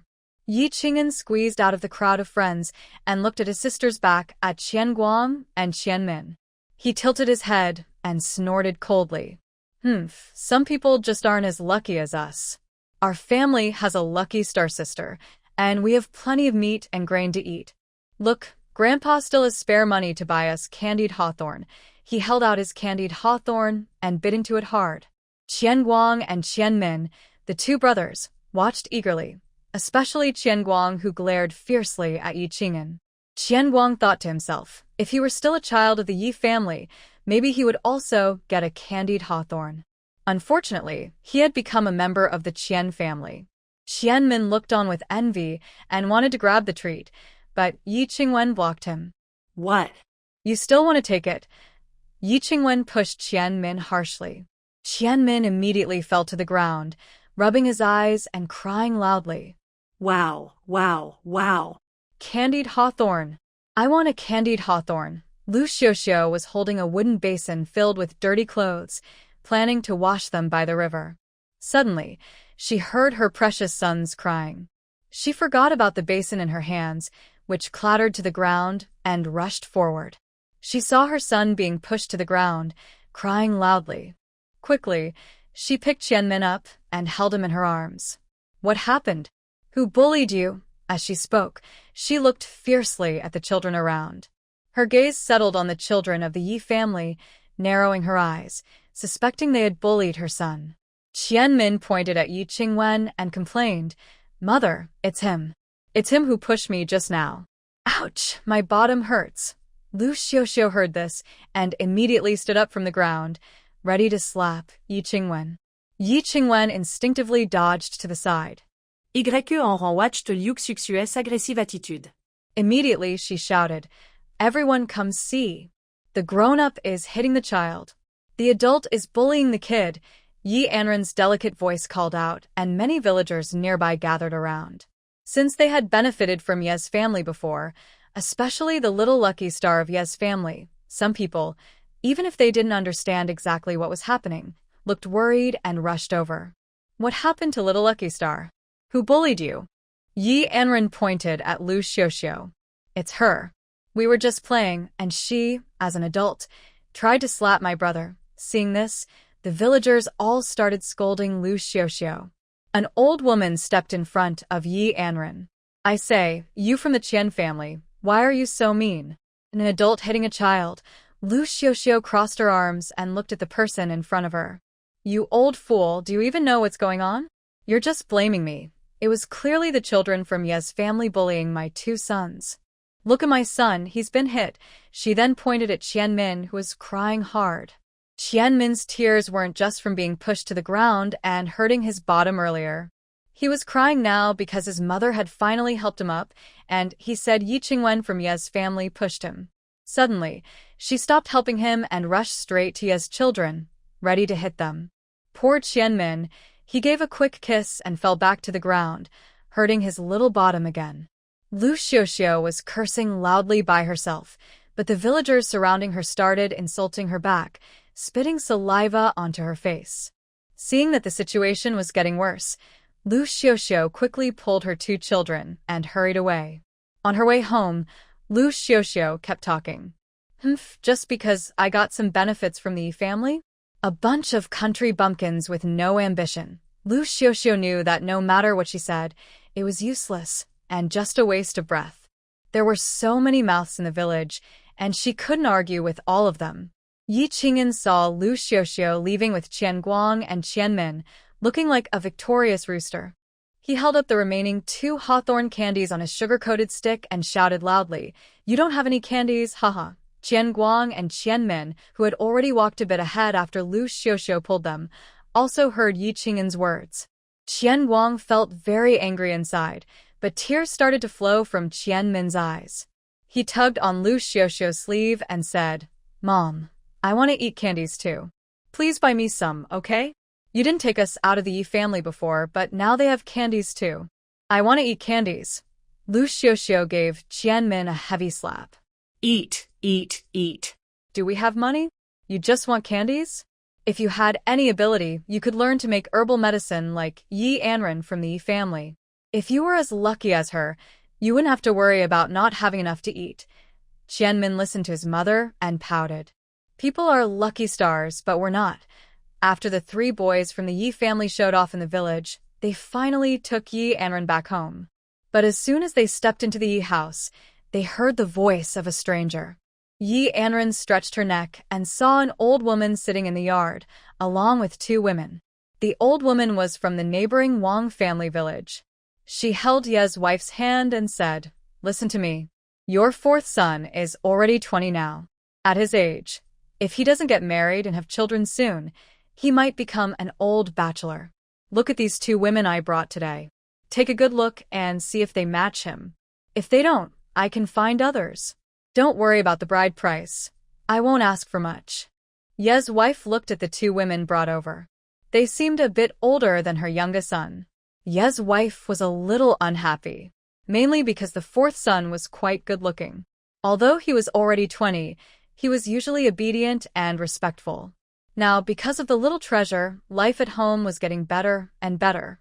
If they were to find a wife for the 4th son, she should be about the same age. It wouldn't do to find someone older than him. Wang's wife seemed to notice Ye's mother's displeasure. She pulled one of the women and introduced her to Ye's wife. Don't think too much. Both of these women are the same age as the 4th son, 20. Although the 2 women seem older than your family's youngest daughter, they are not actually that much older. It's just that they do more work at home, which makes them look older. Old Lady Yi looked at the 2 women's hands carefully after hearing Lady Wang speak. Both women had calluses and looked very thin and weak.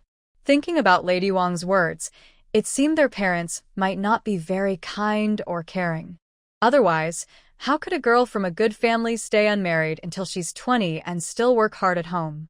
Maybe their parents are strict and prefer boys, forcing the girl to work hard before marriage. When the right time comes, they look for the best offer to marry her off. Old Lady Yi knew that girls from such families might grow up to be just as strict and unfair as their parents. She shook her head and said, "I don't think they are suitable. Maybe you should help look again." Lady Wang sighed because she understood Old Lady Yi didn't like either of the women. That's fair. Since their lives are better now, their standards are higher. If someone had wanted to marry into her family before, they would have been very lucky. Now, she's being picky. One of the women's faces darkened as she looked at Old Lady Yi. She said, "That's not fair. I am about the same age as your son, and I am very good at working at home. She is quite capable, and our family relies on me both inside and outside the house. My mother also said that anyone who marries me is truly lucky." Yi Anran happily ran over to Yi Laopa and looked at the woman. Suddenly she spoke, "Annie, that's not right. Our family's men do the work, and the wife should be cherished and pampered. She shouldn't be working herself to exhaustion outside the house. Otherwise, her hands would become rough from all the work." Yi Laopa held Yi Anran in her arms, her eyes shining as she looked at her granddaughter. But then she seemed to think of something and looked at the woman who had just spoken. "Our daughter-in-law married into our family not because she's good at working, but because We don't favor boys over girls. After saying this, she looked at Wang Laopa with a hint of apology. You should pay more attention when helping. Wang Laopa nodded in response, pulling the sleeves of the two women. All right, I'll take you to visit other families. The two women had no choice but not to offend the only matchmaker in their village. They nodded, but the woman who had spoken earlier turned to look at Yi Laosi as if she was thinking about something. When Yi Anran saw them leave, she grabbed Yi Laopa's sleeve. Auntie, that woman just now looked like a formidable person. Ye Laopo noddet repeatedly. She also noticed that life at home was getting better. The other families were doing well too, but they couldn't afford to marry another troublemaker into the family. Yi Anran was talking when Yi Sanha rushed over. Anran, go see your little wolf and big fat rabbit. They are fighting in the backyard. Yi Sanha didn't dare to pull them apart. He had only wanted to pet the big fat rabbit before, but it had bitten him. Yi Anran quickly ran to the backyard. When she arrived, she saw the big fat rabbit riding on the little wolf, scratching and biting at the back of the little wolf's neck. She hurried forward and gently lifted the big fat rabbit off the little wolf. The white rabbit's limbs were still flailing in the air. You stupid dog! How dare you provoke me? Look at my mighty iron fist. Hey, hey, hey! How can I fly now? Yi Anran tugged on the big fat rabbit's ear. How can you fly? I just picked you up. Why are you bullying the little wolf? It's still a baby. But the big fat rabbit was unhappy. It's a baby? It's a whole size bigger than me. How can it be a baby? The little wolf growled back. Grr. Who's a whole size bigger? I just have longer legs. Hearing what the little wolf said, Yi Anran was slightly surprised. She couldn't understand what the little wolf had said before. She guessed it was because she had been drinking a lot of spiritual spring water these past 2 days that she could now understand what the little wolf was saying. Yi Anran threw the big fat rabbit onto the ground and quickly hugged the little wolf, rubbing it gently. Wow, you can speak so clearly now. Next time, I will take you to see your parents. The little wolf puppy whined and turned its head, using its soft pink tongue to lick Yi Anran's small face. Yi Anran giggled happily as the puppy licked her. After playing with the little wolf for a while, she put it on the ground. The big fat rabbit looked at her with a look of disdain. Yi Anran looked at old Yi and the nests she made for the two little animals. The fat rabbit's nest was a flat little house built with bricks. The little wolf's nest was very big, probably because old Yi thought wolves would grow very large, so he made it that big. The little wolf seemed to remember something, grabbed Yi Anran's pant leg, and started whining to complain. Sniff, sniff. Little master, it took my nest that Grandpa made for me. Sniff, little master. You have to help me. The fat rabbit turned its head, looking threatening at the little wolf. The little wolf was so scared it shrank back, hiding behind Yi Anran. Yi Anran held the little wolf in her arms and gently patted its back. Don't worry, soon it won't dare to show off in front of you anymore. The fat rabbit listened to Yi Anran and thought to itself with disdain, just this silly dog? It still thinks it can threaten me. The little wolf cub didn't understand what the young master meant, and even after some time, it knew it couldn't beat the chubby rabbit. Yi Anran remembered what Grandma Yi had said before. Grandma mentioned that when the big chubby rabbit first arrived home, it almost sneaked away. Fortunately, Grandma saw it and tied it back. After getting to know it better, she let the big rabbit stay in the backyard. Yi Anran crouched down and gently touched the fluffy little head of the big rabbit. Hey, little wolf cub, you're so small. Why do you keep bullying it? I heard you even wanted to run away before. Do you still want to leave now? When the big rabbit heard the human cub asking if it wanted to leave, it sat down like a boss on the ground. Humph, leave? Not a chance. I'm happy here, eating and drinking well. I don't want to go anywhere. Every day, Grandma Yi prepared wild grass for it, so it didn't need to find food on its own. The best part was the water the human cub made up. It was so sweet and tasty. And after drinking that water, it felt its mind becoming sharper. Its body also felt lighter and more agile than before. The divine water was very tempting to it. Even if the human cub opened the backyard gate and personally took it to the back mountain, it wouldn't want to leave now. After playing with the big rabbit in the backyard for a while, it went to the front yard. Grandma Yi was just handling the pigs offal when Yi Anran stepped forward. Grandma, let me do the pig's offal. Grandma, I should do it. Mrs. Yi originally didn't believe what Yi Anran said about making pig offal taste good enough to eat. She waved her hand and said, "Good child. Go back to your room and rest. This stuff smells bad, so Grandma will make it. Grandma, listen to me. If I make it, it will really taste good. If you all like it, we could even sell it." Yi Xiuxiu nearby heard this and chuckled happily. Good child, pig offal is usually eaten less by ordinary people, especially those from wealthy families. Yi Anran didn't want to explain further. She looked at Grandma Yi and said, "Grandma, you can first remove the oil stains from the pig intestines, then use ash from plants and wood to scrub the inside repeatedly. The alkaline in the ash helps remove grease and bad smell." Grandma Yi hesitated and said, "Good child, isn't ash from plants and wood a bit dirty? Using it might not be very suitable." Yi Anran shook her head and said, "Grandma, trust me. This method was taught by a wise old man." Hearing that Yi Anran mentioned the wise old man, Grandma Yi quickly stood up and said, all right. Wait here. Grandma will go prepare the ash." Grandma's mouth almost stretched to her ears with happiness. The good child mentioned the wise old man, so she must follow this advice. Even if I can't succeed, it doesn't matter. The pig's offal was bought by the old man, and the boss gave it to us for free. After thinking it through, Grandma Yi quickly took out some wood ash.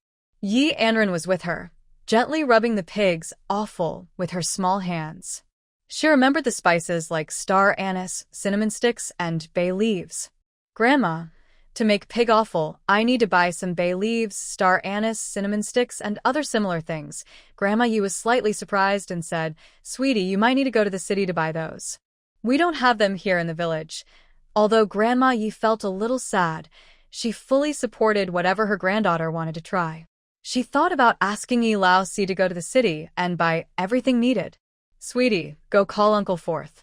Ask him to go to the city and buy all the things you need." Yi Anran's eyes lit up. "Okay, I'll go right now." She then walked over to Uncle Fourth, who was chopping firewood. "Uncle Fourth, could you please help by going to the city to buy some bay leaves, cinnamon sticks, star anise, and Sichuan peppercorns? Do we still have soy sauce at home? If not, you can buy some more." Uncle Fourth put down his chopping knife. "Sweetie, think about if there's anything else you want to buy. I'll get everything for you." Yi Anran thought for a moment and said, "Also some green onions, ginger, and a little bit of rice wine." Although Grandma Yi was sitting by the water well washing pig offal, her ears were upright, listening carefully as Guai Bao suddenly reported a long list of things, which made her gasp in surprise. She really didn't know how much money she would need to spend. Pig offal was the cheapest of all.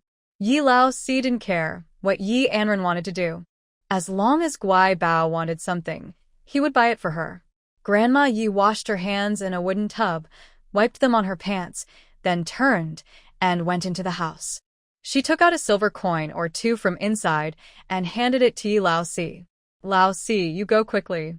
Guai Bao is waiting to use it." After hearing this, Yi Xiuxiu took the silver and hurriedly left. Suddenly, Yi Anran remembered about white sugar. She called out toward Yi Xiuxiu, "Fourth uncle, bring back a little more white sugar, just a small amount." "Okay, fourth uncle understands." Yi Anran then sat quietly beside Grandma Yi, washing pig offal again. Yi Xiuxiu got on the nearby ox cart and went to the city. He quickly bought everything Yi Anran needed, including spices, which he bought from two different places. One was a general store, but the store didn't have everything. For example, he had to go to a pharmacy to buy bay leaves and Sichuan pepper. The clerk at the pharmacy even asked him what they were for, but Yi Xiuxiu just replied casually that they were useful and mainly bought for others. The man stopped asking questions. When old Yi was riding back in the ox cart, he saw Yi Anran struggling to carry a wooden bucket. The bucket contained cleaned pig intestines and liver. "Fourth uncle, you're back." Old Yi nodded and placed everything he was holding onto the table all at once. "Good girl, I bought everything you wanted, fourth uncle. I also got some soy sauce. There should still be some at home, but I bought more just in case." Old Lady Yi watched as Old Yi glared at him. "You bought so much soy sauce again. How will we finish it? We still have some at home. How much did you spend?" Hearing his mother ask how much money he spent, Old Yi hesitated a bit. His mother gave him 1 or 2 silver coins, but he only had 100 coins left. He wasn't sure if his mother would scold him. But since he knew this was for the girl, he stopped worrying so much. He took out the remaining copper coins. "Mom, keep this." Old lady Yi saw her youngest son hand over only 100 coins and was stunned. "I gave you 1 or 2 silver coins and you only brought back this little." She pinched old Ye's ear. "I told you to buy it, but why did you buy so much? All that was for seasoning and you bought so much. What? Are you planning to eat it all yourself?" Oldie covered his ears, crying out loudly, Oh, Mom, I know I was wrong. Isn't it just because we don't have enough? Besides, it's not much," Ye's wife shouted loudly. "Isn't it enough already?" Feeling guilty, Oldie muttered softly, "Good kid, I told you, if it turns out to be tasty, we might sell some too." Ye's wife loosened her grip and looked at Yi Anran nearby, so she didn't say anything more discouraging.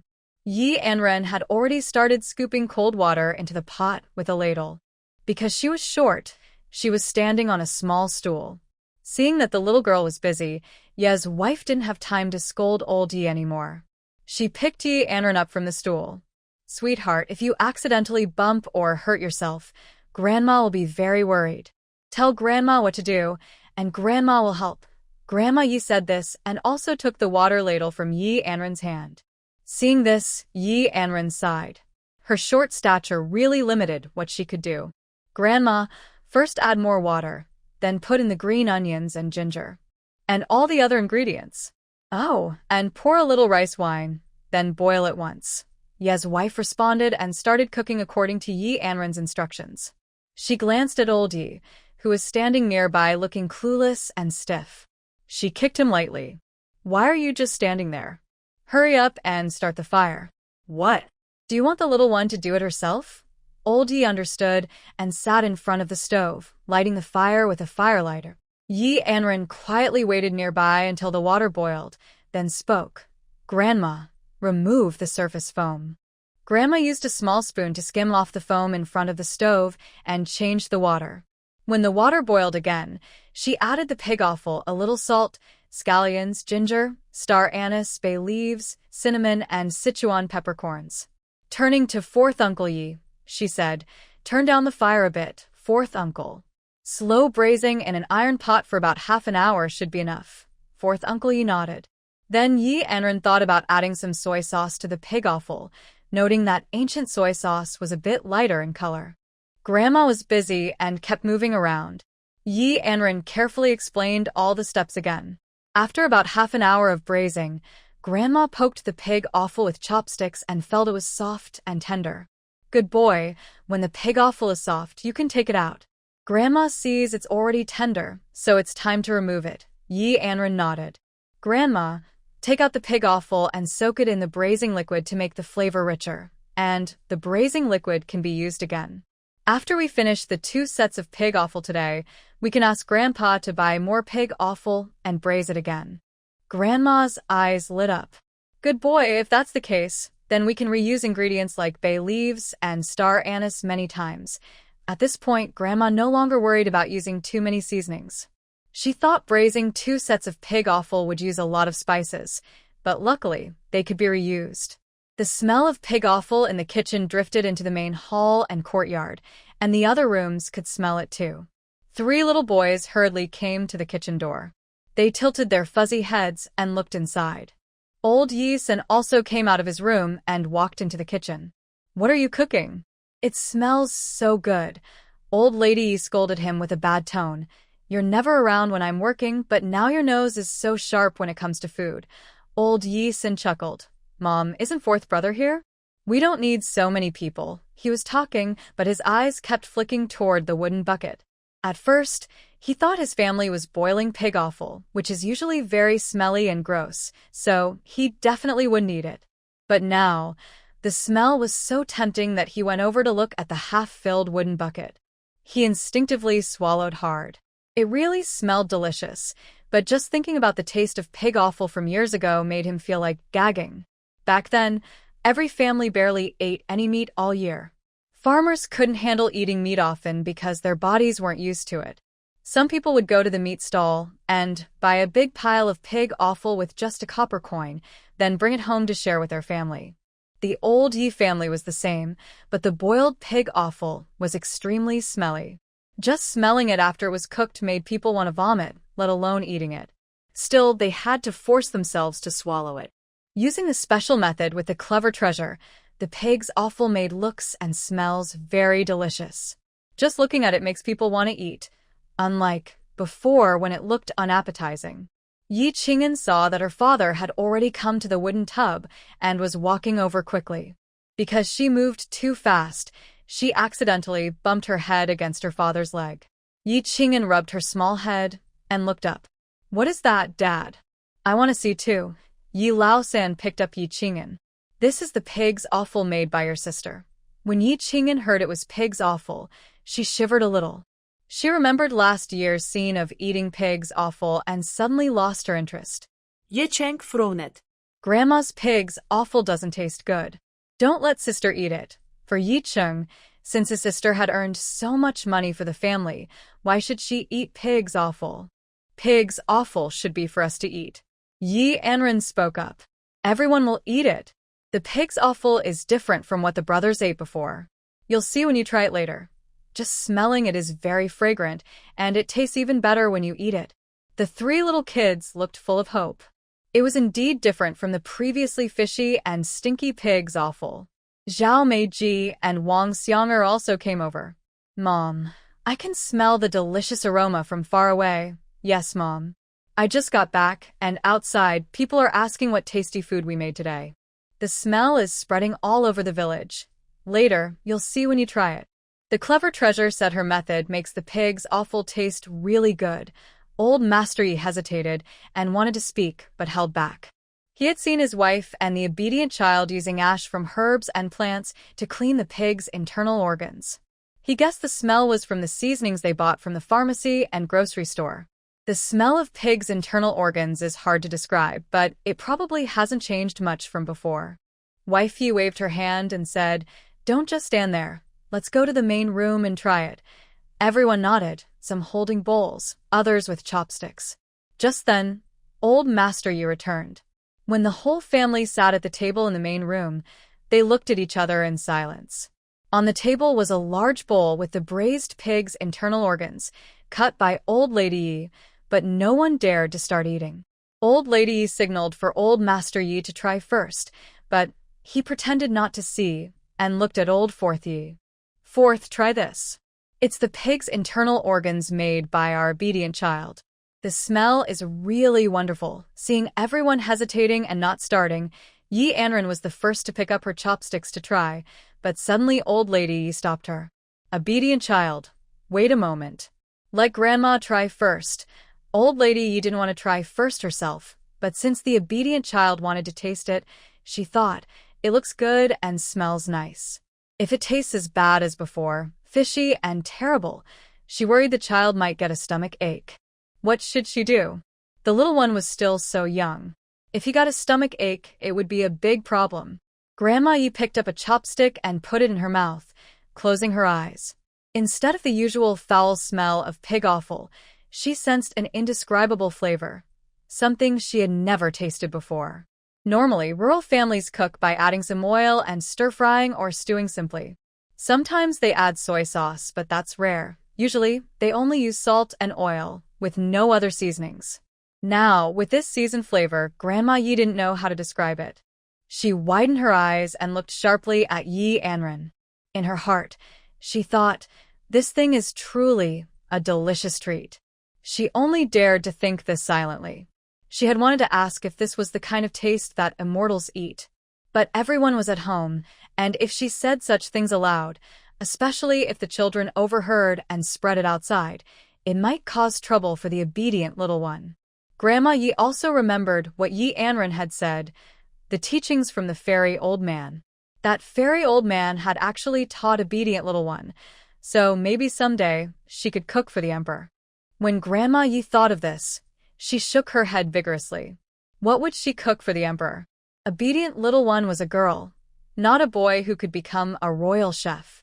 She shook her head at her messy thoughts, but to the others at the table, It looked like Grandma Yi found the food she ate unappetizing.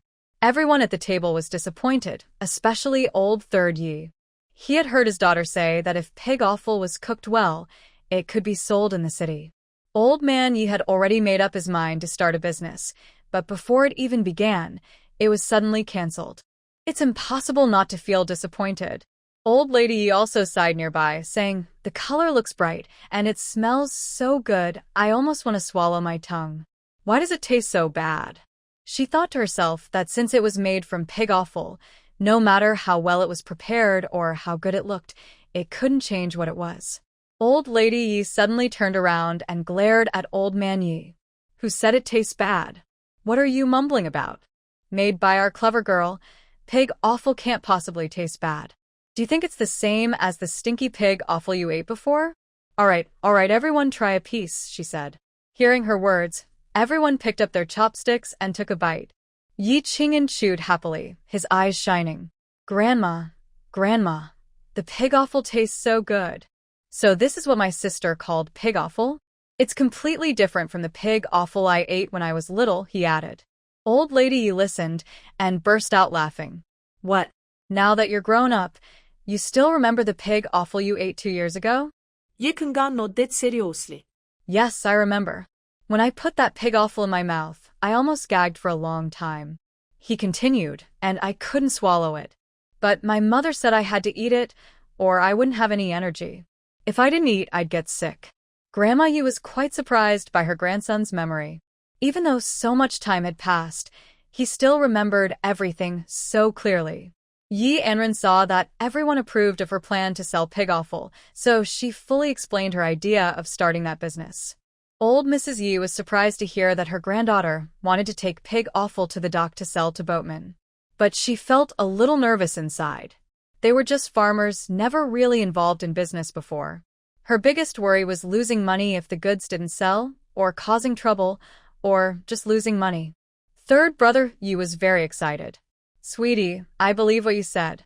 The taste of this food is the best I've ever had, and others will think so too." Old Mr. Yi hesitated a bit. "We farmers usually just cook our meals simply, with no special seasonings.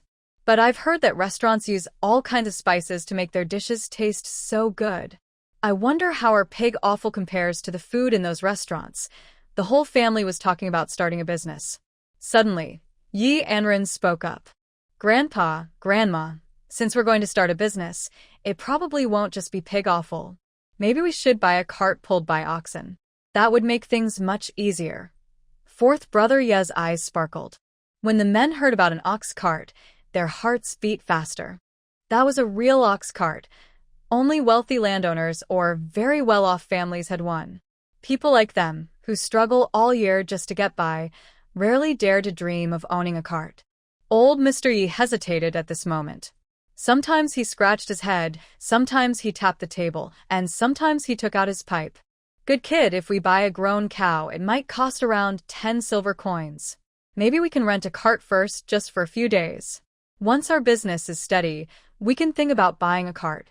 What do you think?" When old Fourth heard his father say this, his face fell. He had hoped that since his younger sibling had spoken up, the family might really get a cart. But seeing his father's stingy look, it was uncertain whether they could buy one. However, old First suddenly spoke up. "What if we buy a mule? Mules are much cheaper than cows." Yi Qing'an suddenly stood up. "Father, Mother, what if we buy a donkey? Donkeys are funny when they bray. I heard from Go Dan that his grandfather has a donkey that can grind grain and work hard. The best part is, its ears are very nice." Thinking of Go Dan's description, Yi Qing'an felt excited. He had never seen a donkey before. Old Mr. Yi looked at Yi Qing'an. "What use is a donkey? It just brays and is stubborn. If our business goes well, we can buy a grown cow to carry things, plow the fields, or even use a cart to make money." Old Mr. Yi thought that cows were very useful, but he wasn't sure if his wife would agree. Old Mrs. Yi listened to the family's discussion and thought about the 180 taels of silver she had in her hand. She had already decided what to do with that 180 taels. Part of it was saved for Yi Anran's dowry, so it couldn't be touched. Another part was saved for the children's schooling in spring. The little one also wanted to build a house, but that had to wait until spring because the weather was still too cold. They needed money for many things. If they did some business now, they could use some of their savings. But buying a cart for the ox would cost more than 10 taels of silver at once, and Mrs. Yi was not willing to part with that much. Yi Anran saw that old Mrs. Yi, who usually spoiled her the most, was silent now. She understood that Mrs. Yi was definitely not willing to spend.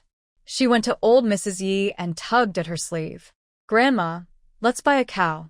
It can help plow the fields later, so Grandpa and the others won't have to work so hard. There are many places where we need a cart for the business. I promise I will earn more money in the future and make our family the richest." Old Mrs. Yi was amused by Yi Anran's words. Good. We'll listen to our clever girl. But we also have to follow what Grandpa said. We started by borrowing a cart from someone else. Once we earn enough money, we will buy a cow. Do you agree with that? Yi Anran nodded firmly. Yes. Grandma will listen to you. Just then there was a lot of noise outside, and they could hear drums and gongs. Old Mr. Yi hurriedly went outside, wondering if something big had happened. After he went out, he found out that the tax collectors had arrived, along with people being called for forced labor. Every household was handing over 10 taels of silver and heading to the village entrance. Yi Anran also joined the crowd, curious about the tax collectors. The head officer looked at the old village chief of Xinghua village. "Are you village chief Wang?" The old village chief quickly nodded. "Yes, sir. I am the village chief of Xinghua." The officer nodded. "No need for long talk. Those who have money pay it. Those who don't will send one person to do forced labor. Also, for taxes, bring your grain. If you don't have grain, you can pay with money. If you have neither, you will need to send an extra person. You know all this, right?" The old village chief replied. "Yes, we all know. We have prepared everything in advance." The officer waved his hand, and someone nearby with brushes and paper started to record. The old village chief helped out, and as Yi Anran pushed through the crowd, she saw the leaders dressed in official uniforms. It was likely the county magistrate's office. After collecting everything, the officials would send the items up to the higher authorities. The old village chief loudly told the head of the guards, "Everyone in our village will pay their taxes with silver instead of labor." When he said this, the guard paused and looked at the old village chief. "What did you say?" "The whole village will pay money." The guard knew a bit about the nearby area. Sometimes a few families could pay 10 taels of silver, which was normal. But for the entire village to have so many families able to pay 10 taels each was surprising. At this moment, the wife of the Qian family hurried over. She was followed by her 2 sons, Qian Dashan and Qian Erzhan. Then Liu Xiuxiu came behind Qian Dashan, clenched her fists, and looked upset. Qian Dashan grabbed Liu Xiuxiu and said, "What? Do you still want to eat me?" Liu Xiuxiu looked at Qian Dashan fiercely and said, "Are you even a person? I am a mother of 2 children. How could you think of doing such a thing?" Qian Dashan didn't care and said, "What's there to fear? Now that I've recovered the money from the forced labor, everything else is easy. I could even sell you, but that's just talk." Liu Xiuxiu was full of hatred, but when she looked up, she met Yi Er's gaze. At this moment, Yi Er was holding silver coins and was handing them to the old village chief. Liu Xiuxiu kept looking back and forth at Yi Er and Qian Dashan's faces. Yi Er looked much better than Qian Dashan, was taller, and most importantly, was younger. Liu Xiuxiu felt more and more uncomfortable the more she thought about it. Why couldn't she have been more careful back then? Now, it's too late to regret. Thinking of this, Liu Xiuxiu didn't bother to say anything to Qian Dashan. Instead, she walked over to Yi Er. When she reached Yi Er, she whispered, "You also need to pay the fee. Are you angry with me now? It was really my fault before. I was young and made some silly mistakes. Please forgive me." Yi Er sneered. "What? Are you having a hard time at the Qian family?" Yi Er wasn't really worried about Liu Xiuxiu. He was about to mock her. But Liu Xiuxiu was overjoyed. She quickly grabbed Yi Er's sleeve and said, I knew it. You still care about me, right?" "You're worried I won't do well at the Qian family," she sobbed, You don't know how terrible the Qian family is. They don't have money, so he goes gambling, hoping to get rich. Can he really win 10 taels of silver? It's not that easy. At first, the gambling house tricked him, making him think he was lucky. But then, he kept losing one game after another, losing all the money he had won before. They started to deceive him, saying luck can be good or bad, and that he just had bad luck for a while. They even made him mortgage the house, but the house wasn't worth much. In the end, she cried even harder, tears streaming down her face. Qian's farmland is okay, but all of it has been mortgaged to Deshan Qian. The 10 taels of silver were a temporary loan from the other party, with a repayment deadline and quite a bit of interest. If she cannot repay, not only will her land be taken, but she will also be taken away. Liu Xiuxiu now wishes she could take her 2 children and return to the Yi family. She also heard from villagers that Ye's wife intends to find a good match for Yi.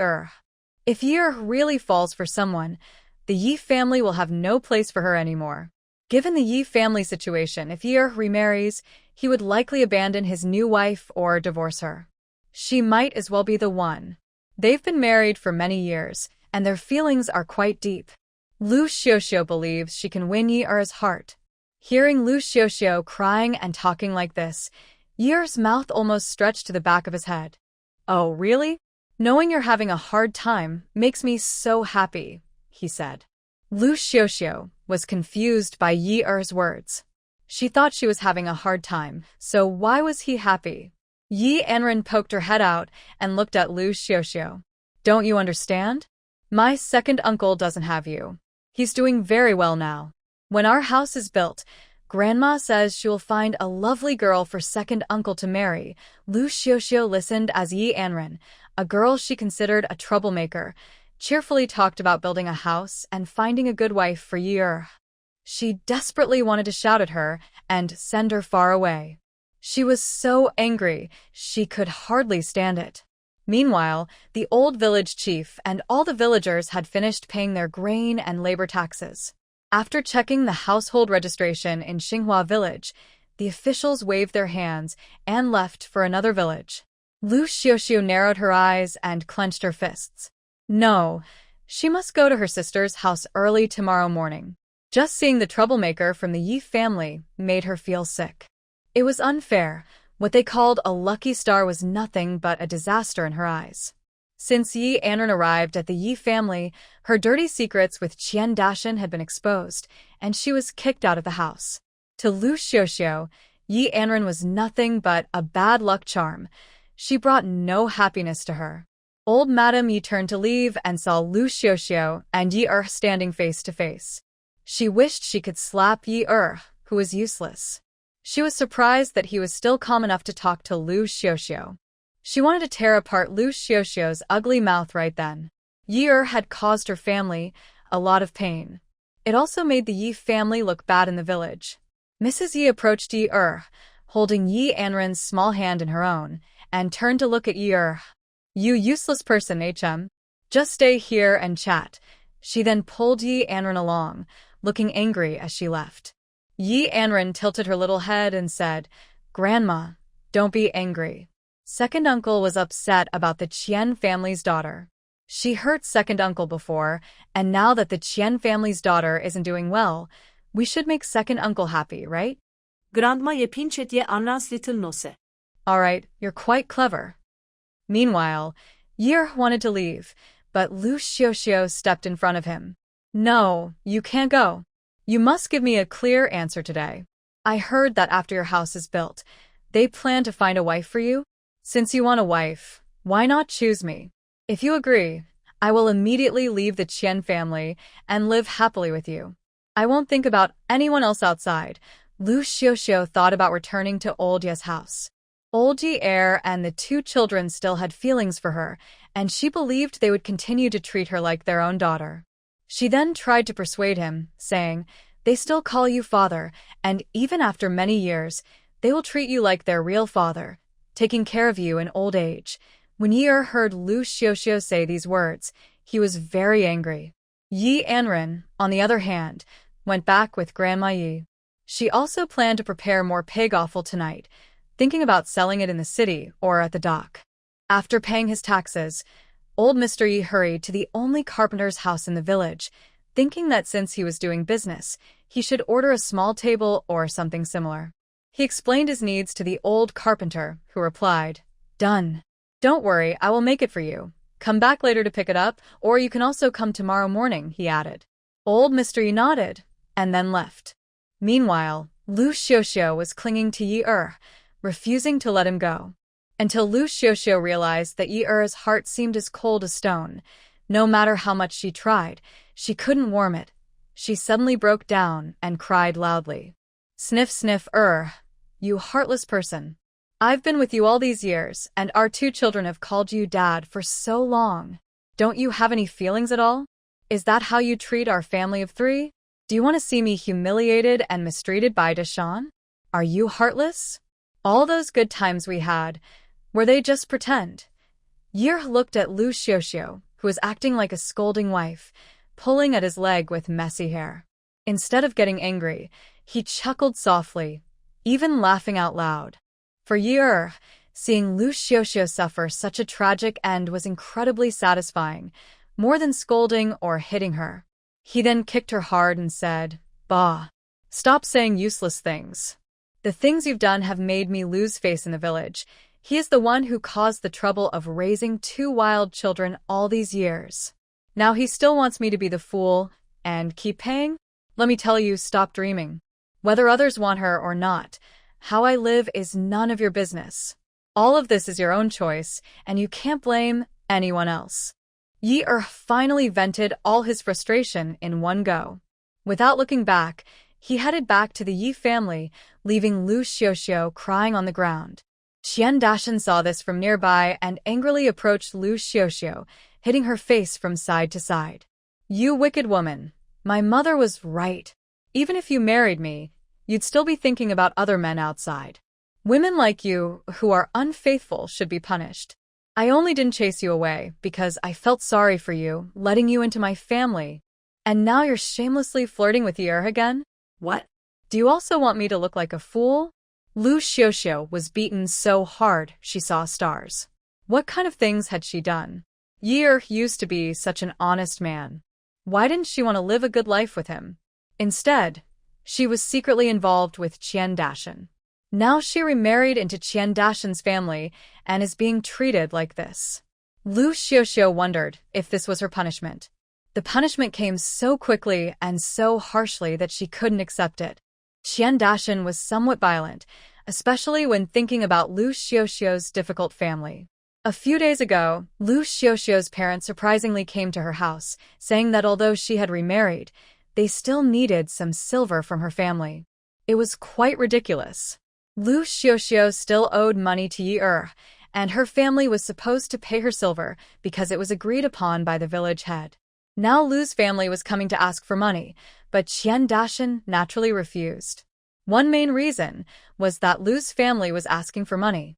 That's why Dashan only verbally promised that if he really couldn't pay back the debt, he would give his wife as collateral. Dashan pulled Liu Xiuxiu, wanting to go home. But at the village entrance, there was a lively scene. A group of rough-looking men, holding sticks, were approaching aggressively.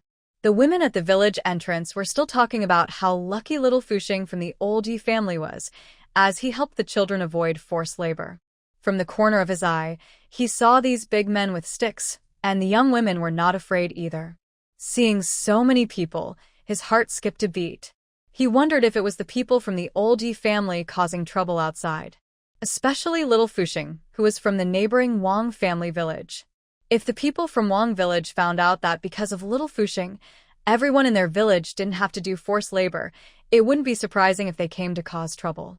The village head's wife looked at the leading men.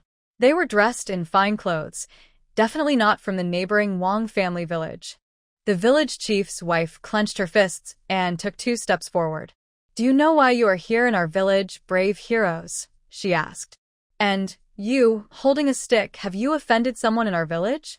If so, let the old women here apologize on behalf of the children who don't understand." The leading man looked at the village chief's wife and said, "Oh, you must be from the chief's family, right?"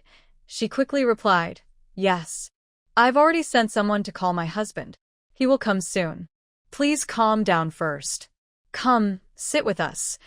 Other women and young girls also started talking among themselves. "If anyone has upset you, just tell us so we can settle it peacefully. Yes. Getting angry isn't good. Besides, if someone gets hurt, we might get into trouble with the officials. You should think carefully." The young woman secretly warned them not to cause trouble. The leading man saw that their group was surrounded tightly and looked at the women and girls with a frown. It was the first time he saw a village so united. In other villages where they went to collect money, he had never seen such unity before. He cleared his throat and said, "It's not that we are being unreasonable. We are here to collect money. There is a family with the surname Qian in your village. They borrowed 10 taels of silver from us. They said they would pay the money in a day or two. The landlord told us to come and check if anyone had run away. If no one had run, they asked us to remind them about the debt." The leading man explained this because he understood from the looks in the women around him that they were worried. This village is very peaceful. If he used force, he might upset the whole village or even be driven out. The women, who had been surrounding a group of men, including wives and young women, and the gossip-loving old men, suddenly dispersed. They thought he was coming to trouble the old Yi family, but it turned out he was after the old Qian family. They were relieved and a bit scared. After the leader spoke, everyone in Xinghua village seemed to scatter. Some didn't understand why, but it wasn't the time to ask. The leader and his men headed toward the Qian family. Now that the way was clear, there was no reason to wait any longer. One young woman behind them was happily watching, thinking about how the Qian family behaved in the village and how Mrs. Qian had argued with her before. She was eager to cheer for them. Thinking this, she quickly ran after the men. "Do you know where the Qian family lives? I can show you the way," she said, smiling brightly, her face showing no shame. The leading man saw his young wife looking happy and eager, and he felt a sudden worry. Could there be some trick involved? But he quickly dismissed the thought. He had been collecting debts for many years and had only used threats before. No one had ever dared to scheme against them. Relieved, he looked at the young woman and asked, "Is there some old grudge between your family and the Qian family? You seem so happy about going to ask for money." The young wife touched her face and asked, "Why? Is it that obvious?" Behind them, other young wives and old women saw her expression and felt a sense of dread, as if dark clouds were gathering overhead. She was grinning foolishly, showing her big teeth, and even asked if it was obvious that the man with the stick was warning her. "What do you think? Is it obvious?" The old village chief arrived late, rushing over and looking nervously at the big man. He called over several other men from the village. When the man with the stick saw so many people coming with him, he felt a jolt of fear. Thinking about how others in the village might see them, he guessed that the Qian family probably didn't have a good reputation here.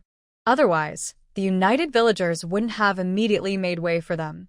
He also noticed that many young wives were secretly happy about the situation. The old village chief stepped forward, bowing slightly to the man. "I am the old village chief of Xinghua village. If you have any issues, please tell me first. Let's avoid shouting and fighting and see if there's any misunderstanding." The old village chief believed that even if old Ye's family had unintentionally offended someone outside, there must be some misunderstanding. A tall, strong man cleared his throat and said, "I am a debt collector from the county gambling house, here specifically to find Qian Dashan. Please don't block the way anymore, or don't blame us for being rude. Also, the grudge between our gambling house and Qian Dashan has nothing to do with your village. I advise you not to be foolish and provoke us." The old village chief saw that the man claiming to be looking for Qian Dashan was just like the others before, initially surprised, then quickly stepping aside to clear the path. "Oh, you're looking for Qian Dashan? He's just a few houses down that way." "The crooked tree in front of that house marks his place," he said. After speaking, the old village chief waved to the men behind him. All right, there's nothing more. Everyone disperse now." He then turned to walk toward the Qian family's house, but inside, he couldn't help but feel sneering. The Qian family was dishonest in their dealings, and they had a deadly feud with old Ye's second son. They would never reconcile in this lifetime. If anything happened to old Ye's family, he would even gather all the strong men in the village to drive the entire Qian family out of Xinghua village. All this trouble was because they came looking for the Qian family. He couldn't blame himself for not doing his job as village chief. After all, Qian Dashan had brought this on himself. He was still gambling and owed money to the gambling house. That was more than what a village chief could handle. Thinking about going up the mountain to pick herbs, the mother and son looked down on them and mocked, and looked down on them even more.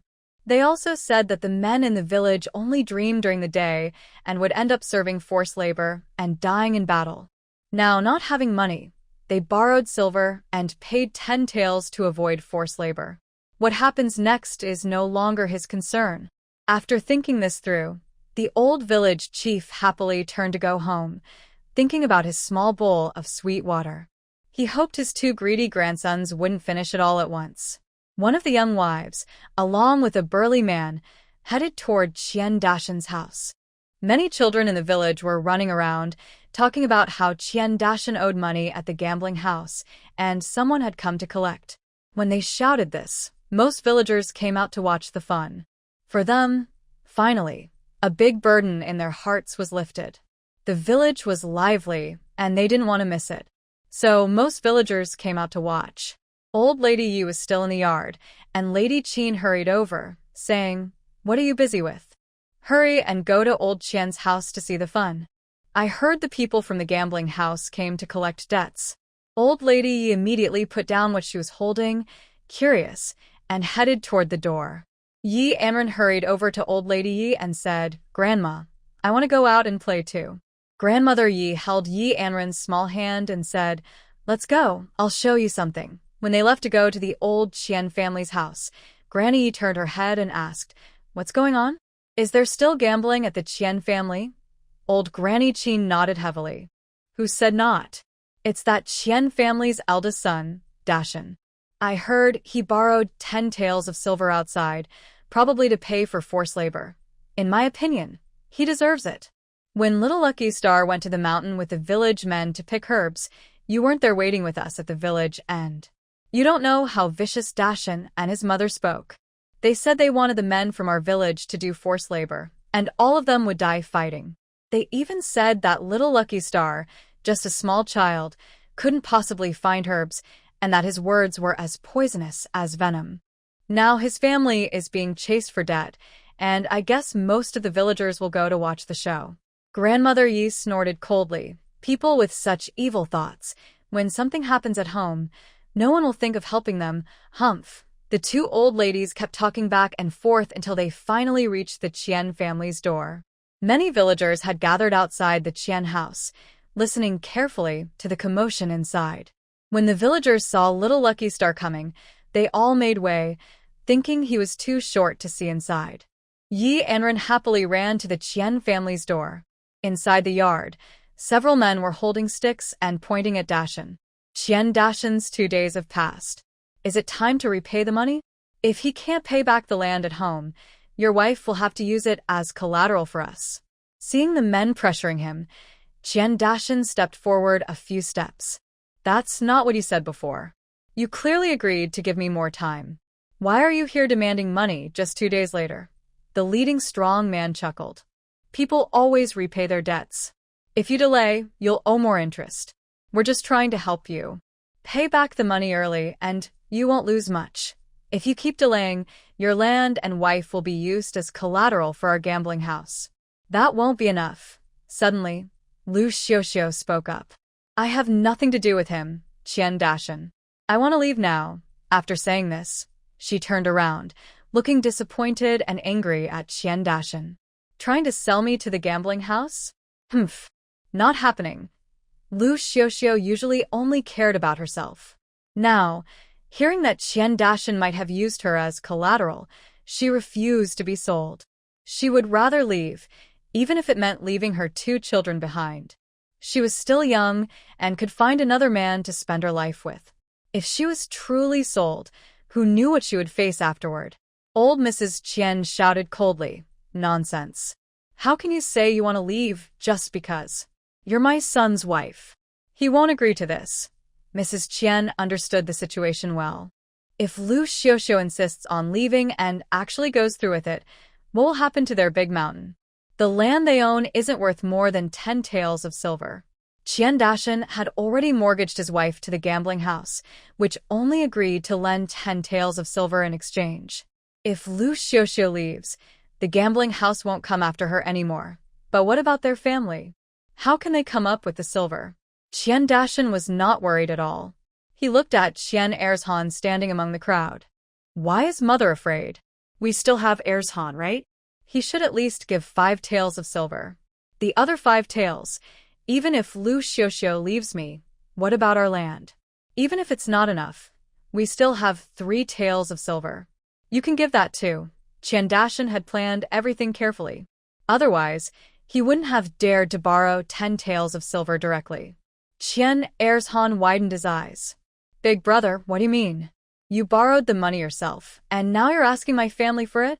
Besides, our families have been separate for many years now, and our parents no longer recognize us. We don't interfere in your family affairs, and if you want us to give money, there's no way. Hearing her youngest son's words, Mrs. Qian sat down heavily on the ground, her hands trembling as she patted her thighs. Look at this. This is my good second son. He's young and just married, but he's already forgetting his mother. He insists on causing trouble at home and wants to split the family. Although they are officially separated, they haven't divided the household registration, so it's only a nominal separation. Only one person needs to go for the labor service. Otherwise, he would have to go too. Usually, he just gives me a little trouble, which is already enough. It's also unfilial. My eldest son managed to borrow some silver to pay the labor service fee, but my younger son surprisingly refused. Wah. It's really making me feel like I might die from worry. The wife next to Qian Erzhan saw her mother-in-law acting spoiled and unreasonable, and couldn't help but sigh. But thinking about it, as Qian Lapa said, if they hadn't divided the household registration, their family would also need to send someone. If they didn't want to send someone, they would have to pay a full 10 taels of silver. The clever young daughter-in-law pulled on Qian Erzhan's sleeve and said, I'll go back and think of a way. We don't have enough money at home, so I'll borrow some from my parents. Qian Erzhan nodded. That's hard on you. What are you saying? We're all family. There's nothing we can do about parents like that. All right, I'll go back now. Qian Erzhan has known since childhood that the old couple favors the eldest son. After all, most people in the village, when they get older, tend to split the family and follow the eldest son. The old couple believes that since they're going to live with the eldest son, everything in the house should go to him. In the future, they will also rely on the eldest son to carry the coffin and bury them. So, when the younger son got married, they didn't want to spend money. But the younger son still managed to marry his wife with his own ability. However, after getting married, they had a big fight over dividing the family, and it was quite a messy situation. After all, parents in the village do not split the household, as it is a local custom. In the end, the village chief made the decision. Since the elderly couple refused to divide the family, they only agreed to a verbal agreement without changing the household registration. Qian Dashan looked up and looked down at the few men demanding repayment. You all heard it. My second sister-in-law is coming home to get 5 taels of silver. I have another 3 taels here. The rest can be paid with land. The leading man nodded. Your land is worth 2 taels of silver. That's enough for the principal. What about the interest? Qian Dashan was slightly surprised. It was agreed that it would be paid back in a day without interest. Now you're changing the story. The leader suddenly laughed out loud. Ha, that's funny. You borrowed money from the gambling house and expect no interest? Dream on. Qian Dashan spread his hands. No money here. All our money is in the house. My wife can't leave me, so you can't take her. The burly man squinted and looked at his 2 followers behind him. Go to his house and search for all the money. If you don't find any, break the house and take all the valuable rice and flour. Yes, boss. The men with sticks rushed into each house.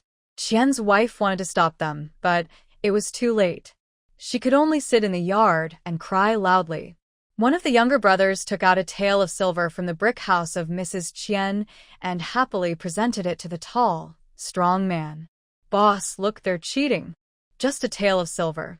These young men are professional debt collectors. No matter how well you hide things, they can find them even in a mouse hole. They turned the Qian family upside down, taking everything, leaving no copper coin behind. In the end, the tall man even ordered his men to take away the remaining blackened food from the Qian household. Mrs. Qian quickly gathered 5 taels of silver and respectfully handed it to the tall man. Mrs. Qian hugged his leg and begged, "You can't be so ruthless. Are you trying to starve our family to death? Please leave some grain," she pleaded. The tall man kicked her hard. "Let go." The group then left Mrs. Qian's house. The Qian family was in chaos. Mrs. Qian cried until her throat was sore. The villagers of Xinghua village initially wanted to mock them further, thinking of harsh words they had already planned in their minds before coming. They thought about how to insult Mrs. Qian, knowing she was sharp-tongued and had fought with many villagers. But now, seeing the Qian family's miserable state, they couldn't bring themselves to say the cruel words they had prepared. The villagers all nodded in agreement and were about to leave. Mrs. Qian looked at the villagers preparing to go and quickly stopped them. "Everyone, we are all neighbors. You can't just stand by and do nothing. Our family was robbed by the gambling house, and we lost everything, even the last bit of black flour we had. Since we are from the same village, please lend us some money or grain. Rest assured, once my son finds work, he will pay everyone back." Hearing Mrs. Qian's words, the villagers wished they had 8 legs so they could run back quickly. They all regretted coming to watch the drama. Originally, they wanted to gloat, but seeing the Qian family suffering, they couldn't bring themselves to speak. After all, everyone in Xinghua village was generally decent, and few had the malicious thoughts like Mrs. Qian. Mrs. Qin was the first to speak. "These days, times are hard. Every family has no money, and only your family is a bit better off, able to spare 3 or 4 taels of silver." An old man suddenly snorted coldly. That money was earned by Qian Ershan working himself to death years ago. Mrs. Qian's wife is not very smart. Her younger son worked himself to exhaustion outside, earning some silver, which all went to his wife. Now that he's grown up, she doesn't even want to help him get married and expects him to work himself to death at home. Later, Ershan met his current wife, and as they prepared to marry Mrs. Qian refused to give money for the wedding. Fortunately, Ershan's wife is a good person. She only cares about Ershan himself and didn't ask for a single penny. After they got married, Ershan was also a sensible person. He finally divided the family property. In my opinion, he should cut ties with his late wife's family. The villagers all nodded in agreement. When they talked about Ershan, they felt sorry for him. He is honest and capable, but it's a pity he has such biased parents. Mrs. Qian looked at Ershan and said, "Ershan, don't listen to what the villagers are saying. Your mother has no choice. She loves all her children equally. She would never not care for you. You're also a part of her. Your older brother isn't as capable as you, so your mother cares more about you." Ershan shook his head. "I don't want to talk about the past. Anyway, my family has no money left. I've spent it all. And the money I need is from my wife's family, but they are coming to visit. If you want to borrow some, I have none." Ershan's wife was from a nearby village. When they were to marry, her family strongly disagreed. They knew Ershan was hardworking, but with such biased parents, she wouldn't have a good life there. Fortunately, Ershan was willing to divide the family property, and because he was capable, her family agreed to marry her to him without asking for anything in return. After the wedding, the couple's life was peaceful and happy. Mrs. Qian then looked at old Ye's wife, hoping for help. "Your family, thanks to little Fubao, has earned quite a bit of money. Just lend us 2 taels of silver first, and when Dashan makes some money later, he will pay you back." When these words were spoken, many villagers burst into laughter. It's no wonder the old lady can say such things. Your Dashan shamelessly stole someone else's wife. He even caused trouble for others, raising a wild child for so many years, and now he dares to ask for a loan? Bah. His face is thicker than a city wall. Old Qian felt ashamed of being criticized but still looked at Mrs. Yi, thinking maybe she would actually lend the money. Mrs. Yi sneered coldly. I came here just to watch the fun. I didn't say anything harsh or mean. You should be grateful. And you want to borrow silver from me? Bah. Dream on. After saying this, Mrs. Yi took Yi Anran's small hand. Be good, let's go home with Grandma. Yi Anran obediently responded, and the two of them headed home, one big and one small. Old Mrs. Qian looked at a few families in the village she usually played with, but everyone avoided her gaze and turned to go home. Nowadays, people barely have enough to eat. Who would want to lend silver or grain to the Qian family, risking their own family starving to death? After returning home, Yi Anran finished washing up and was soon carried to bed by Grandma Yi. Sleep early, little one. Your grandpa will take you to set up a stall tomorrow. Yi Anran nodded her little head. Grandma, you should sleep early too. There were no dreams during the night. Early the next morning, Old Yi was the first to go to the kitchen and reheat the pig offal and other leftovers from yesterday. Old Ye's fourth son went to the nearby village to pick up the finished tables. Old Ye's third son borrowed an ox cart from the neighboring village, which he had arranged with the owner yesterday. Renting it for a day cost 70 copper coins. Once everything was ready, Old Yi poured the heated pig offal into a wooden bucket. After Yi Anran woke up, Old Yi called her to get on the ox cart. Good girl, we didn't have time for breakfast this morning. When we get to the city, Grandpa will buy you something to eat. Yi Anran rubbed her sleepy eyes and said, Okay. The cart swayed as it headed toward the city. Yi Anran was nostalgic for modern transportation. The ox cart was quite bumpy, but they finally arrived in the city when the sun was high. Old Yi found a spot toward the back and waved his hand, telling his son to unload everything from the cart. Next to them, an old man selling fish looked at them curiously and asked, What does your family sell? It looks like you're pulling a whole cart of stuff. Old Yi smiled and said, We sell marinated snacks. They taste really good. The fish seller scoffed and said, Every seller claims their food is the best. Whether it's good or not depends on what the customers say. The old fish seller looked longingly at Head Ye's ox cart, admiring how strong the oxen were. Few families in the area had oxen like that. But just feeling jealous wasn't enough. His old bones couldn't work anymore, and his sons were all lazy.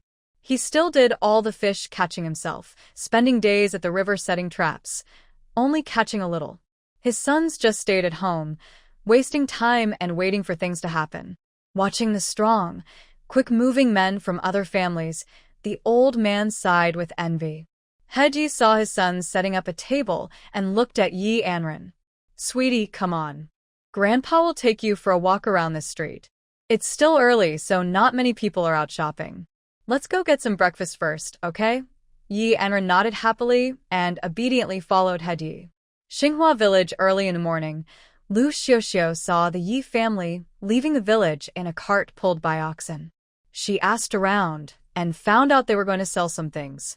Liu Xiuxiu sat under the big locust tree at the village entrance, cracking sunflower seeds and eating them slowly, but her mind was already far away.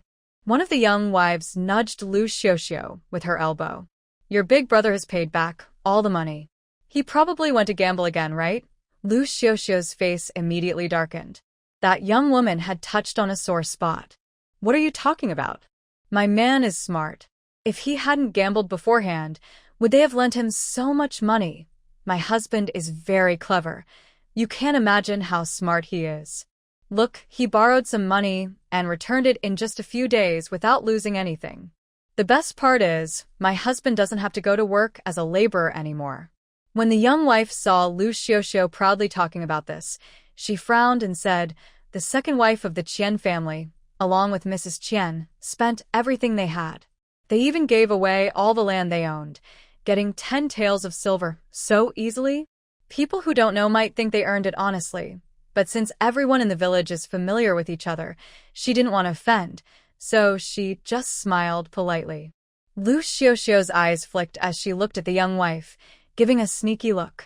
Oh, by the way, what is old Ye's big ox cart used for? And where did the cart come from? The young wife saw Liu Xiuxiu's curiosity and answered, Old Ye's family just passed by earlier. We asked and found out they're going to the town to sell some marinated snacks. The ox cart was borrowed from the neighboring village. Old Ye had already made arrangements last night. I heard renting the cart for a day costs about 60 or 70 coins. Another young wife nearby said, TSK, TSK, TSK, they really are willing to spend. I wonder how many coins they'll actually make. Hearing this, the wife next to her stomped her foot and said, What are you saying? Old Ye's family now has a little lucky star. How could they only make a few coins? In my opinion, they'll definitely earn a big basketful of coins. She then burst into laughter. All the villagers in Xinghua village smile happily when they talk about little lucky star. Liu Xiuxiu immediately picks up a small stool and turns to go home. The young wife behind her waves her hand and calls out to Liu Xiuxiu's back. It's still early. Why go back now? We can chat more if you're free. Liu Xiuxiu waves her hand and says, No. I need to visit my relatives. Then she quickly runs away without looking back. After returning home, Liu Xiuxiu throws the stool hard into the yard and starts rummaging through boxes. She chooses what she thinks is her newest outfit and puts it on. Qian Laopa, hearing her daughter-in-law in the room, doesn't know what she's up to. She keeps moving boxes and making noise. Qian Laopa calls out to Qian Dashan's room, Xiuxiu, what are you about to do? Liu Xiuxiu doesn't want to bother with Qian Laopa. After changing into nice clothes, she hurriedly leaves the house. On the street in the county town, more and more people arrive one after another. Old Ye looks at many stalls that are all set up. He stands in front of a bun shop and asks, Guaibao, do you want to eat their buns, or should I take you somewhere farther to eat wontons? Yi Anran thinks for a moment. It's better to eat something warm early in the morning. Grandpa, I want to eat wontons. Old Ye nods and says, Good. As long as Guaibao doesn't mind the distance, Grandpa will take you to the wonton shop. It's the only one of its kind in the county. He adds, We should go early. If we come a little later, there might be a long line. Yi Anran was curious about how delicious wontons could be and why people lined up for them. Old Mr. Yi had only eaten there once when he was young. The current owner was his son, so it was a family business. Once, the owner's son was obediently learning nearby. Now, he was probably just like his father, with gray hair on the sides. Boss, 2 bowls of wontons, please. The wonton stall owner responded, Sure, please have a seat. Old Mr. Yi looked at the 2 bowls of wontons the owner brought out and took a sip first. He couldn't help but nod in approval. It's still that old taste. Hearing this, the owner suddenly turned around. You've eaten my dad's cooking before, right? Old Mr. Yi nodded. Of course. That was many years ago. I was young, just married, and once brought my wife here to eat. But back then, you were helping your dad with other work. The owner scratched his head and smiled. That's right. My dad's cooking skills, I've learned them all. Suddenly, he noticed a young girl and said, Hey, is that your granddaughter? She looks just like a happy little doll, so pretty. Old Mr. Yi happily replied, Yes. My little granddaughter is beautiful wherever she goes. He started showing off proudly. Yi Anran lowered her head, wishing she could hide her face in the big bowl of wontons. After finishing the large bowl, Old Mr. Yi gave a big thumbs up. Good boy, your little tummy looks small, but you've eaten quite a lot without getting full, haven't you? Yi Anran shook her head. Grandpa, I am full. Old Mr. Yi felt relieved upon hearing this, since a big bowl of wontons is enough for an adult's appetite. Old Mr. Yi originally thought that if Yi Anran couldn't finish her food, he would eat it himself. But he was also worried that the small bowl might not be enough for the little one. Now, it seems he made the right choice. Yi Anran happily skipped alongside old Mr. Yi as they headed toward the stall. The stall was set up, and the delicious smell quickly spread through the air. Many people leaned in to see what the new stall was selling. Why does it smell so good? However, the faces of the other vendors across the street looked unhappy, especially the plump woman selling pancakes. She had a sour expression, and when she set her stool, she knocked it over. She was muttering to herself, not knowing what exactly was being sold, but just the smell made her stomach rumble loudly. The pancake seller looked at her wife's grumpy face and quietly warned her. Did you see? They brought a few sons with them. They might not be easy to mess with. You shouldn't go provoking them like you usually do. Hearing this, the usually timid wife, who was used to obeying, suddenly scolded her husband. She placed her hands on her hips. Then she directly tugged on her husband's ear. You talk too much. Can't you see I don't like it? He has so many sons at home. I will go and cause trouble for them. The boss kept covering his ears, unable to stop himself. All right, I know you're clever. Oh, please let go. It hurts so much. The chubby woman reluctantly released her hold and sat down nearby, starting to give orders to the man. Place the stool properly and move it a bit forward so that the vegetable seller's wife can shift to the side. Anran sat in front of the stall but clearly overheard their conversation. Fortunately, Grandpa called over the eldest uncle, second uncle, fourth uncle, and father. Otherwise, before they even set up the stall, the people across might have started causing trouble. Anran watched as her father used a knife to cut pig offal into small pieces, placing them in a plate and sticking several bamboo skewers into it. She knew her father was preparing samples for customers to taste. It wasn't until more people gathered on the street that Grandpa looked at Yi-san. Hurry, stand up and shout a few times that you're selling marinated meat. Yi-san looked a bit confused. They were all farmers working in the fields. How could they have done business before? Their hearts were pounding fast. Seeing Yi-san's nervous look, Grandpa glared at him. Last time, selling fish went pretty well, right? Now you're selling pig offal. Why are you so hesitant? Yi-san scratched his head. Isn't it different? What's the difference between selling fish and selling vegetables? It was just some leftover food from home that needed to be sold. Moreover, if the fish couldn't be sold, our family could still eat it. But with so much pig offal, I felt a bit worried. What if we couldn't sell it all? Wouldn't that be a waste of money? Old Yi was really worried about not selling the goods, especially since the spices bought for Guibao were very expensive. Today, we rented a bullock cart for 70 coins and also paid for custom-made tables. Seeing Old Ye's worried look, Old Yi-san felt disappointed. Come on, hurry up, he said. Anran stood up from the stool. Dad, I'll teach you how to call out. Just shout loudly. When people pass by, they won't miss it. Delicious marinated food. Come take a look. See for yourself, no tricks. Affordable prices. Hearing the little one's long list of sales pitches, Old Yi-san's eyes lit up. His words sounded very smooth, so he shouted loudly. Come and see. Fresh marinated meat. Don't miss it when you pass by. After shouting a few times, Old Yi-san completely forgot his usual modesty. He felt that Guibao's words sounded more and more natural. Soon, a few people gathered in front of the stall. They looked familiar. One old woman looked at Old Yi-san and asked, What kind of marinated food do you have? It smells so good. Another person nearby also looked excited. Yeah, it really smells great. Come on, give us a sample to try. Seeing that they asked about the marinated meat, Old Yi-san quickly started to introduce his products. Our house now has pork head meat, and no other pork offal is available. At first, a few people were excited and wanted to try the marinated dishes, but when they heard it was pork head meat and offal, they immediately looked disappointed and turned to leave. Anran said, Everyone, don't misunderstand. Although it's pork head meat and offal, the taste is really delicious. It's prepared very cleanly, with all the fat and impurities removed. The offal becomes more flavorful the more you chew, and it definitely doesn't taste like what you might imagine. Otherwise, it wouldn't smell so good. You can try it for free first. If you don't like it, you can leave. But if you miss out, it would be a shame. Seeing that the little girl was not afraid and was speaking softly, the older woman thought she looked like her own granddaughter, especially with her small mouth, and probably said the same thing. Her heart softened completely. All right, I'll try the offal you mentioned. Does it really taste as good as you say? The old woman picked up a bamboo skewer and a small plate of offal, clearly for tasting, and wanted to try a piece. A young woman nearby stopped her.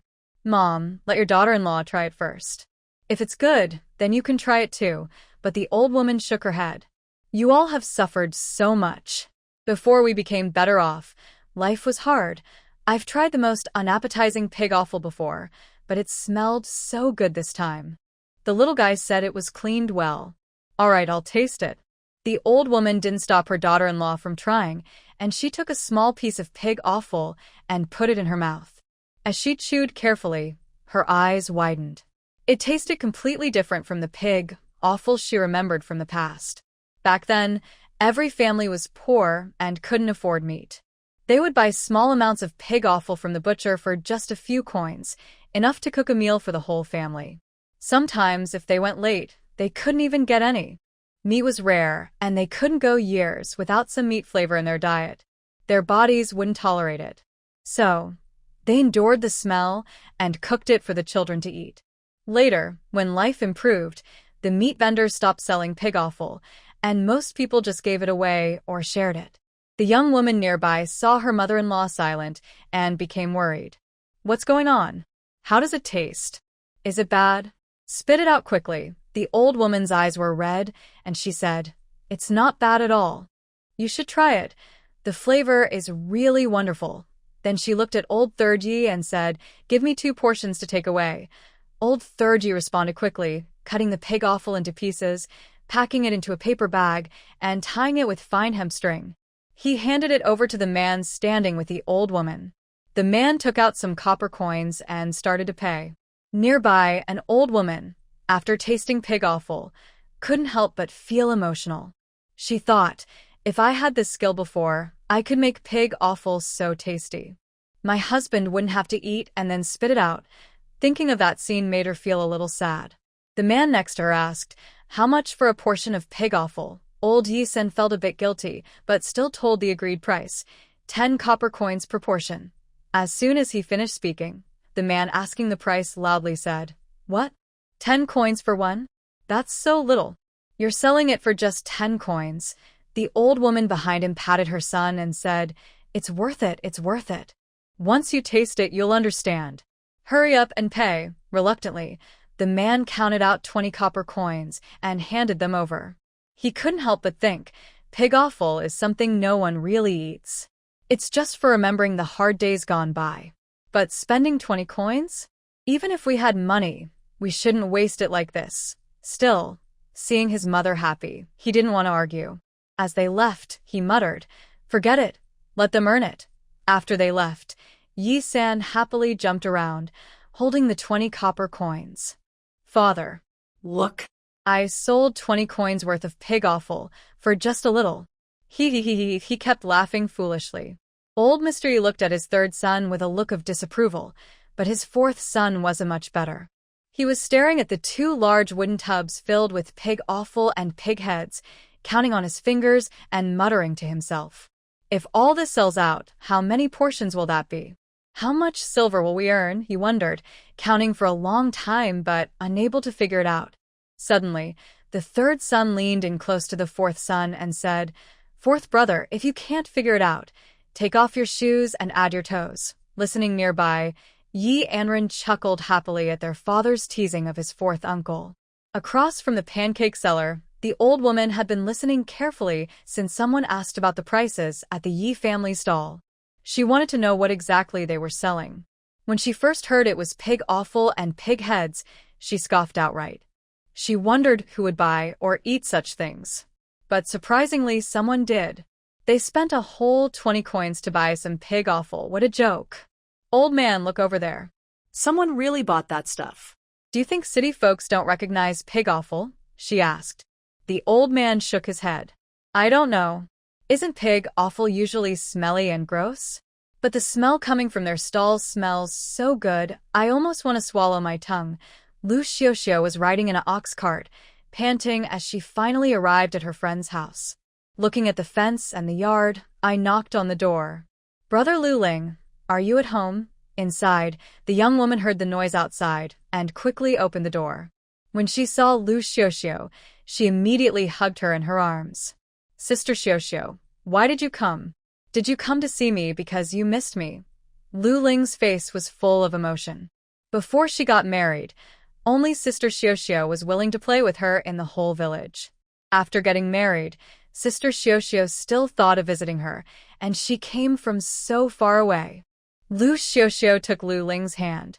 Come on, let's talk inside. Yes, Sister Xiuxiu, come in quickly. As Liu Xiuxiu followed Lu Ling into the house, an old woman came out from inside. The old woman glared at Liu Xiuxiu and muttered softly. Someone from her family comes empty-handed, probably just here to mooch or borrow food. Liu Xiuxiu looked at the old woman, who had her eyes half closed and a mean look on her face. Lu Ling whispered to Liu Xiuxiu, "Sister Xiuxiu, don't mind her. My mother-in-law is just sharp-tongued but kind-hearted." Liu Xiuxiu and Lu Ling went back into the room. Liu Xiuxiu held Lu Ling's hand. "I came in such a hurry today and didn't bring anything, but I have big good news." Lu Ling looked confused. "What good news? Tell me quickly." Liu Xiuxiu, with a look of wanting to help her, started to tell her the news. "I previously married into the Yi family. You don't know, but they brought home a lucky girl from outside. That girl is truly fortunate. Even the wolves on the mountain listened to her commands. She also helped the whole village find herbs, and each family received about 10 taels of silver. I heard that when she goes up the mountain, she can find wild eggs, and she even helped the old Yi family grow a rare mushroom, which sold for 180 taels of silver. Since she went to the old Yi family, they planned to build a big house and buy land. All these good things happened because of her. Aren't you without children?" I was thinking. Outside the window, the old woman was crouched down. The house wasn't soundproof, so she overheard Liu Xiuxiu's words. She was so excited she was gasping for breath. 180 taels of silver. Oh my goodness. And there was more other things too. The old Yi family must have suddenly become very rich. If her family had that lucky girl, they would probably become wealthy overnight. The old woman listened carefully from under the window. Inside, Liu Xiuxiu was holding Lu Lingdi's hand. "What are you hesitating for? Think about how you're living now, and you don't have children. Even if that lucky girl goes to your house, I believe with your good character, you wouldn't treat her badly. But I need to make everything clear first. If things get out and you're taken away, please don't tell them I was involved." Lu Lingdi was starting to worry when he suddenly heard his good sister say, "What if you get caught? Oh no. If things get exposed and he ends up in jail." He quickly shook his head to stop the thought. "No way, no way. That's someone else's child. I can't go stealing a kid from them, or else I'd be a kidnapper." Liu Xiuxiu pointed at Lu Lingdi's head. "You're really stupid. Think about how sad you are here, with everyone ignoring you because you can't have a child. Look at how thin you are, almost all bones. Life is really tough for you. I didn't say you will definitely get caught, just that it's a possibility, and if you don't get caught, won't you spend the rest of your life in comfort?" At this moment, the old woman outside the door couldn't hold back anymore. She suddenly kicked the door open with a loud bang, then carefully closed it again. She tiptoed over to Liu Xiuxiu. "I was just passing by your door and overheard what you were saying. Xiuxiu, I knew you were smart, much smarter than my daughter-in-law." Liu Xiuxiu looked at the mean old woman but forced a smile. "Auntie, I was just mentioning it casually." The old woman waved her hand. "You all talk among yourselves. I just came to say a word." "I totally agree with your opinion." The old woman finished speaking, then turned to Lu Lingdi and said, "Your sister always thinks of you first. You shouldn't let her down or hurt her feelings. I think it's okay. Now that we have little Lucky Star, you should treat her like your own daughter. Our family can have a future, don't you think?" After saying this, the old woman waved her hand and left the room, pretending not to disturb the sisters talking. But inside, she kept thinking about little Lucky Star. If little Lucky Star really could bring 100 or 200 taels of silver to their family, they could have money to support her son, remarry, and have more children. If the family wasn't struggling to make ends meet, they wouldn't have to ask their son to accept such a mother hen who can't lay eggs. Fortunately, Lu Lingdi was quite capable. She worked hard both inside and outside the house. Without her, they probably wouldn't even have food to eat. Lu Lingdi was surprised to see her mother-in-law smiling at her. She also heard that they might have a child in the house. Her eyes lit up, and she genuinely liked little Lucky Star, whom she had never met before. "Big Sister Xiuxiu, I will do whatever you say. Just tell me what to do." Seeing how easygoing Liu Xiuxiu was, Lu Lingdi smiled happily and nodded. "But we need to be clear about everything and also prepare for the worst, okay? If we get caught, Please don't tell anyone about me. If you do, it won't help you, and you'll only make me more miserable. But if you don't tell anyone, in the future, when you're in prison, I will go and bring you food from time to time. Also, while you're in prison, you won't have to work hard at home. Anyway, your life won't be too hard, and even if you are convicted, it won't be for long.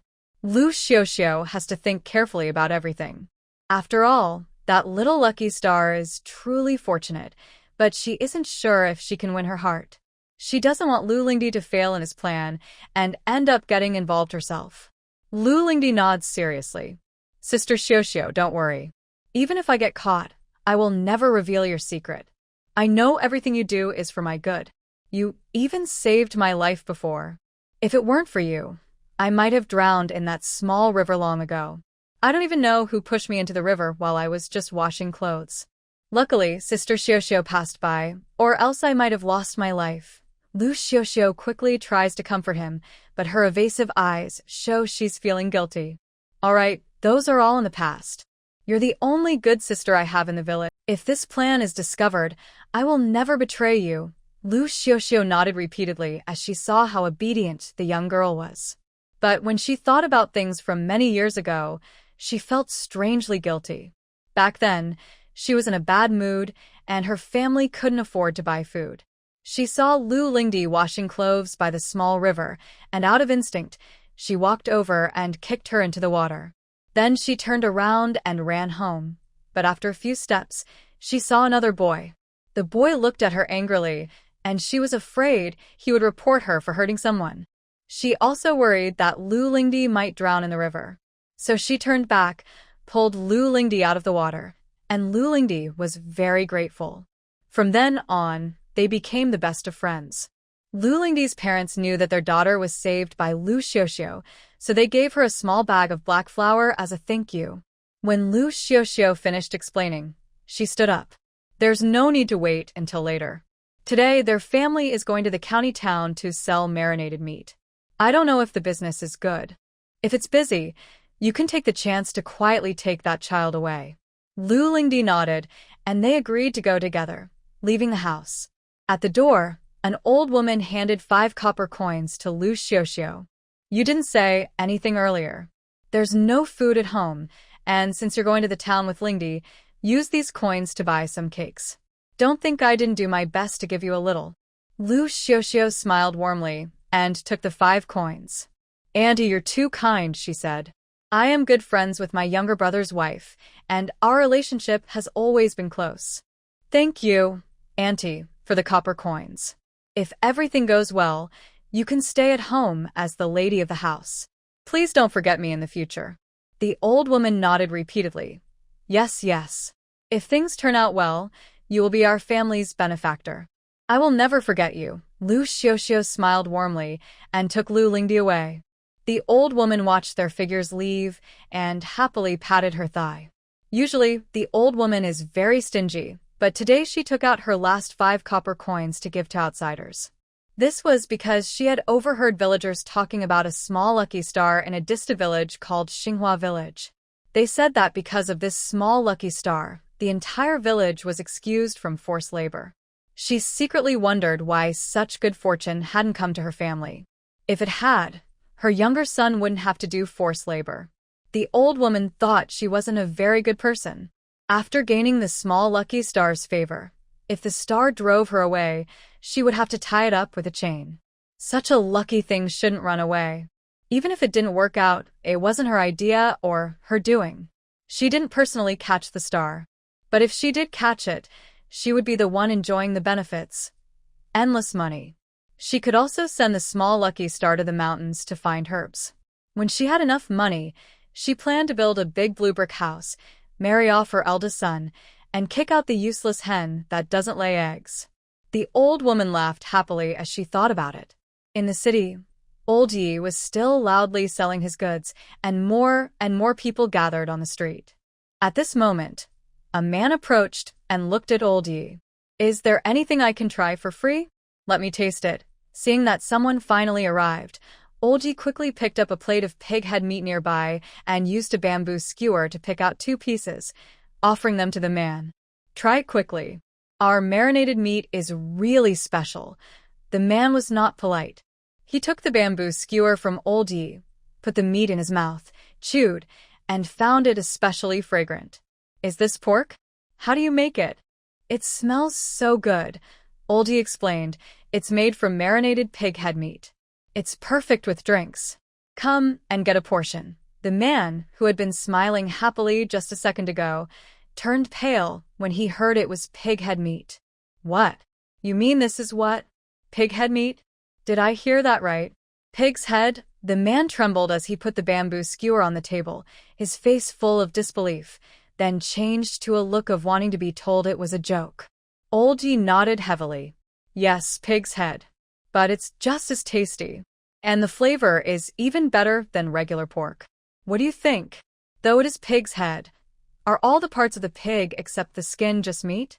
Old Mr. Yi looked at the man with a frightened face, and he couldn't help but cover his chest, pretending to gag. He wished he hadn't eaten the pig's head just now. Old Mr. Yi felt relieved that the man wasn't eating pig offal, or he might have been even more unable to handle it. The man waved his hand and said, Forget it. I've already eaten it. I can't take it out now. Oh, such a delicious smell. It's a shame it's made from that stuff, he sighed. The man looked regretful and kept licking his lips. The taste was really good, wasn't it? It was fragrant, but it was pig head meat. If it had been pork belly, he would have bought several portions to take home.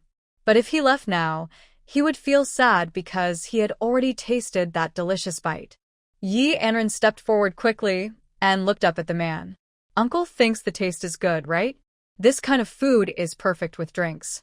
And it's all meat, just labeled as pig head. Only people who can't afford rice eat it. But there's so much meat on the pig's head. What's the difference from the pig's body? Not only do I have pig head meat at home, but also pig offal. Uncle, you should try my family's pig offal too. I promise it's so tasty you'll want to swallow your tongue. Anran tilted her little head and spoke to the man in a sweet, childish voice. But the man's feet were firmly planted on the ground, and he couldn't take a step forward. The little guy's voice is soft and sweet, really very pleasant, and his mouth still smells nice. The pork head meat is also truly delicious. He feels a little reluctant to leave, but after thinking it over, he decides to buy some more to take home. After all, it's just what others have labeled it. Such tasty food. He has never tried it in all these years. Missing out on it would be a real pity. And look at how eagerly the little guy is watching him. The man swallows hard. Seeing the pig's offal, it does look tempting, but since it's shaped like something else, he can't bring himself to pick it up with chopsticks. Old Man Yi decides to help him out. He picks up a bamboo skewer, pokes a big piece of pig's offal, and offers it to the man. Try my pig's offal. If you don't like it, it's free. No charge for a taste. I promise it's so fragrant, it might just make your tongue want to stay forever. But the man hesitates, swallowing his words. He originally wanted to say that he's just talking big, but then he remembers how fragrant the pork head meat was earlier. He almost wants to swallow his tongue. Tut-tut. He doesn't know where the farmers got their recipes from, but whatever they do makes the food so delicious. Seeing Old Man Yi already holding the skewered pig's offal out to him, the man doesn't hesitate anymore. He quickly puts it in his mouth, and the more he chews, the more delicious it becomes. By the end, he's reluctant to swallow it. He takes out a copper coin from his pocket and hands it to Old Man Yi. Your food is really good when cooked. Give me 2 portions of pig's offal and 1 of the pork head meat, please. Old Man Yi responded, All right, guest, please sit down. I'll be right there. When the man was about to pay, Old Man Yi spoke quickly. You ordered 3 portions, which cost 30 copper coins in total. Our pig offal and braised pig head meat are the same price, 10 coins per portion. You have 3 portions, so please take them. The man was shocked to hear that each small portion cost 10 coins. It really hurt his feelings. It was just a little bit of savings, and he wondered if he would have to spend all of it. The man didn't want to worry about it anymore. He decided to satisfy his hunger first. His family was doing well, so they could afford it. Liu Xiuxiu and Liu Lingdi had just arrived in the county town. They wandered around aimlessly, looking for Old Ye's family. They searched many times but didn't see any sign of old Ye's group. Lu Lingdi was a bit worried. Throughout the walk, Liu Xiuxiu kept talking about how lucky that boy was. He was handsome and good-natured. In her heart, she already thought of that boy as her own daughter.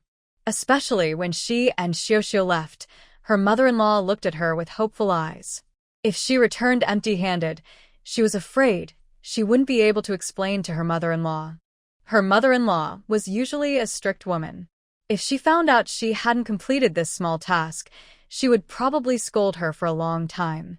This was also an opportunity for their family, and she had to do her best. Lu Lingdi clenched his fists and silently made a vow in his heart.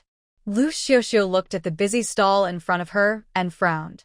Over there isn't busy, so we can't make a move now. Let's see if it gets busier, and then we can act. If it stays quiet, we'll have to wait until they pack up and then quietly take little Lucky Star away when they're not looking. After speaking, Liu Xiuxiu smiled slightly. She could already imagine that once the old Yi family lost little Lucky Star's protection, they would become as unlucky as before. Especially Yi would no longer be able to act arrogantly towards her like before. She wanted Yi to understand that their family was cursed.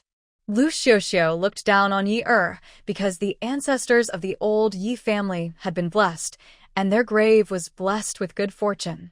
But she waited and waited, her eyelids drooping from exhaustion. The old Yi family's business was still bustling. This made Liu Xiuxiu furious. She couldn't find the right chance. What should she do? Just when Liu Xiuxiu and her group felt helpless and even started to give up, many people arrived from afar.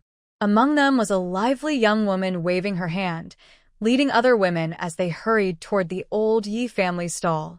Ladies, this is the stall I told you about that sells pig offal. It's really delicious. My husband just wanted to try it, but it was so good that I only took a couple of bites before sharing it with you. Come on, let's buy out their shop. All the women brought along by the lady were her close friends. The lady, who had brought back some treats from her husband, was smiling happily at first, but then she started to notice something was wrong. The taste of the food was unfamiliar, especially the pig innards. After asking several times, she finally learned they were pig intestines. But when she thought about the flavor, she found it very delicious. Even pig innards could be tasty. The lady thought since they were going to eat, she might as well bring her good friends along. Soon, a large group of people arrived. The group of visitors looked around curiously. The smell of the food was so good it made their noses tingle. But it was pig intestines, which are actually pig large intestines.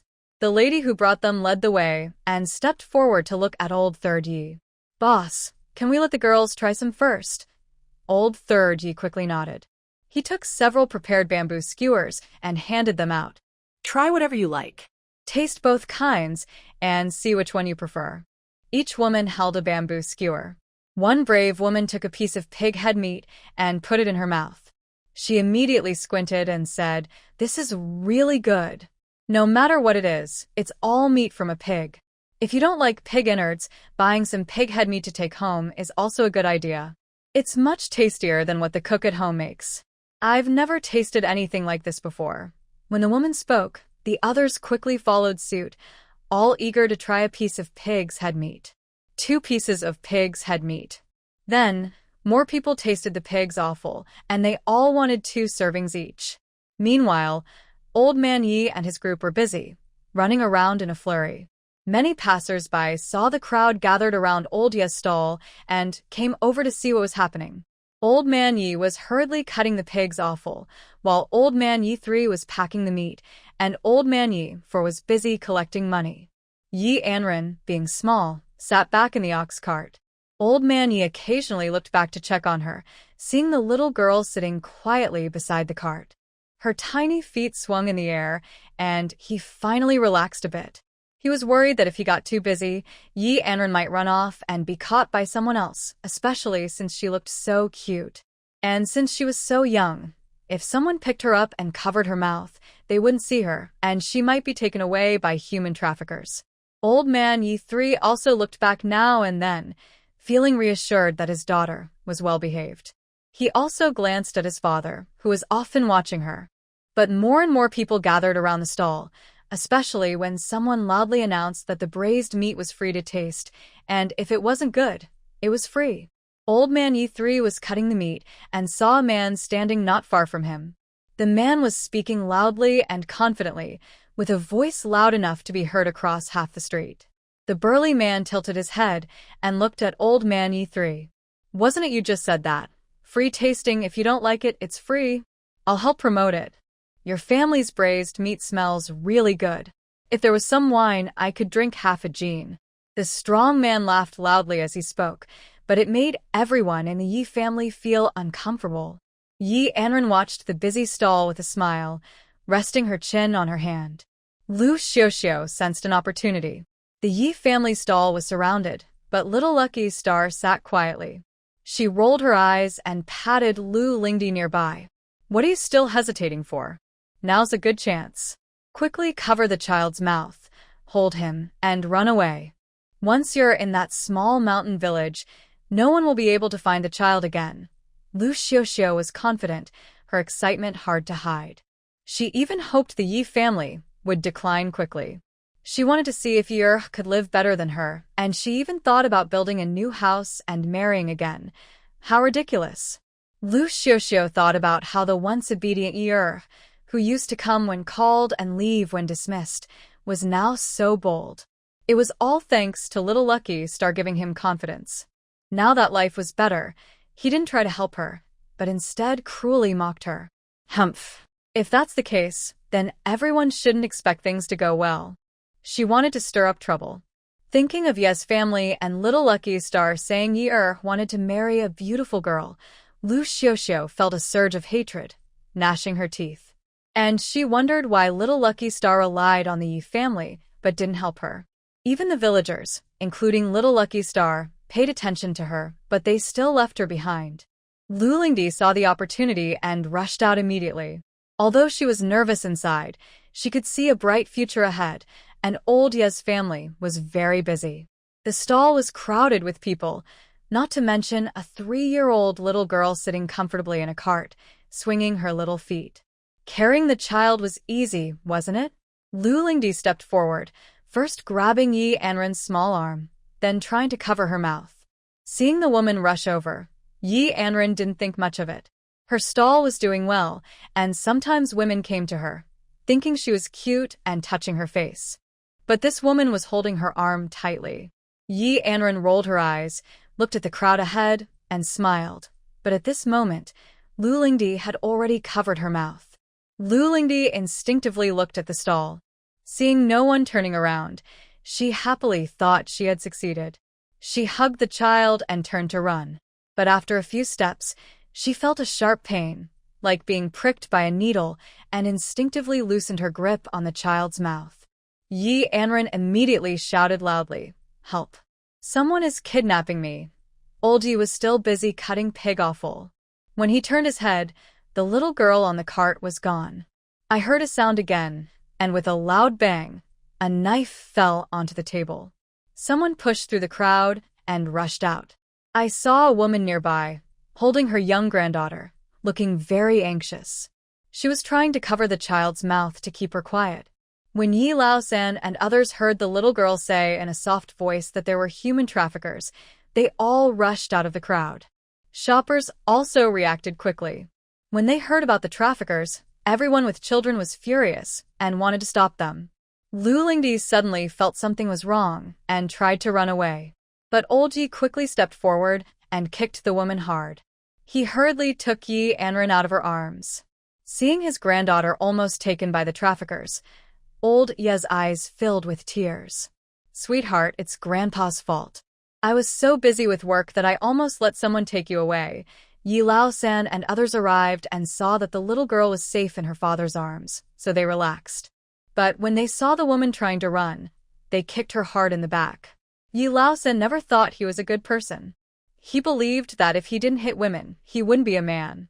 Thinking about how his own daughter was almost taken made him feel very upset and pained. Yi Laosi also kicked the woman several times, calling her a despicable trafficker and asking, "Don't you have children at home?" People around also came forward.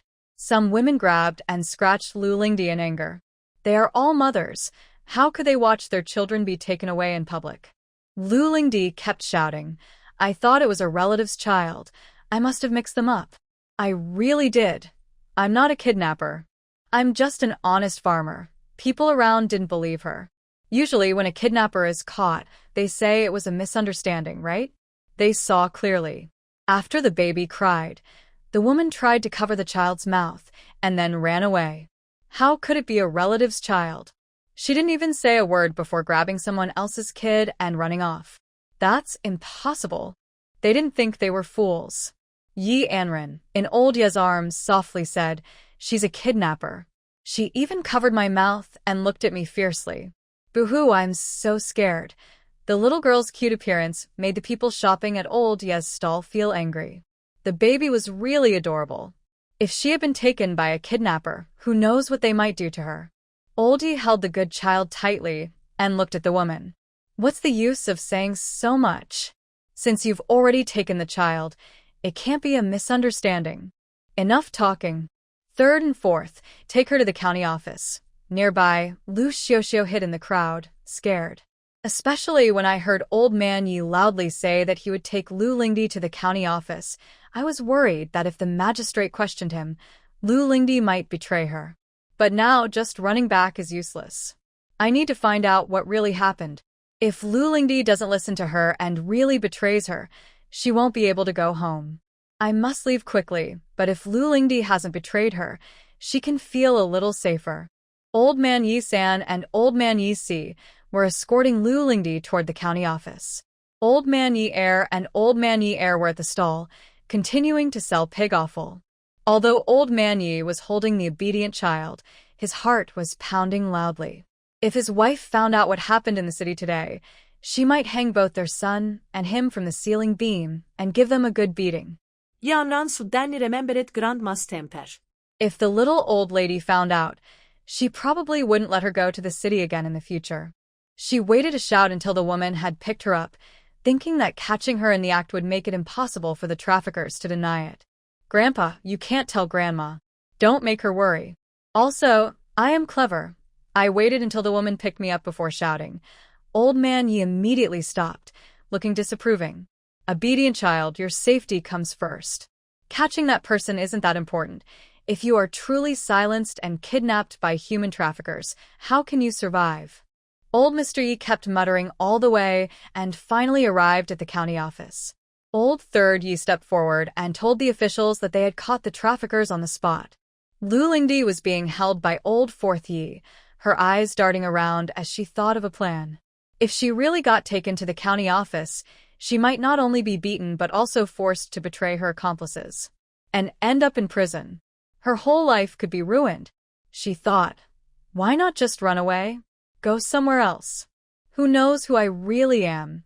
After thinking this through, Lu Lingdi suddenly struggled. Old Fourth Yi, who thought they had already reached the county office, relaxed his guard. But unexpectedly, the woman suddenly fought back, and she managed to break free. Old Fourth Yi quickly ran forward at a fast speed. He caught Lu Lingdi again and cursed loudly, "Run." Still trying to escape, Old Fourth Yi was so angry that he almost let the trafficker slip away. Seeing this, the officials directly took the woman from Old Fourth Yi. Old Mr. Yi glared at Old Fourth Yi, saying, "You useless man. You couldn't even catch a woman and almost let her run." The county magistrate heard the news and hurried over. The officials then called for everyone to go to the hall. The magistrate, dressed in official robes, sat down, and everyone knelt down in unison. Young Yi Anran, being small, hid behind Old Mr. Yi and did not kneel. Old Mr. Yi quickly pointed to the woman nearby and said, "Please, honorable judge, help this commoner. I am an ordinary villager from Xinghua village, selling small goods at the county market. My granddaughter is well-behaved, sitting in the ox cart, but she was silenced by a kidnapper and was taken away." The county magistrate looked at the kneeling woman and asked, "Do you have anything to say?" Lu Lingdi knew that even if she was lying, it was useless, so she nodded obediently. "Your Honor, I am Lu Lingdi. Since I got married, I haven't done much. I saw the child and felt a sudden desire. I wanted to take the child away. But I am not really a kidnapper. I just had a moment of bad judgment. I am an honest farmer's wife. Your Honor, I know I was wrong. I hope you can be lenient. The magistrate was surprised that the woman admitted her mistakes so quickly and didn't need to call any other witnesses. They decided to investigate Lu Lingdi's background to see if she was truly a kidnapper or just momentarily lost her way. Only after a thorough investigation could a final decision be made. Soon, the investigators reported that the woman was indeed an honest farmer, but it was unclear why she suddenly snatched the child in the street. Did Lu Lingdi act alone out of bad intent? Was she influenced or encouraged by someone else to commit this crime? Lu Lingdi thought about what Liu Xiuxiu had said. Xiuxiu was the person who saved her life. Without Xiuxiu, she would have already drowned in the cold river water. She could never be ungrateful or turn her back on Xiuxiu. Xiuxiu only wanted what was best for her, hoping she could have a child to stand firm in her husband's family. Plus, the child was a little lucky star, believed to bring good fortune and make her life better. Although she was caught and couldn't succeed, she hoped Xiuxiu would visit her from time to time, bringing food. That was better than both of them ending up in jail. At the courthouse, among the crowd watching, Liu Xiuxiu was nervous and sweating. She wondered if Lu Lingdi would tell on her. Lu Lingdi, kneeling in the hall, looked firm and shook her head. Your Honor, no one encouraged or instigated me. It was all my own idea. I saw the child and, for a moment, had bad thoughts. I hope you can be lenient. I truly know I was wrong. The magistrate struck the wooden gavel and said, Since you have confessed, according to our laws, stealing a child in the street. But since it was your first offense, you will be whipped 30 times and imprisoned for 5 years. Old Yi was a bit unhappy, but since the magistrate had already made the decision, he dared not speak further. Outside the door, Liu Xiuxiu finally relaxed. She had explained everything beforehand, so the fool might not betray her. Old Mr. Yi and his group left the county office and then encountered the old village chief. Old Fourth Yi looked at the old village chief and was surprised to see he had just come from the county magistrate's residence. He asked, Uncle Village Chief, how did you come from the county magistrate's office? The old village chief waved his hand and said, Little Lucky Star found a salt mine. I reported it to the county magistrate, who sent someone to verify it.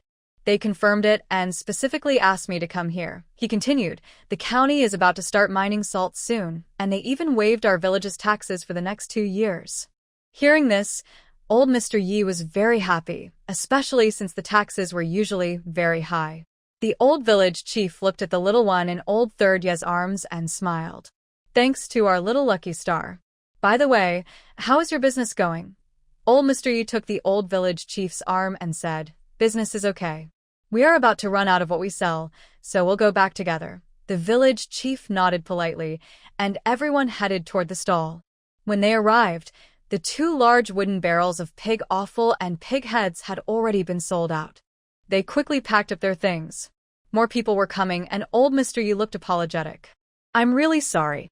Today we only made a little to try selling, and it's all gone. Tomorrow we'll make more. The man listening to old Mr. Yi said it was all gone and felt a bit sad, but he thought, tomorrow will come again. No problem, I'll come early. Yi Anran was originally planning to buy cattle, but since the old village chief wanted to ride the ox cart back together, she decided to wait until tomorrow. On the way, the old village chief kept talking happily, especially since he was thinking about the county magistrate saying they would stay in Xinghua village for a while. Also, the officials staying in Xinghua village would bring some silver coins, which could help the villagers. Most importantly, having the county magistrate and his staff in Xinghua village made the place look more important and lively. The old village chief was so happy that he couldn't stop smiling all the way. Finally, they arrived at Xinghua village. Old Mr. Yi and his sons took everything off the ox cart. They asked the youngest son to return the ox cart. Many villagers at the entrance were still talking. Just saw the Yi family coming back. I wonder how their business went. From what I see, Xiao Fuxing is here. They must have sold everything. Otherwise, how could they come back so quickly? It's not even noon yet. With Xiao Fuxing here, sales must be fast. Xiao Fuxing is lucky. Let's go see the Yi family. A few curious women each carried small stools and headed toward the Yi family. But when they arrived, they saw the old village chief was there too. The village chief looked at the villagers who lacked sense and glared at them. They've been setting up their stall all morning and are exhausted. They're probably about to have lunch. What are you all coming here for? All right, everyone, go ahead and leave. I just have a few things to tell the villagers. The elderly women saw that the old village chief had something to say, so they all followed him toward the village chief's house. Old Yi knew what the village chief wanted to talk about, so he didn't go along. Ye's wife approached and looked at the empty wooden bucket on the ground, feeling very happy. Old man, it's all sold out? Business is so good? It's not even noon yet. Old Yi was very excited. Wife, you wouldn't know if you didn't go. Oh, the business is so busy. It's keeping me very busy. When we closed up shop, more people kept coming, wanting to buy our pig head meat and pig offal.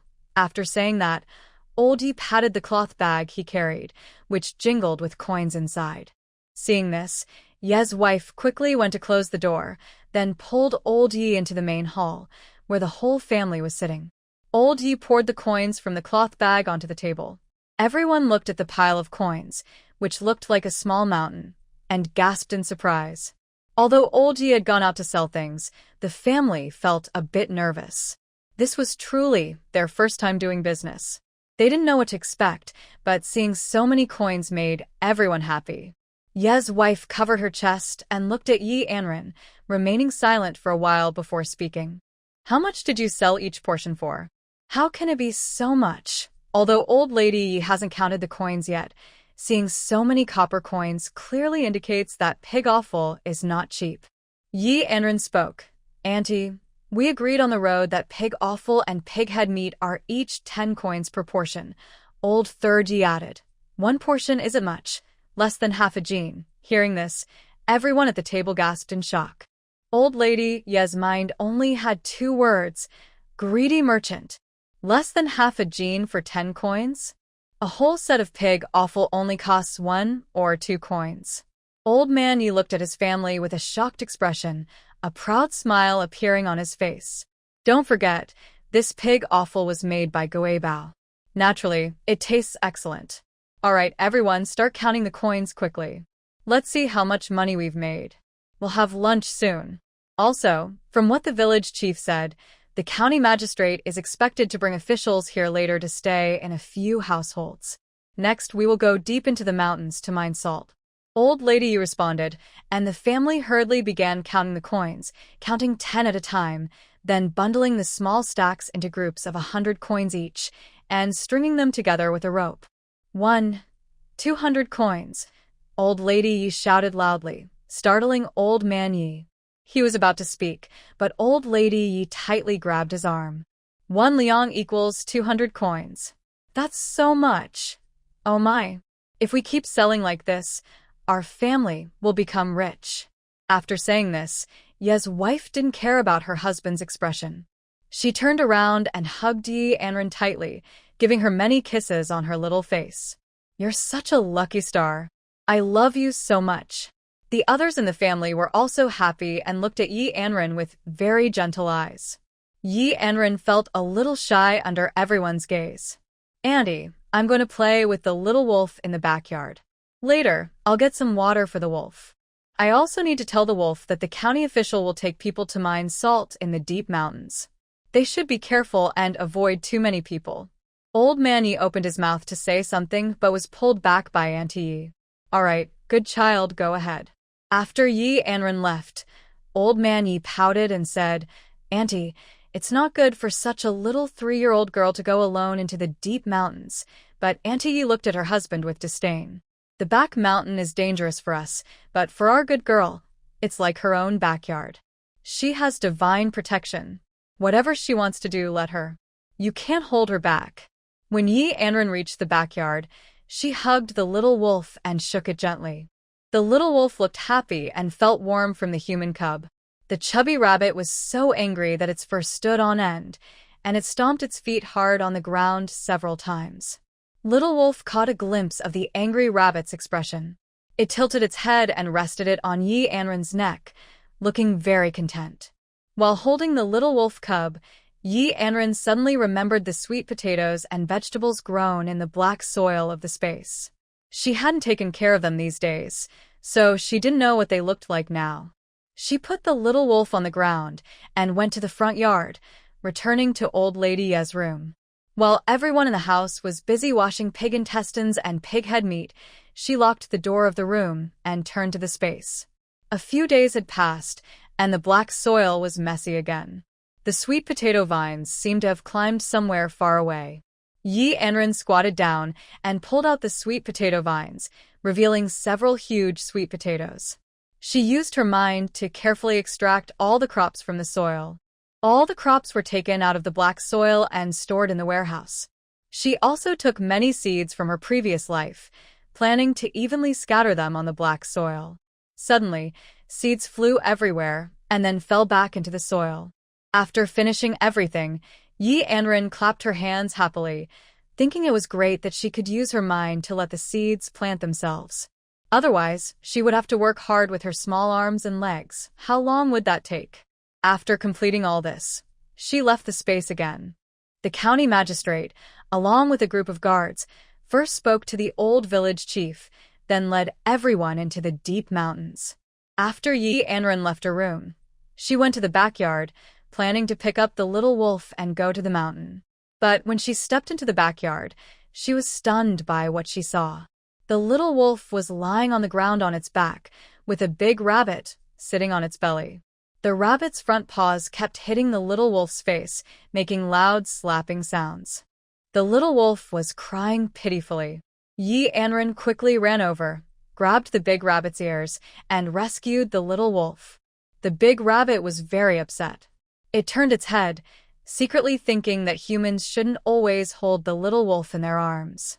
Humph. When humans aren't looking, it will give the little wolf a good scolding, so it won't be fooled by the little wolf's tricks and won't mistake it for a big or small boss. The little wolf was rescued, but its leg was limping. It pitifully ran over to its young owner. Boo, the young owner, it's bullying me again. The little wolf cried sadly. Anran quickly hugged it and glared fiercely at the big rabbit. You're so old and still bullying the little wolf. Aren't you ashamed? But the big rabbit didn't care what the human child said. As long as it was annoyed, it would bully. Since little wolf is still young, I can tease him more now. When he grows as big as his father, how will I be able to tease him then? To Anran, the big fat rabbit looks like a rebellious kid. She no longer cares about the fat rabbit and just picks up little wolf to leave. But at the foot of the mountain, many people have gathered. Village chief, why are you all here? The old village chief sees its little lucky star and smiles. Little lucky star, are you going to the mountain? We just sent the county official and others to the outskirts, and now they are coming back. Anran didn't expect the county official to arrive so quickly and nods. I'll go up the mountain and tell the wolves to hide in their den and not come out. The old village chief responds, okay. Anran continues walking toward the mountain, but the county officials encounter a big problem. As they enter the deep mountain, they see a small gray wolf. The little gray wolf, seeing so many people, is scared and starts to back away, but accidentally trips over vines and falls down whimpering. Hearing the sound of her pup and smelling the unfamiliar people, the mother wolf howls loudly and rushes over. The county official sees the wolf charging forward. The little wolf, limping, reaches the big wolf and looks very sad, whimpering. The mother wolf gets very angry, lifts her head, and barks loudly. Seeing this, the official quickly thinks, this is bad. Hurry! We need to deal with this wolf, or it will attract more wolves.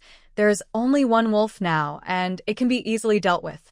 But if a large pack of wolves comes, it will be a problem. As soon as the county official finished speaking, the other guards quickly drew their swords, but it was already too late.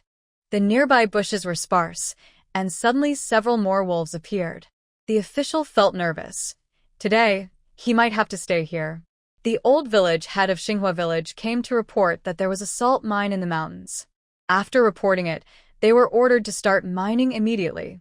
He thought he could earn some credit, but now it seems that gaining fame or wealth doesn't matter. His life is at risk. One of the guards turned to the official and said, "Sir, you should leave quickly. With us here, we can stop these wolves." But the official shook his head and said, "It's too late." As soon as he finished speaking, many wolves had already surrounded them. Although there was still some open space, it was clear that any movement would cause the wolves to attack. At that moment, the official caught sight of a small child walking toward them from a distance. He shouted loudly in the direction of Anran, "Run! There are wolves! Don't come closer!" The other wolves, smelling the scent of the young child, sniffed and all turned their heads to look at Anran. Seeing the movement of the small human child approaching, the wolves became even more anxious. They have lived most of their lives, and even if they lose their lives, it doesn't matter. But they see children who look at most 3 or 4 years old. The adults at home don't know what to do, and they actually let a young child enter the deep mountains. Anran naturally heard the village chief shouting, but she kept walking toward this side. The county official thought his voice wasn't loud enough, so before the little baby reached him, he continued shouting loudly, "Little kid, run quickly. There's a wolf. Don't come any closer." The county official was so anxious he was stomping his feet, but he dared not make more moves. He had to watch not only the small child nearby, but also the movements of the wolves. He sighed inwardly. To give the little one some time, he had to act first. While the wolf's attention was focused on the small bundle nearby, he shouted, "Everyone attack together. Take advantage of the wolves being distracted to tear a hole. Whatever we can get out is good enough." The guards responded, "Yes." They grabbed their big knives and started chopping at a specific spot. Because of the approaching human child, the wolves didn't understand what was happening. They had never seen such a group of people before. Most importantly, everyone was holding big knives and looked fierce, so the wolves were worried about hurting the young humans. Therefore, the Wolf King ordered all these people to be killed. Before Anran reached them, she heard the Wolf King howling loudly, saying he wanted to bite all the people in front of him to death. They didn't dare to walk slowly anymore. When they saw the Wolf King surrounding the county magistrate and others earlier, they remained calm. After all, they knew wolves didn't eat people. They never expected the Wolf King to quickly give the order to attack and kill everyone. If they moved even a little slower, they might end up dead. Anran hurriedly took 2 steps at a time, running toward the county magistrate and the others. The Wolf King roared loudly at Anran, "Roar! Roar! Roar! Don't come closer. These people have knives and might hurt you." The county magistrate was also anxious, urging Anran to leave quickly. Seeing the Wolf King leap up, Anran quickly said, "Don't hurt them. He is the county magistrate." The Wolf King didn't understand what the county magistrate meant, but seeing the small human child, it knew it wasn't allowed to attack. It tilted to the side, rolled twice, then stood firm and shook its majestic, powerful fur. Anran finally reached the Wolf King, but the county magistrate looked very nervous. When he saw the small child, he felt a strange familiarity and remembered she was the little girl who had followed the farmer family this morning. But the scene that followed left the county magistrate confused. The little girl was touching the Wolf King's head, and the other wolves slowly retreated into the distance. In the end, only the Wolf King remained kneeling on the ground. Anran stroked the Wolf King's fur and chuckled happily. "Alpha Wolf, look. I brought your son here. See how much he's grown." The Alpha Wolf was very excited. Howling, "Thank you, little human. He's grown a lot." Anran waved her small hand. "Why do you still want to bite people? You said before you don't eat humans. How can you have such thoughts?" The Alpha Wolf looked a bit sad when asked this way. "They all have big knives and rush at us without a word. They must be bad people. If you come closer again and get hurt, what should we do?" Seeing that the Alpha Wolf was worried about her, Anran felt relieved that it wasn't acting on wild instincts. The Alpha Wolf and the little human kept talking back and forth. The county official stared with wide eyes at what was happening. The other guards also gasped. The little girl wasn't afraid of the wolf, and the wolf didn't bite her. That was fine. But they were all just standing there, talking openly like this. Most surprising was that the wild wolf howled, and the little girl seemed to understand, and even responded. This amazed them all. Finally, the county official realized that the family they saw earlier cared a lot about the young girl. How could she have come alone into the deep mountains? Could it be that the young girl is familiar with the wolves in the deep mountains and plays with them very well? Otherwise, how could a farmer's family feel safe letting this child come into the mountains? Truly, the world is vast, and there are many talented and strange people. The magistrate, after thinking it through, gathered his courage and took a few steps forward, standing behind Yi Anran. "Girl, do you know the Wolf King?" Yi Anran turned to look at the magistrate, whom she had just seen this morning, so she recognized him. She nodded and said, "These wolves often come to our village. They never hurt anyone. I guess it's because you all are carrying big knives and are strangers. Suddenly coming into the mountains might have scared them, thinking you are bad people, so they surrounded you." Hearing this, the magistrate relaxed a little. As long as the wolves don't bite people randomly, it's fine. The Wolf King was lying on the ground, waiting for the little human to ride on it. Yi Anran pouted her little bottom and tried to climb onto the Wolf King. After she sat down, she patted the fur on the Wolf King's neck. The Wolf King slowly got up and looked at the magistrate and the others. Yi Anran turned back and said, "Uncle Magistrate, you are going to find the salt mine, right? You can take me with you." The magistrate nodded. As he took a step forward, his legs suddenly felt weak, almost causing him to fall. With so many wolves around, he had prepared himself for certain death. But unexpectedly, because of a little girl, he found a chance and even saved many of their lives. Other officials were not much better than the county magistrate. Surrounded by many wolves, even though they were ready to fight, they knew their lives depended on this day. 2 of them had bribed others with silver to get this job, but they never expected the salt mine to be so hard to find. They didn't receive any credit from above either, and it looked like they were about to die. Luckily, luck turned around because a small puppy saved all their lives. They thought they would be very grateful and offer thanks when they returned home. Yi Anran tilted her head, looking at the county magistrate with curiosity. "Uncle Magistrate, why aren't you leaving?" The magistrate waved his hand. "You go ahead slowly, we will follow soon." He nervously touched his nose. He couldn't say he was scared by the wolves and couldn't move because of that. Did he want to save face or not? Yi Anran didn't understand what was really happening. She held onto the Wolf King's neck and started running wildly through the forest. The little wolf pup was happily yipping in Yi Anran's arms. He was so happy, especially when he saw the Wolf King. He thought his father was mighty and impressive. When he grew up, he wanted to be like his father, commanding the wolf pack and never being afraid of being bullied by a chubby rabbit. If the wolf father knew his son was being bullied by a chubby rabbit, he probably wouldn't want to recognize him. Although the county magistrate's legs were weak, he still continued walking toward the place where the Wolf King had left. The guards behind him all let out a sigh of relief.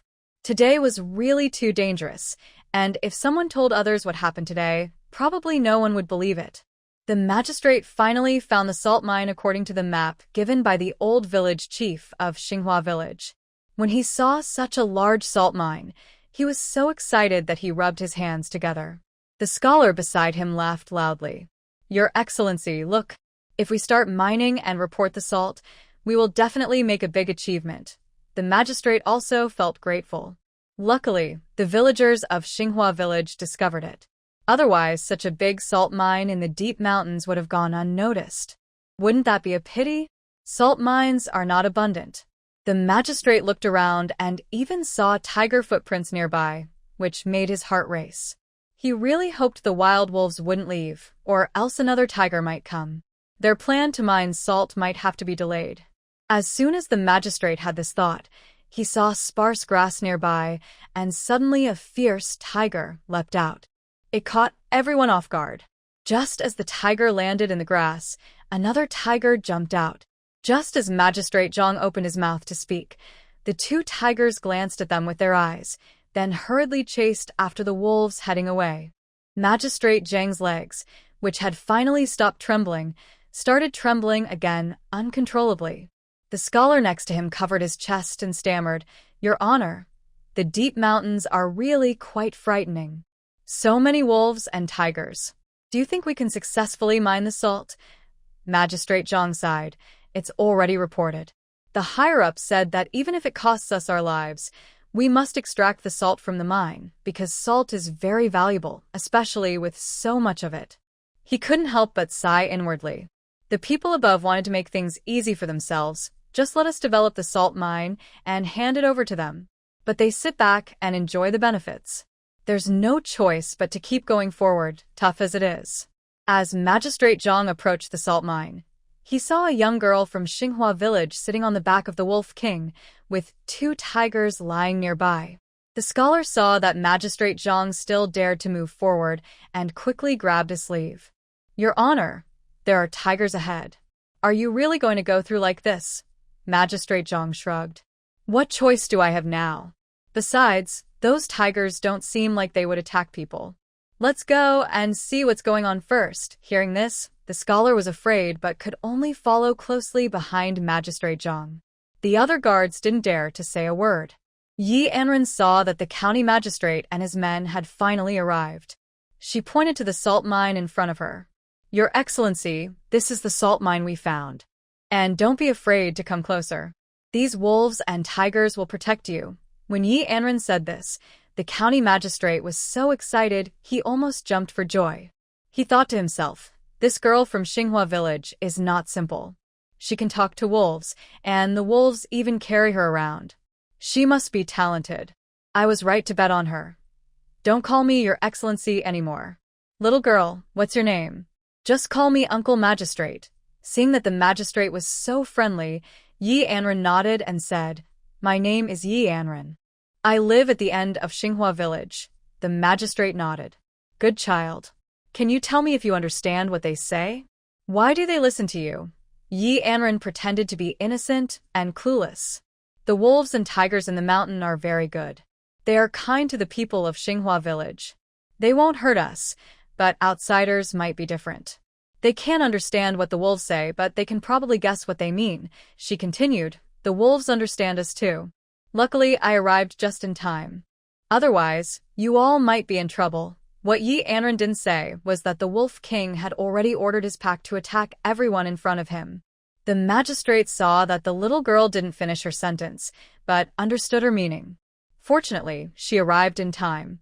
At that moment, he looked at the Wolf King and the other wolves. His fierce expression showed he was determined to keep them in these deep mountains. The county magistrate bowed to Anran and said, Thank you so much, Anran. If it weren't for you, the magistrate might already have become wolf food. Anran chuckled and replied, The Wolf King and tigers don't eat people. But if outsiders enter the forest and threaten them, they might bite people. The magistrate nodded, thinking about how they had previously tried to fight the wolves with a big sword. That could have led to them being bitten. Although he understood that the wolves and tigers weren't malicious, he still didn't dare to get close. He stayed about 3 meters away, watching. Anran gently pulled the fur on the back of the Wolf King's neck. Wolf King, go further away. The magistrate and others are afraid of you. The Wolf King responded with a grunt. Aro, what a bunch of cowards, he said. After that, the Wolf King reluctantly got up and carried Anran away into the distance. They walked until they reached a large tree, where the Wolf King finally lay down. Next to them, the old tiger also obediently followed. Anran slid down from the Wolf King's back, still holding a small wolf cub. She looked at the Wolf King and the 2 tigers. Stay here quietly. I'm going to check on the salt mine with the magistrate. Without waiting for their reply, she happily skipped over to the magistrate's side. The wolf also wanted to follow, but there was nothing it could do since the human children had already told it to stay back. So, it could only quietly watch from a distance. Inside, the wolf felt a little disappointed. It was hard enough for the small, cute cubs to come into the forest to find them, but now they couldn't even get close? It was all because of those foolish humans who were so timid. The Wolf King thought about pawing at the ground, digging furiously until he made a small pit in front of him. When Anran arrived, she saw the guards already busy working with their arms wide open. Near the salt mine, she noticed a few tiny salt mushrooms. They were so small that even if she stepped on them, they wouldn't be useful. The county magistrate saw Yi Anran staring at the tiny salt mushrooms and chuckled. "Little girl, do you want these? But they're too small and don't have much effect." Yi Anran shook her head and said, "I was just thinking about digging out all the salt. If I do that, will they still survive?" The magistrate nodded. "Don't worry. As long as you don't disturb them, they will grow back soon. Even if the entire salt mine is dug out, they can still survive." While the magistrate was chatting casually with Yi Anran, the scholar suddenly spoke up. "If we want to turn the salt into blue salt, it's really quite complicated. With so much salt, I don't know how much blue salt we can make." The magistrate listened and shook his head with a bitter smile. "The higher-ups want to eat the best salt, so we have to give them the finest. Even if it means wasting a lot, there's no other way." Hearing this, Yi Anran's eyes suddenly lit up. "Uncle Magistrate, are you planning to turn the salt into fine salt? I can do that too. And I can even sell the recipe to you. This recipe was given to me by a passing visitor from another country who happened to meet my father, so he entrusted it to him." Yi Anran was talking nonsense. Although her story had many flaws, the county magistrate believed her. In the magistrate's mind, what could a child possibly lie about? But he didn't realize that children often talk nonsense. "Anran, if you can get your father to sell me the recipe for making fine salt, I will pay you a good price." "Don't worry, Uncle Magistrate. My father will definitely sell the recipe to you." The scholar standing nearby listened to their conversation but paid no attention. Making fine salt wasn't something ordinary people could do. It was a secret technique, and making fine salt was very complicated. It took a lot of salt to produce just a little bit. They had dug out quite a bit of coarse salt, and the sun was already high in the sky. The magistrate waved his hand, signaling for people to take the salt down the mountain. Yi Anran rode on a wolf, leading the way in front of the magistrate. When they reached the edge of the village, many people saw their little hero riding the Wolf King, looking very impressive. Everyone was envious and couldn't help but swallow their saliva. The young children ran eagerly toward the Wolf King. The adults at home were worried and hurried to chase after the children. Although they knew the wolf was good to little hero, it was only good to him alone. Who knows if a mischievous child at home might grab a handful of the Wolf King's fur and get bitten. Yi Anran got down from the Wolf King's back. The Wolf King quickly turned and left because human children are very naughty, each one with a runny nose and dirty.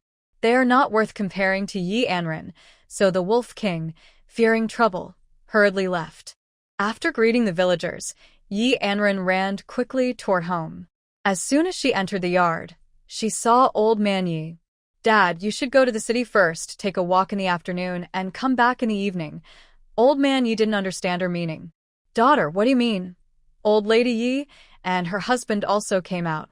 Seeing their granddaughter pushing Old Man Yi, they looked a bit confused. Yi Anran quickly explained, "I made a deal with the county magistrate. I plan to share the method of making fine salt with him. The reason is that my father once helped someone from another country, and that person passing through our small village taught us how to make fine salt. Since you are not at home, I will give the recipe to the magistrate. I can't teach you right now, and the magistrate is coming soon, so you should go to the city first and come back in the evening." Old Man Yi finally understood and nodded quickly. Old Lady Yi handed a few coins to Old Man Yi. "Take this money. Just eat something outside at noon and come back in the evening." Old Yi quickly left Xinghua village. After he left, the county magistrate and his guards finally arrived carrying large sacks into the village. Old Yi greeted the magistrate, saying, "Sir, would you like to stay and have a meal here today? My granddaughter is going to make some fine salt for you." The magistrate nodded heavily at his words. "Your old third son really knows how to make fine salt. That's impressive." The magistrate was curious to see if making fine salt was really so complicated and whether many salt blocks could be produced. He also wondered if there might be other methods. If there were, it would be a great benefit to the people and the country, so he wanted to report it.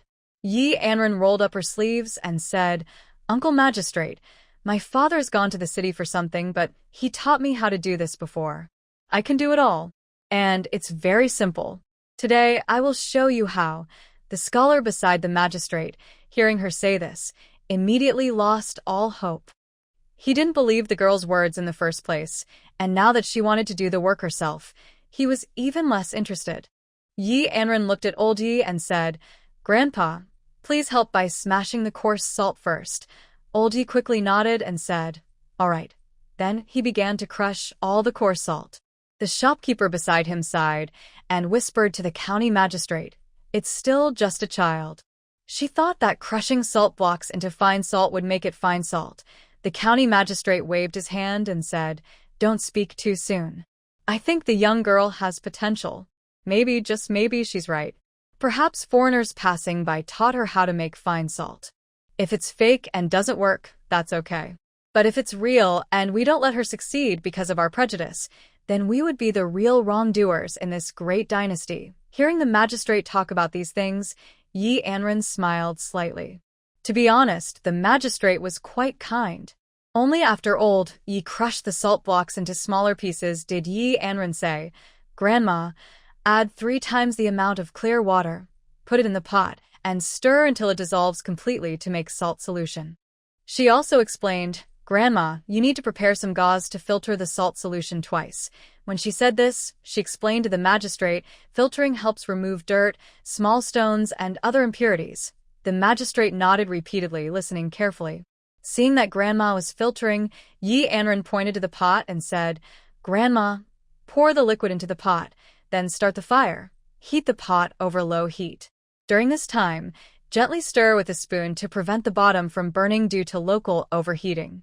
Everyone stared with wide eyes, but as they watched, they felt something was wrong. As the water evaporated gradually, white salt crystals began to form inside the pot. Everyone gasped in surprise, wondering if it was really that easy to make. Looking at the bright white salt crystals, they seemed much better than the green salt. But no one dared to make a sound, wanting to avoid disturbing Anran's work. When most of the water in the pot had evaporated and only white crystals remained, Anran looked at the old lady. "Grandma, you don't need to keep the fire going anymore." The old lady stopped adding firewood and stood up to look at the pot. When she saw the tiny salt crystals, she took a deep breath in surprise. Anran stood on a stool beside the pot and used a spoon to scrape out the salt grains. Seeing how white the salt grains were, she turned to the county magistrate and said, "When it reaches this stage, the process is almost done. If there are small impurities, you can pass the salt through a fine sieve. The final product will be pure salt. During the process, be careful not to heat the salt too much, as high heat can cause the salt to stick to the bottom and turn black.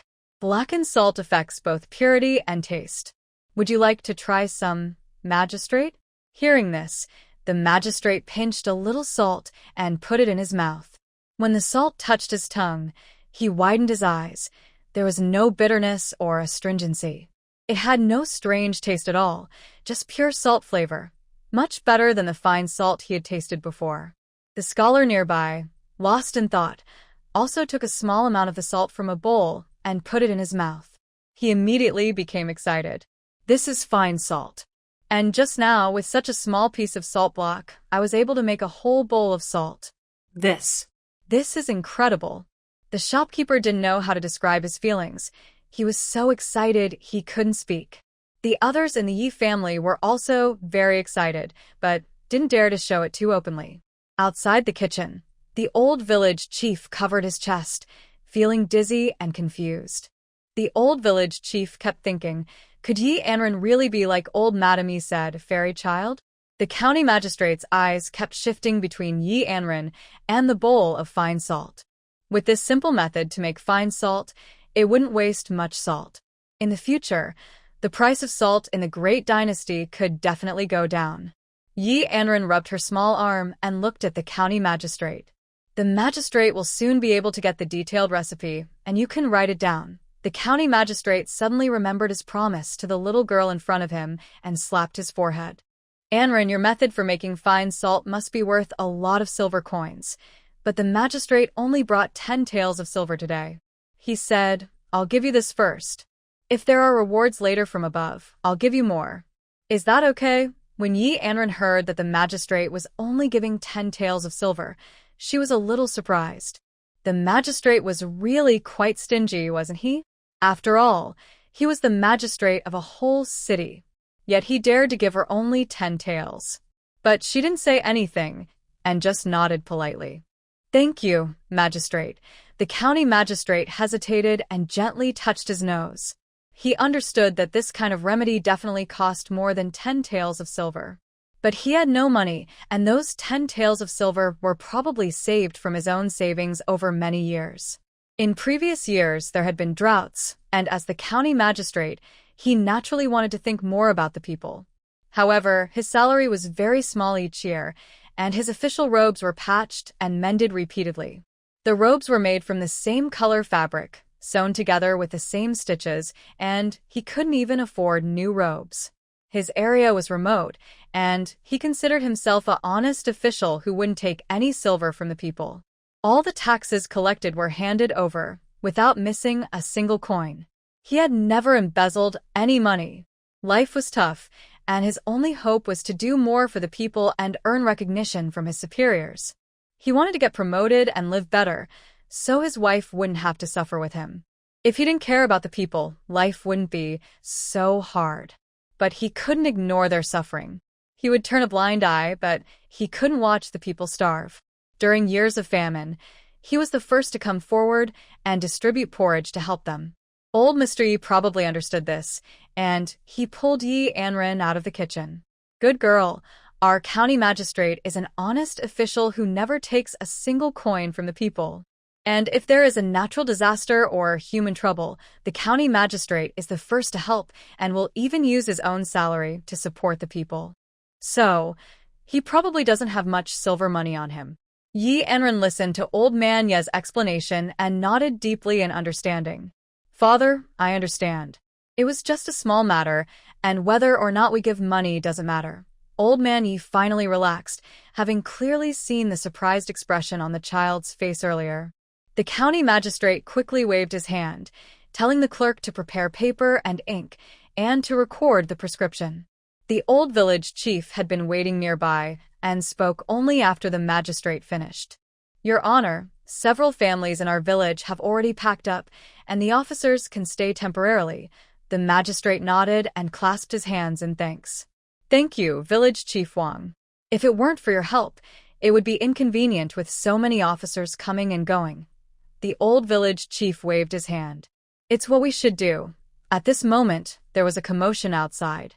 Someone even ran to Old Ye's house and shouted loudly, "Old village chief, Your Honor, something bad has happened.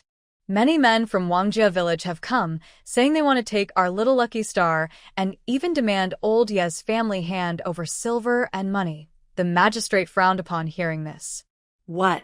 Someone is trying to take little lucky star? This is outrageous. He thought to himself that in his jurisdiction, there were still people daring to openly steal others' children.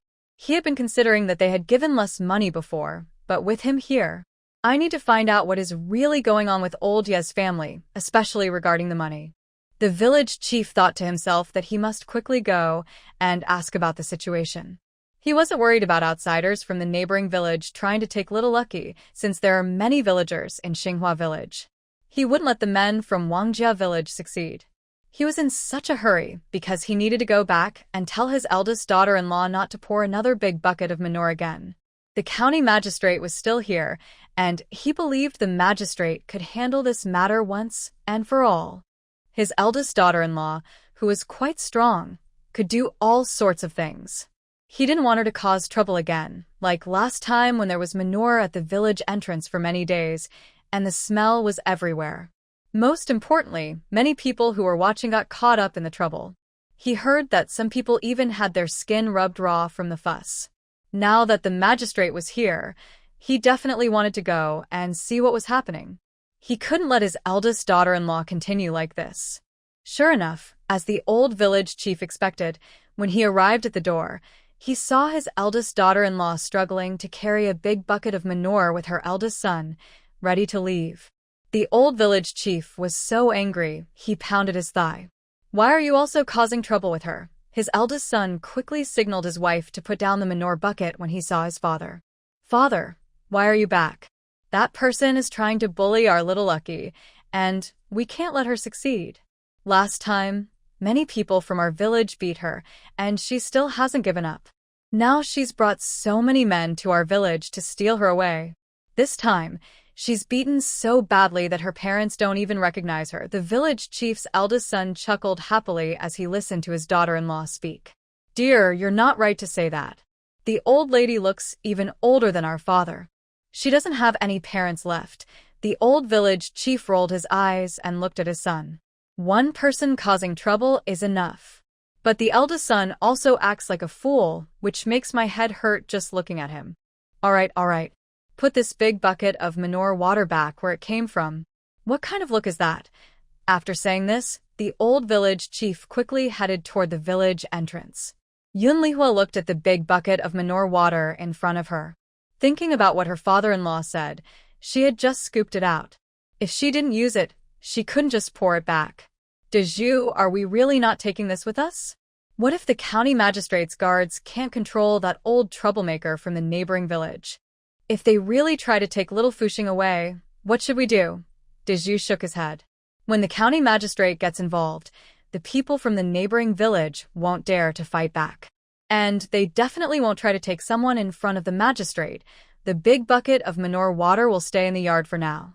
When we come back, we'll carry it to the fields. Yunlihua nodded and no longer worried about the bucket of manure water. Instead, she stormed toward the village entrance with determination. The entrance was crowded with people, and all the members of the old Yi family had arrived. Yi Anran, holding hands with old Lady Yi, pushed to the front. Wife Wang clapped her hands. This is Xinghua village. They took our Wang family's opportunity. If it weren't for the people from Xinghua village, they wouldn't have taken my little granddaughter. Now, in Wangjie village, everyone can avoid forced labor and children no longer need to go to the front lines. It's all old Ye's fault. They took the children back and made old Ye's family give all their silver money. Other men in Wangjie village also shouted loudly, "Bring out our silver! Bring it out! Bring it out!" Suddenly, the county magistrate's voice rang out. Are you people from Wangjie village trying to bully others? Have you no law? Do you want to do as you please? Wang Suihua laughed out loud. No law? And what can you do? The emperor is far away. If you have the guts, go report us. But no one will care. That girl is my granddaughter, and I want her back. The little bit of cornmeal I gave you, I can just take it back. But the silver money your family took from my granddaughter, you must return every single coin. Otherwise, your whole village won't have a good time. Wang Suihua looked fierce and confident this time, bringing along all the men she could gather from the village.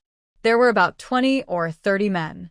If old Ye's family refused to hand over little Fuxing and the silver, they would just beat old Ye's family members. They didn't believe they would kill their own, even if they were just a worthless child. The old village chief of Xinghua village heard Wang Suihua's words and burst out laughing. People of Wangjie village, don't open your foolish eyes and look carefully. Do you know who is standing in front of you? Wang Suihua was about to curse, but even if the heavenly king himself came, she wouldn't be afraid. However, when she caught a glimpse of someone in official robes from Xinghua village, she gasped in surprise. It looked like the county magistrate. She rubbed her eyes in disbelief and looked again. Sure enough, it was their county magistrate. Wang Suihua immediately stepped forward with a smile. Oh, so it's our county magistrate. You must help us, sir. The men from Wangjie village had been full of anger just a moment ago, ready to pick up sticks and fight. But after hearing Wang Suihua's words, they looked into the crowd and saw the official in robes. Everyone was so scared that they quickly hid their sticks behind their backs. They were already in the wrong, and they only followed Wang Suihua because of her words. After all, Xinghua village had no conscription duty, and they hated it. Why should their brothers go serve in the army? The people of Xinghua village were so lucky. With just a little bit of good fortune, they earned a lot of silver. But the little lucky star was clearly from Wangjie village. Especially when Wang's wife talked about so much silver, it made them very tempted. Even if they got hurt, they accepted it. Because that much money could mean a better life for each family in the village in the future. Who would have thought they would suddenly encounter the county magistrate, catching them off guard? Everyone was holding their tools tightly. If the magistrate found out they were acting like bullies and mistreating the people of Xinhua village, and then threw them all into jail, what would happen? Everyone secretly cursed Wang Xuehua, wishing they could drop their sticks and run away. Following Wang Xuehua, bad things kept happening. They came to Xinhua village to cause trouble, but each time they gained nothing. This time, they even met the magistrate. When the magistrate saw Wang Xuehua still smiling and approaching, he spoke up, giving him authority to decide. Are you Wang Xuehua from Wangjia village, the young girl from the Liu family? Was she originally your child? Hearing this question, Wang Xuehua immediately knelt down with a thud, nodding uncontrollably. Yes, Your Honor. Please help me. This child is indeed my own. The Liu family took her, but my child is so lucky, earning silver money. Why should they take her away? I want my child to come back with me. I am her real family, connected by blood and bones. Others are outsiders. How can they truly care for our child? I was confused before. I hope the magistrate can help me return Xiao Fuxing to my family. The people of Xinhua village listened to Wang Xuehua, but they were not happy. You wicked woman. You mistreat our Xiao Fuxing. When little Lucky Star came to Old Ye's house, there wasn't a single good piece of meat on her body. Do you think you can take little Lucky Star away? Dream on. Old Lady Yi also stepped forward. My good child, she has already cut ties with your family and has nothing to do with you. She even sent the formal letter of disownment to the county office. There are also the old village chief and many villagers as witnesses. Now you want to act shamelessly? Yi Anran also raised her small fist. I have nothing to do with your family. You sold me to Old Ye's family long ago. My mother even gave you cornmeal. She personally signed the disownment letter. If you come here causing trouble, you'll hurt the people of Xinhua village. After speaking, Yi Anran turned to the county magistrate. County magistrate, the people from Wang's village are really too much. Please, you must help me. Hearing Yi Anran's words, the county magistrate, who already owed the little girl a favor, couldn't just stand by. I understand the situation clearly. Bring the troublemaker, Wang's wife, to the county office and lock her up for a few days so she can learn her lesson. Since she has signed the disownment letter and has nothing to do with the Wang family and keeps coming to cause trouble in Xinhua village, after the magistrate finished speaking, 2 officers immediately stepped forward. Wang Xuehua was stunned. Every time she came to demand something, she left feeling terrible. Last time, she returned all smelly and sore all over her body, and she had to lie in bed for days. Now she thought she could bring more people, but she ran into the county magistrate again? Why is her life so bitter? What is little Lucky Star? He is simply a troublemaker. When she was at her old Wang family's house, she didn't bring good luck to her own family. But at Old Ye's house, she desperately tried to bring good fortune. It's really unfair. If I had known it would be like this, I should have drowned the daughter-in-law who caused trouble right away, so I wouldn't have to deal with so many problems later. Wang Xuehua looked fiercely at Yi Anran, standing next to Old Ye's wife, and gritted her teeth with hatred. Her eyes seemed to shoot sparks. If the troublemaker was having a hard time, she would cheer silently. But since she is living a good life now, she can't accept it. Wang Xuehua trembled with fear. The county magistrate's wife really knows she was wrong. When they bought my little granddaughter, they only gave a small bag of cornmeal. It was too little. My granddaughter brought so much silver to their family. Your Honor, please don't favor the people from Xinhua village. Boo-hoo, Wang Xuehua cried sadly, but the county magistrate didn't say a word. Instead, he looked at the men from Wangjia village who were still standing there. What? Do you also want to get whipped and go to jail? Hearing this, the men from Wangjia village all shook their heads and turned to run. But the county magistrate scolded them. Stop. Did I tell you to leave?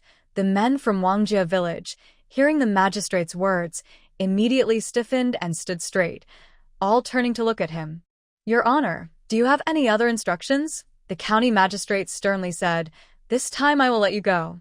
If you dare cause trouble in Xinhua village again, you will all be thrown into prison. The men from Wangjia village finally relaxed and nodded repeatedly, promising they would not cause trouble again. The magistrate then waved his hand. Go back now. The villagers of Xinghua village were all very happy, but their expressions when looking at Wang Suihua were hard to describe. The old woman was probably going to regret everything. The girl from Wang's family, who was called a troublemaker, was sold to someone else and suddenly became a lucky star. She brought so many benefits to others. If it were us, we would be proud. The magistrate also planned to leave. He looked at the village head. The officers have caused some trouble here. Thank you, old village head. I must go now. The village head quickly nodded. Your Excellency, this is nothing. It's what we should do. Safe travels, Your Excellency. The magistrate called 2 of his officers, signaling them to take Wang Suihua and return to the city. Wang Suihua saw she couldn't lie on the ground and started crying and making a fuss. Old woman, I am so old, and my little granddaughter was tricked away. Now, you want to send me to jail? Is there no justice? Boo-hoo, you all are in it together. The magistrate doesn't care about the people, only bullying us. The villagers of Xinghua village saw Wang Suihua like this and gasped. She really dares to say anything. Surprisingly, she said that in front of the county magistrate, showing she was not afraid of ending up in jail. Wang Suihua didn't care about that. If the county magistrate really took her away, she, as an old woman, would never be able to lift her head in Wangjia village again. She didn't think she had done anything wrong. It was clearly the Yi family who tricked her, using just a little cornmeal to take away her little lucky star. But the county magistrate didn't buy that. No matter how much she caused trouble, he wouldn't care. With a wave of his hand, the 2 guards nodded and went over to Wang Suihua, took her by the arm, and led her out of the village with the magistrate. The villagers of Xinghua village finally let out a breath of relief. It was so good. She should have been taken to jail so they wouldn't have to worry about her causing trouble anymore. Old Yi saw that everything was fine, called his wife and Yi Anran, and turned to head back home. Liu Xiuxiu watched from the crowd, gnashing her teeth in frustration. Why was old Ye's family so lucky? Most importantly, those who tried to harm old Ye's family all ended up badly, including Lu Lingdi, who was useless. When the Yi family got home, they started boiling the remaining pig offal and pig heads. They spent the whole afternoon busy with this. Old Yi planned to prepare more for tomorrow's market so they wouldn't sell out too quickly. He also promised that if anyone missed out today, they would prepare more for the next day. That evening, the family sat together for dinner, talking about the plans for tomorrow's market. Old Lady Yi pulled Yi Anran and headed toward the room. Good girl, you're young and have to wake up early, so you should go to bed early tonight. Yi Anran nodded obediently and soon fell asleep. She had a dreamless night. Before dawn, the Yi family was already up early to borrow a cart. Although old Fourth Yi had already borrowed the cart, he looked unhappy. Ye's wife didn't understand and asked, Old Fourth, you asked to borrow a cart, but you look so upset. What's wrong? Did something happen? Old Fourth Yi sighed and said, The man who lent us the cart yesterday asked for a higher price. He wanted 100 coins just to lend it to us. He also said he heard that our business is very good and we're making a lot of money, so he didn't want to rent it cheaply anymore. He raised the price very harshly. Old Lady Yi sighed when she heard this. I guess she heard it from others, but the old man who drives the cart is just too much. He dared to ask for 100 coins. Even if he worked 2 days, he wouldn't earn that much. From here to the city, the farthest trip costs only 2 copper coins. A slightly closer village usually costs just 1 copper coin. Even if you squeeze in with 10 people, it only costs about 20 coins per trip. Daring to ask for 100 coins is just trying to cheat people. Even if a man goes to the dock to carry goods, he would only earn about 20 or 30 coins. That old man is really shameless. Lady Yi looked at the ox cart borrowed by Yi Lao Si, which was not the same as the one from yesterday. Whose house did you borrow this from? Yi Lao Si shyly scratched his head. I ran to 5 villages and borrowed it from another family. I paid them 30 copper coins. Lady Yi nodded, but her eyes caught sight of an old man driving a wobbly ox cart approaching. When the old man arrived, he smiled warmly and looked at Lady Yi. Is this your youngest son from the Yi family? Oh my, such a quick temper. I haven't even said much, and he turned to leave. It really made me search for him. Lady Yi looked at the old man in front of her, and then at the familiar ox cart. She guessed it was the family who lent the cart yesterday. But she knew to be polite and greeted him with a smile. Thank you again for yesterday. But my young son said today you asked for 100 coins to rent the ox cart? That's a bit too expensive for us. We can't afford it. The old man slapped his thigh and said, No way. I was just joking with him. I said 100 coins, but he could have said 80 coins. I said it, but we can also bargain. How could I just turn around and leave? Anran finally washed her face by the water well. She looked at the old man, especially at his clever expression. He actually dared to ask for 100 coins, which is really a big demand. Anran happily ran over to Laopa, sticking out her fuzzy little head. Fourth uncle, I finished washing. Should we go now? Laosi quickly nodded. Yes, let's go. I'll go call your dad. Laosi went inside, but the old man driving the ox cart was getting anxious, especially when he saw another ox cart parked at their door. The old man's eyes were rolling. Could it be that his business was so good that he needed 2 carts? Yesterday afternoon, someone from the same village told him that Old Ye's business in the city was doing very well. They sold all their marinated meat quickly. Later, more people came, but they couldn't buy any. The marinated meat was also very expensive, 10 coins for 1 portion, and the portions didn't have much meat. The old man was thinking about raising the price, but Laosi, who was also quick-tempered, turned and left. This was probably to prevent Laosi from going to someone else. Although not many households in the area had ox carts, it was still possible to find one if needed. After thinking it over, the old man didn't dare to delay and hurried after him. Laopa just shrugged her shoulders, saying, It's really unfortunate. I heard you want 100 coins a day. As small business owners, we simply can't afford that. Also, my younger son found another ox cart elsewhere, so we won't need yours. The old man pulling the ox cart heard this and felt a sudden pang in his heart. How can you do this? We agreed to use our ox cart and now you don't want any more? I was only planning to use the ox cart for your family, not to keep pulling people back and forth. Anran listened to the old man's words and clearly understood his meaning. He was just thinking that her family had been doing business for a long time, renting the ox cart regularly and making more money than just pulling people around all day. When Laosi went out, he heard the old man say this and immediately snorted coldly. You don't want to rent it to us anymore, and now you're begging to use it again. What kind of person are you? Isn't it true that it only costs 100 coins and not a penny less? And you say our business is big, so losing 100 coins isn't a big deal. That's funny.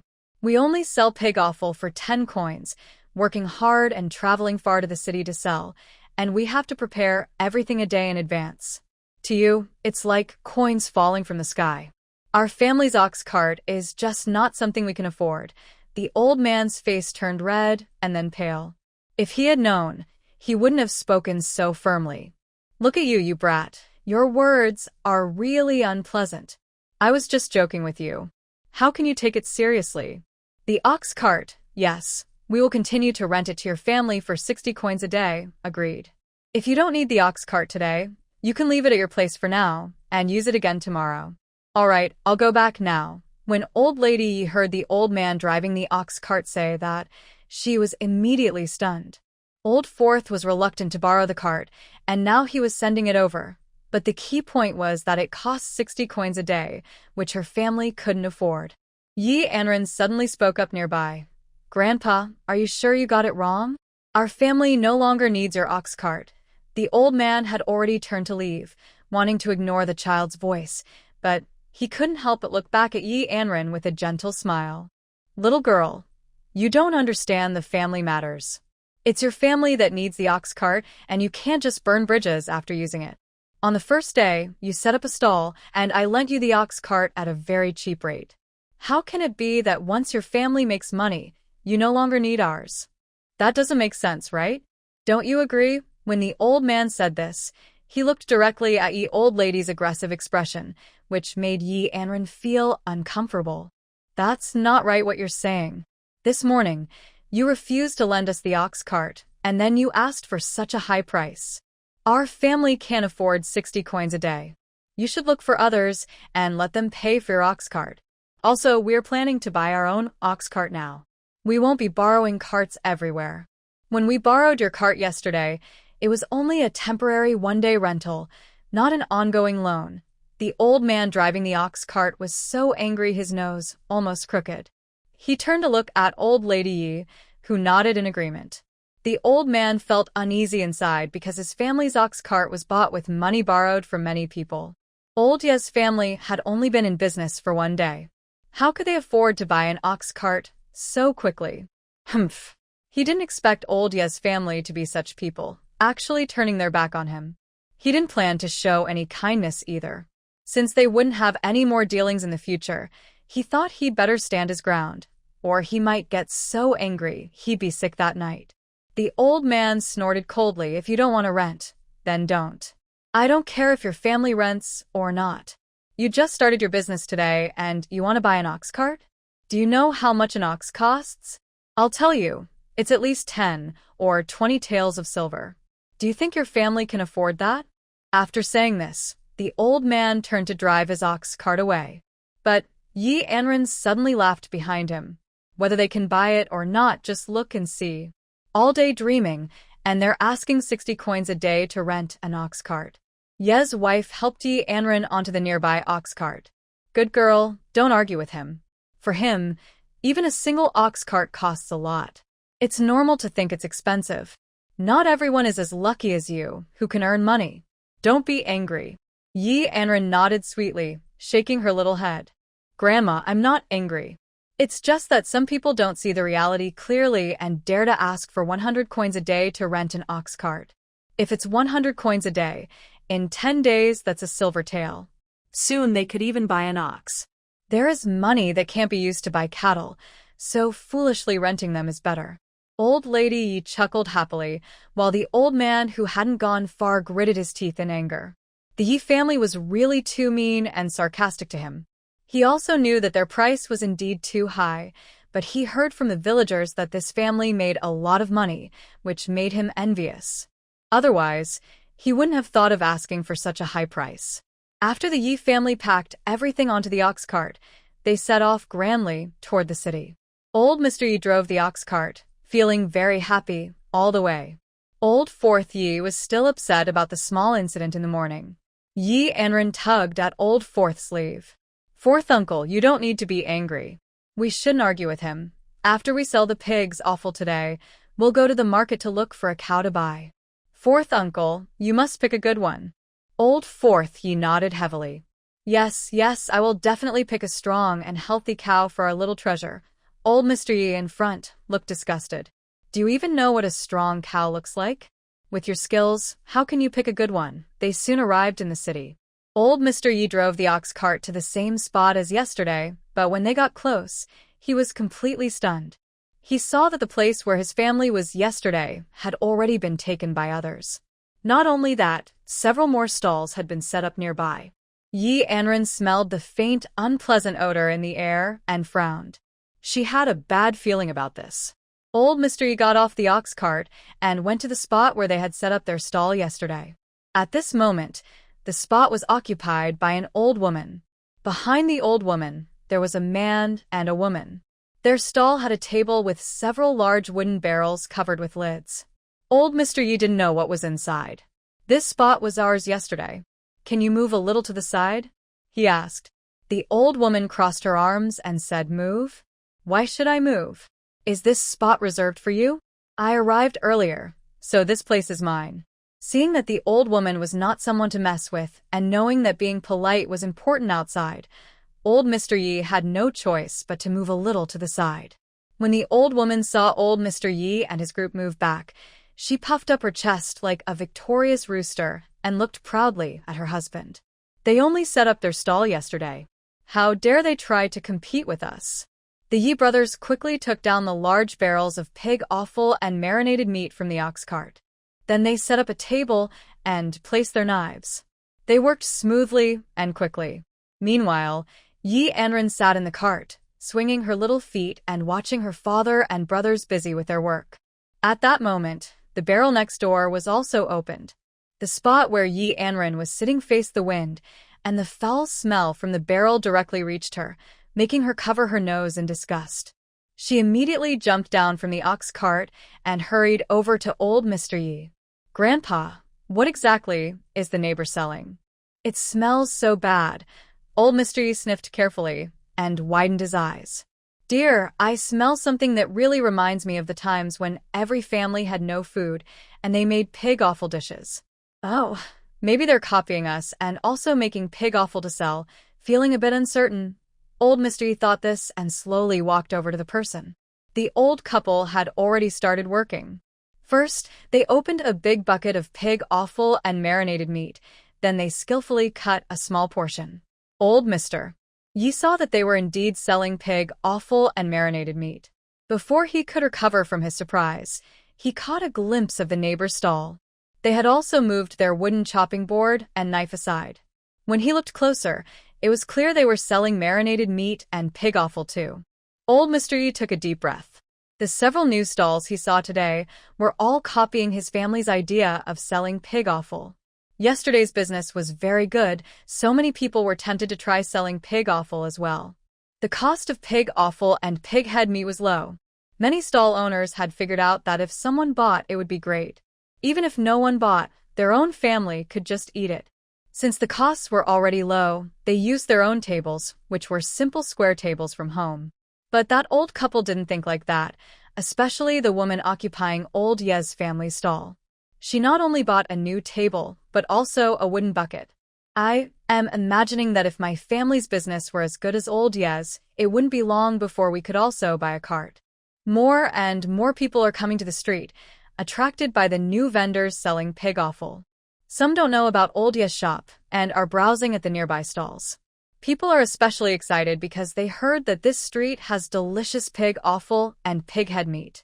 Old Man Yi looks at the many visitors who come because of their reputation but watches from a distance and sighs. He has already checked the pig offal and pig head meat from those nearby stalls. Most people in the city are wealthy and can afford good food, so they come for tasty treats. Old Man Yi pats Old Third on the back and says firmly, "Old Third, start calling out loudly or we might not get any business today." Old Third nods quickly and shouts, "Don't miss out." Were the family selling pig offal yesterday? Delicious and fragrant pig offal and pig head meat. His shouting draws many people over. But nearby, two families have a problem. One man tries a piece of pig offal and immediately feels sick. The greasy, oily, and smelly food explodes in his mouth. He quickly spits it out on the ground, grimacing and gagging. He feels terrible. The man glares angrily at the woman in front of him and says, "Is this what your family makes for pig offal? I can't believe they still dare to bring out harmful things to hurt people." The man immediately pushed over the stall. People around looked on, some pointing and whispering about him. But the foul smell of pig offal on the ground made many feel sick. The man looked around and saw some people calling him violent. He snorted coldly. "Selling pig offal for 10 coins is fine, and if it's really as tasty as rumors say, that's okay too. But is this even food? It smells terrible and is so stinky." As he spoke, he started to vomit again. The woman whose stall was knocked over was trembling with fear. She had just gone along with the crowd. Her old mother and old father from the village were eager to sell big. They said they wanted to sell pig offal, which they used to eat often. She didn't understand why city people liked pig offal, which was so smelly, but she thought she'd give it a try. Maybe city folks loved it? But when Old Ye's wooden tub was opened, she realized the smell of the pig offal was actually fragrant, unlike her own stinky smell. She had planned to pack up and leave, but just then, a man came to buy from her. She had no choice but to sell one piece, even if she felt uncomfortable. Unfortunately, that man started eating right in front of her stall. "I'm sorry, but I need to inform you that the content contains scenes that are not suitable for all audiences. Please provide a family-friendly version, or let me know if you'd like me to proceed with the translation and editing within those guidelines." Old Mr. Ye's stall was immediately crowded with people, and quite a few even started lining up. The Yi family hurriedly began cutting pig offal, packing, and collecting money. His wife, standing nearby, rolled her eyes, and suddenly shouted loudly, "Pig offal and pig heads are here. Come take a look." Only 6 coins per portion. But inside, she was secretly cursing. The Yi family was really greedy. They dared to sell a small portion of pig offal for 10 coins, and there were so many fools willing to buy.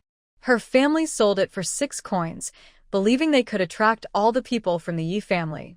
Sure enough, just as she expected, the men in line behind heard that the wife next door was selling for only 6 coins, and they quietly started moving toward her stall. But those at the front of the line had big grins, their mouths almost reaching their ears. When they arrived, they saw others leaving the neighboring stalls in a hurry, along with the foul-smelling pig offal. Only the people behind in line didn't know about this situation. The person at the very front glanced at those who had left. Several of those who left came over to her. But when they looked at the pig offal and pig heads in her bucket, they frowned. "Annie, why do the pig heads and offal look like this? Why is the color so strange?" There was a layer of white oil floating on top, making it look unappetizing. "How is it different from others?" The man speaking had seen pig offal and pig head meat from old Ye's barrel before.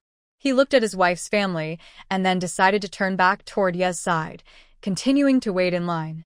Sure enough, cheap things are not good. Look at the 6 cents per portion. It doesn't look like something you can eat. Seeing the first man ask questions, the wife turned away and cursed under her breath, glaring fiercely at him. Pig offal and braised meat are the same. Some people think higher price means better quality, but they're actually the same. While speaking, the wife also glanced toward old Ye's side. The people in line thought that since they dared to sell, the taste must be similar. How different could it be? The main point was that 4 coins could buy 2 big buns, so the price difference was quite noticeable. After thinking it through, everyone ordered a portion. But when they ate it, they all started to vomit. One little child even fainted. The child's mother, worried, held her child and shouted loudly, "Baby, what's wrong? Wake up. Don't scare your mother." The woman picked up her child and hurried toward the clinic. Seeing this scene, the wife's eyes widened in shock. She didn't care about the woman's anxious look. She quickly grabbed the woman and said, "I told you, our pig offal and pig head meat are fine. I even tasted them before coming. If you can't handle the taste, that's fine, but your child suddenly fainted. That clearly means there's a problem with the child. Don't think you can blame us. I want to tell your wife that I am not someone to be bullied." The woman's eyes filled with tears as she hurriedly said, "Let me go. The child needs to be taken to the clinic for a checkup." But the old woman's eyes shifted as she said, "You said in front of everyone that your child has a problem, but it's really your pig's offal and braised meat that caused this. Only then will I let you go. Otherwise, people might think there's something wrong with our things."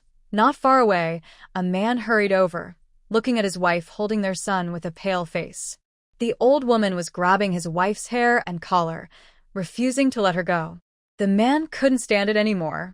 He stepped forward, pulled his wife into his arms, and after she steadied herself, he gave the old woman a hard kick. The old woman fell to the ground with a thud. The man then looked at his wife and asked, "Honey, what happened to our little boy?" The woman sniffled and said, "Quick, take little Bao to the clinic for a checkup. I just bought some of your pig's offal and gave it to him to eat. He kept vomiting and then fainted. We need to go to the clinic now, we can't delay." Hearing this, the man quickly took his son from his wife's arms and ran towards the clinic. But inside, he secretly clenched his teeth, thinking that once little Bao was okay, he would come back to settle accounts with the old woman. She had really crossed the line this time. The man was one of the top enforcers at the city's gambling house, known for collecting debts.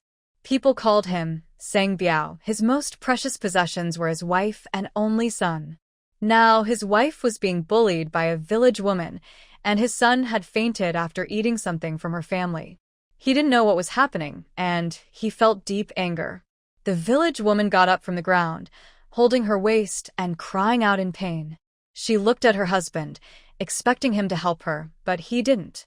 "Old man, seeing me being bullied and not helping or protecting me, what good are you?" she yelled. Her husband was very worried. "Wife, we should pack up and run away now.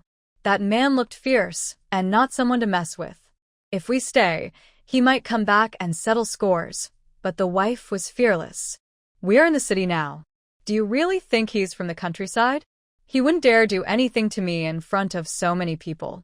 If he did, I would make him pay. Everyone nearby was vomiting repeatedly, unable to continue buying pig offal. They were all about to faint from nausea. No one had the energy to argue with the wife anymore. They all headed toward the clinic. Old Yi shook his head as he watched. The people in line were laughing so hard they almost doubled over. When they did bad things, they were very organized, but no one tried to stop them. Soon, Old Ye's stall was almost sold out of pig offal and marinated meat. However, the old woman encountered trouble. A group of people surrounded her stall so tightly that no one could get through.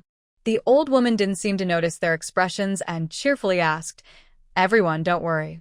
We have plenty of pig offal and marinated meat. Are you here for the marinated meat or the pig offal?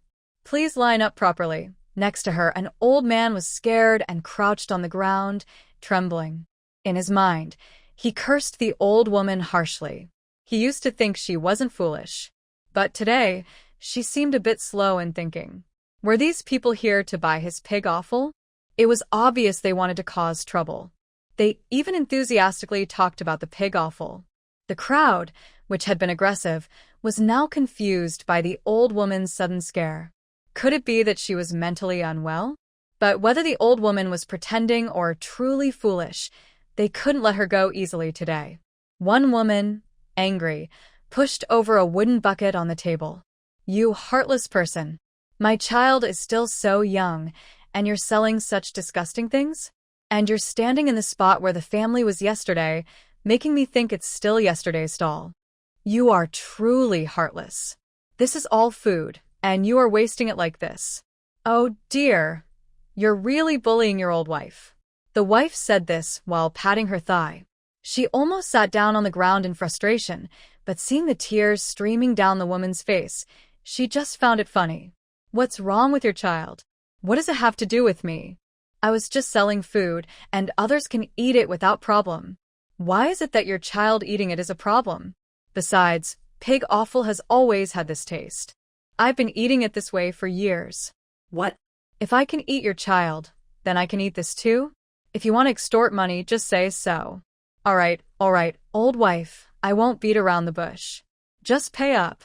A big barrel of pig offal and braised meat. I don't need much. 12 taels of silver will do. After all, my portion is only 8 won. Is it unreasonable to ask for 10 or so taels?" Everyone around, hearing what the old wife was saying, gasped in shock. Does the old wife think she's crazy? She dares to ask for so much silver. Thinking of this, everyone rolled their eyes. The woman rushed forward and started scratching at the old wife.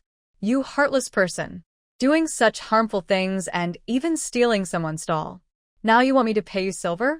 Dream on. Not only will I not pay you, but you can also expect to end up in jail."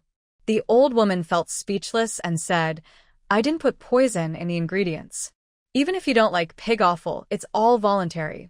She sells pig offal, and these people come to buy. Why should they arrest her and put her in jail?" Everyone around shouted loudly, "Pay the money. Hurry up and pay." For them, a few copper coins are nothing. If she doesn't pay, who knows if more people will come to sell and cause trouble for others. Seeing that the crowd was full but not buying her pig offal, the old woman realized they were all here to demand her money back. She felt hopeless. Why is doing business so hard? She finally sold many portions, but so many people came back to ask for refunds. People are really greedy. They ate her pig offal and still want her to pay money. She was about to turn around and call her husband to chase everyone away. But when she looked back, she saw her husband crouched under the table, trembling. "You're good for nothing. When others bully us, you just hide under the table like a scared turtle." The old man trembled and said, "What are you saying? It's not the other's fault. Think about the smell of your pig head meat and pig offal." He continued, "I told you this can't be done." You didn't believe me. I said, "How could people in the city eat such smelly pig offal? Even when we couldn't afford to eat in the past, We never wanted to eat that smelly stuff. The old woman was so angry she was trembling all over. It was one thing for others to criticize her, but now her own husband was also stepping on her. Yi Anran watched from nearby. Old Mr. Yi and the others had already packed up the table and were loading things onto the ox cart. Good girl, let's go. Yi Anran responded and obediently sat on the ox cart. Old Mr. Yi drove the cart away. As soon as old Mr. Yi started driving, the woman selling pig offal had her stall completely overturned. The woman started hitting the old woman. People around, who had eaten the pig offal and were now vomiting and having diarrhea, also unfairly sided with the woman, pushing the old woman to the ground. Third brother Yi sat on the cart and said, "Serves her right. What kind of stuff is she selling? Doesn't she know? It's stinky, bloody, and foul. You can smell it from far away. How dare she sell it?" Fourth brother Yi suddenly looked up at third brother Yi and said, "You can't completely blame that woman. Her pig offal is extremely smelly, but those customers seem not to notice. They even line up to buy it. It's really strange." Old Mr. Yi, driving the cart ahead, suddenly looked back at fourth brother Yi and said, "I guess quite a few of the people in line bought our pig offal yesterday. Even if they're a bit confused, they probably think that the pig offal they ate yesterday tastes better the more they chew, so he didn't think much about it. Some people came because they heard about our reputation for selling pig offal and pig heads. All right, stop gossiping about other people's affairs." Old Yi Fourth lowered his head and didn't argue with Old Yi First's words. Soon, they arrived at the pork market. Old Yi First parked the ox cart at the edge, leaving Old Yi Fourth to watch the cart alone. The others headed into the market, while Old Yi Fourth pouted and looked sadly at his father and the group, feeling left behind on the cart. Old Yi First walked over to the owner of the pig offal stall. When he reached there, the owner looked at him with a frown and a look of dislike. Old Yi First asked politely, "Do you still have pig offal and pig heads? If so, how much do you want for them?" The owner replied in a somewhat annoyed tone, "You're the family that bought pig offal for me the day before yesterday, right? I heard you're selling pig offal on the street now, 10 coins per portion, and just a little each." Old Yi First felt something was wrong. "Sir, what are you saying? We sell each portion for 10 coins, but it's not much. The cost is actually quite high." Before he finished, the owner interrupted, "There's no such thing as cost. A whole set of pig offal sells for only 2 coins in the market. Besides, I gave you a lot of pig offal for free, so where's the cost?" Old Mr. Yi hurriedly waved his hand. "Boss, you've misunderstood. I used a lot of herbs to prepare the pig offal for braising." The boss was too lazy to listen to what old Mr. Yi was saying. "If you want to buy pig offal again, you can't get the same price as before. Last evening, many people here were looking for pig offal and pig heads. If you want more, the pig heads cost 100 coins each, and the pig offal is 20 coins per set." Old Mr. Yi's eyes widened. "What?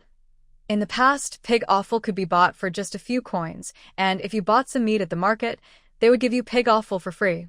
Pig heads were even more avoided because they looked scary, so they were usually sold cheaply or given away. Now they are asking for such a high price?" Yi Anran, standing nearby, tugged at old Mr. Yi's sleeve. "Grandpa, let's go to another shop."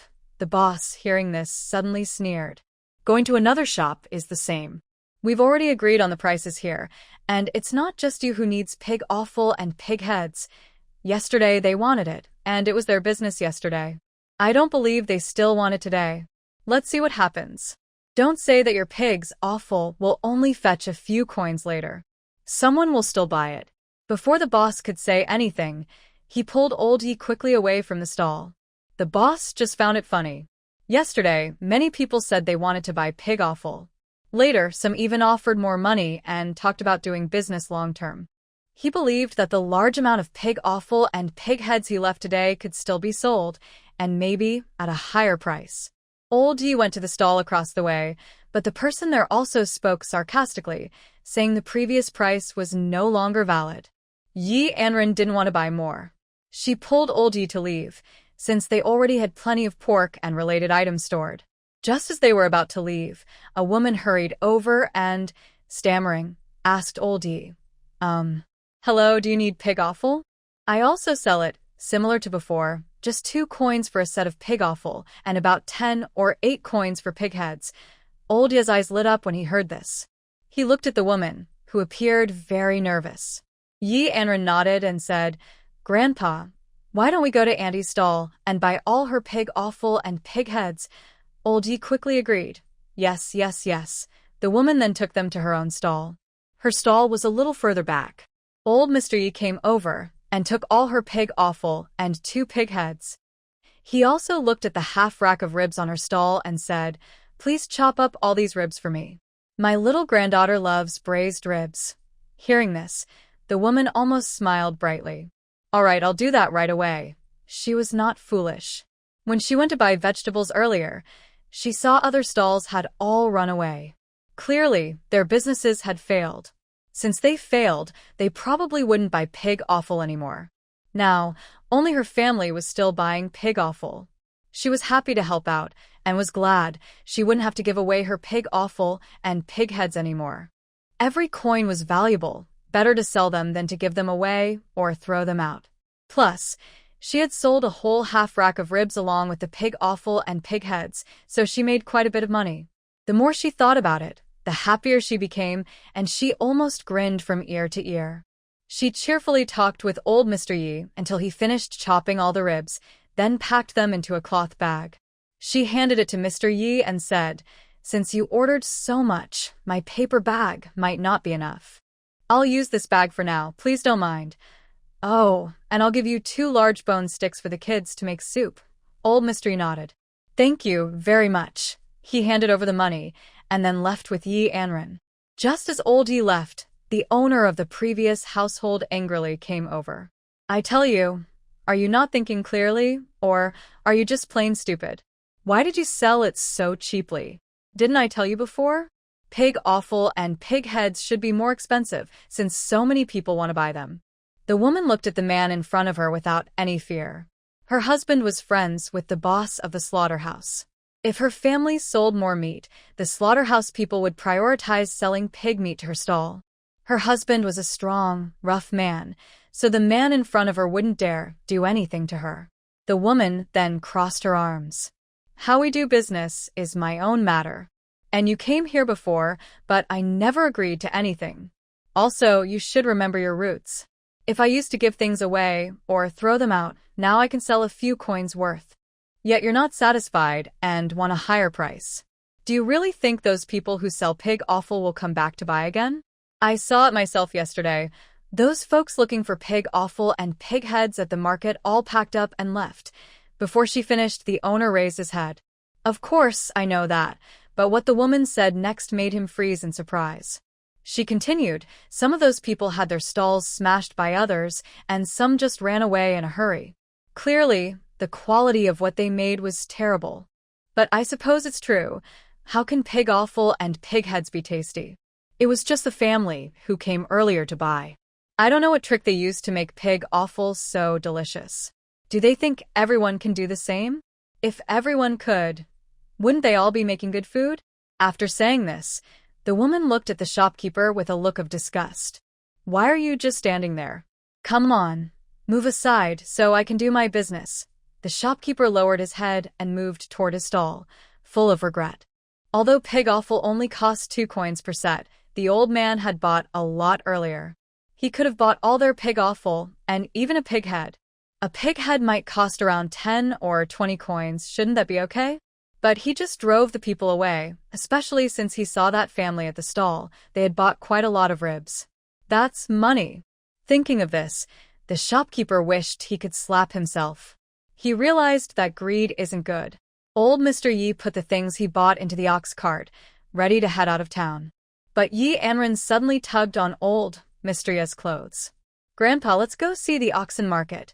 Old Yi, who had been sitting sadly in the ox cart, immediately stood up when he heard that. "Anran wants to buy an ox." "Okay, Uncle Four will take you." He said this excitedly, eager to go to the oxen market. Old Mr. Yi frowned and opened his mouth to say something, but in the end, he nodded. "Let's go see the cows first. If the price is right, we'll buy one." The other brothers of the Yi family were very happy because they were about to get a cow. It was a big deal for them. Yi Anran saw the excited expressions of everyone in the cart and realized that cows really attracted the men. They arrived at the cow market slowly. Fourth Uncle Yi was the first to jump down from the cart and reached out his arms to pick up Yi Anran. But third Uncle Yi pushed him gently. "What do you want to hold my girl for?" He then hugged Yi Anran into his arms.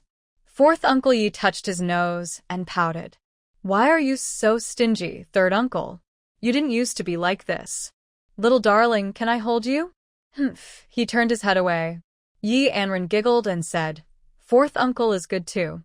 Fourth uncle, hold me." She opened her arms and fourth Uncle Yi, like a proud rooster, quickly picked her up from third uncle's arms and held her. He patted her little head. "I knew Anran is closest to fourth uncle. Fourth uncle likes Anran the most. After we buy the cow, fourth uncle will take us to buy some candy."